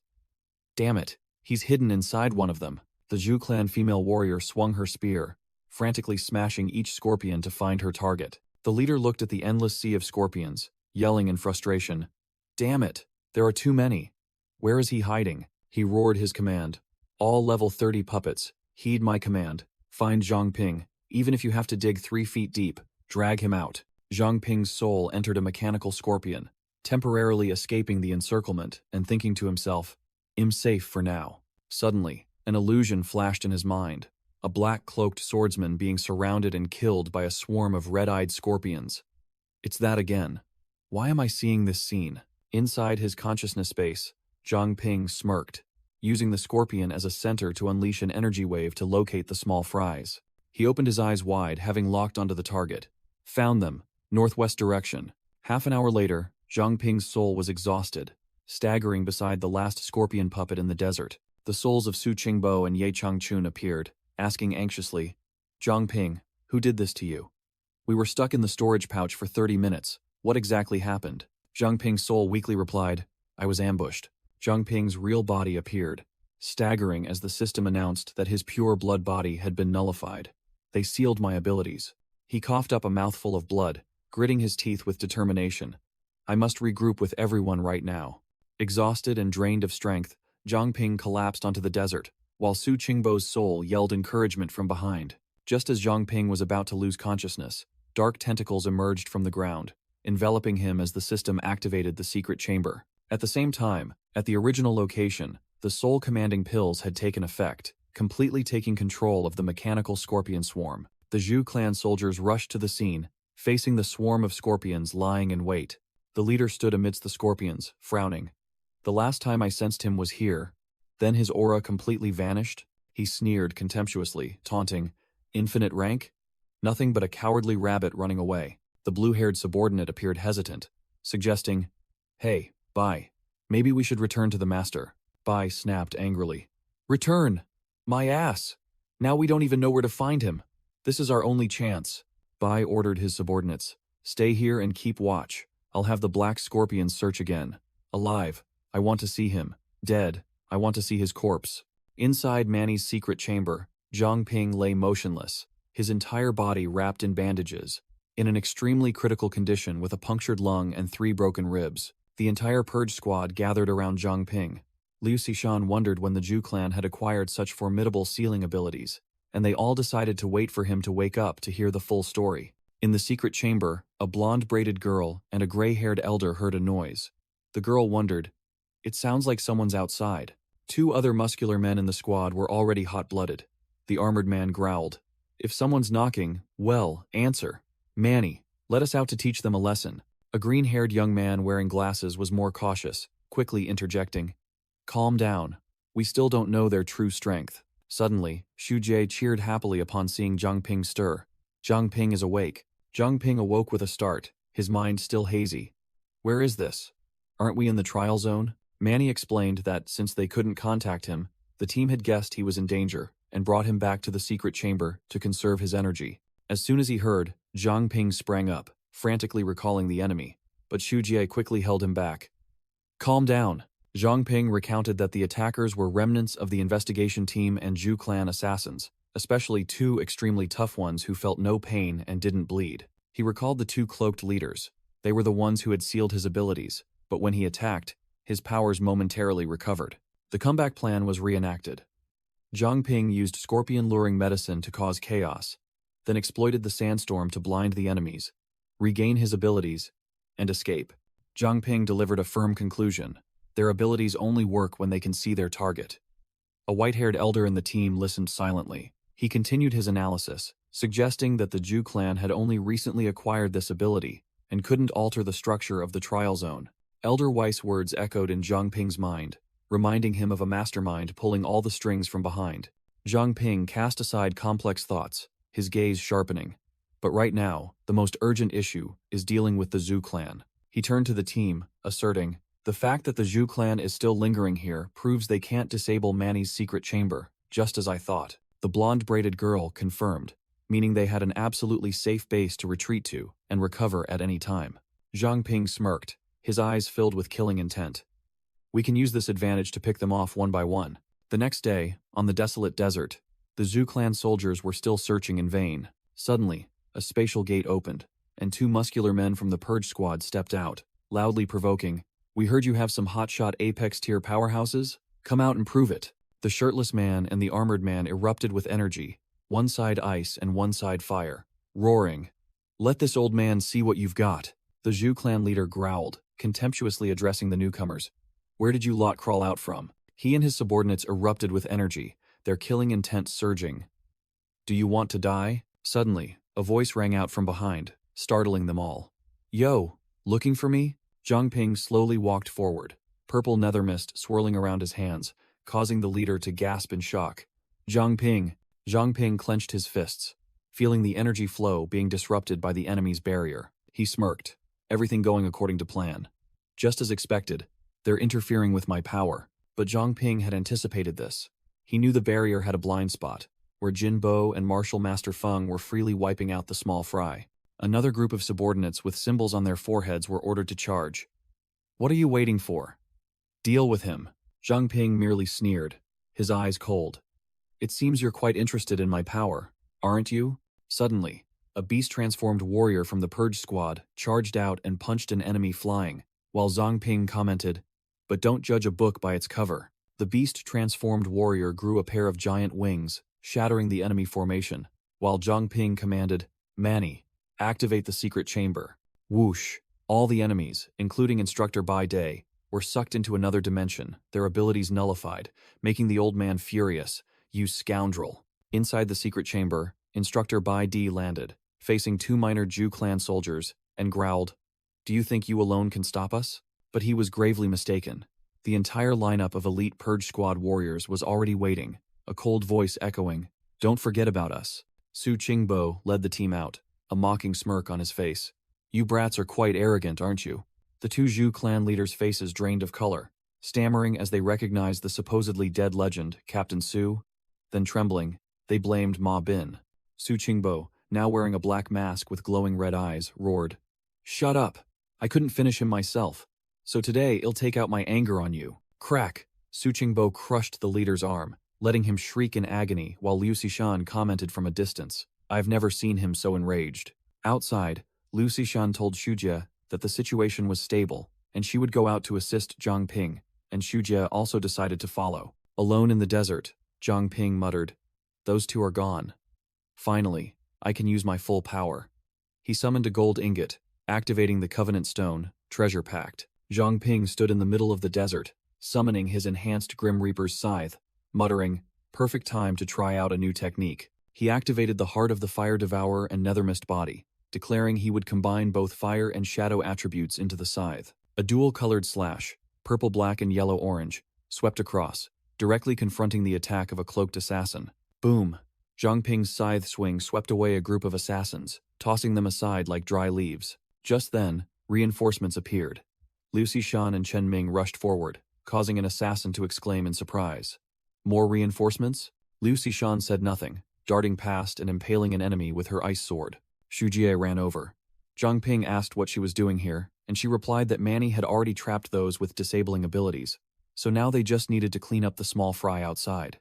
Zhang Ping looked towards Jinbo and Feng Laixian, who were fighting, activated the Covenant Stone, and called out, "Elder Ye, all these experience points are yours." Jinbo charged to attack the blue-haired enemy, delivering a powerful punch to his giant sword. The blue-haired enemy swung his sword in retaliation, but Jinbo swiftly dodged the blow by a hair's breadth. Jinbo's eyes flashed golden as he found an opening in his opponent.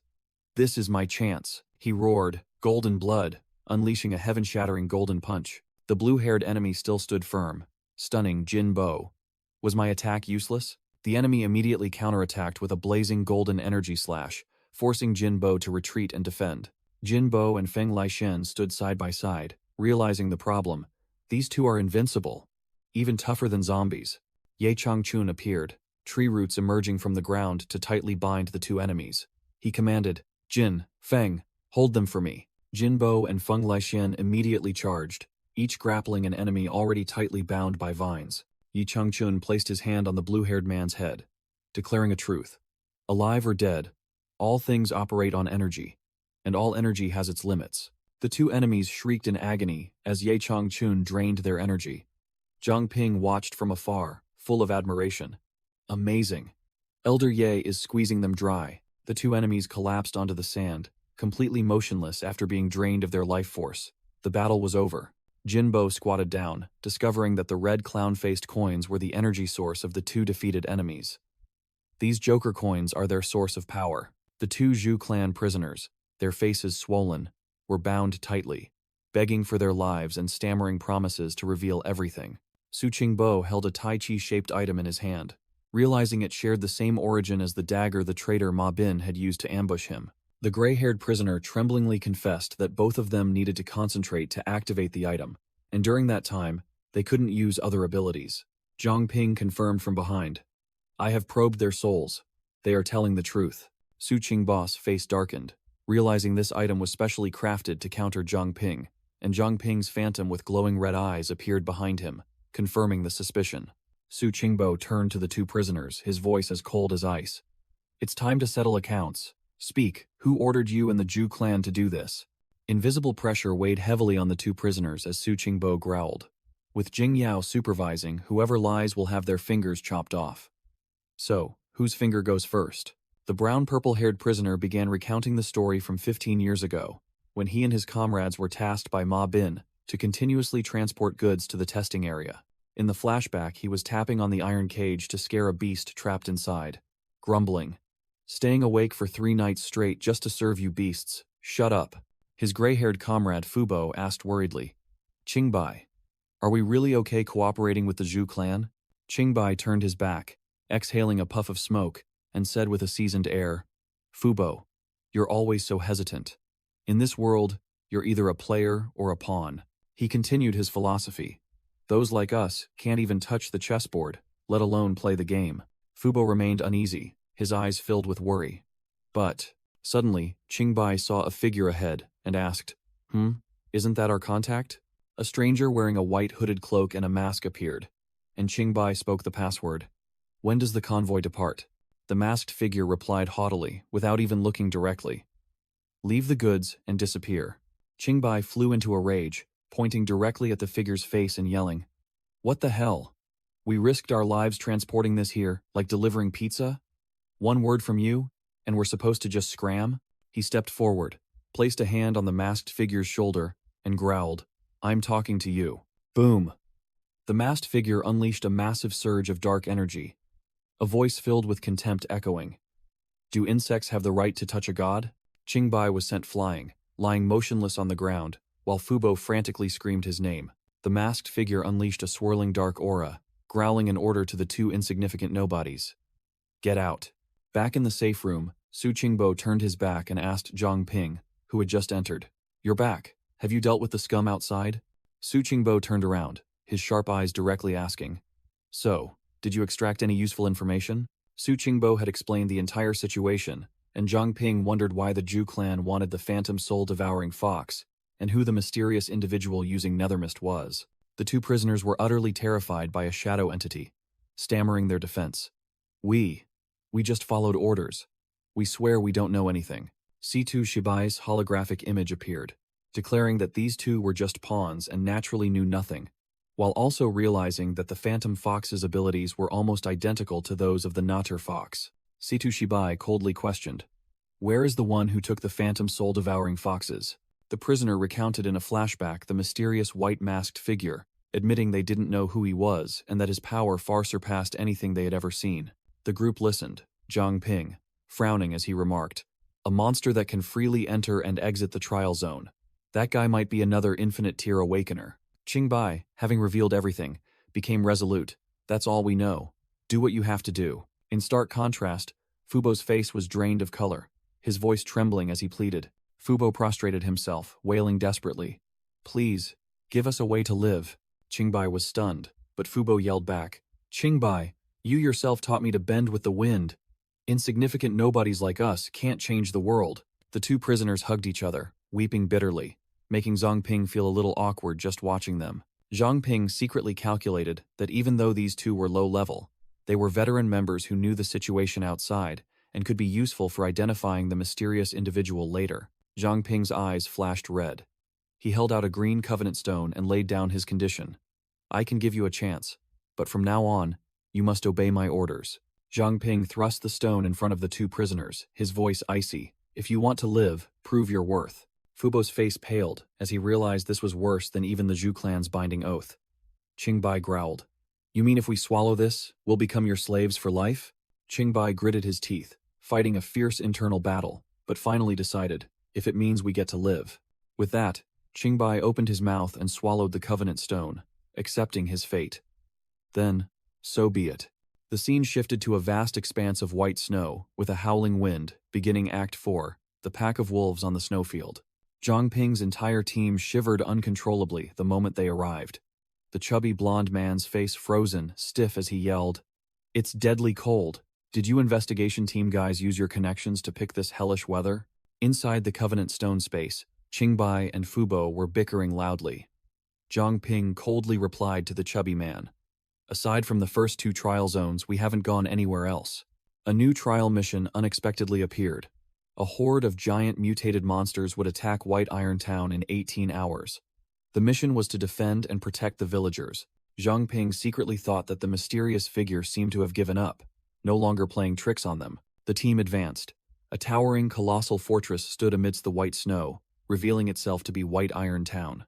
A White Iron Town guard came to greet them and led the group inside. The team walked along the clean cobblestone path between sturdy wooden buildings, as snow continued to fall incessantly. Shujie exclaimed, Wow, it's been so long since I've seen such decent structures. Why didn't the previous villages learn from this? The guard coldly quoted the price, 10,000 pearl coins per night, plus heating fees. The chubby blonde man was utterly shocked. Why are prices here even more expensive than the black market in Bright Pearl City? We're heroes here to save you. Give us a discount. The guard shot them a disdainful look. Oh, more self-proclaimed saviors, are we? Stay or leave, it's up to you. The chubby blonde man helplessly turned to Zhang Ping. It seems the locals here aren't very hospitable. Finally, the team entered the White Iron Tavern. A sumptuous feast was laid out, and everyone began to feast heartily. The chubby blonde man, gobbling down food, praised enthusiastically. Worth every penny. Even if we die, we must die on a full stomach. I didn't expect Bright Pearl City's currency to work here too. Now, nothing can stop us. As Zhang Ping ate, he listened to Liu Xishan remark. When I came here for a trial, this place was just a small tribe.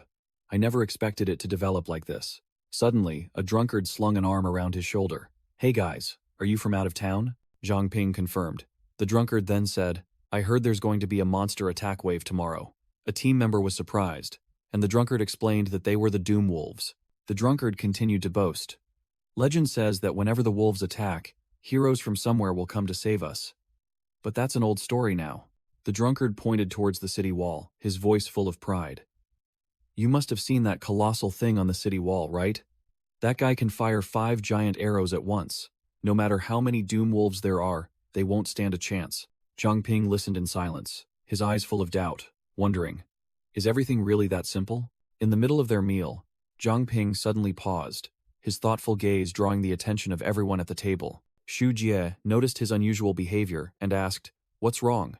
Zhang Ping replied that it had been a long time since he returned to Mingzhou City. Xu Jie looked out the window, where snow was still falling, and murmured, I wonder how things are there these days. The scene shifts to Mingzhou City, a modern and bustling metropolis.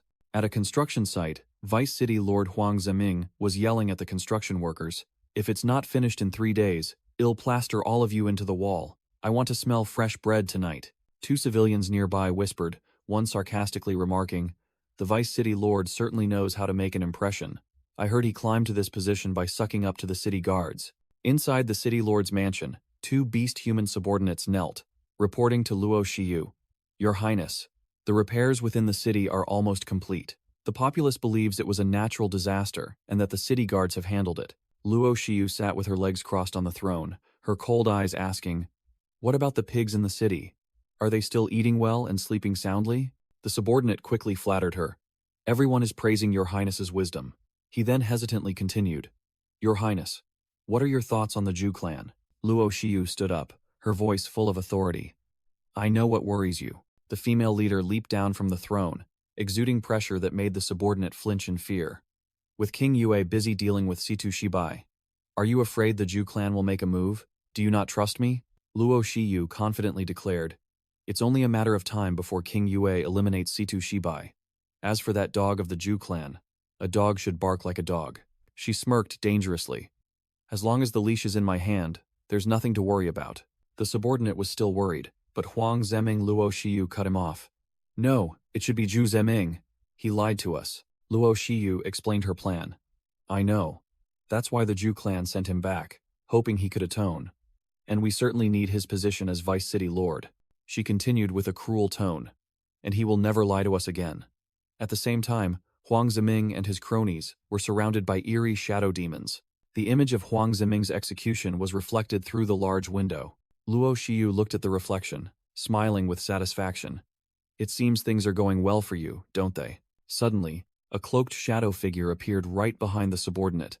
Startled by the killing intent, he roared, Who's there? Luo Shiyu was also stunned, her eyes wide, and she quickly yelled, Wait! The werefox demon took a fatal blow, exploding in a pool of black blood, screaming in hatred. Remember this, you are all just pawns on my chessboard. The hooded intruder coldly threw a warning back at Luo Shiyu. Don't forget your place, little fox. The female highness froze, stammering to ask who he was. The hooded figure held out a blood-red orb named Pure Blood Body, calmly explaining, Surely your kind knows well that you cannot reproduce. He pressed the dark energy orb against the subordinate's chest, and a strange black and red aura enveloped both of them. The subordinate knelt before the hooded figure, who then told Luo Shiyu, Your numbers are dwindling, so I've decided to share the secret to maintaining your bloodline. Suddenly, the hooded figure unfurled a pair of monstrous, gigantic wings, and a burst of dark aura erupted, threatening, Unless you wish to return to that desolate, frozen wasteland. The scene shifts to a majestic white snow fortress named Snow Wolf Tribe Fortress. Zhang Ping and a completely new team were patrolling the snow-covered city walls. A notification appeared. Monster attack wave, 5-minute countdown. Zhang Ping gazed into the distance, muttering, "It's almost time." The new teammates hastily prepared their defensive weapons, and a bald man urged, "Hurry up, kid. Don't be too nervous." The chubby blonde man on the team raised his binoculars to observe, shouting, "They're here!" A horde of gigantic doomwolves, each one bulging with muscles, was frantically charging towards the city wall like a flood. The order to fire was given, and numerous gigantic spears were launched from the catapults on the city walls. The spears exploded into purple energy bursts, sweeping away the obstructing doomwolves, tearing them to shreds. A series of purple energy explosions engulfed the monster horde. None seemed to have survived. 2 warriors stood on the city wall observing, one remarking, "That's some fierce firepower. Looks like we won't need to intervene." The other, a white-haired man, frowned. "But why do I smell fox mixed in with these doomwolves?" Amidst the smoke, a wolf that had been hit but not killed staggered to its feet. Zhang Ping was stunned, realizing something unusual about the sole surviving monster. He cried out in astonishment as he realized its true nature. "It's an otter fox." The doomwolves were shredded like weeds by the fortress's defensive firepower in the first wave of attack. A bald guard sneered, mocking that these monsters weren't even enough for a warm-up. Wolf corpses piled up before the city gate, impaled by numerous giant spears after the effortlessly easy defense. Whoosh! Another spear was loaded into the ballista, ready for the next cleanup. "Hold on!" The ballista suddenly jammed, and the bald man cursed angrily. "This pile of scrap metal breaks down at just the right time, doesn't it?" Not just one. All the ballistas on the city wall simultaneously ceased functioning, leaving the guards utterly bewildered. Just then, a new pack of doomwolves swarmed to the foot of the wall, and the bald man's face turned pale as he cursed. Boom! A brilliant golden pillar of fire suddenly erupted from the ground, incinerating all the charging wolves in an instant. Zhang Ping's elite squad appeared, and the shirtless muscular man remarked coolly, "I knew it wouldn't be that easy. Should I let my fists teach these dogs a lesson?" The bald man frantically yelled for the chief engineers to come and repair the weapons immediately. The new squad immediately got to work, fighting the doomwolves bare-handed like an action movie. Fire, ice, and martial arts strikes were unleashed, sweeping away the monsters cleanly and efficiently. The armored chubby man wielded a frying pan and flattened a wolf's head, shouting, "Taste my all-powerful swing." The shirtless muscular man reminded the chubby man not to get too carried away, while the other was still engrossed in smashing weaker enemies. Zhang Ping wondered why the mission completion notification hadn't appeared yet, and asked Chen Ming if they had missed any. Looking at the piled-up corpses, Zhang Ping muttered about the origin of these fox demons, suspecting infiltrators. As Zhang Ping arrived at the gate, a soldier called out loudly, as if he had been waiting for a long time, "Engineer Huang, you've finally arrived." The bald soldier rushed over to the 2 construction workers, pleading for them to examine the suddenly broken ballistas. The 2 engineers looked lazy and grumbled about being woken from their sleep for a minor malfunction. Zhang Ping said little, activating Nethermist Nightwalker. Dark spikes erupted from the ground, aiming directly at the 2 suspects. Zhang Ping, in his Nethermist Nightwalker form, swung his shadow scythe directly at the fake engineer. Whoosh! A clean slash tore through the air, and the engineer only had time to let out a scream. Terrible acting, Zhang Ping judged coldly, looking down from above at the 2 imposters who frantically asked who he was. Exposed, the 2 engineers revealed their true forms as hideous Notcher foxes, growling at Zhang Ping. Zhang Ping's teammates, a white-haired girl and a muscular man, were bewildered, not understanding what was happening. The fortress's low-ranking soldiers quickly intervened, while the female Notcher fox shrieked, "Be careful, they are fox demons, they eat people." "Enough!" The bald soldier, seemingly the commander, roared, silencing everyone. The bald commander defended the 2 monsters. Engineer Huang and Wang designed the ballistas. Everyone saw their contributions, yet you just arrived and attacked them without knowing right from wrong. He pointed directly at Zhang Ping's group, his voice full of resentment. He continued to speculate as if it were fact. "I bet you wanted to steal their credit, so you secretly sabotaged the ballistas." Finishing his words, he ordered, "Take the 2 chief engineers for treatment, and as for these outsiders, throw them all into the dungeon." Zhang Ping's entire squad was escorted into the dungeon of White Iron Town, the heavy iron gate clanging shut. The muscular brown-haired man angrily asked why they didn't resist, while the spirit guide hovered beside Zhang Ping. Zhang Ping calmly explained, "Killing these small fry is easy. Finding their nest is the hard part. I deliberately provoked them to be brought here. This is the perfect cover for the next step." The chubby man in the squad nodded. "That makes sense. If we had killed them, we might have been kicked out of town. The mission isn't over, and I don't want to sleep out in the snow. The chubby man continued to mutter with satisfaction. Besides, the food here isn't bad. There's meat every meal. Chen Ming wondered, why don't we secretly deal with those two foxes and then show their corpses to the villagers? What's the rush? It's not even dinner time yet. Zhang Ping sneered, activating his Whispers of the Wind talent, startling Chen Ming. Meanwhile, the two Natter foxes were running frantically through the streets in a panic. Those lunatics must be at least level 30. If we don't run fast, we'll be skinned alive. They still couldn't believe it. Where did those bastards come from? Not only did they ruin our plan, but they also saw through our disguise. The two disguised Natter foxes hurried through the snowy night, discussing that they must inform their comrades immediately to avoid being mistakenly attacked tomorrow. One of them suddenly became alert, sensing someone was following them, and shouted, "Who's there?" The other dismissed it, thinking his comrade was having hunger-induced hallucinations again. Smelling illusions again? If you're hungry, go back to the den and gnaw on some frozen meat. From the shadows, a hovering nethermist entity appeared, making the recently alert one break out in a sweat. "Hungry my ass, I want to live." Zhang Ping stood from afar, holding a lamp, coldly activating his appraisal skill on the newly exposed monster. The information panel appeared. Mutated monster, Fox Demon Tribe, level 27, Snow Tribe faction. Meanwhile, in the prison, a guard was calling out the names of the prisoners. 1, 2, 3. The guard was annoyed because someone was missing every time he counted, while the entire reinforcement squad sat comfortably behind the bars. The chubby blonde man taunted the guard, telling him he had counted 3 times already, or maybe he should try using his fingers to count, and claiming to be a civilian, unlike Zhang Ping. The short white-haired girl standing next to him immediately elbowed the chubby man into silence for speaking before thinking. The guard looked closely again, his face changing color as he realized Zhang Ping had vanished, and immediately screamed, "Alarm! An escapee!" Suddenly, a blazing teleportation gate opened right in the middle of the cell, leaving all the prisoners bewildered. The guard pointed his spear at them, growling, "What trick are you pulling now?" The short white-haired girl shouted orders to everyone. "It's too crowded here, everyone spread out quickly." Crash! The ground cracked open, and shards of rock flew everywhere. A giant black tortoise emerged from the teleportation gate, sending all the prisoners sprawling onto the floor. The chubby blonde man rubbed his head and grumbled at the flattened guard. "Next time, could you give us a heads up?" The chubby man clutched his head in panic, realizing there was no denying it this time, and the prospect of sleeping out in the snow was drawing near. The moon chaser black tortoise spoke majestically. "Everyone, come aboard. Zhang Ping sent me to pick you up. He has new information about the mission. Once we're done, we won't need to stay here anymore." At the same time, the two Natter foxes ran back to a secret cave, gradually transforming back into their hideous werfox forms. Inside, an entire council of Natter foxes was already waiting around a large table, and a leader asked, "Is everyone present?" The red-haired fox demon leader growled, "Is this all that's left of our 300 brethren?" He turned to snap at the two survivors who had just returned. "Why didn't you two just die out there?" The female fox demon quickly explained, pointing at her comrade's wounds. "It's not our fault. An outsider interfered." Another leader spoke up to mediate. "There's no need to despair. As long as we have the equipment, rebuilding our clan is just a matter of time." Boom! Before he could finish speaking, the cave wall exploded into 100 pieces.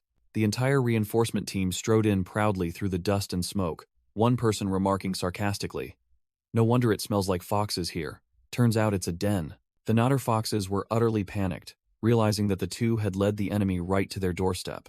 Zhang Ping's Shadow Reaper beast emerged from the darkness, its voice full of mockery. "Surprised? Your ancestors told me in a dream that it's time to clean up the trash." The red-haired leader broke out in a cold sweat, stammering before the overwhelming aura. "Leader?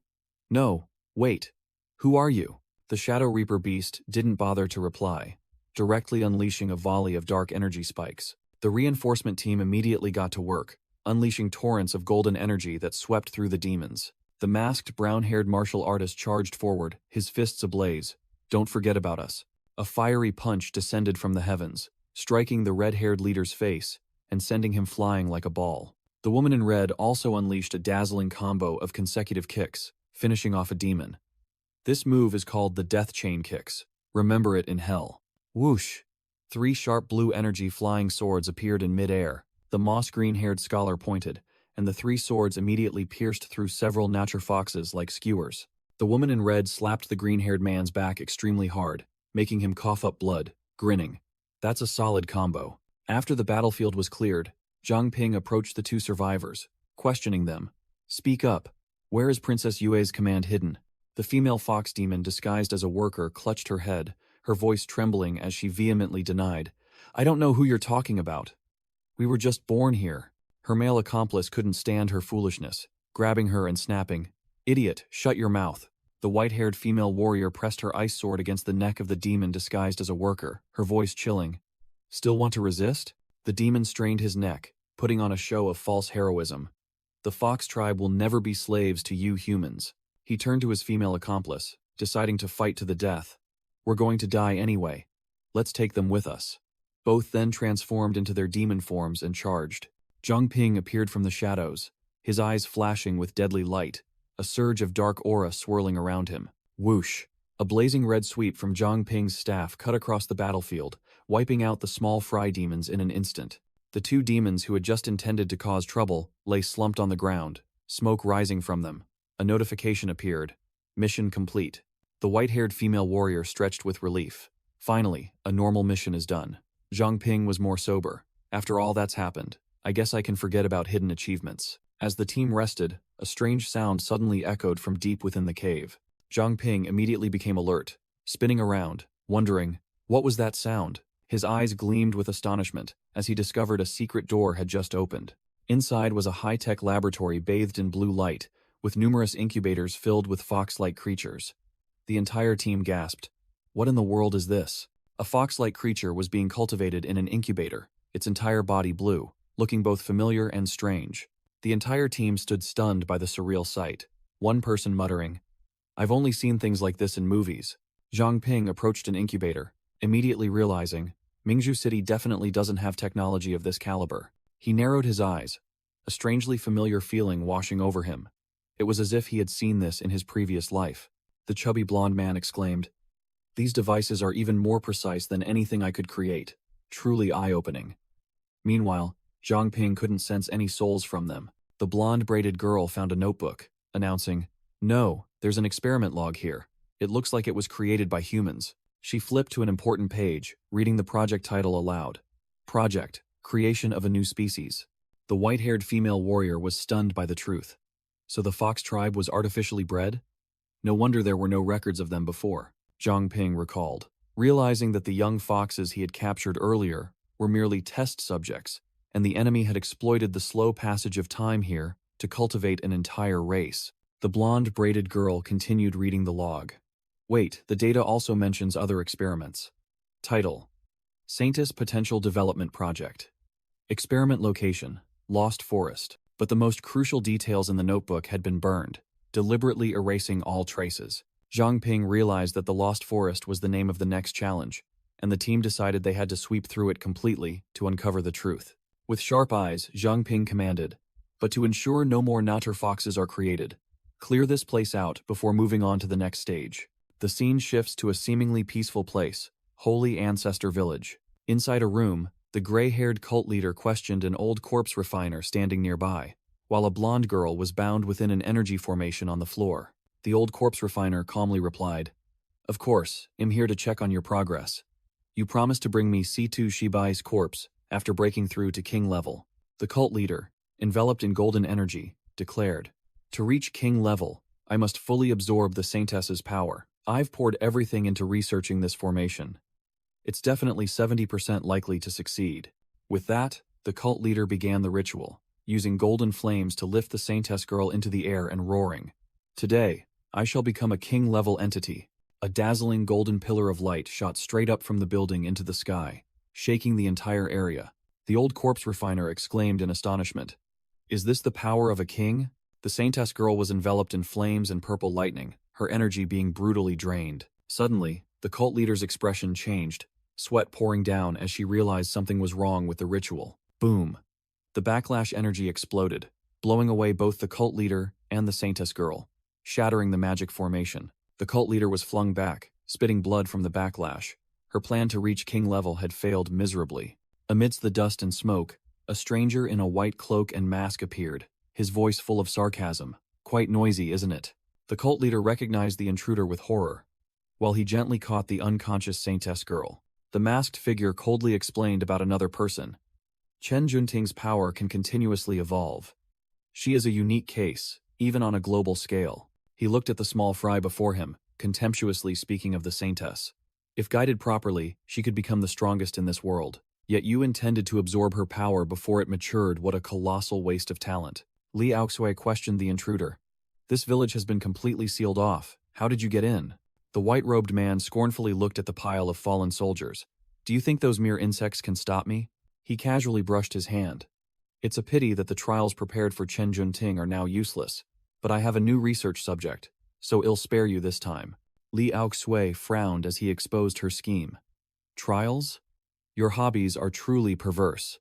Wanting Chen Junting to personally kill her father, to awaken her potential. The masked man sneered and made a deadly offer. Don't be tense. I'm here to help you break through to king level. All I need are 100 awakener hearts as a catalyst. Li Aoxue accepted the agreement, turned, and ordered her subordinate. All right, I've lost today.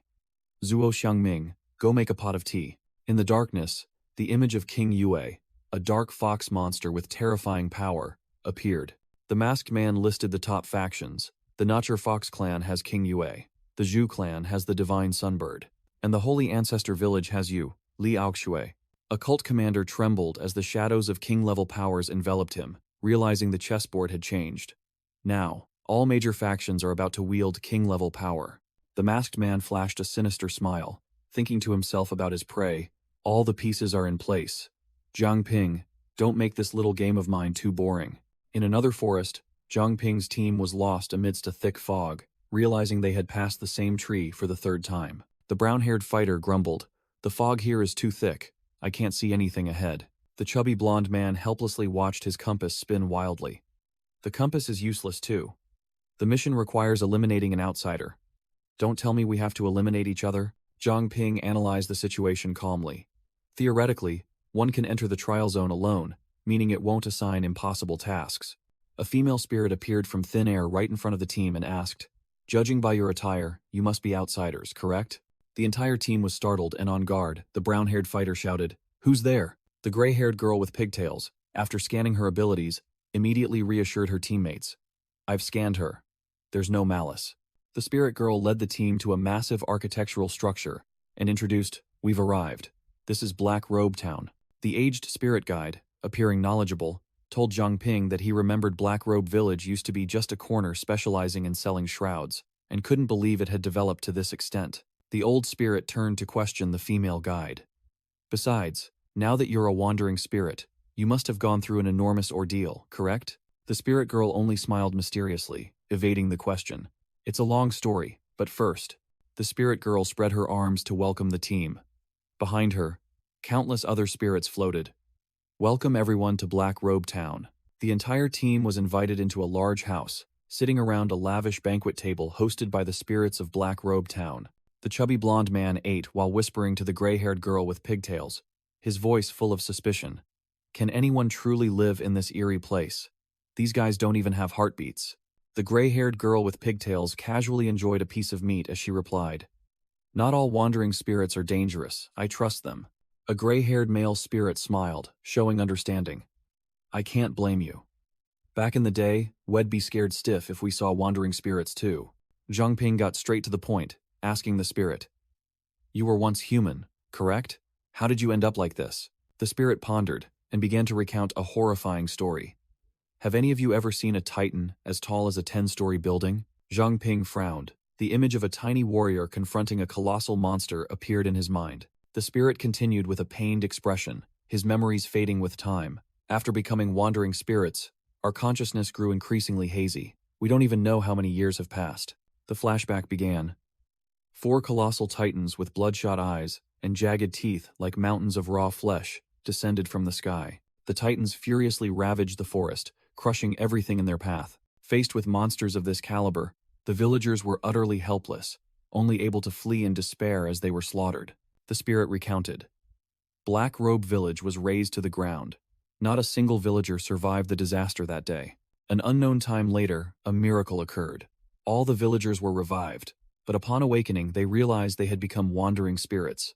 Afterwards, Fog once again enveloped the forest. The Titans seemed to lose interest and stood motionless. Just then, an outsider appeared. Under this person's guidance, the spirits not only rebuilt the village but also transformed it into the town it is today. Zhang Ping's mind worked incredibly fast, immediately connecting this outsider to the Natur Fox clan, and slammed the table, asking directly, "Where is that great sage now?" The spirit led the team to a large mansion, the residence of the mysterious great sage. Inside, the spirit reported to a figure sitting behind a curtain, "Great sage, there are outsiders who wish to meet you." The curtain was drawn back, revealing a frail old man in a wheelchair, his body wrapped in bandages, and he spoke in a weak voice. "Why are you so late?" The old man looked at Zhang Ping and shook his head, appearing confused. "It's not you. I must be senile from old age." The entire team was deeply shocked when the platinum blonde woman recognized the old man as Chen Haowen, who had vanished from the world over a decade ago. Chen Haowen heard the name. His eyes immediately sharpened, realizing they were talking about Chen Junting's father. The old man became extremely agitated, lunging forward in his wheelchair, grabbing the spirit, and frantically demanding to know about his daughter's situation. Chen Haowen gestured for the spirit to retreat, indicating he wanted to speak privately with Zhang Ping's group. After hearing the platinum blonde woman recount his daughter's situation, Chen Haowen tilted his head back, bitterly accepting the truth. So, in the end, she still couldn't escape her fate. The old man was furious, slamming his hand against the armrest of his wheelchair, and growled about a broken promise. "My life, for her safety." That bastard dared to go back on his word. The agitation caused Chen Haowen to cough up a mouthful of blood, his condition looking extremely dire. Zhang Ping activated his pure blood body, his blood flowing out to heal the old man, and stated firmly, "The man you speak of is our common enemy." Zhang Ping looked directly into Chen Haowen's eyes, demanding to know the whole truth. What exactly did he do? Chen Haowen began to recall the past, when he was a young traveler and met his beautiful blonde-haired wife in Pearl City. But their happiness was short-lived. He discovered his wife was the runaway saintess of Holy Ancestor Village, and Li Aoxue's henchmen had sniffed them out. Since Li Aoxue was a heavily wanted criminal in Pearl City, and his wife held the identity of a saintess, they couldn't ask anyone for help, and had to begin a life of constant evasion. During one pursuit, when the entire family was exhausted, his wife sacrificed herself to protect her husband and the child in her womb. At that critical moment, a mysterious white-robed figure appeared, sweeping away the pursuers in an instant, and made a pact with Chen Haowen. He would protect his daughter in exchange for Chen Haowen remaining here with the wandering spirits for the rest of his life. Chen Haowen bitterly admitted that this entire trial zone was merely some bastard's playground, and everyone was just his toy. The old man revealed he had been imprisoned for countless years, kept alive by the enemy's medicine, and had thought he would finally be freed this time. But unexpectedly, the one who came was Zhang Ping. Outside the building, the ground began to shake violently, signaling an enormous threat approaching. Chen Haowen desperately said he was about to die, and once he passed away, the Titans would return with their full power. But Zhang Ping growled, declaring he wouldn't let the old man die. The old man coughed up a mouthful of blood, asserting that all efforts were futile, but Zhang Ping pointed out the crucial detail. The Titans would only grow stronger if he died.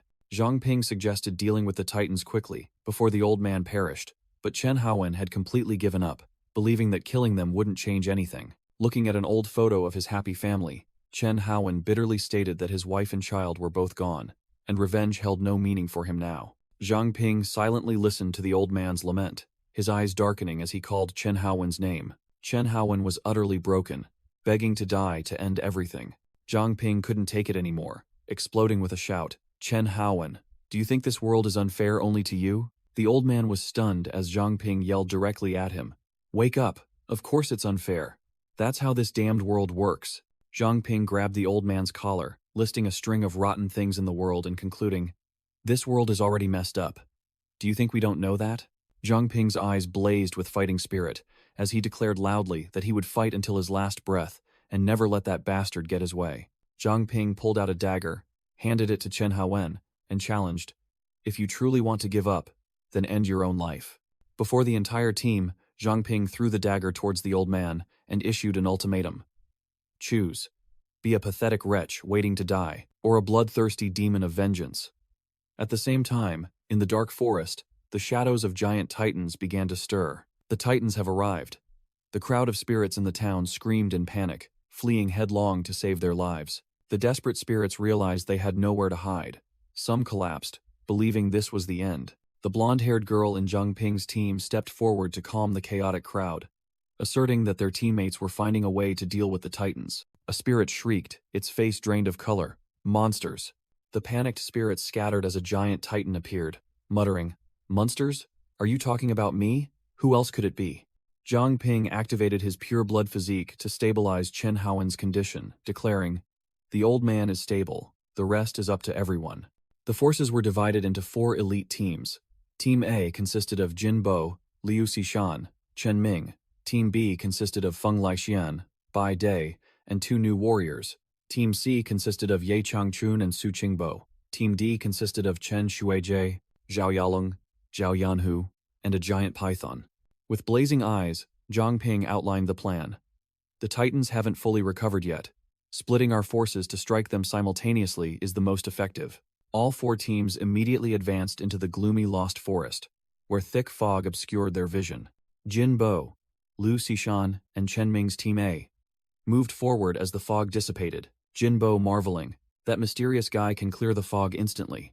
That's impressive." Their target loomed amidst the trees, a colossal Titan, its grotesque form resembling a patched-up undead corpse. Jin Bo gave the order, and Chen Ming immediately shot forward like an arrow, summoning energy, flying swords ready to fire. Chen Ming's flying sword tore through the air, hurtling straight towards the Titan's face with terrifying speed. Chen Ming commanded a storm of flying swords to swirl like a tempest, embedding themselves directly into the giant monster's head. A massive energy explosion occurred at the point of impact, its destructive power enough to blow away a corner of the forest. Useless. The wound on the Titan's neck automatically healed in an instant. Not a single drop of blood spilled. Chen Ming was stunned by its insane regeneration ability, muttering that this thing was as tough as the puppets from last time. The Titan roared, then retaliated with a destructive energy blast from its mouth, forcing Chen Ming to hastily dodge. Just then, Jin Bo descended from the sky with a thunderous kick to the monster's head, shouting, "Focus!" Chen Ming explained that these Titans definitely had control cores like the puppets, but due to their enormous size, finding their weak point would be extremely difficult. Jin Bo asked Chen Ming to lend him the power of golden blood. Chen Ming was surprised, as he could only maintain it for 30 seconds, but Jin Bo confidently replied, "Eve trained and im stronger now." Chen Ming smirked, knowing full well that his captain had a plan to deal with this tough monster.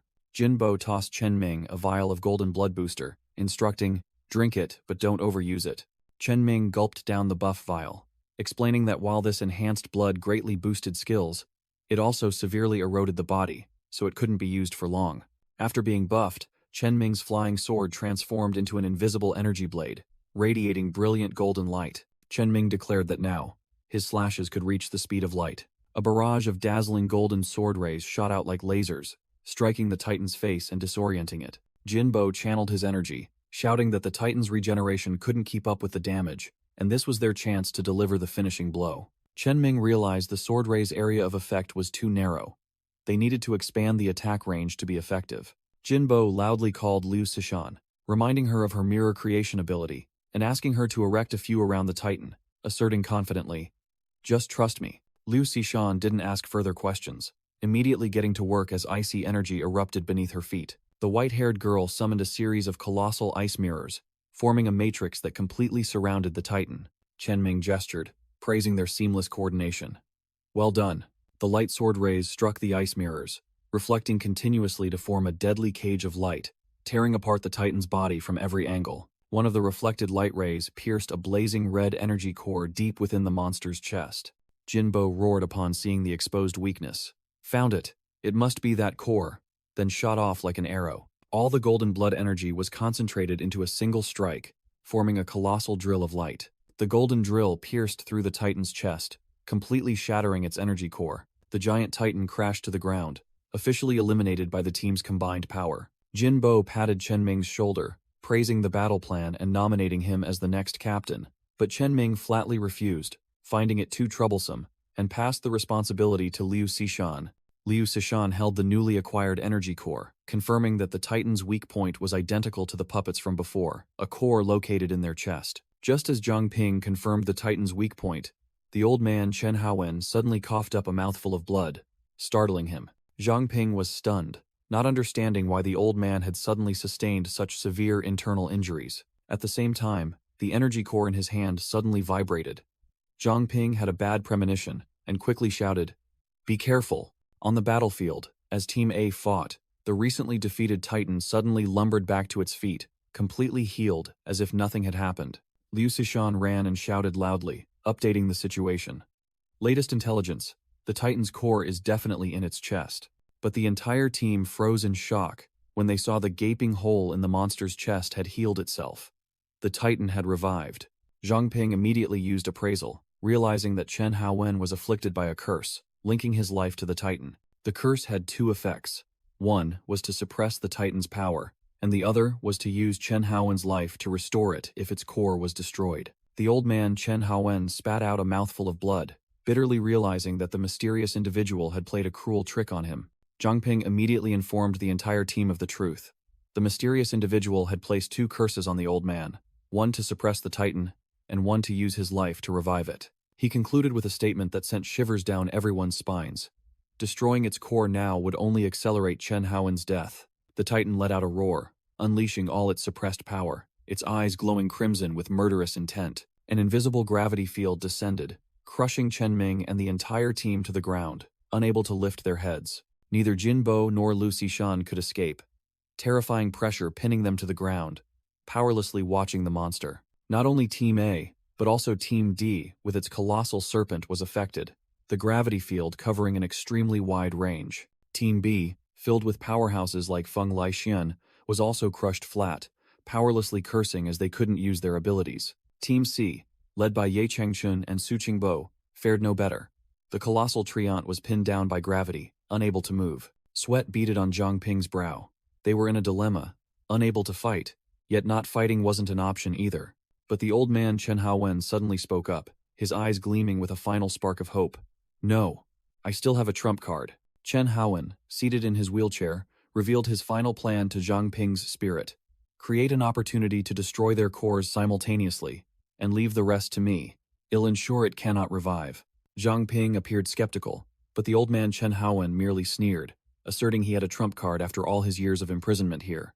But there was only one chance, and he entrusted it to Zhang Ping. Freed from the pressure, Jinbo let out a roar, golden energy erupting violently around him as he activated his maximum power. Liu Xishan agreed with the synchronized attack plan, while Jinbo smiled confidently, declaring it was time to show the monsters the true power of the combat team. Two black-robed mages simultaneously raised two halves of a Taiji diagram, one yin and one yang, preparing to activate the artifact to break the deadlock. A purple energy circle spread from the two mages. The Titan's gravity field immediately vanished, making the entire team cheer in relief. It worked. The brown-haired mage shouted a warning to the team that the two of them had now lost all defensive capabilities and needed absolute protection. Feng Laixian didn't say much. Blue flames erupted from the tattoo on his back as he growled. "Apologies. It took a bit long to light the fire tonight." Martial Master Feng turned to reassure the lion man beside him, confidently declaring that this battle would end quickly. Ye Chengchun's colossal treant turned the tables, crushing the Titan flat to the ground with one hand and roaring, "Serves you right. It's your turn to be flattened now." Countless sharp roots pierced out from the treant, binding the Titan tightly, and Ye Chengchun declared he would drain its nutrients dry. In a dark, slimy space, Zhang Ping and two teammates stood on the tongue of a colossal serpent, preparing for the craziest plan. The female warrior in red seemed uncertain, softly asking, "Are you sure this method will actually work?" Zhang Ping recalled the disgusting sensation of being swallowed by the Titan and sliding down its esophagus, swearing he never wanted to experience it again. Inside the Titan's belly, Zhang Ping confirmed the gravity field was nullified, and he confidently told the serpent, "We're safe now. We just need to find its core." Elsewhere, a mysterious white-masked individual gazed into the void, muttering that even after sacrificing Zhu Yuanlong, the divine sunbird had not fully recovered its power. The masked individual's gaze turned towards a colossal stone monster in deep slumber. He sighed. "Alas, the Zhu clan has truly fallen into decline." The masked individual stood before a colossal seal containing fire phoenix souls. He decided, "Let me lend a hand." He sat down, looking at the cracking seal, and said in a condescending tone, "You have worked hard guarding this training ground for too long." The masked individual ordered the colossal stone monster, "Mountain Ancestor.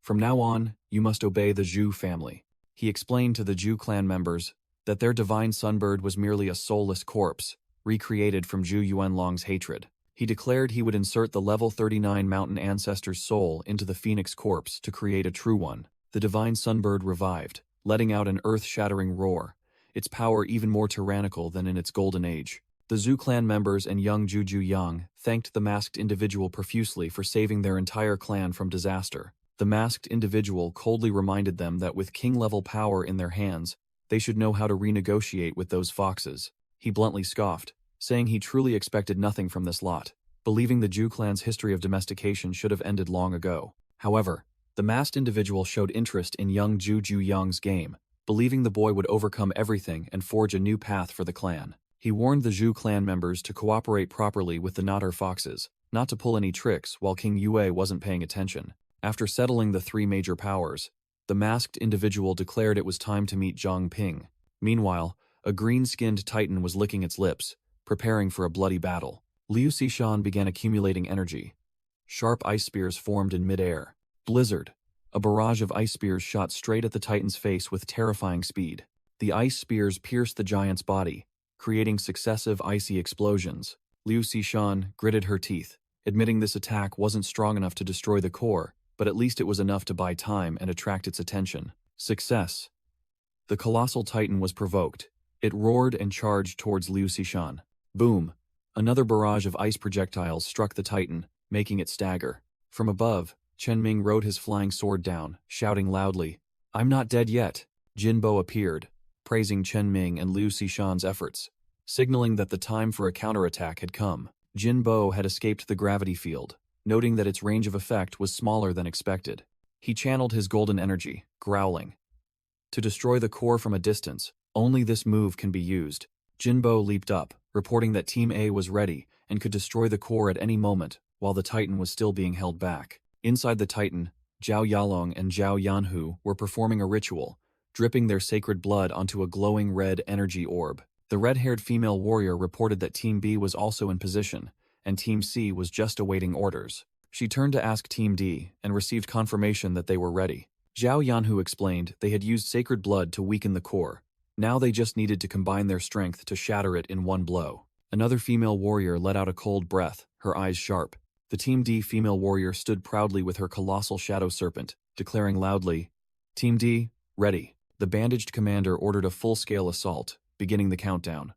5. Jinbo, Feng Lixian, the red-haired fighter, and the wooden giant simultaneously unleashed their power, ready to unleash their ultimate moves as the countdown. 4, 3, 2, echoed. Bang! A massive explosion shook the entire forest. Team A opens fire. Jinbo unleashed a colossal stream of golden energy, declaring this shot would pierce even the stars. The dazzling beam of light struck the Titan's chest, creating a terrifying explosion. Team B enters the fray. Feng Lixian unleashed a furious attack named 5 Profound Truths. Wind Strike. Team C takes action. The wooden giant crushed another Titan, its roots digging deep into the creature to absorb nutrients. Grumbling.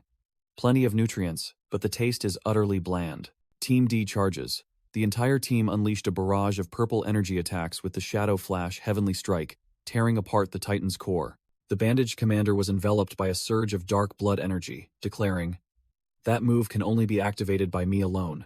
You should leave my body now. Don't miss the opportunity." A terrifying shadow entity separated from him, and the commander asked with uncertainty, "Are you truly all right?" Chen Haowen smiled serenely, admitting, "Zhang Ping, you are the one who rekindled my hope." He cried out, "Thank you," as a searing red energy pierced his chest, ending his own life. Zhang Ping was stunned, while Chen Haowen weakly warned, "Zhang Ping, don't come here." The old man's heart flared with red cursed symbols, and he thanked everyone for giving his life meaning again. Chen Haowen collapsed to the floor, a pool of black liquid spreading from his deceased body. In his final moments, Chen Haowen's soul smiled at the illusion of his daughter, Chen Junting. "This time, I have succeeded." Zhang Ping stood watching, receiving a report that the energy cores had stabilized, and wondered how on earth he had managed it. Su Jingyao cheerfully walked in, asking, "Zhang Ping, I heard the operation was a success, right?" She immediately froze upon seeing Chen Haowen's body, stammering to ask what was happening.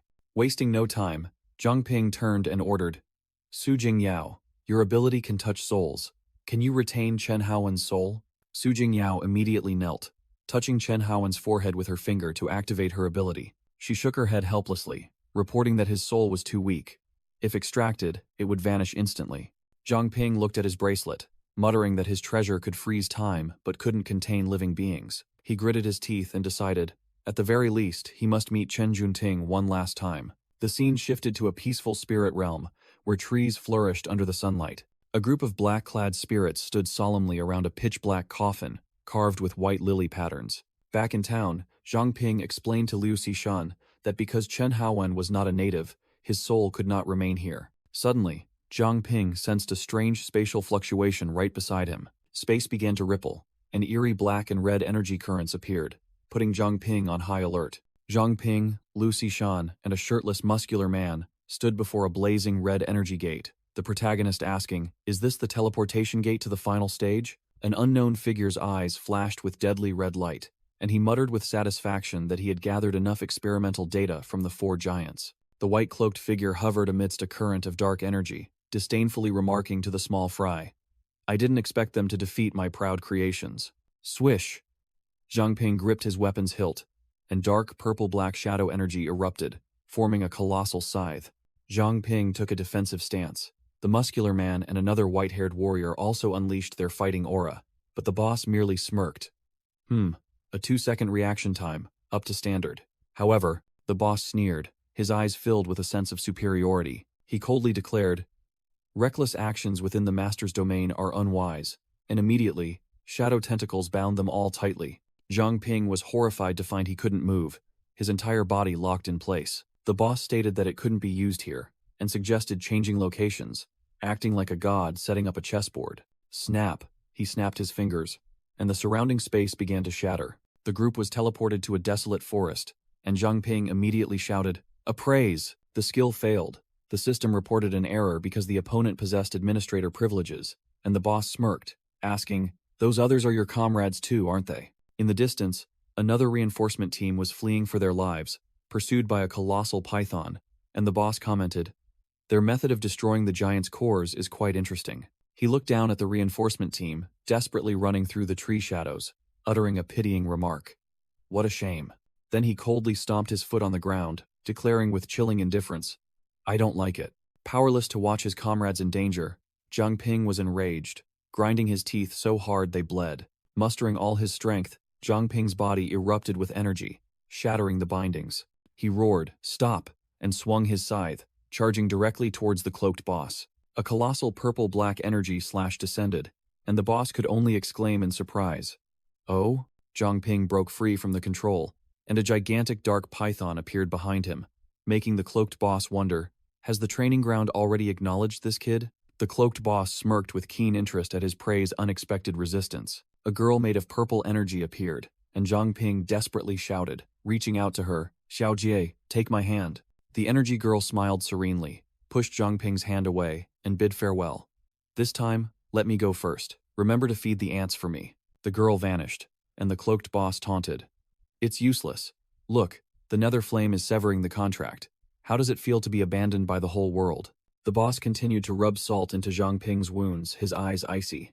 "Blame yourself for being too weak." Driven to madness, Zhang Ping roared, his eyes blazing with dark energy, activating the full power of the contract stone. A series of buff notifications appeared. Weapon enhancement, 100%. Speed increased, 300%. Nether flame damage increased 10,000%. All attributes doubled. Zhang Ping roared, "I'll tear you apart." A storm of purple energy spikes erupted from the ground, surging directly towards the cloaked boss who stood motionless. The entire forest was ravaged by Zhang Ping's countless frenzied energy blades, all aimed at a single target. The cloaked boss was completely engulfed in the destructive barrage of attacks. Zhang Ping delivered the finishing blow with a slash from his colossal scythe, creating an immense energy explosion. As the smoke and dust cleared, the cloaked boss still stood tall, without a single scratch, effortlessly pinching Zhang Ping's scythe with 2 fingers. Clang! The scythe shattered, and the boss coldly declared, "Currently, you are not qualified to be my opponent." Zhang Ping was sent flying far away, helplessly watching the enemy still standing there. The difference in their power was like heaven and earth. Suddenly, a massive torrent of azure water surged from the void, blocking the boss's attack. Zhang Ping was stunned to see the water enveloping him. while the boss immediately recognized it. Pure water body? The cloaked boss was surrounded by a surge of red and black energy, showing extreme interest. Your despair is the best experimental data. The common enemy of 3 factions. I'm very curious who will tear you apart first. The scene shifted to a dense forest, with a sign clearly reading Lost Forest. Zhang Ping stood amidst the memory space. A green leaf fell into his palm, signaling the start of a flashback. The scene returned to a peaceful forest. Zhang Ping stood there with his arms crossed, silently. The flashback began. The chubby blonde guy in the team was venting his anger on a tree, shouting that he was always the most useless. Memories flooded back of the female warrior in red, using her shield to protect the entire team from a fatal attack. The chubby blonde guy covered his face, sobbing, questioning why it had to be her who died.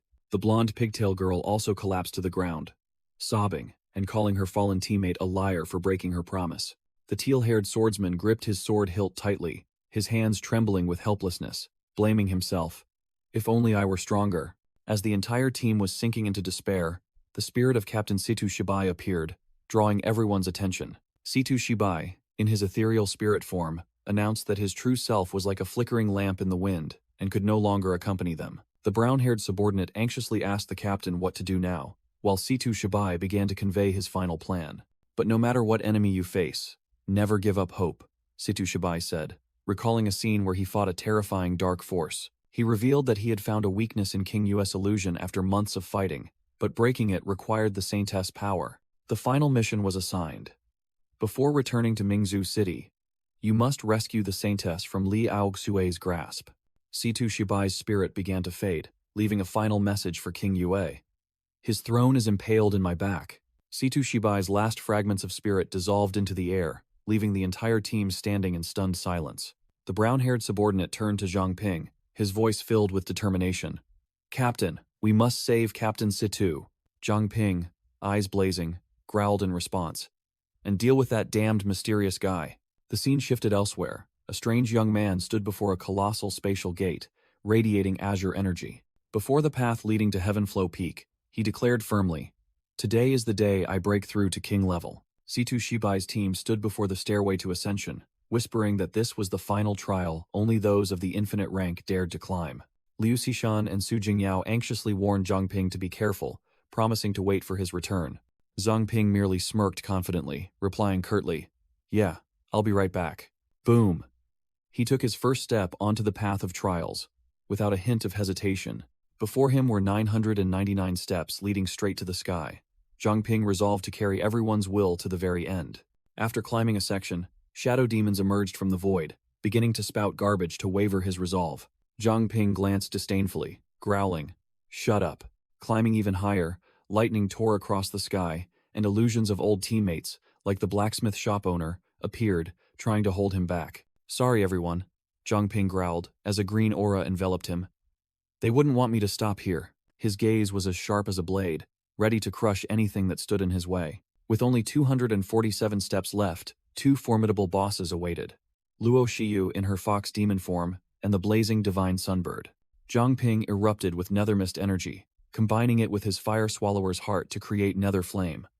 Roaring, "All of you, come at me at once." Luo Shiyu wasted no words, unleashing tails as sharp as blades in a preemptive strike. The tails wrapped tightly around Zhang Ping, forming an impenetrable cocoon of shadows. He activated his pure water body, creating a sea of nethermist that shattered the cocoon from within with an explosion of energy spikes. "This strike is for Captain Situ," Zhang Ping roared, combining his covenant stone and nethermist to create a colossal nether blade that slashed straight towards Luo Shiyu. The divine sunbird swooped down from above, spewing destructive fireballs, but Zhang Ping deftly dodged them. Activating his Nightwalker talent, Zhang Ping transformed into a colossal nethermist dragon, confronting the fire phoenix head-on.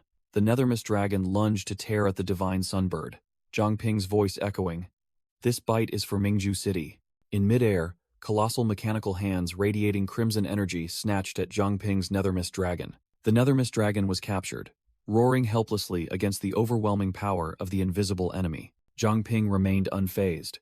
He used his pure water body to create a series of clones, surrounding the Wailing Striga boss with blazing red axes. "This strike is for Chen Haowen and Chen Junting," the Wailing Striga roared, unleashing crimson energy blades in retaliation. After sweeping aside the bosses, Zhang Ping walked alone on the final steps, surrounded by swirling water spirits as if they were cheering him on.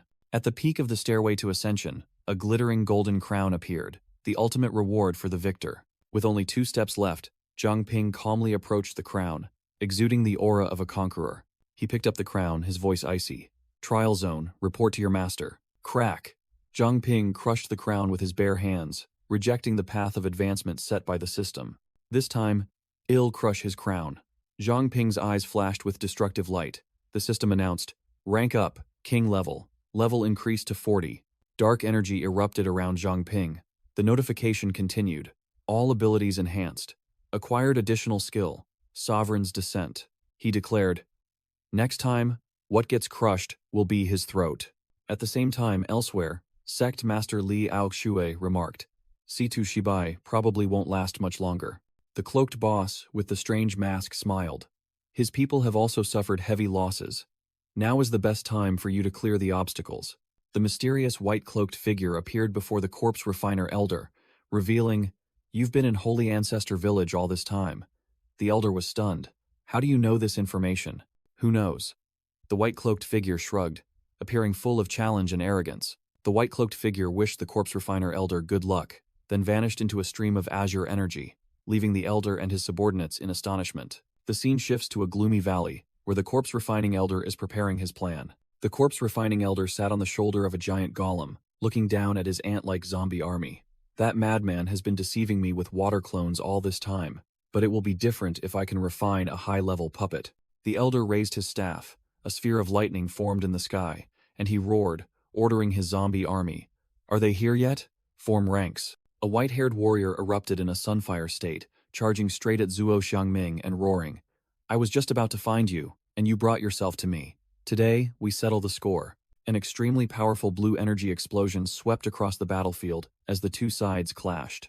Zuo Xiangming effortlessly blocked the white-haired warrior's punch, who was astonished to realize his strongest attack couldn't even break through the opponent's defense. Zuo Xiangming sneered, swinging his dark staff directly into his opponent's chest. You think those weak punches are enough to settle the score with me? Knocked back, the white-haired warrior staggered, unable to believe how Zuo Xiangming had become so powerful. Zuo Xiangming unleashed a dark green incantation, growling his command. Obediently become my undead. Suddenly, Zhang Ping appeared, placing his hand on Feng Lixian's chest, a surge of golden energy radiating out. Director Feng, please rest for a moment. Feng Lixian was stunned as the poison, which even his sunfire state couldn't dispel, was instantly cured by Zhang Ping. Realizing the power disparity, Feng Lixian intended to order a retreat, but Zhang Ping coldly interrupted. It's fine. Zhang Ping stepped forward, a golden aura erupting around him, his eyes flashing with lightning. Leave this to me. Observing from a distance, Liu Xishan and Su Jingyao sensed Zhang Ping's energy and remarked, the energy in his body is truly limitless. Zhang Ping raised a finger to the sky, a domineering aura enveloping the entire forest, declaring, dominate the world.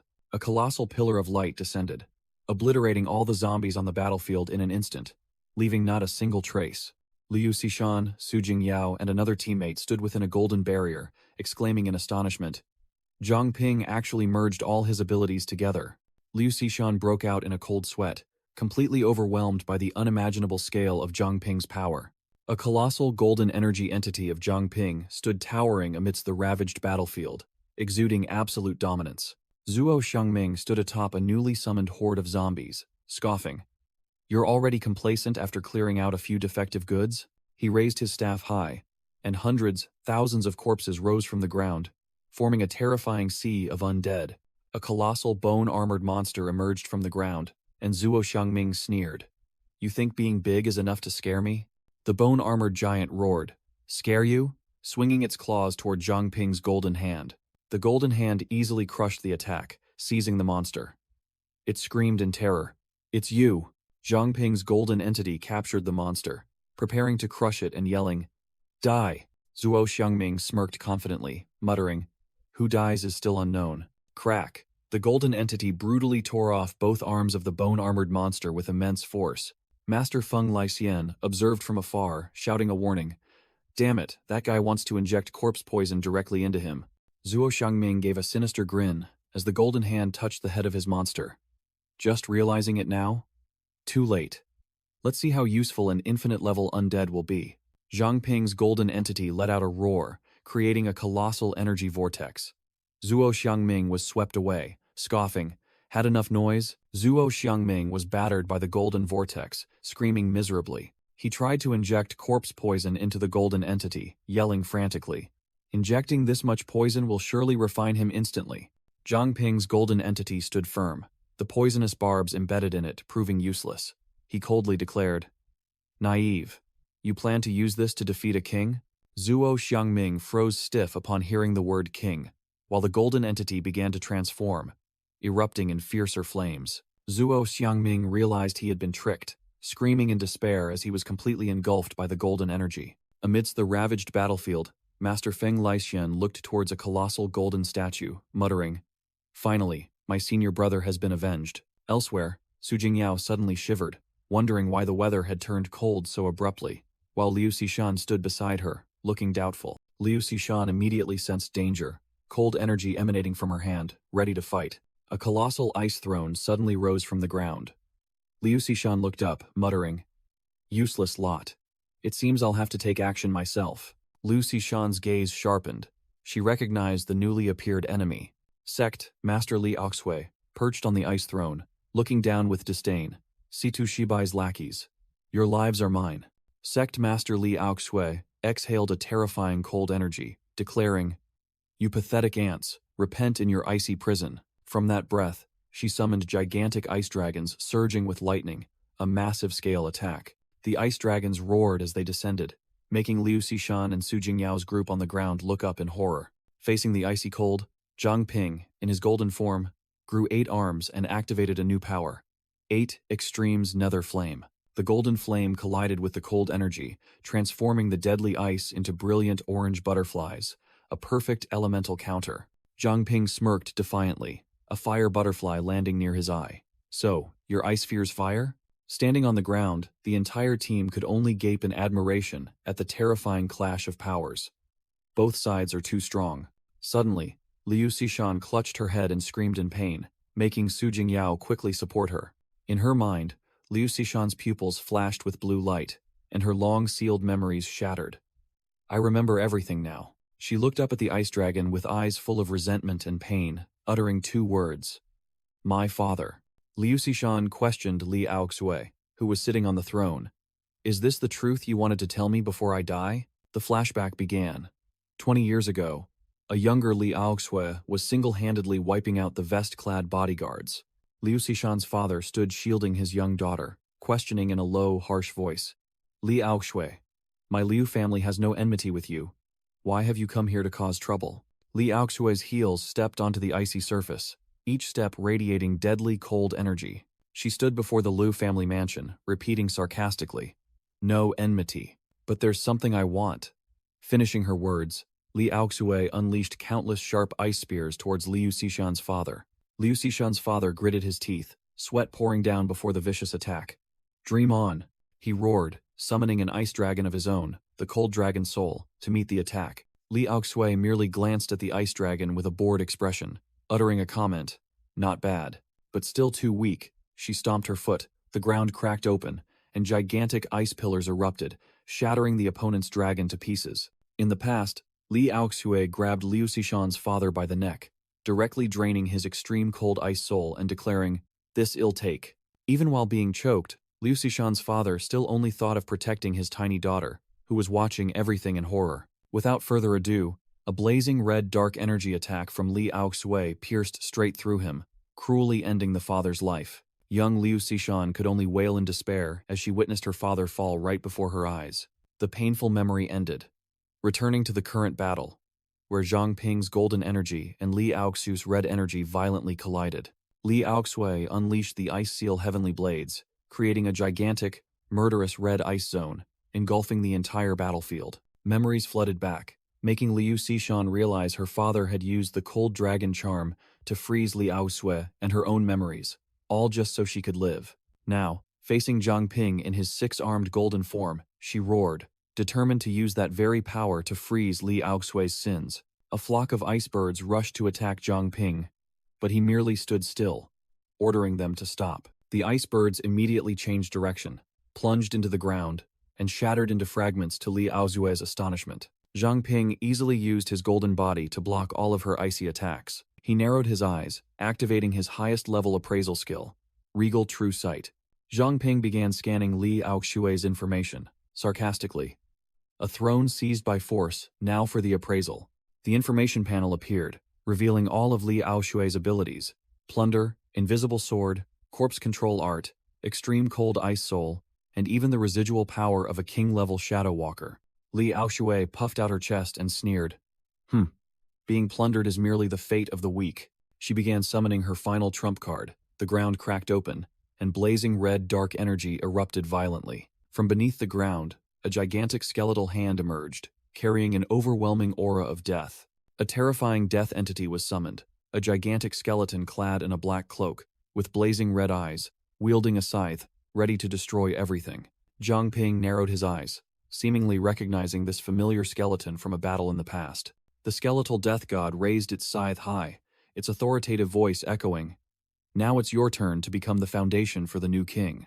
Li Aoxue, level 41, stood beside her, level 41 summoned monster, confidently declaring this was a true nightmare. The skeletal death god swung its scythe, firing a stream of purple shadow bullets towards Zhang Ping, who realized this energy was very similar to nether mist. Zhang Ping was pushed back by the extremely powerful energy, admitting it was even more terrifying than Situ Shibai's ultimate skill. The dark energy condensed into two gigantic skeletal hands, ready to snatch the target. The two energy hands tightly gripped Zhang Ping. He realized the monster's true hands were hidden within this shell. Zhang Ping did not flinch. His golden eyes flashed with deadly light, and he growled. 8 Extremes Nether Flame, activate. Li Aoxue sneered, her hand gathering a blue energy sphere, mocking. It's useless. Give up. She boasted that her subordinate, Luo Hai, had been purified by purgatorial flames, so burning it was impossible.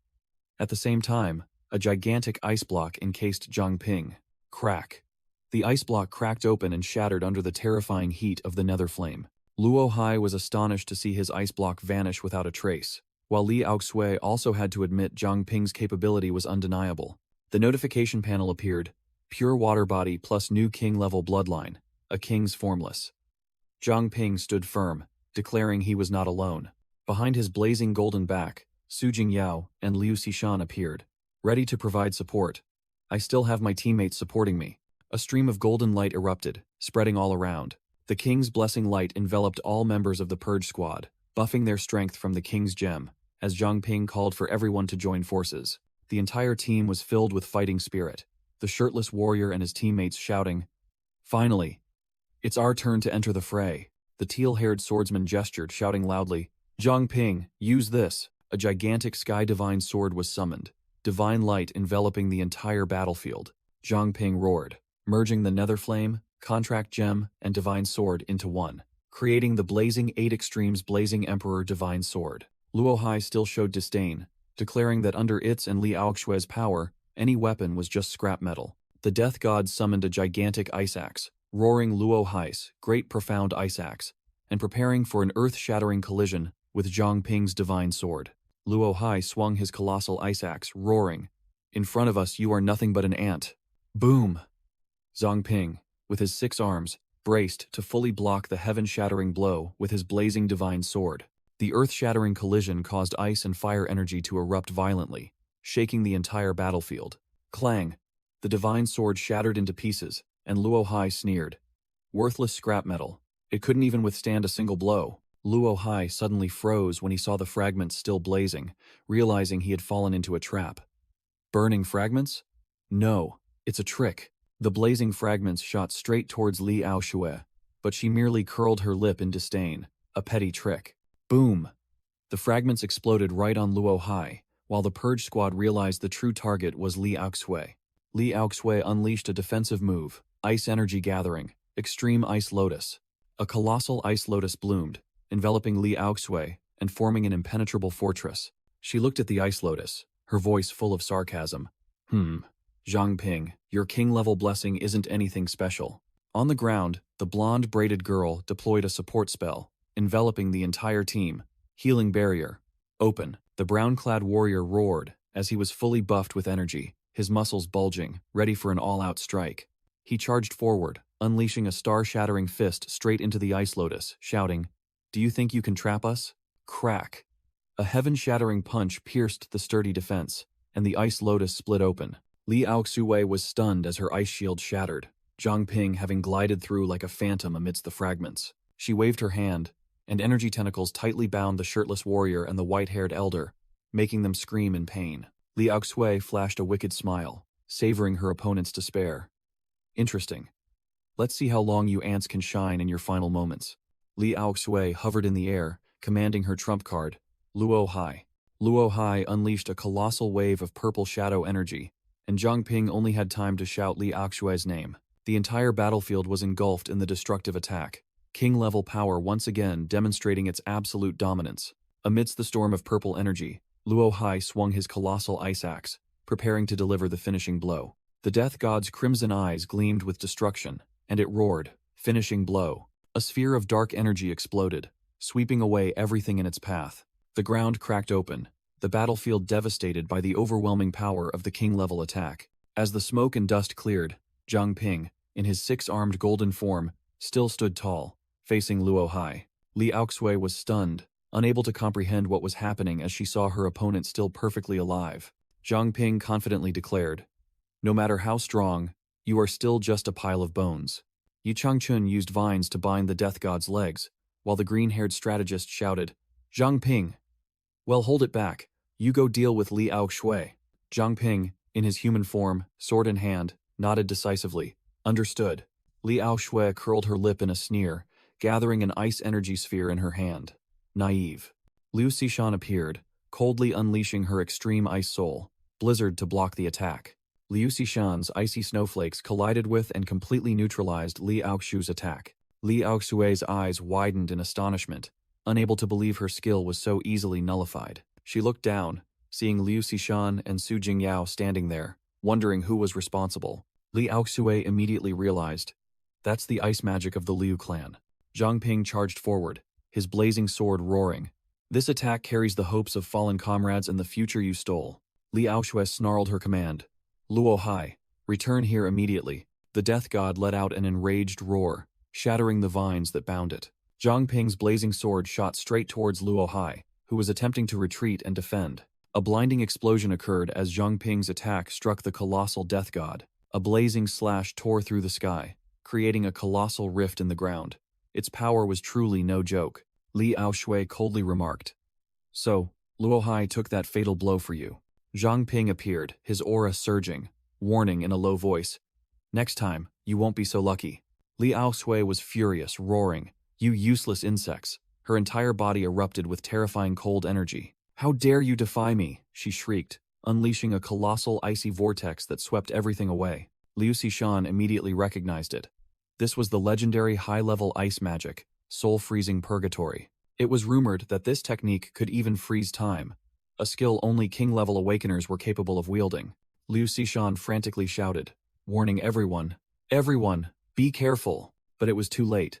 The Purge Squad members were swept by the cold energy, frozen solid in place. Li Aoxue hovered in the air, the temperature dropping to negative 273.15 degrees Celsius, precisely absolute zero. She arrogantly declared, "No one escapes a king's domain.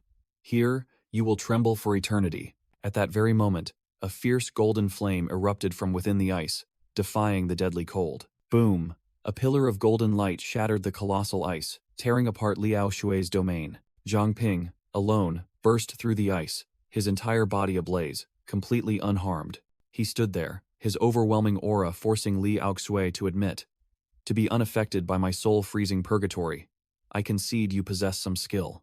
But she revealed her trump card, summoning a colossal ice hourglass. "However, the lives of your trash comrades are entirely in my hands." She sneered.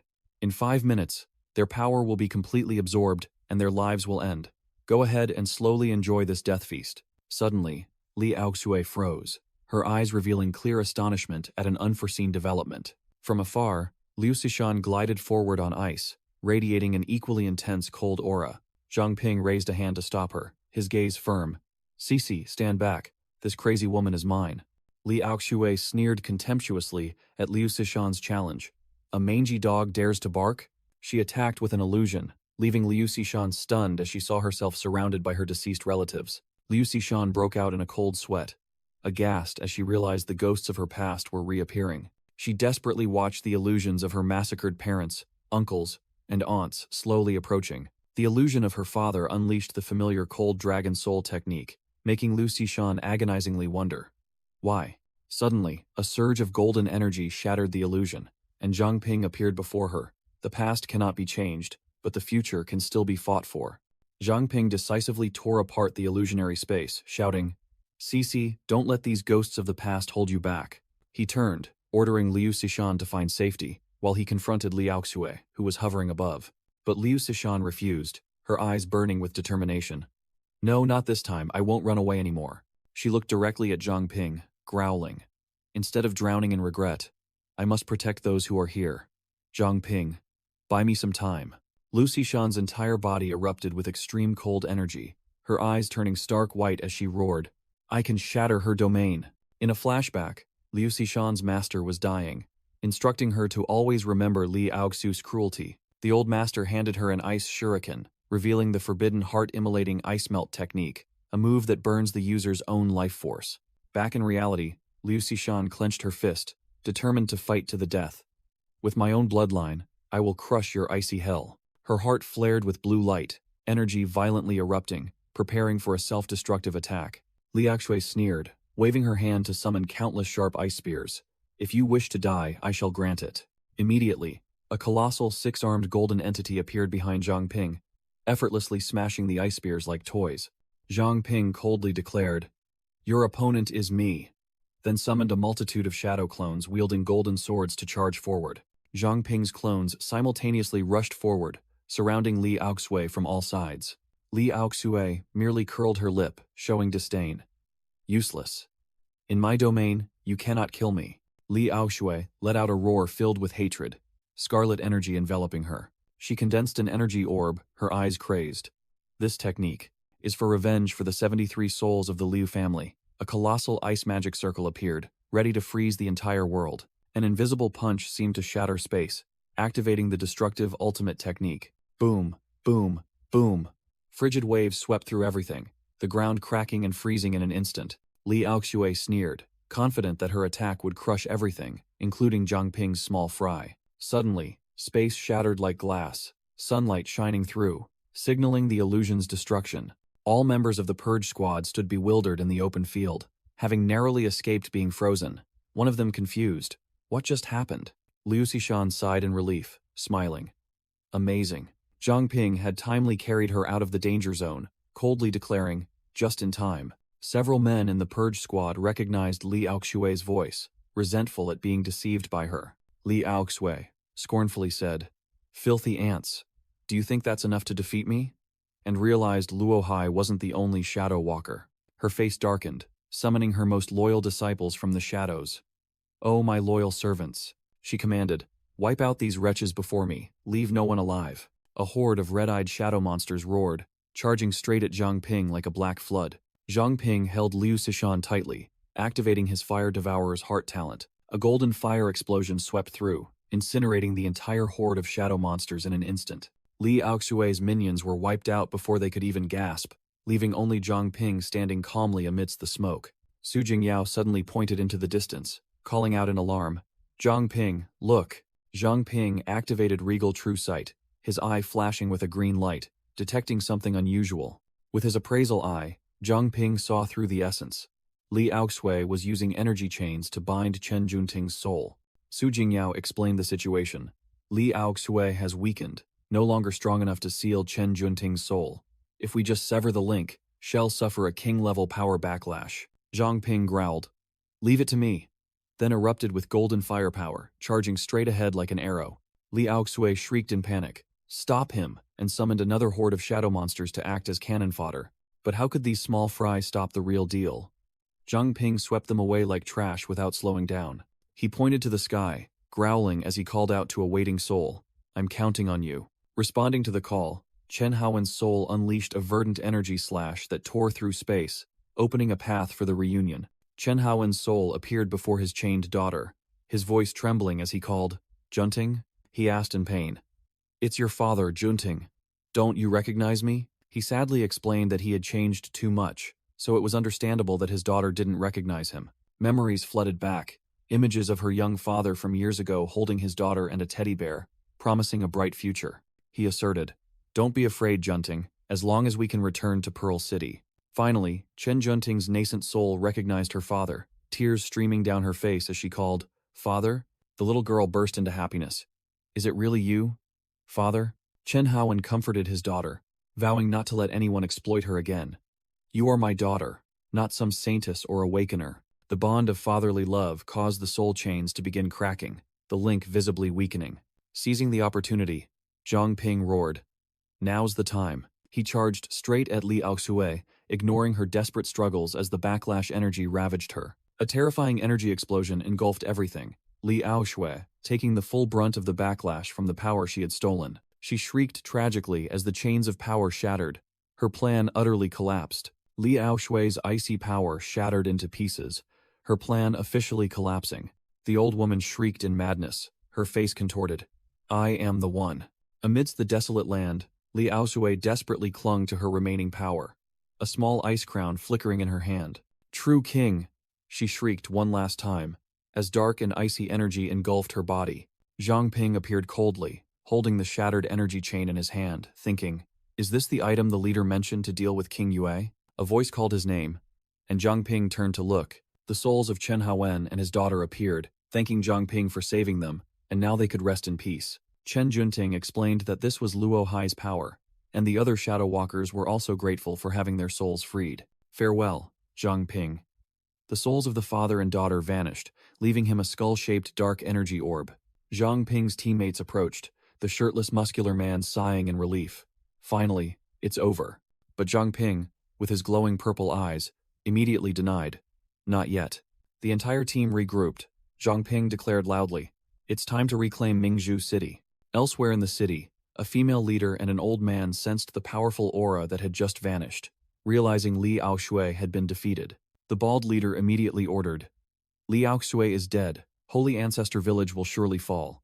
Gather our forces, attack Zhang Ping and his allies now." Another hooded figure stepped out to stop him, their tone full of challenge. "This is not your place to give orders." The bald leader turned back furiously, but the hooded figure remained calm. "You should understand that fighting to the death right now is meaningless." An old man with a white goatee appeared, his voice full of authority. "Before we wipe out the other factions, I propose we coexist in peace." As soon as he finished speaking, a giant fire phoenix erupted from behind him, its terrifying power engulfing the entire building. The female leader stood amidst the sea of flames, her face changing as she retorted, "Is this what you call peaceful coexistence?" The divine sunbird let out an earth-shattering roar, and smaller fire phoenixes flew out, asserting its absolute dominance. A hand reached out and called Little Five, and a small phoenix landed with an air of majesty. The white goatee old man, the brown-haired female leader, and the bald man stood stunned, unable to believe that a mere boy like Zhu Zhuyang could subdue a king-level creature. Suddenly, a voice full of killing intent echoed from the shadows, growling, "You Zhu clan members are a bunch of traitors, yet you dare to speak of cooperation?" The white goatee old man's face drained of color, terrified as he recognized the deadly familiar voice. King Yue, a giant dark monster, materialized in a surge of black and red energy, declaring bluntly, "I told you, killing Situ Shibai is a trivial matter." All three Zhu clan leaders immediately knelt prostrate, respectfully proclaiming in unison, "Welcome back, King Yue." The goatee old man hastily denied responsibility, shifting all blame onto the deceased Zhu Zeming. "King Yue, everything before was orchestrated by him alone." King Yue snarled, exposing their blatant lie. "A bunch of liars. If you hadn't gained king-level power, you would have devoured my wolf long ago." The small phoenix in Zhu Zhuyang's hand roared, erupting in a dazzling blaze of firelight. King Yue seemed surprised to see the Zhu clan's divine sunbird accept a mere boy as its master. Scoffing, calling it a chick would be more accurate. The white goatee old man sprang up, shouting back, "Show some respect." He continued his persuasive speech, reminding King Yue of Zhang Ping's terrifying power, the one who had single-handedly wiped out both Holy Ancestor Village and Li Aoxue. The old man concluded, Only by joining forces do we stand a chance of defeating Zhang Ping and his allies. King Yue fell silent, a calculating glint flashing in his glowing red eyes at the proposal. He recalled the battle from years ago, admitting that if Situ Shibai had broken through to king level, he might have been the loser. King Yue conceded, now that Zhang Ping can defeat king level Li Aoxue, he is indeed a major nuisance. With that, King Yue made his final decision. Don't even think about using a single one of my soldiers. I will lead the entire Natrafox clan myself. The goatee old man and another elder stood frozen, their plan of using others as proxies having failed. The brown-haired female leader reported the troop count. Our Natrafox clan has about 100,000 combat-ready soldiers. King Yue nodded in satisfaction. Very good. King Yue's blood-red eyes gleamed with killing intent. He was determined. Zhang Ping, no matter what tricks you pull this time. Facing each other directly, two king-level powers snarled, the Dark King Yue and the blazing Divine Sunbird. Under King Yu's command, an entire legion of blood-red-eyed Natrafoxes roared, vowing to turn Mingzhu City into the enemy's burial ground. Meanwhile, at Secret Base Number 10, the atmosphere was completely different. Zhang Ping returned, carrying the unconscious Liu Xishan, and his female teammates rushed out to greet him and inquire about another person's condition. Zhang Ping, with a poker face, delivered the grim news. She and the Zhao siblings have sacrificed themselves. This stunned the blonde girl. Zhang Ping's gaze was sharp, and he declared bluntly, I intend to reclaim Mingzhu City. Who will follow me? The shirtless fighter and his teammates erupted with surging morale. Is that even a question? The Natrafoxes and Zhu clan have killed too many of our comrades. This debt must be paid in blood. Yi Changchun and the contracted beasts who were once fallen ones also stepped forward. Don't forget us. I never thought I'd fight for Mingzhu City again. Zhang Ping explained Liu Xishan's situation to the red-haired woman. She used a forbidden life-burning technique to fight Li Aoxue to the death.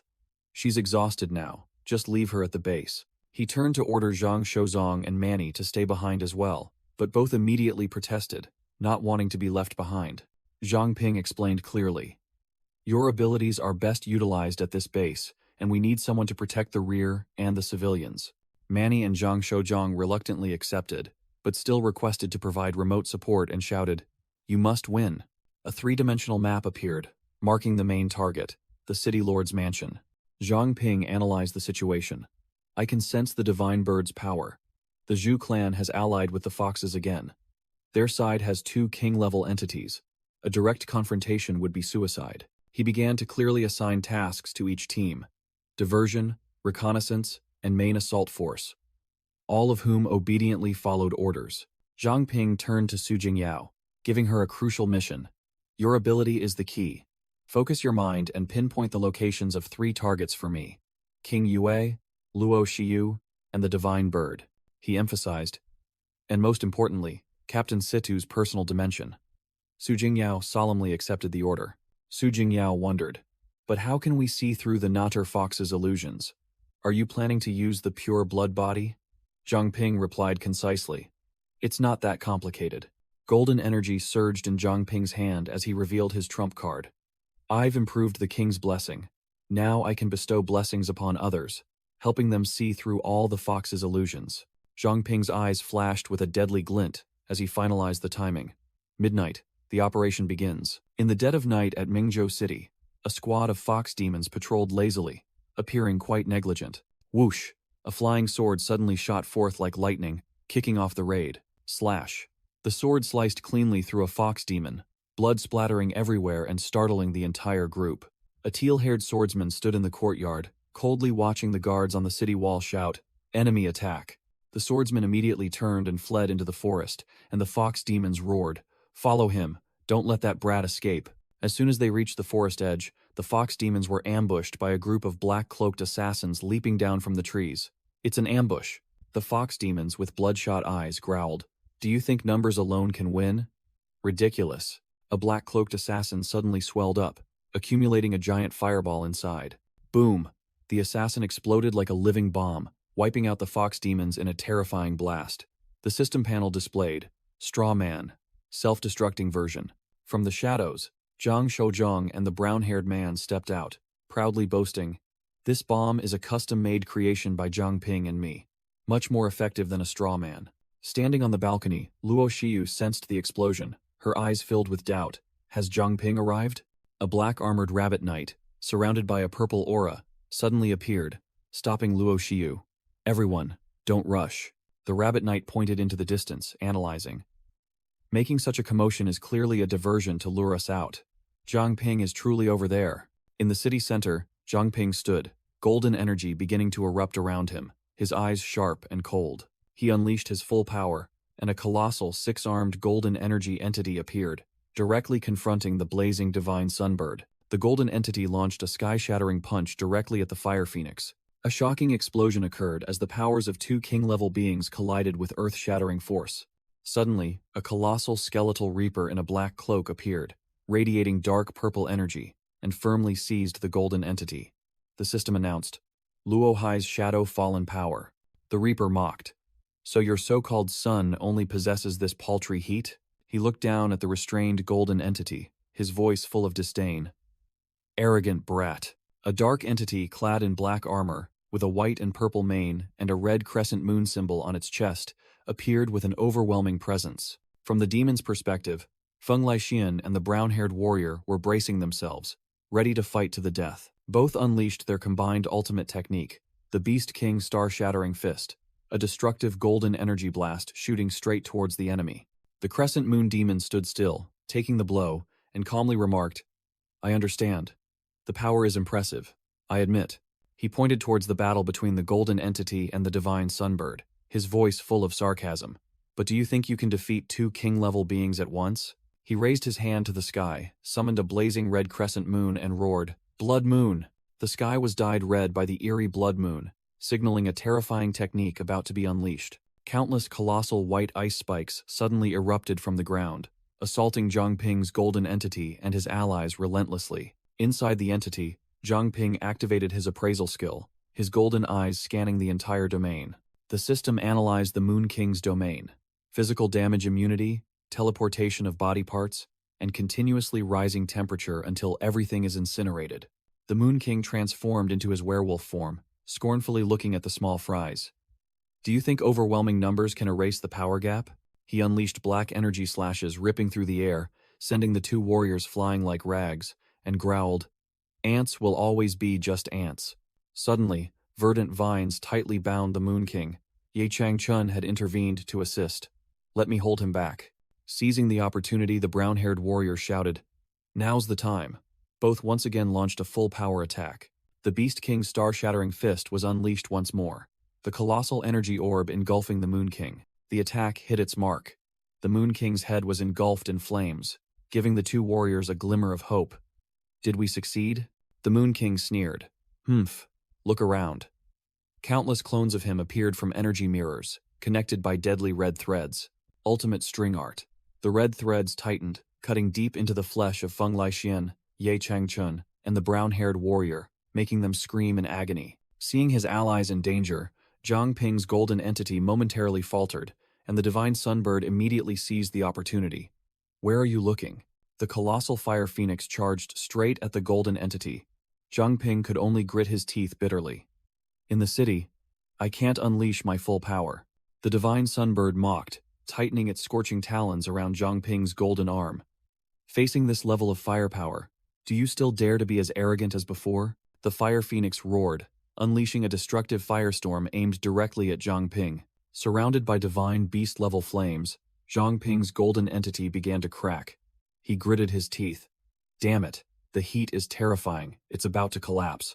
Under the terrifying heat, Zhang Ping's golden entity disintegrated in a sea of flames. Elsewhere, an armored demon complained about feeling cold and demanded to devour humans to warm itself, while a blue-haired spirit girl stood silently beside it. Su Qingbo's spirit appeared beside the girl, confirming, although the aura is very weak, it's definitely this place.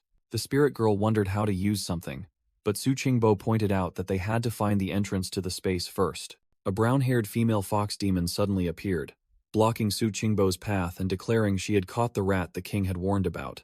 The female fox demon stood with a pack of wolf demons, confidently asking about Zhang Ping's plan. Su Qingbo scornfully retorted, stating that Zhang Ping's plan was not something small fry like her could comprehend. Su Qingbo charged forward, intending to take them all on alone, but was immediately knocked down by a colossal red tail. With just one blow, Su Qingbo coughed up blood, unable to believe the opponent's strength.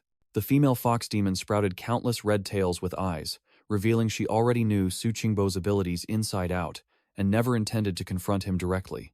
Su Qingbo sneered, turning the tables. The moment you saw me, you had already fallen into an illusion, you fool. The illusion shattered. The female fox demon was the one falling freely and under attack, screaming "Die!" in despair. A barrage of blue energy blades shot forth, piercing directly into the female fox demon. Suddenly ambushed, she startled and screamed, "Who's there?" A colossal ice dragon erupted from the ground, freezing the female fox demon instantly with a sarcastic greeting. "Long time no see. Little fox." A silver-haired old man appeared from the cold mist, coldly declaring, "Our debt." The silver-haired old man stood in the ice arena, finishing his sentence with overwhelming authority. He is far from settled. Elite fox demons charged to attack a more muscular wolf demon, but they were all just prey. Su Qingbo stood in the middle of the battle, copying the golden blood ability and transforming energy into golden sword chi. The old man growled, challenging, "I will push the sword kiss speed to the speed of light. Let's see how you escape." Countless golden sword slashes rained down, and the elite fox demons could only raise their claws to parry in vain. The large wolf demon was torn into 100 pieces by the sword light, unable to react in time. After being blown away, the wolf demon hadn't even recovered its senses when Su Qingbo had already moved on to a new technique. A gigantic earthen hand emerged from the ground, seizing the wolf demon. It was yet another copied ability. The hand clenched tightly, crushing the demon into fragments, cleanly ending the battle. After dealing with the small fry, Su Qingbo coughed up a mouthful of blood, seemingly having overused his power, making his granddaughter Su Jingyao worriedly call out "Grandpa." The white-haired old man supported Su Qingbo, while Su Qingbo brushed him off, pressing for information about the whereabouts of the leading fox demon. The white-haired old man pointed towards the rubble, announcing that the female demon had escaped but was severely wounded, no longer a threat. "Leave the cleanup of the foxes in the city to me," the white-haired old man said, then turned to Su Jingyao. "Go find Zhang Ping." Su Jingyao clenched her hands, her eyes filled with determination. "Zhang Ping, you must hold on." Scene change. Zhang Ping handed Su Jingyao an energy chain, instructing, "When the time comes, connect one end to yourself and the other end to Commander Situ's soul." Su Jingyao was skeptical, directly asking why they didn't just use this to quickly break the Moon King's illusion. Zhang Ping explained in detail, "This chain is a form of power theft from Li Aoxue, created to break rules, because his infinite copy ability cannot copy itself." He asserted this wasn't Li Aoxue's item, then concluded, "Connect the chain, share power, awaken the commander's soul, and restore his body." Su Jingyao looked at the chain, worriedly asking, "But what if the commander's soul has no fragments left?" Zhang Ping sneered, revealing the entire gambit. "This chain cannot break the illusion. The commander intentionally let us defeat Li Aoxue first to obtain it." Recalling Situ Shibai's dying words, Zhang Ping affirmed that the commander had absolute trust in him, knowing that he would decipher the plan and save him. In the land of endings, the divine Sunbird and the Moon King stood in confrontation, the oppressive aura of the two king-level entities setting the entire space ablaze. Zhang Ping's entire team was huddled within a fragile energy shield, trying to hold on amidst the sea of flames. Feng Laixian growled, his undying Crimson Emperor body also about to succumb to this terrifying heat, while the brown-haired man shouted, "Zhang Ping, are you done yet?" The Moon King, from above, sneered, "Cowards clinging to life," then unleashed a black and red energy attack that tore through space. Crack! The team's defensive shield shattered like crystal. The brown-haired man was struck by a surge of blue energy, while the Moon King continued to taunt, "How long do you plan to defend?" In this critical moment, Situ Shibai unexpectedly appeared, his calm voice ringing out, "Don't worry about us." The entire team turned around, completely shocked to see their deceased commander, while he gently said, "Sorry for making everyone wait." The Moon King couldn't believe his eyes either. Stunned, he exclaimed, "Situ Shibai, haven't you completely perished?" Standing next to Zhang Ping, Situ Shibai growled in response, "What would an arrogant tyrant like you understand? Don't underestimate the power of humanity." The commander threw the chain to Zhang Ping, ordering, "Zhang Ping, grasp this chain. Use our hope to shatter this hell." Zhang Ping confirmed that thanks to the linked chain, he had been buffed to king level, just like the commander, and his purification skill was now powerful enough to affect the Moon King. Both soared upwards, their goal clear, to shatter the Moon King's domain, stripping him of his invincibility. The Moon King roared, declaring that the counterattack in the name of the two kings had officially begun. Inside the divine sunbird, Zhu Yang, the beast's controller, disdainfully called Zheng Pingside's power hope and found it truly disgusting. The divine sunbird let out a deafening roar, spewing forth a destructive sea of flames, roaring, turned to ashes under this glorious light.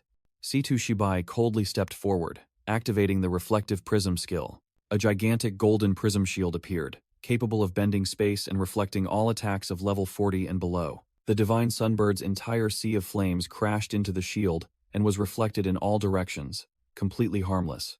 The Moon King flew into a rage, growling, "Don't be arrogant." The Moon King and the divine sunbird simultaneously launched their attacks, and the space around Zhangping and Situ Shibai shattered like glass. The Moon King unleashed razor-sharp shadow claws, tearing apart everything in their path.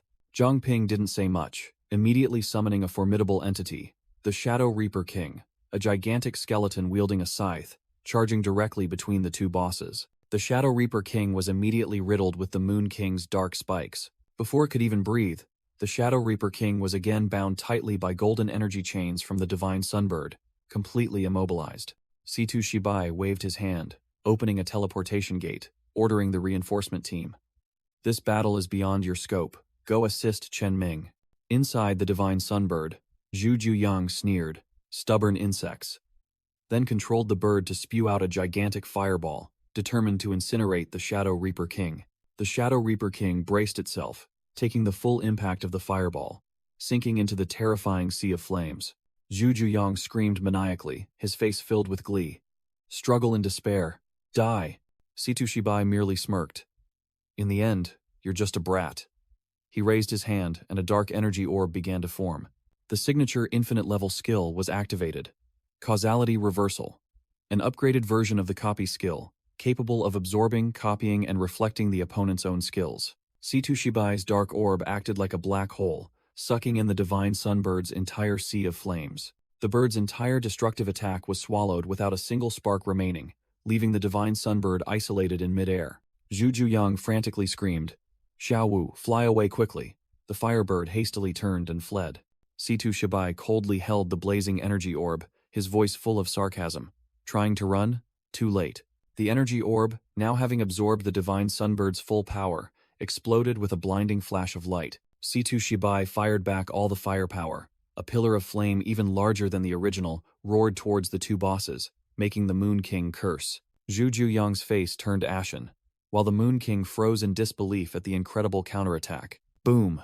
The gigantic pillar of flame engulfed both targets, creating an earth-shattering explosion. The divine sunbird let out a tragic shriek, then exploded in a sea of flames of its own making. King Yue slowly struggled up from the rubble, roaring resentfully.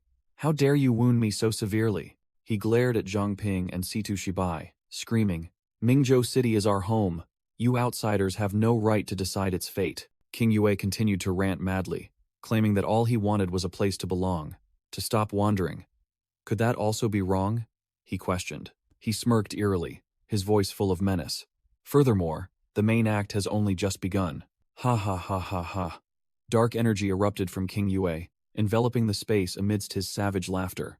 Zhangping frowned, realizing something was wrong. What's going on? Why hasn't the domain disappeared yet? A giant fireball, a remnant of the divine sunbird's power, suddenly appeared in the sky and plunged straight towards the two of them. Situ Shibai gritted his teeth and cursed. Clearly, the situation was turning out worse than expected. From within the sea of flames, the divine sunbird was gloriously reborn, letting out an earth-shattering roar. Situ Shibai bitterly admitted, "That last attack only held it back for a few minutes. It seems we'll have to try another method." Meanwhile, a teal-haired swordsman was single-handedly cutting through enemies, slicing away a wolf demon in the city alley. The swordsman was immediately surrounded by a pack of wolf demons, which snarled, "It's here! Don't let it escape!"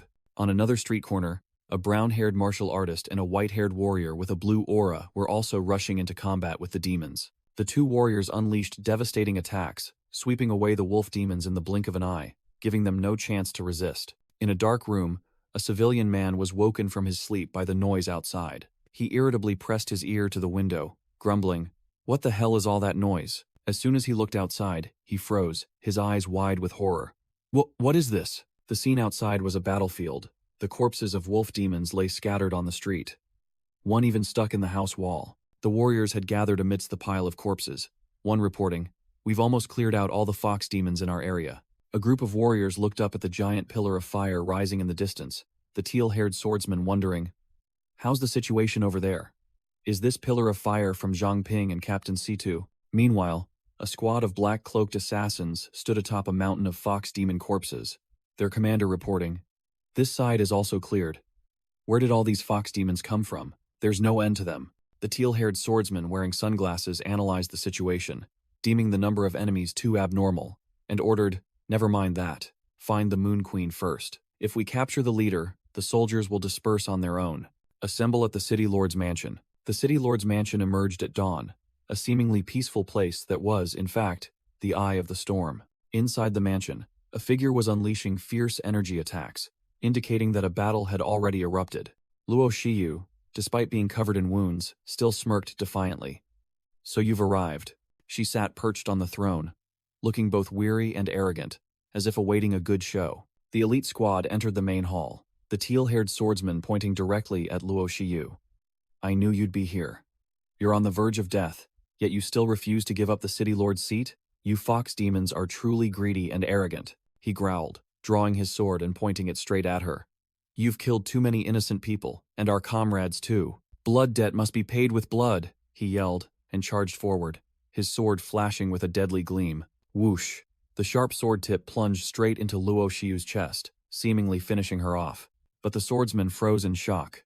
Luo Shiyu had effortlessly blocked his sword blade with 2 fingers. She swung her hand, knocking the sword away, and sneered, "You fools!" Luo Shiyu stood up, explaining the prearranged plan. "My father has been preparing for a long time." She revealed a shocking secret. The immortal heart of the moon, his core power, can move through space. If he is in danger, all his power will be transferred to me. Luo Shiyu spread her arms, red energy erupting, declaring, "Therefore, I am now the true Moon Queen." A notification appeared. Moon Queen Luo Shiyu, level 4 Zero King level. Around her, a multitude of armored elite subordinates appeared from thin air, ready for battle. The new monsters let out a roar, then simultaneously charged towards the warriors with overwhelming momentum. Ye Changchun remained unfazed, charging forward and unleashing the defensive skill Myriad Serpent Defense, as countless green vines shot out, blocking the enemy's path. Feng Laixian also leaped into the air, channeling all his power into a devastating attack. Beast King's secret technique, Ultimate Annihilation. Chen Ming, wreathed in flames, reported urgently, "The target has evolved, confirming King Yue's presence at the palace. Its true form is here." Another burly warrior roared, Star-Shattering Fist, charging straight at Moon Queen Luo Shiyu, who was calmly seated on the throne. The Moon Queen merely glanced disdainfully, her crimson eyes exuding contempt. She gently raised a finger, and the warrior's full power attack was blocked by an invisible wall. Immediately after, Chen Ming took a full punch to the face from behind. The culprit was none other than Captain Jin Bo. Chen Ming was utterly shocked, not understanding why his comrade had appeared right behind him. A stream of golden energy shot past, and the burly warrior yelled a warning. "Watch out!" Chen Ming dodged the dangerous blow, replying, "I'm fine." While their 3-person formation was being pushed into a difficult situation, the whole group realized the difficult problem. She controls space at will. Ordinary attacks are completely useless. Amidst the sea of flames, Zhang Ping, in his 6-armed golden energy form, roared defiantly, "Surrender? You'll never win." He gritted his teeth, his eyes burning with determination. "Never," Zhang Ping declared loudly amidst the life-or-death battle. "Today, either you die or I die." Situ Shibai suddenly appeared, warning, "No, if this battle drags on, my power will be depleted. Zhang Ping, find a way to lock its movements." Zhang Ping turned back, his eyes sharp. "Captain? I've found a loophole." Situ Shibai explained the plan. The Zhu clan boy has merged with the divine sunbird, granting it divine immortality but also creating a fatal weakness. We can't kill the bird, but we can influence the boy's thoughts and indirectly control it. "This old man needs direct contact," he said, then ordered Zhang Ping. "This move requires touching the target. Create an opening for me." Zhang Ping understood, his 2 hands beginning to gather a massive stream of purple energy, yelling loudly, "Understood." The purple energy swirled into the shape of a monstrous hand, Zhang Ping pouring all his strength. "For me." He let out a final roar, swinging his hand to bring the giant energy hand down. Fall. The devastating attack plunged straight into the divine sunbird, creating an earth-shattering collision. Boom!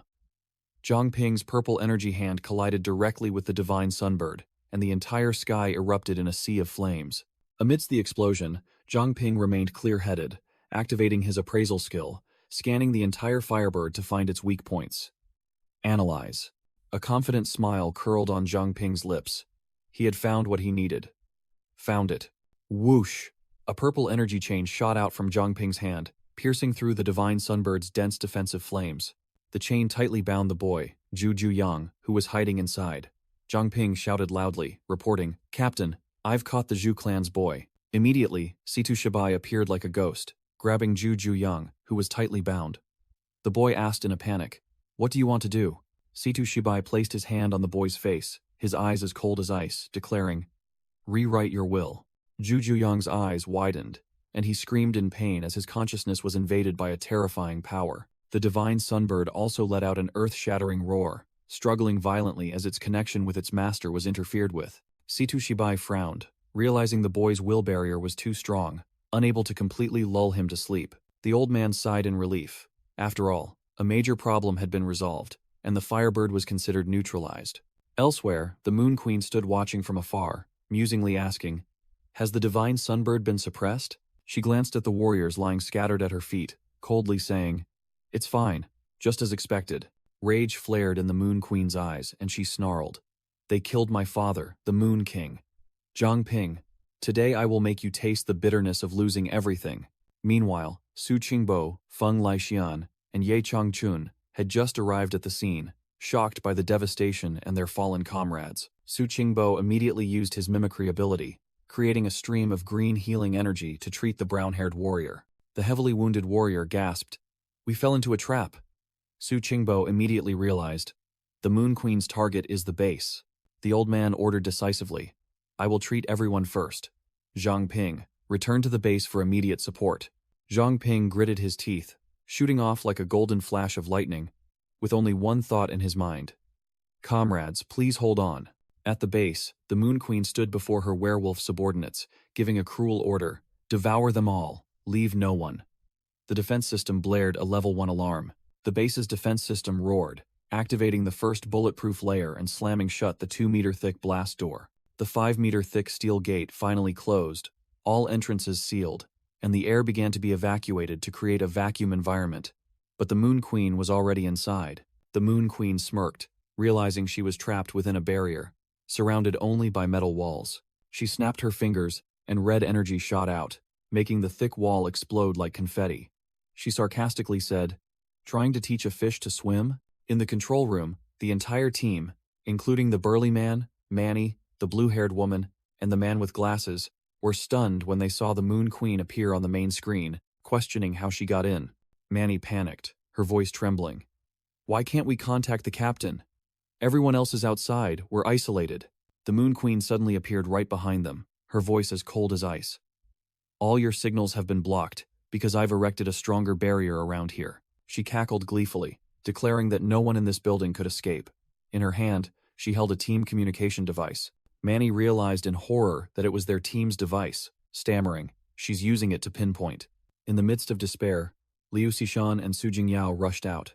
Liu Xishan snarled, "There's still a chance, don't be afraid." Blue ice energy erupted around her. Liu Xishan unleashed an extremely powerful ice attack, opening a teleportation space to attack the Moon Queen from afar. The Moon Queen merely sneered, opening a dark portal right in front of her. "It's useless, I can redirect all damage to the rear." Her werewolf subordinates standing behind her immediately bore the full brunt of the ice shower, freezing solid on the spot amidst their desperate screams. Suddenly, Su Qingbo burst out from within the ice screen, holding a blazing red nether flame orb, astonishing the Moon Queen. "Su Qingbo? You turned into ice and hid within Liu Xishan's attack?" The old man roared. "Die, you wretched fox." He threw the nether flame orb, transforming it into a massive purple energy explosion. But the Moon Queen was a step faster, activating space distortion, snatching Su Qingbo in midair and making him scream in pain. Su Jingyao screamed in horror, "Grandpa!" while the Moon Queen easily crushed the nether flame orb, mocking, "Useless. I've already analyzed all your techniques." Crash! The outer barrier suddenly cracked open. The Moon Queen frowned. "My barrier is being destroyed. Has Zhang Ping arrived?" What incredible speed! Realizing time was running out, the Moon Queen decided to go all in, unleashing her full power as demonic arms sprouted from her back. Zhang Ping shattered the barrier, rushing in like an enraged deity, roaring amidst a destructive purple energy surge. Zhang Ping summoned a colossal golden entity, roaring break, and smashing the enemy's red barrier. Having successfully breached the defenses, Zhang Ping charged straight in, snarling a challenge. Moon Queen, your opponent is me. Zhang Ping's eyes were bloodshot, killing intent surging as he saw the devastation before him. The Moon Queen hovered in the air. Below her lay Liu Sishan, Su Jingyao, Su Qingbo, and Ye Changchun, scattered and incapacitated. She smirked. You've arrived just in time, my comrade Zhang Ping. A cunning glint flashed in the Moon Queen's eyes as she began to act. Now then, using her spatial teleportation ability, she directly threw Liu Sishan into a lava dimension and pushed Su Jingyao into a deep-sea dimension, uttering a challenge. Who will you save first? Liu Sishan was trapped in the scorching lava dimension, looking extremely distressed. Su Jingyao, meanwhile, was submerged in the deep-sea dimension, completely helpless. Zhang Ping said nothing more, condensing dark energy into a colossal battle axe, ready to fight the Moon Queen to the death. He swung down a sky-rending slash, making the Moon Queen flinch slightly. Lost your mind so quickly? The Moon Queen immediately realized something was wrong. Behind that attack, another invisible strike was hidden. Zhang Ping's slash grazed past the Moon Queen, shattering the wall behind her. He affirmed, just as I suspected, your spatial abilities are only effective against tangible attacks. Seizing the opportunity, Zhang Ping lunged towards the spatial rift the Moon Queen had created. This is my chance. His hand pierced straight through the spatial portal, attempting to reach the two imprisoned individuals. But the Moon Queen merely sneered. A decent feint, but useless. I've severed the path between the two dimensions. You can't save them. Her eyes turned blood red, fangs bared savagely as she snarled. Watch them die in agony while you are helpless. Zhang Ping's entire body erupted with dark energy, his eyes glowing brightly in the darkness.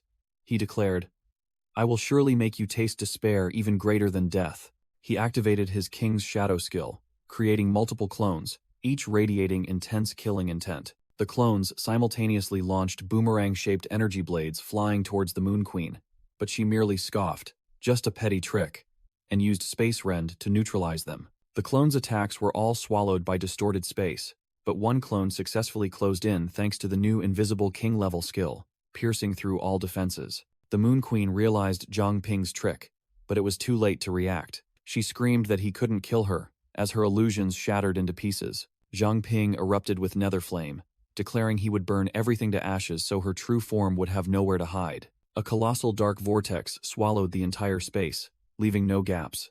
The Moon Queen scoffed that he abandoned his teammates, but one of her illusions was struck by the flames and vanished. A clone of Zhang Ping suddenly closed in, making her wary.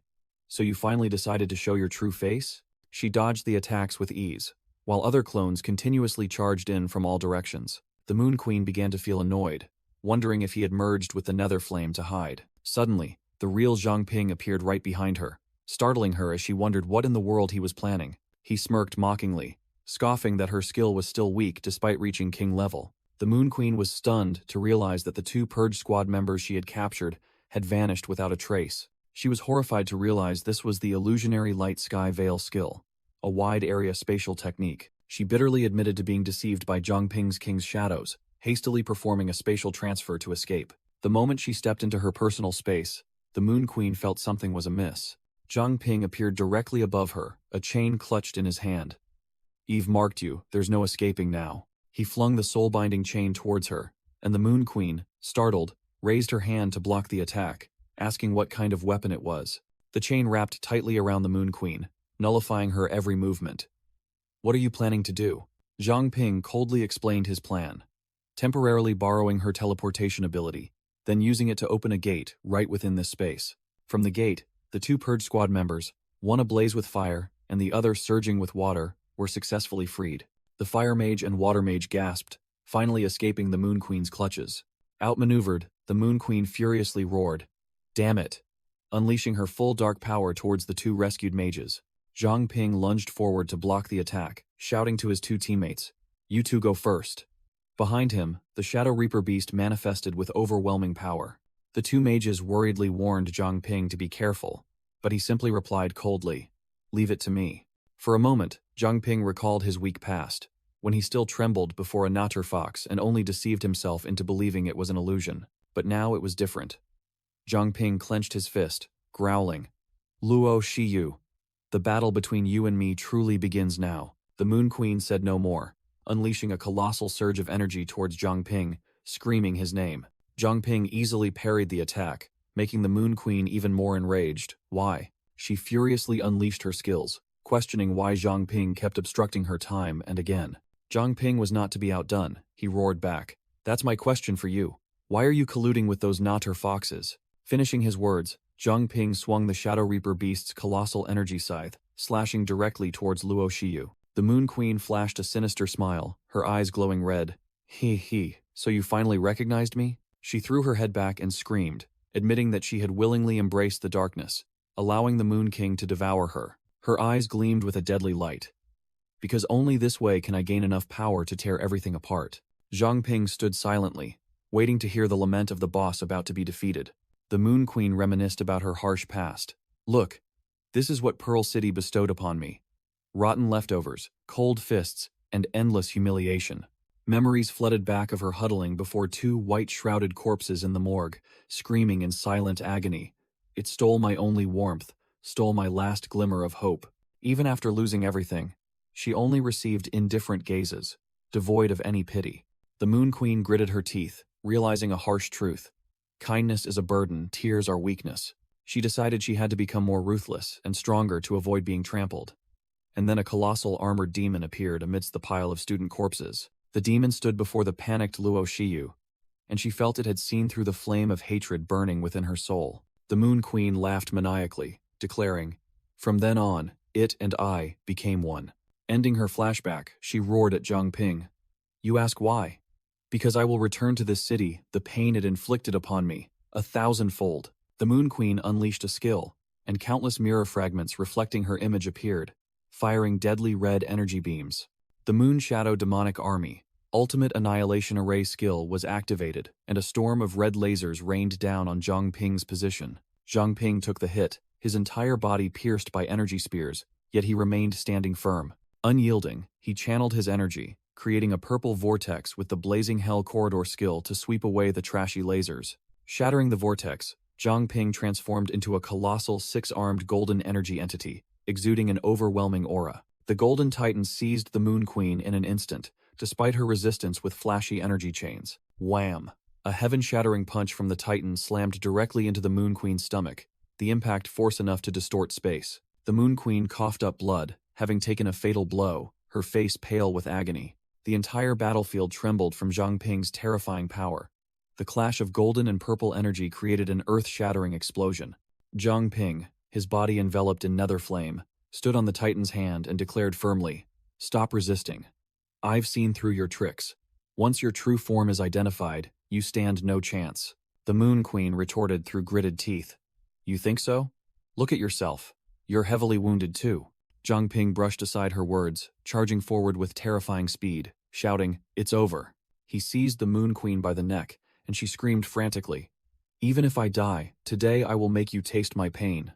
Zhang Ping swung his golden energy sword, unleashing the ultimate technique, Eternal Night Chaos, as surging white and blue energy currents swept towards the Moon Queen. She summoned a colossal Shadow Reaper to block the attack, confidently declaring, "It's useless. This space is mine. You cannot escape." Zhang Ping's attack not only shattered her defenses but also struck directly into her mind, revealing images of Luo Shiyu's weak past. Zhang Ping observed silently, his gaze sharp, seemingly calculating for the final finishing blow. Amidst the chaotic space, Zhang Ping ignited a small flame on his fingertip, his eyes cold. Crack! The Moon Queen's domain shattered into pieces like glass under Zhang Ping's power. Zhang Ping growled, declaring, "Luo Shiyu, I accept your hatred, but now, it's time for it to end." He charged straight forward, piercing through the fragments of her memories, delivering a finishing blow to the terrified Moon Queen's manifestation. At the same time, elsewhere, Su Qingbo, Ye Changchun, and Zhao Yalong were sensing the situation, and the old man muttered about Zhang Ping's strange request. Su Qingbo suddenly felt something was wrong. He wondered, even here there are. What in the world are these creatures? A chaotic scene unfolded. The Natter fox monsters were mercilessly slaughtering civilians, and a man screamed, calling for reinforcements. A rabbit night demon charged forward, swinging its sharp blade, intending to decapitate a dazed civilian.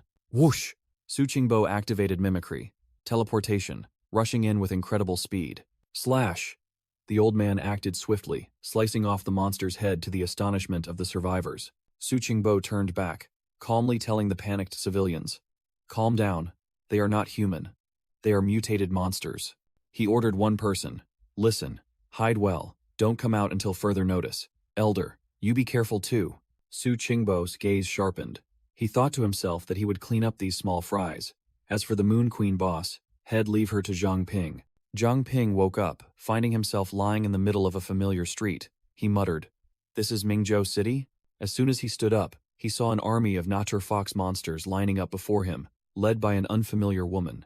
The silver-haired woman, exuding a regal aura, spoke with disdain. "Just as I thought, I still hate this place. But now, it's all over." She closed her eyes, savoring the moment, a satisfied smile appearing on her lips. So this is what freedom feels like. Zhang Ping stood still, silently observing the new enemy in a completely different form, icy energy swirling around her. Su Qingbo suddenly appeared beside him, pressing him with questions. "Zhang Ping? Why are you here? Where is the Moon Queen?" Amidst the ruined city, Zhang Ping coldly delivered a brief message to Su Qingbo. "She's dead." Su Qingbo reported back that while cleaning up the remnants, he had discovered several nature fox cultivation chambers in the city lord's mansion and had dealt with them thoroughly. Zhang Ping suddenly realized something, muttering, "Could it be? That person has already arrived here?" Su Qingbo reassured him that the city had been cleared, then both decided to return to base to care for the injured. The scene shifted to a desolate forest, where the wind rustled.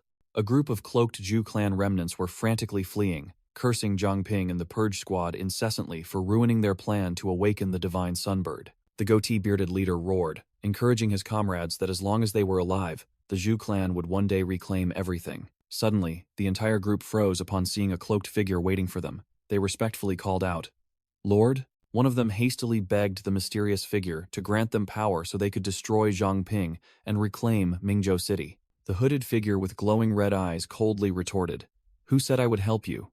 You have already lost." As soon as he finished speaking, a destructive flame erupted from beneath his feet, incinerating one of the subordinates in an instant. The mysterious figure calmly watched the subordinates being burned to ashes, and even mocked the last survivor, calling him mere entertainment. He held a white mask with a peach blossom design in his hand, declaring that it was time to merge the timelines. Crack! The mask shattered, revealing a white-haired man with an arrogant smile. He called out with a meaningful tone, "My other self." Back in reality, Zhang Ping, with his purple eyes flashing, crushed the last fragment of the mask, as if he had just completed a power fusion. Meanwhile, in another part of the city, Zhang Shouzhong was using his adipose tech ability to create giant stone dragons, beginning the reconstruction effort. Zhang Shouzhong, level 30, while working, complained that heavy tasks like these always fell to him. The scene shifted again to a large cemetery. Wang Jiemin, level 21, along with two friends, was approaching a grave. Wang Jiemin knelt down, tears welling up as she placed flowers on the grave, and informed her deceased parents that Mingzhou City had finally returned to its former state. At the Iron Soul blacksmith shop, the old man Liu Tifeng puffed on his pipe, demanding food, while Cho Chiang was busy swinging her hammer, sparks flying. Cho Chiang snapped, telling the old man he had just eaten, wondering if he was pretending to be foolish or genuinely foolish, which only made the old man chuckle awkwardly. A young girl hastily ran into the shop, asking Cho Chiang where Wang Jiemin was. Su Jingyao, deputy captain of the New Guards, level 34, panicked because the inauguration ceremony was about to begin, and the main character was nowhere to be seen. At the city guard headquarters, a group of new recruits was solemnly listening to instructions from their superiors. Feng Laixian, commander of the New Guards, level 39, was delivering an impassioned speech, calling on everyone to protect the city together. The new recruits, filled with soaring morale, unanimously shouted their determination to never fail. Elsewhere, Su Qingbo, captain of the new investigation team, level 39, was leading his team on a mission. He informed the entire team that although Li Aoxue was dead, the Holy Ancestor Village still had remnants, requiring everyone to be cautious. Su Qingbo suddenly became pensive, saying that he was old and the future of the investigation team lay in the hands of the younger generation, appearing to want to pass on his legacy. Upon hearing this, the entire team was moved, calling their leader's name with deep gratitude. Su Qingbo snapped, telling them not to act as if he was about to die. He just wanted to retire early to play with his granddaughter. In the Purge Squad office, Manny, level 31, slumped her face onto a pile of paperwork, complaining why there was still so much work even after clearing out the Natter Fox monsters. Shujie and Chen Luowei, level 29 and 28, brought another stack of files, telling Manny to rest, and they would handle this. Manny rejoiced as if she had found gold, hugging her two good sisters tightly. Just then, Liu Sishan, level 36, Chen Ming, level 35, and another muscular team member walked past, making the three girls wonder where the whole team was going. At the same time, Jin Bo, level 39, along with his team, was also setting out, declaring that they must eradicate the cunning Zhu clan remnants recently discovered in the north. Zhang Ping stood before the Mingzhou Awakener Academy, thinking to himself that he had unexpectedly gone through so much since that day. Situ Shibai suddenly appeared, asking Zhang Ping if he was reminiscing about his school days, but the main character simply replied that he was just taking a break. Situ Shibai praised Zhang Ping, affirming that the main character had met all conditions to soon reach king level, and bowed in thanks on behalf of the entire city. The old man even suggested organizing a commendation ceremony, but Zhang Ping flatly refused, saying he wasn't used to such flashy displays. Zhang Ping warned about a mysterious individual who could create a new moon queen, emphasizing that everyone must always be ready for combat. Situ Shibai's face was grim, confirming that the threat was real. The old man patted Shen Yuan's shoulder, entrusting him with his future strength, while Shen Yuan merely smirked confidently. Suddenly, two of Situ Shibai's subordinates rushed over, calling out their boss who was slacking off, startling the old man. Situ Shibai yelled for a break, having worked for 2 days without sleep, but his two subordinates still dragged him away to deal with a mountain of paperwork, making Shen Yuan sigh in relief for having avoided the deputy city lord position. The scene shifted to Holy Ancestor Village, where an investigation team had just landed in a square littered with corpses, an aura of death pervading the air. Crows were savagely pecking at the corpses right before the investigation team's eyes. The entire team stormed into what appeared to be the largest house in the village, supposedly belonging to a character named Li Aoshue. But inside, there was only a pile of ashes. The captain knelt to inspect, discovering that the pile of black ash was actually charcoal, and began to suspect the cause of the entire village's demise. The old captain firmly asserted that someone in the village was still alive, as only they could calmly live amidst this graveyard.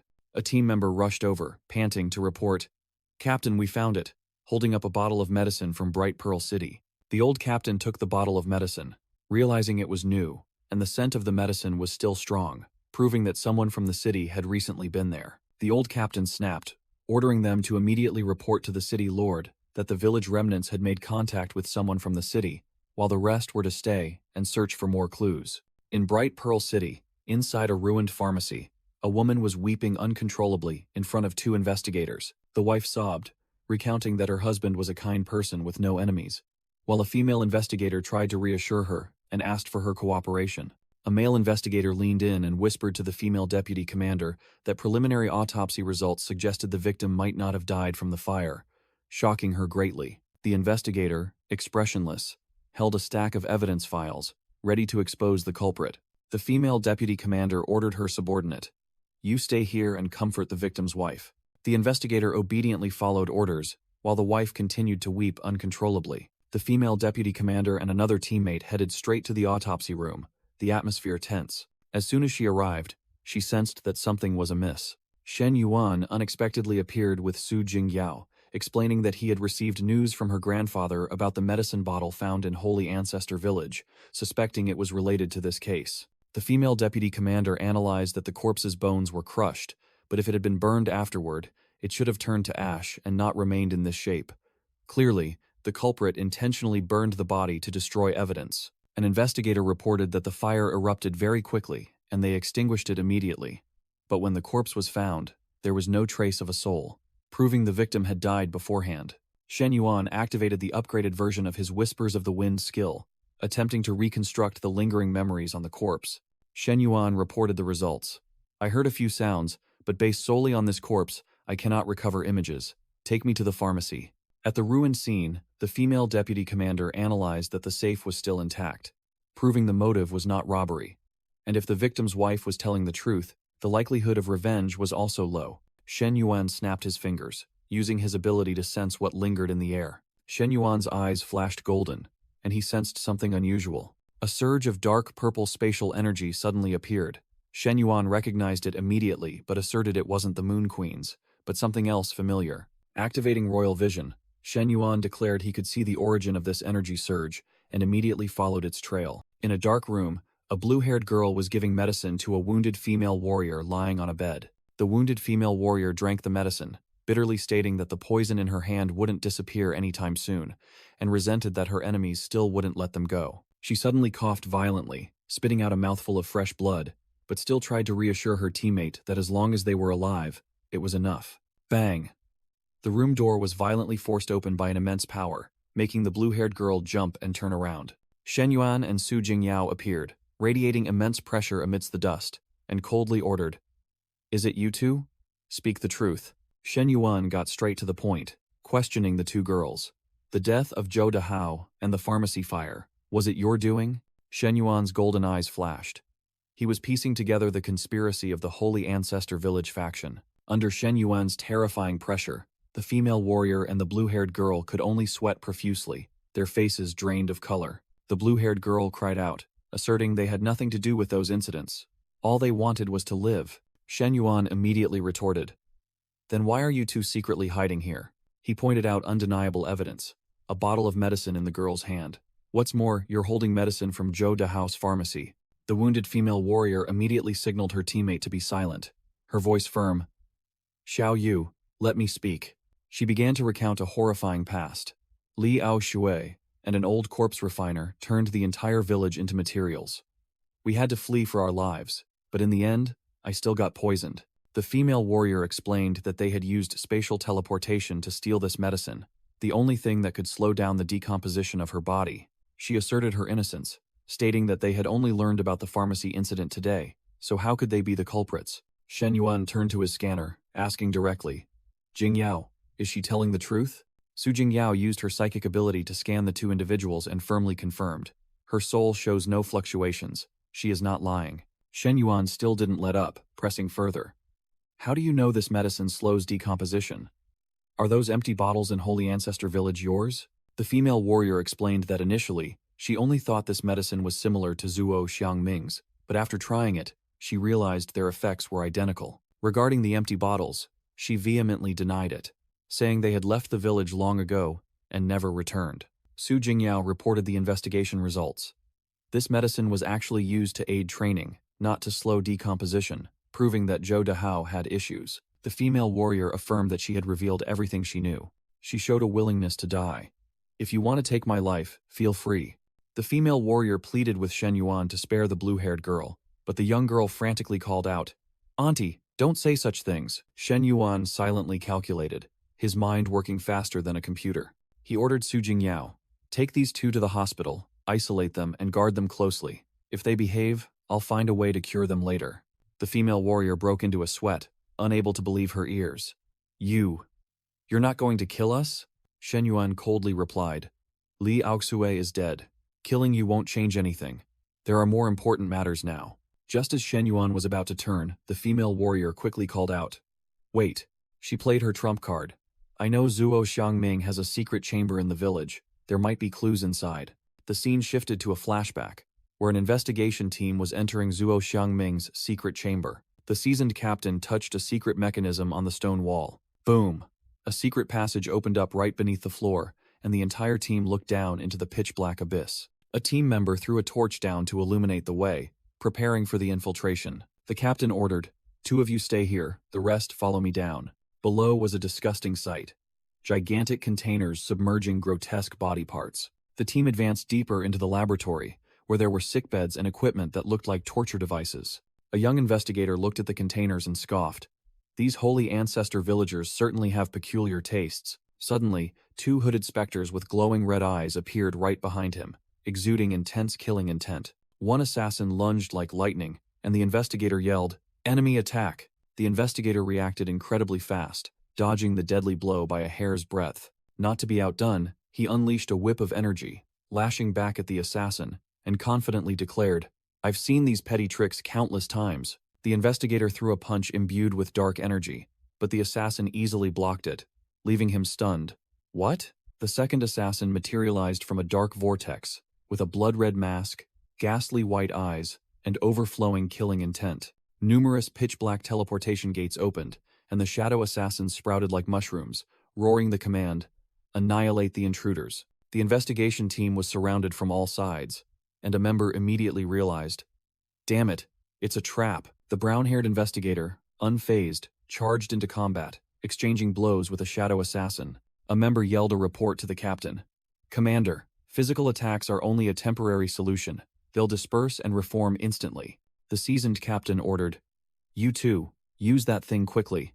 The rest, provide cover." The entire team obediently followed orders, taking positions ready to cover the two mages as they unleashed their trump card. The captain's energy avatar appeared, let out a roar, then blew away the assassins with an extremely powerful blast of air. The assassins were only pushed back, unharmed, and an investigator wondered, "Do these guys not need to breathe?" The two mages joined hands, activating a magic artifact shaped like a Tai Chi diagram, emitting a dazzling light. As the light from the Tai Chi diagram swept over them, the shadow assassins were immediately suppressed, their bodies convulsing and twisting. The true summoner, a man in a suit, collapsed to the ground, clutching his head in pain as his summoned troops were neutralized. The captain sighed in relief, realizing the assassins were merely the power of a single individual, and fortunately, they had the Tai Chi stone to counter it. Without further ado, the captain rushed forward and grabbed the summoner by the collar, growling, "Speak. Who are you? What are you doing here? And who sent you?" The summoner revealed his true bald face, his head engulfed in flames, but still managed to chant the slogan, "For the supreme cult." The flames erupted fiercely, and the summoner self-immolated in an instant, determined not to reveal any more information. The brown-haired investigator examined the charred corpse, concluding that this man had been a soulless corpse for a long time, while the captain muttered about the supreme cult. As the corpse burned to ashes, mysterious blood-red ancient symbols began to appear on the stone wall behind it. The entire team froze, staring at the eerie characters that had just materialized from thin air, unable to comprehend what was happening. The old captain shouted loudly, realizing it was a self-destruct trap, and ordered the entire team to retreat immediately. The entire investigation team leapt to dodge the terrifying explosion that was tearing the secret chamber apart. The captain reported the situation to his superiors, summarizing the encounter with the enemy possessing grotesque abilities and the self-destruct trap that had erased all traces. Zhang Ping received orders via radio, requesting to bring the corpse back to extract more clues. Zhang Ping directly questioned the victim's wife, who confirmed that her husband handled all the medicine sales. The wife complained about customers complaining the medicine had a foul smell and was hard to swallow, but she didn't care as it wasn't her business. She recalled a strange customer, his face heavily bandaged, who always loitered to buy medicine during her evening shift, his actions extremely mysterious. The wife suddenly remembered the city regulation that required real names to be recorded when purchasing special medicine. She rummaged through the cabinet and pulled out a stack of ledgers recording customer information, but the recent day's information had been burned away. Zhang Ping took the stack of old ledgers because the wife insisted she had seen the strange man several months ago, so his records would surely still be there. In a dark alley, a brown-haired man with a scar on his face stealthily approached a large gate. He cautiously looked around, preparing to act. Suddenly, Zhang Ping was already waiting on the city wall, coldly calling his name. "Liu Qiang! I knew you would come." Liu Qiang, without a word, let out a roar, then unleashed a gigantic fire dragon aimed directly at Zhang Ping. Zhang Ping simply stood watching the fire dragon charge towards him, his expression unchanged, wondering, "Fire ability?" Suddenly, purple energy chains shot down from above, binding Liu Qiang's arms tightly. Liu Qiang's flames were extinguished instantly, and Zhang Ping coldly declared, "It seems you're connected to the pharmacy incident." Zhang Ping landed, a smirk playing on his lips. "I didn't expect to catch such a big fish." Liu Qiang, bound tightly, growled furiously while Zhang Ping realized, "Are you a remnant from Jai Ming's experiment?" Choked by nethermist chains, Liu Qiang roared, fire erupting around his wound. He strained with all his might, using fire to melt and violently tear off the chains binding him. Zhang Ping stood watching with an expressionless face, realizing this man had escaped his nethermist chains. Liu Qiang charged like a mad beast, his body erupting with fierce flames, completely out of control. Zhang Ping calmly observed, wondering if this man had lost his mind transforming into this state. Boom! A giant golden energy fist slammed down hard right in front of Liu Qiang, halting his charge. Zhang Ping's radiant golden energy entity appeared, towering behind its master, completely overwhelming the enemy's aura. Liu Qiang let out a frenzied roar, the flames on his body flaring even more fiercely. His body began to transform. Layers of pitch-black rock encased his form, turning him into an armored fire monster. The monster roared, begging for ultimate power to gain a new life, while gathering a massive fireball. Zhang Ping raised his hand and coldly declared, "Surrender. You have no escape." The monster roared, throwing the destructive fireball towards Zhang Ping. Zhang Ping merely furrowed his brow slightly, with no intention of dodging. A giant spherical energy shield appeared, easily blocking the monster's fireball. The fireball was trapped within the shield, unable to penetrate even an inch. All the destructive energy was compressed and detonated within the confined space. The explosion was fierce but completely harmless to Zhang Ping, merely like a colorful firework. As the smoke cleared, Lu Qiang had returned to his human form, collapsing to the ground, exhausted. Zhang Ping remarked, "Rather self-destruct than be captured, huh?" Zhang Ping approached, placed his hand on Liu Qiang's back, and sensed a hidden secret within him. In Liu Qiang's flashback, a man in a brown jacket handed another man a pill and ordered, "This is the power the organization chose for you. 3 days later, come to the lab." The man who received the pill was overjoyed as if he'd found gold, laughing gleefully. "This is it. I'm finally going to become an awakened." The man in the brown jacket turned away, leaving Liu Qiang to watch with disdain, thinking to himself that even a child wouldn't fall for such a trick.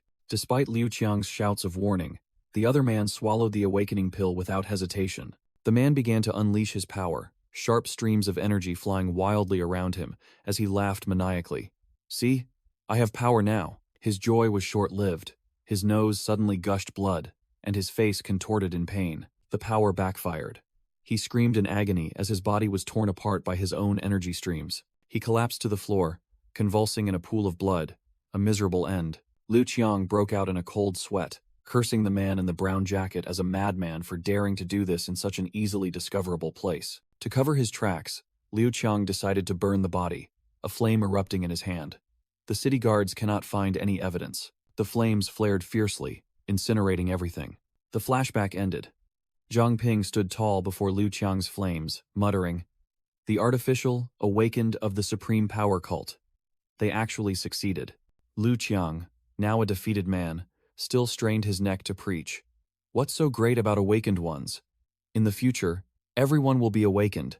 Zhang Ping recognized that statement. He knew this man belonged to the cult. He activated his search skill, deciding to hack into Liu Qiang's mind for more information. Penetrating Liu Qiang's memories, Zhang Ping saw a scene of a black-cloaked leader recruiting followers with promises of power. In a deeper memory, the cloaked leader was presenting a plan to a powerful figure, seemingly the city lord. "My lord, city lord, what do you think of my proposal?" Suddenly, a powerful voice echoed within the mental space. "Who is it? Who dares to spy here?" A pair of giant crimson eyes opened in the darkness, staring intently at Zhang Ping, warning, "This is not a place you can enter." Zhang Ping was forcefully pushed out of the memory stream by an invisible power, his face showing clear astonishment. Zhang Ping stood over Liu Qiang's body, his mind racing about the king-level entity that had just interfered. Who was that monster? How could it affect my king-level power? Suddenly, a communication badge in his pocket flashed. An urgent voice startled Zhang Ping. "Zhang Ping, something's happened at the hospital." Bad news arrived. Guan Hongying had been kidnapped, the scene only leaving behind dead guards and shattered windows. Flashback scene. Zhang Ping stood in a church-like hall, golden energy blazing in his hands, ready for combat. "These petty tricks can't harm me," Zhang Ping coolly declared to Zuo Xiangming, who was tightly bound by dark chains. Zuo Xiangming bared his demonic fangs, sneering as dark energy erupted around him. "It has evolved to this extent?" He strained against the chains, roaring a challenge. "Don't play games. I used this power to kill you in my previous life. Don't you know that?" Zuo Xiangming muttered, realizing this opponent was completely different from the Zhang Ping he had dealt with. "Did the one I killed in the past die like this?" Zhang Ping's face was cold as ice, questioning. "Your past self?" Zuo Xiangming boasted about his abilities. "I can control zombies, create zombies. What's so hard about creating a few more of myself?" He explained that his current consciousness was merely a backup before the final battle, with images of his two demonic elder masters appearing. Zuo Xiangming looked at Zhang Ping with covetous eyes. "Not bad, not bad. Now you're even more worth studying," Zhang Ping snapped, losing his patience. "What do you mean? What in the world are you plotting?" Zuo Xiangming vanished into the shadows, leaving behind an arrogant declaration, "Soon you will see. I will lead the power cult to reshape this world." The flashback ended. Zhang Ping returned to reality, clenching his blazing hand, gritting his teeth as he repeated the name, Power Cult. Returning to base, a voice called from the doorway, "Captain, you're back." Zhang Ping carried the unconscious Guan Hongying in his arms, ordering Xu Jie and Liu Xishan take her to safety. Jin Bo and his team gathered. He asked, arms crossed, "Why are you back? Any leads on the Zhu clan?" Zhang Ping replied to Jin Bo, stating directly that the Zhu clan had erased all traces, leaving behind only a burnt wasteland. Jin Bo reported that the northern forest had been burned to ashes, leaving no clues, then directly asked if his team was needed to lend a hand in the city. Zhang Ping waved it off, saying the situation was more serious than imagined, an urgent meeting was needed, and also announced that Captain Su had just returned. Just then, Situ Shibai called, reporting that he had found the information he needed. The earliest records of the power cult, dating back 30 years. The records exposed the conspiracy of City Lord Yu Chenghai, who had proposed a twisted artificial awakening plan. An aide reported finding experimental notes on implanting zombie abilities into living people, and Situ Shibai affirmed that only Zuo Xiangming could have conceived of such a scheme. Situ Shibai erupted, realizing that Yu Chenghai had been Li Aoxue's pawn all along, yet he had blindly trusted him. The old man announced that he had found the laboratory's location and the list of cult members, entrusting everything to Zhang Ping for handling, while he remained to manage affairs within the city. Situ Shibai ordered his subordinates to contact Feng Laixian, coordinate with the patrol squad to tighten security, and lock down the entire city. Despite arranging everything, Situ Shibai still had a bad feeling, a premonition of death lingering in the air. The old man's premonition was not wrong. Elsewhere, a dark ritual was underway as cloaked cultists were sacrificed, their blood and energy completely drained. The one presiding was none other than Zuo Xiangming. He plunged his skull staff into the ground, activating the morbid ritual. A blazing red magic circle erupted from beneath their feet, draining the life force of the cultists amidst their desperate screams. All the dark energy converged, swirling wildly. The energy condensed into a deadly red-black orb, hovering in midair. Zuo Xiangming seized the energy orb, absorbing it into his body with a look of utter satisfaction. He declared that this was still not enough. More living sacrifices were needed to complete the ritual. He told a mysterious shadow that this bit of nourishment was enough for her to open her eyes. Zuo Xiangming chuckled sinisterly, boasting that he had expended great effort to create this body, one capable of containing her power. From the shadows, Zuo Xiangming whispered the name of a familiar phantom, Li Aoxue. Li Aoxue's phantom coldly placed a blazing red gem into her mouth, swallowing the mysterious power. Scene change. An earth-shattering battle was raging, icy blue energy exploding everywhere. A white-haired old man cackled with delight. He was the one unleashing these terrifying ice magic attacks. The domineering old man rode atop a colossal ice dragon, roaring before Li Aoxue. This is true power. In a warehouse, a group in green cloaks was secretly transporting a large crate, their leader cautioning, "Easy now, be careful not to break it." The scarred face of the leader showed clear tension. He muttered that the pharmacies had vanished, and they had to find another way to smuggle the drugs out of the city. Bang! The warehouse door was kicked open, and a group member flew straight inside like a broken puppet. A regular army squad appeared, their gray-haired commander raising his leg to block the door, shouting, "Freeze!" The scarred leader frantically yelled, "Protect me!" And two bald, muscular henchmen immediately lunged forward to shield him. The henchmen were truly tough. They used their bare hands to block the soldiers' attacks, sparks flying. But the government forces were no pushovers either. A soldier roared and transformed into a colossal stone man, easily deflecting all attacks. The stone man picked up a poisoned needle from the ground, immediately recognizing the vile weapon. Corpse poison? The chaotic battle erupted, and the leader shouted, warning his comrades about the henchman's deadly poison. Another soldier unleashed ice magic, freezing a henchman, and immediately another comrade rushed forward, smashing the ice block to pieces. The commander unleashed a stream of silver liquid energy, capturing the fleeing leader and mockingly asking, "Still trying to run?" Without another word, the commander grabbed the leader by his collar, effortlessly lifting him into the air. The entire gang was swiftly dealt with. The commander held a red pill in his hand, reporting that a large quantity of drugs had been seized and the entire guard faction suppressed. At the command center, an officer looked at the tactical map and received the report, advising the commander to be careful, as Zuo Xiangming might be up to something again. Liu Xishan reported coldly. Laboratory B has confirmed the existence of cultists and artificial monsters. She announced that the entire area had been cleared, with no abnormal signs remaining. Behind her lay a colossal ice dragon, and the corpses of the henchmen. At the command center, the officer frowned, finding everything suspiciously smooth after the enemy had pulled out all their tricks. He looked at the tactical map, wondering what Zhuo Xiangming was truly plotting. On the streets, Feng Laixian led a patrol squad, ordering a thorough investigation of suspicious individuals entering and leaving the city. Suddenly, a loud noise echoed, making Feng Laixian and his comrades turn to look. Sensing trouble, a crowd of civilians screamed in panic, fleeing desperately from a horde of zombies in hot pursuit. A zombie lunged forward but was stopped by Feng Laixian's fiery punch. Feng Laixian's arm burst into flames. He roared, ordering his subordinates to prioritize civilian evacuation. He unleashed a fiery punch directly at the zombie's face, wondering why these undead had suddenly appeared in the city. Meanwhile, urgent reports flooded the command center. Zombies were appearing in all southern, eastern, and northern sectors. The officer decided not to sit idly by. "I will go to the scene to reinforce. You all stay and help clear the zombies in the city." A zombie raised its sharp claws, preparing to finish off a civilian lying collapsed on the ground. Slash! A lightning-fast sword strike cleaved the zombie in half, saving the civilian in the nick of time. Liu Xishan and her team had arrived in the northern sector. She reported their arrival and began the cleanup operation. On a rooftop, Zhuo Xiangming laughed savagely, declaring that he would stir up a real commotion. Feng Laixian, in his fire god state, charged to attack, roaring the enemy's name, Zhuo Xiangming. Zhuo Xiangming smirked, while a soldier recognized his opponent as Commander Feng. Zhuo Xiangming easily blocked Feng Laixian's fiery attack with one hand, sneering, "Always so hot-headed, aren't you?" Zhuo Xiangming gripped Feng Laixian's fiery arm tightly, smirking. "However, I don't have time to play with you today."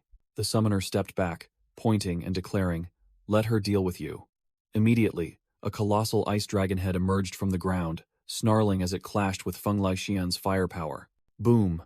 The ice-fire energy explosion sent Feng Laixian flying, and the ice dragon shattered into pieces.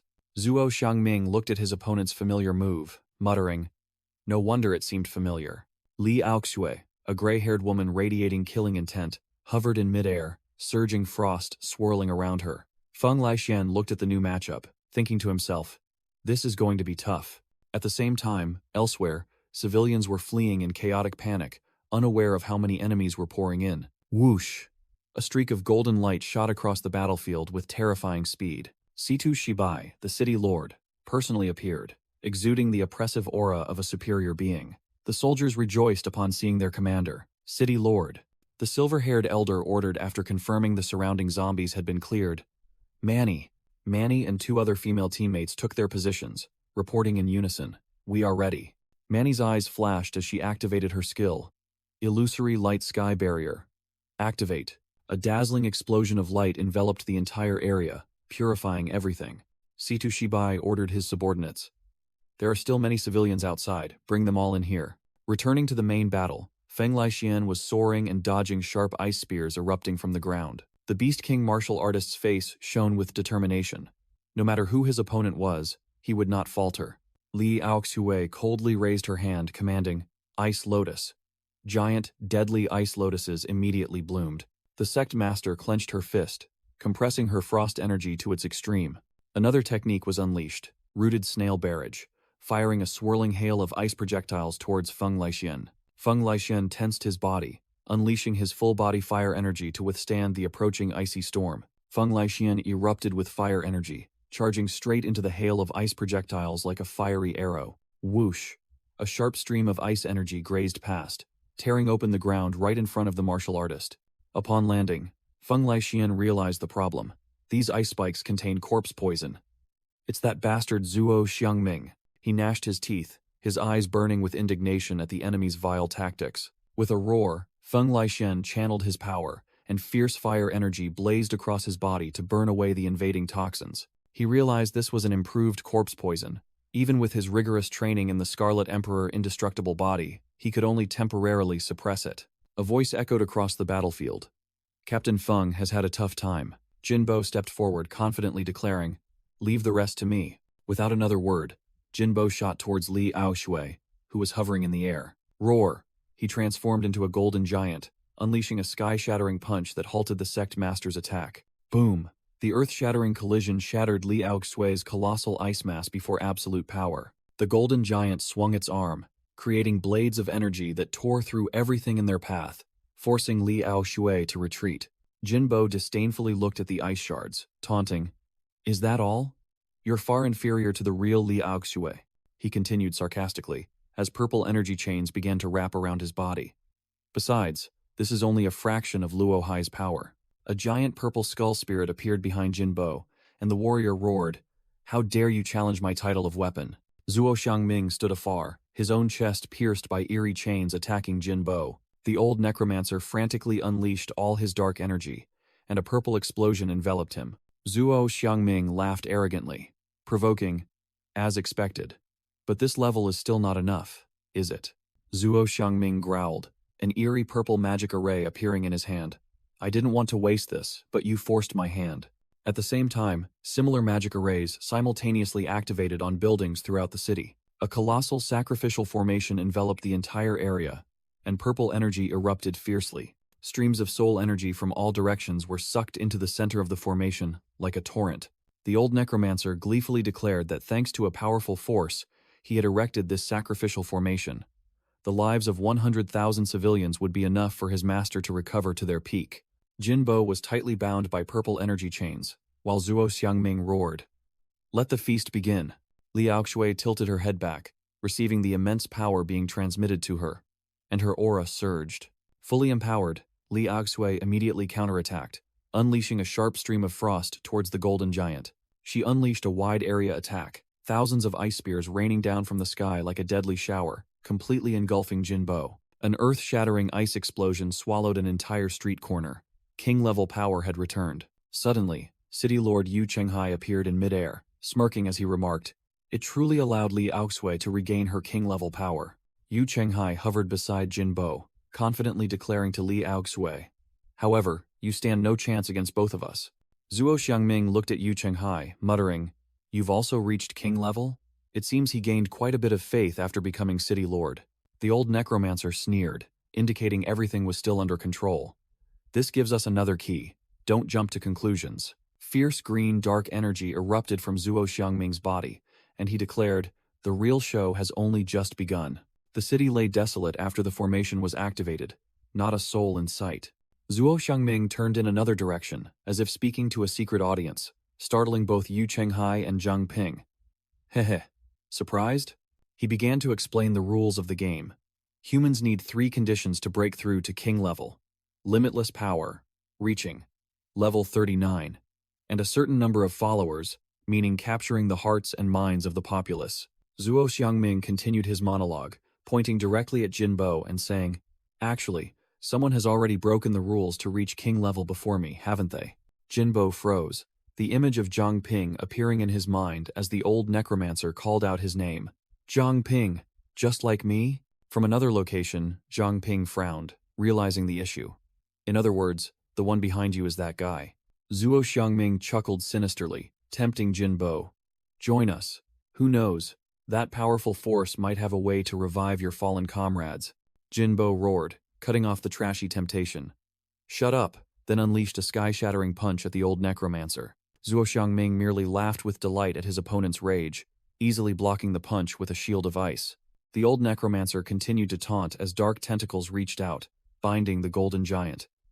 "The greater your power, the more valuable the data collected." With a roar, Jinbo exerted his strength, tearing apart the dark tentacles clinging to his body. Suddenly, a mysterious silver-haired elder appeared, charging straight towards Zuo Xiangming with terrifying speed. The silver-haired elder unleashed a move, creating razor-sharp streaks of light that slashed through Zuo Xiangming. Without stopping, the silver-haired elder spewed a colossal stream of green liquid towards the enemy. A stream of liquid transformed into a maw-gaping monster and charged forward. But the white-haired elder nimbly dodged and remarked, "Very fast." Zuo Xiangming stood amidst a dark whirlwind, confidently declaring, "Unfortunately, this kind of attack is useless against me." The white-haired elder retorted with equal coolness, his aura no less imposing. "As do I." The white-haired elder's gaze turned sharp.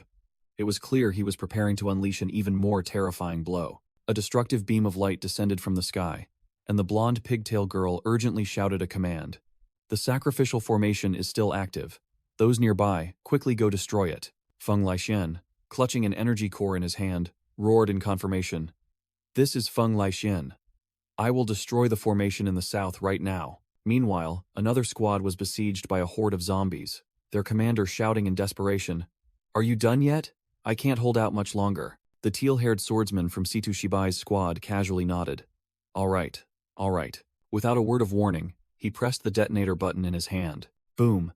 A massive purple dark energy explosion erupted from the ground, blowing away everything nearby. Deadly purple smoke spread throughout the buildings, clearing the battlefield in an instant. Caught in the blast, the brown-haired teammate shouted, Why didn't you give a warning? The teal-haired swordsman casually replied, Because you kept nagging and giving me a headache. The brown-haired teammate was speechless, not knowing what to say to this reckless guy. When the smoke cleared, both stood amidst the ruins, and the brown-haired guy asked in bewilderment, Where did all the zombies go? A charismatic gray-haired woman suddenly appeared, ice shattering around her. She floated in midair, radiating a blue aura. It was clear a powerful figure had just cleared the battlefield. From another direction, a black-haired swordsman charged forward, the golden sword in his hand slashing out a brilliant arc of light. The black-haired swordsman unleashed the four symbols smoke technique, a cross-shaped attack aimed directly at the gray-haired woman. At the same time, Zhuo Xiangming in his winged demon form also joined the battle, creating an extremely tense three-way aerial melee. The attack landed, and the gray-haired woman's body shattered like an ice sculpture. Situ Shibai and Zhang Ping descended from above, looking at Zhuo Xiangming's fallen body on the ground, and coldly declared, The farce is over. Zhuo Xiangming laughed maniacally as his body disintegrated. Over? Zhang Ping, you have gravely underestimated his schemes. All the keys have been collected. He continued to ramble as he turned to dust. The ultimate victor will surely be that lord. Situ Shibai explained that Zhuo Xiangming wasn't truly dead, but was no longer a threat. The main problem was the mysterious mastermind pulling his strings. Zhang Ping clenched his fist, dark energy flared, and his eyes filled with determination. Sooner or later, I will find him.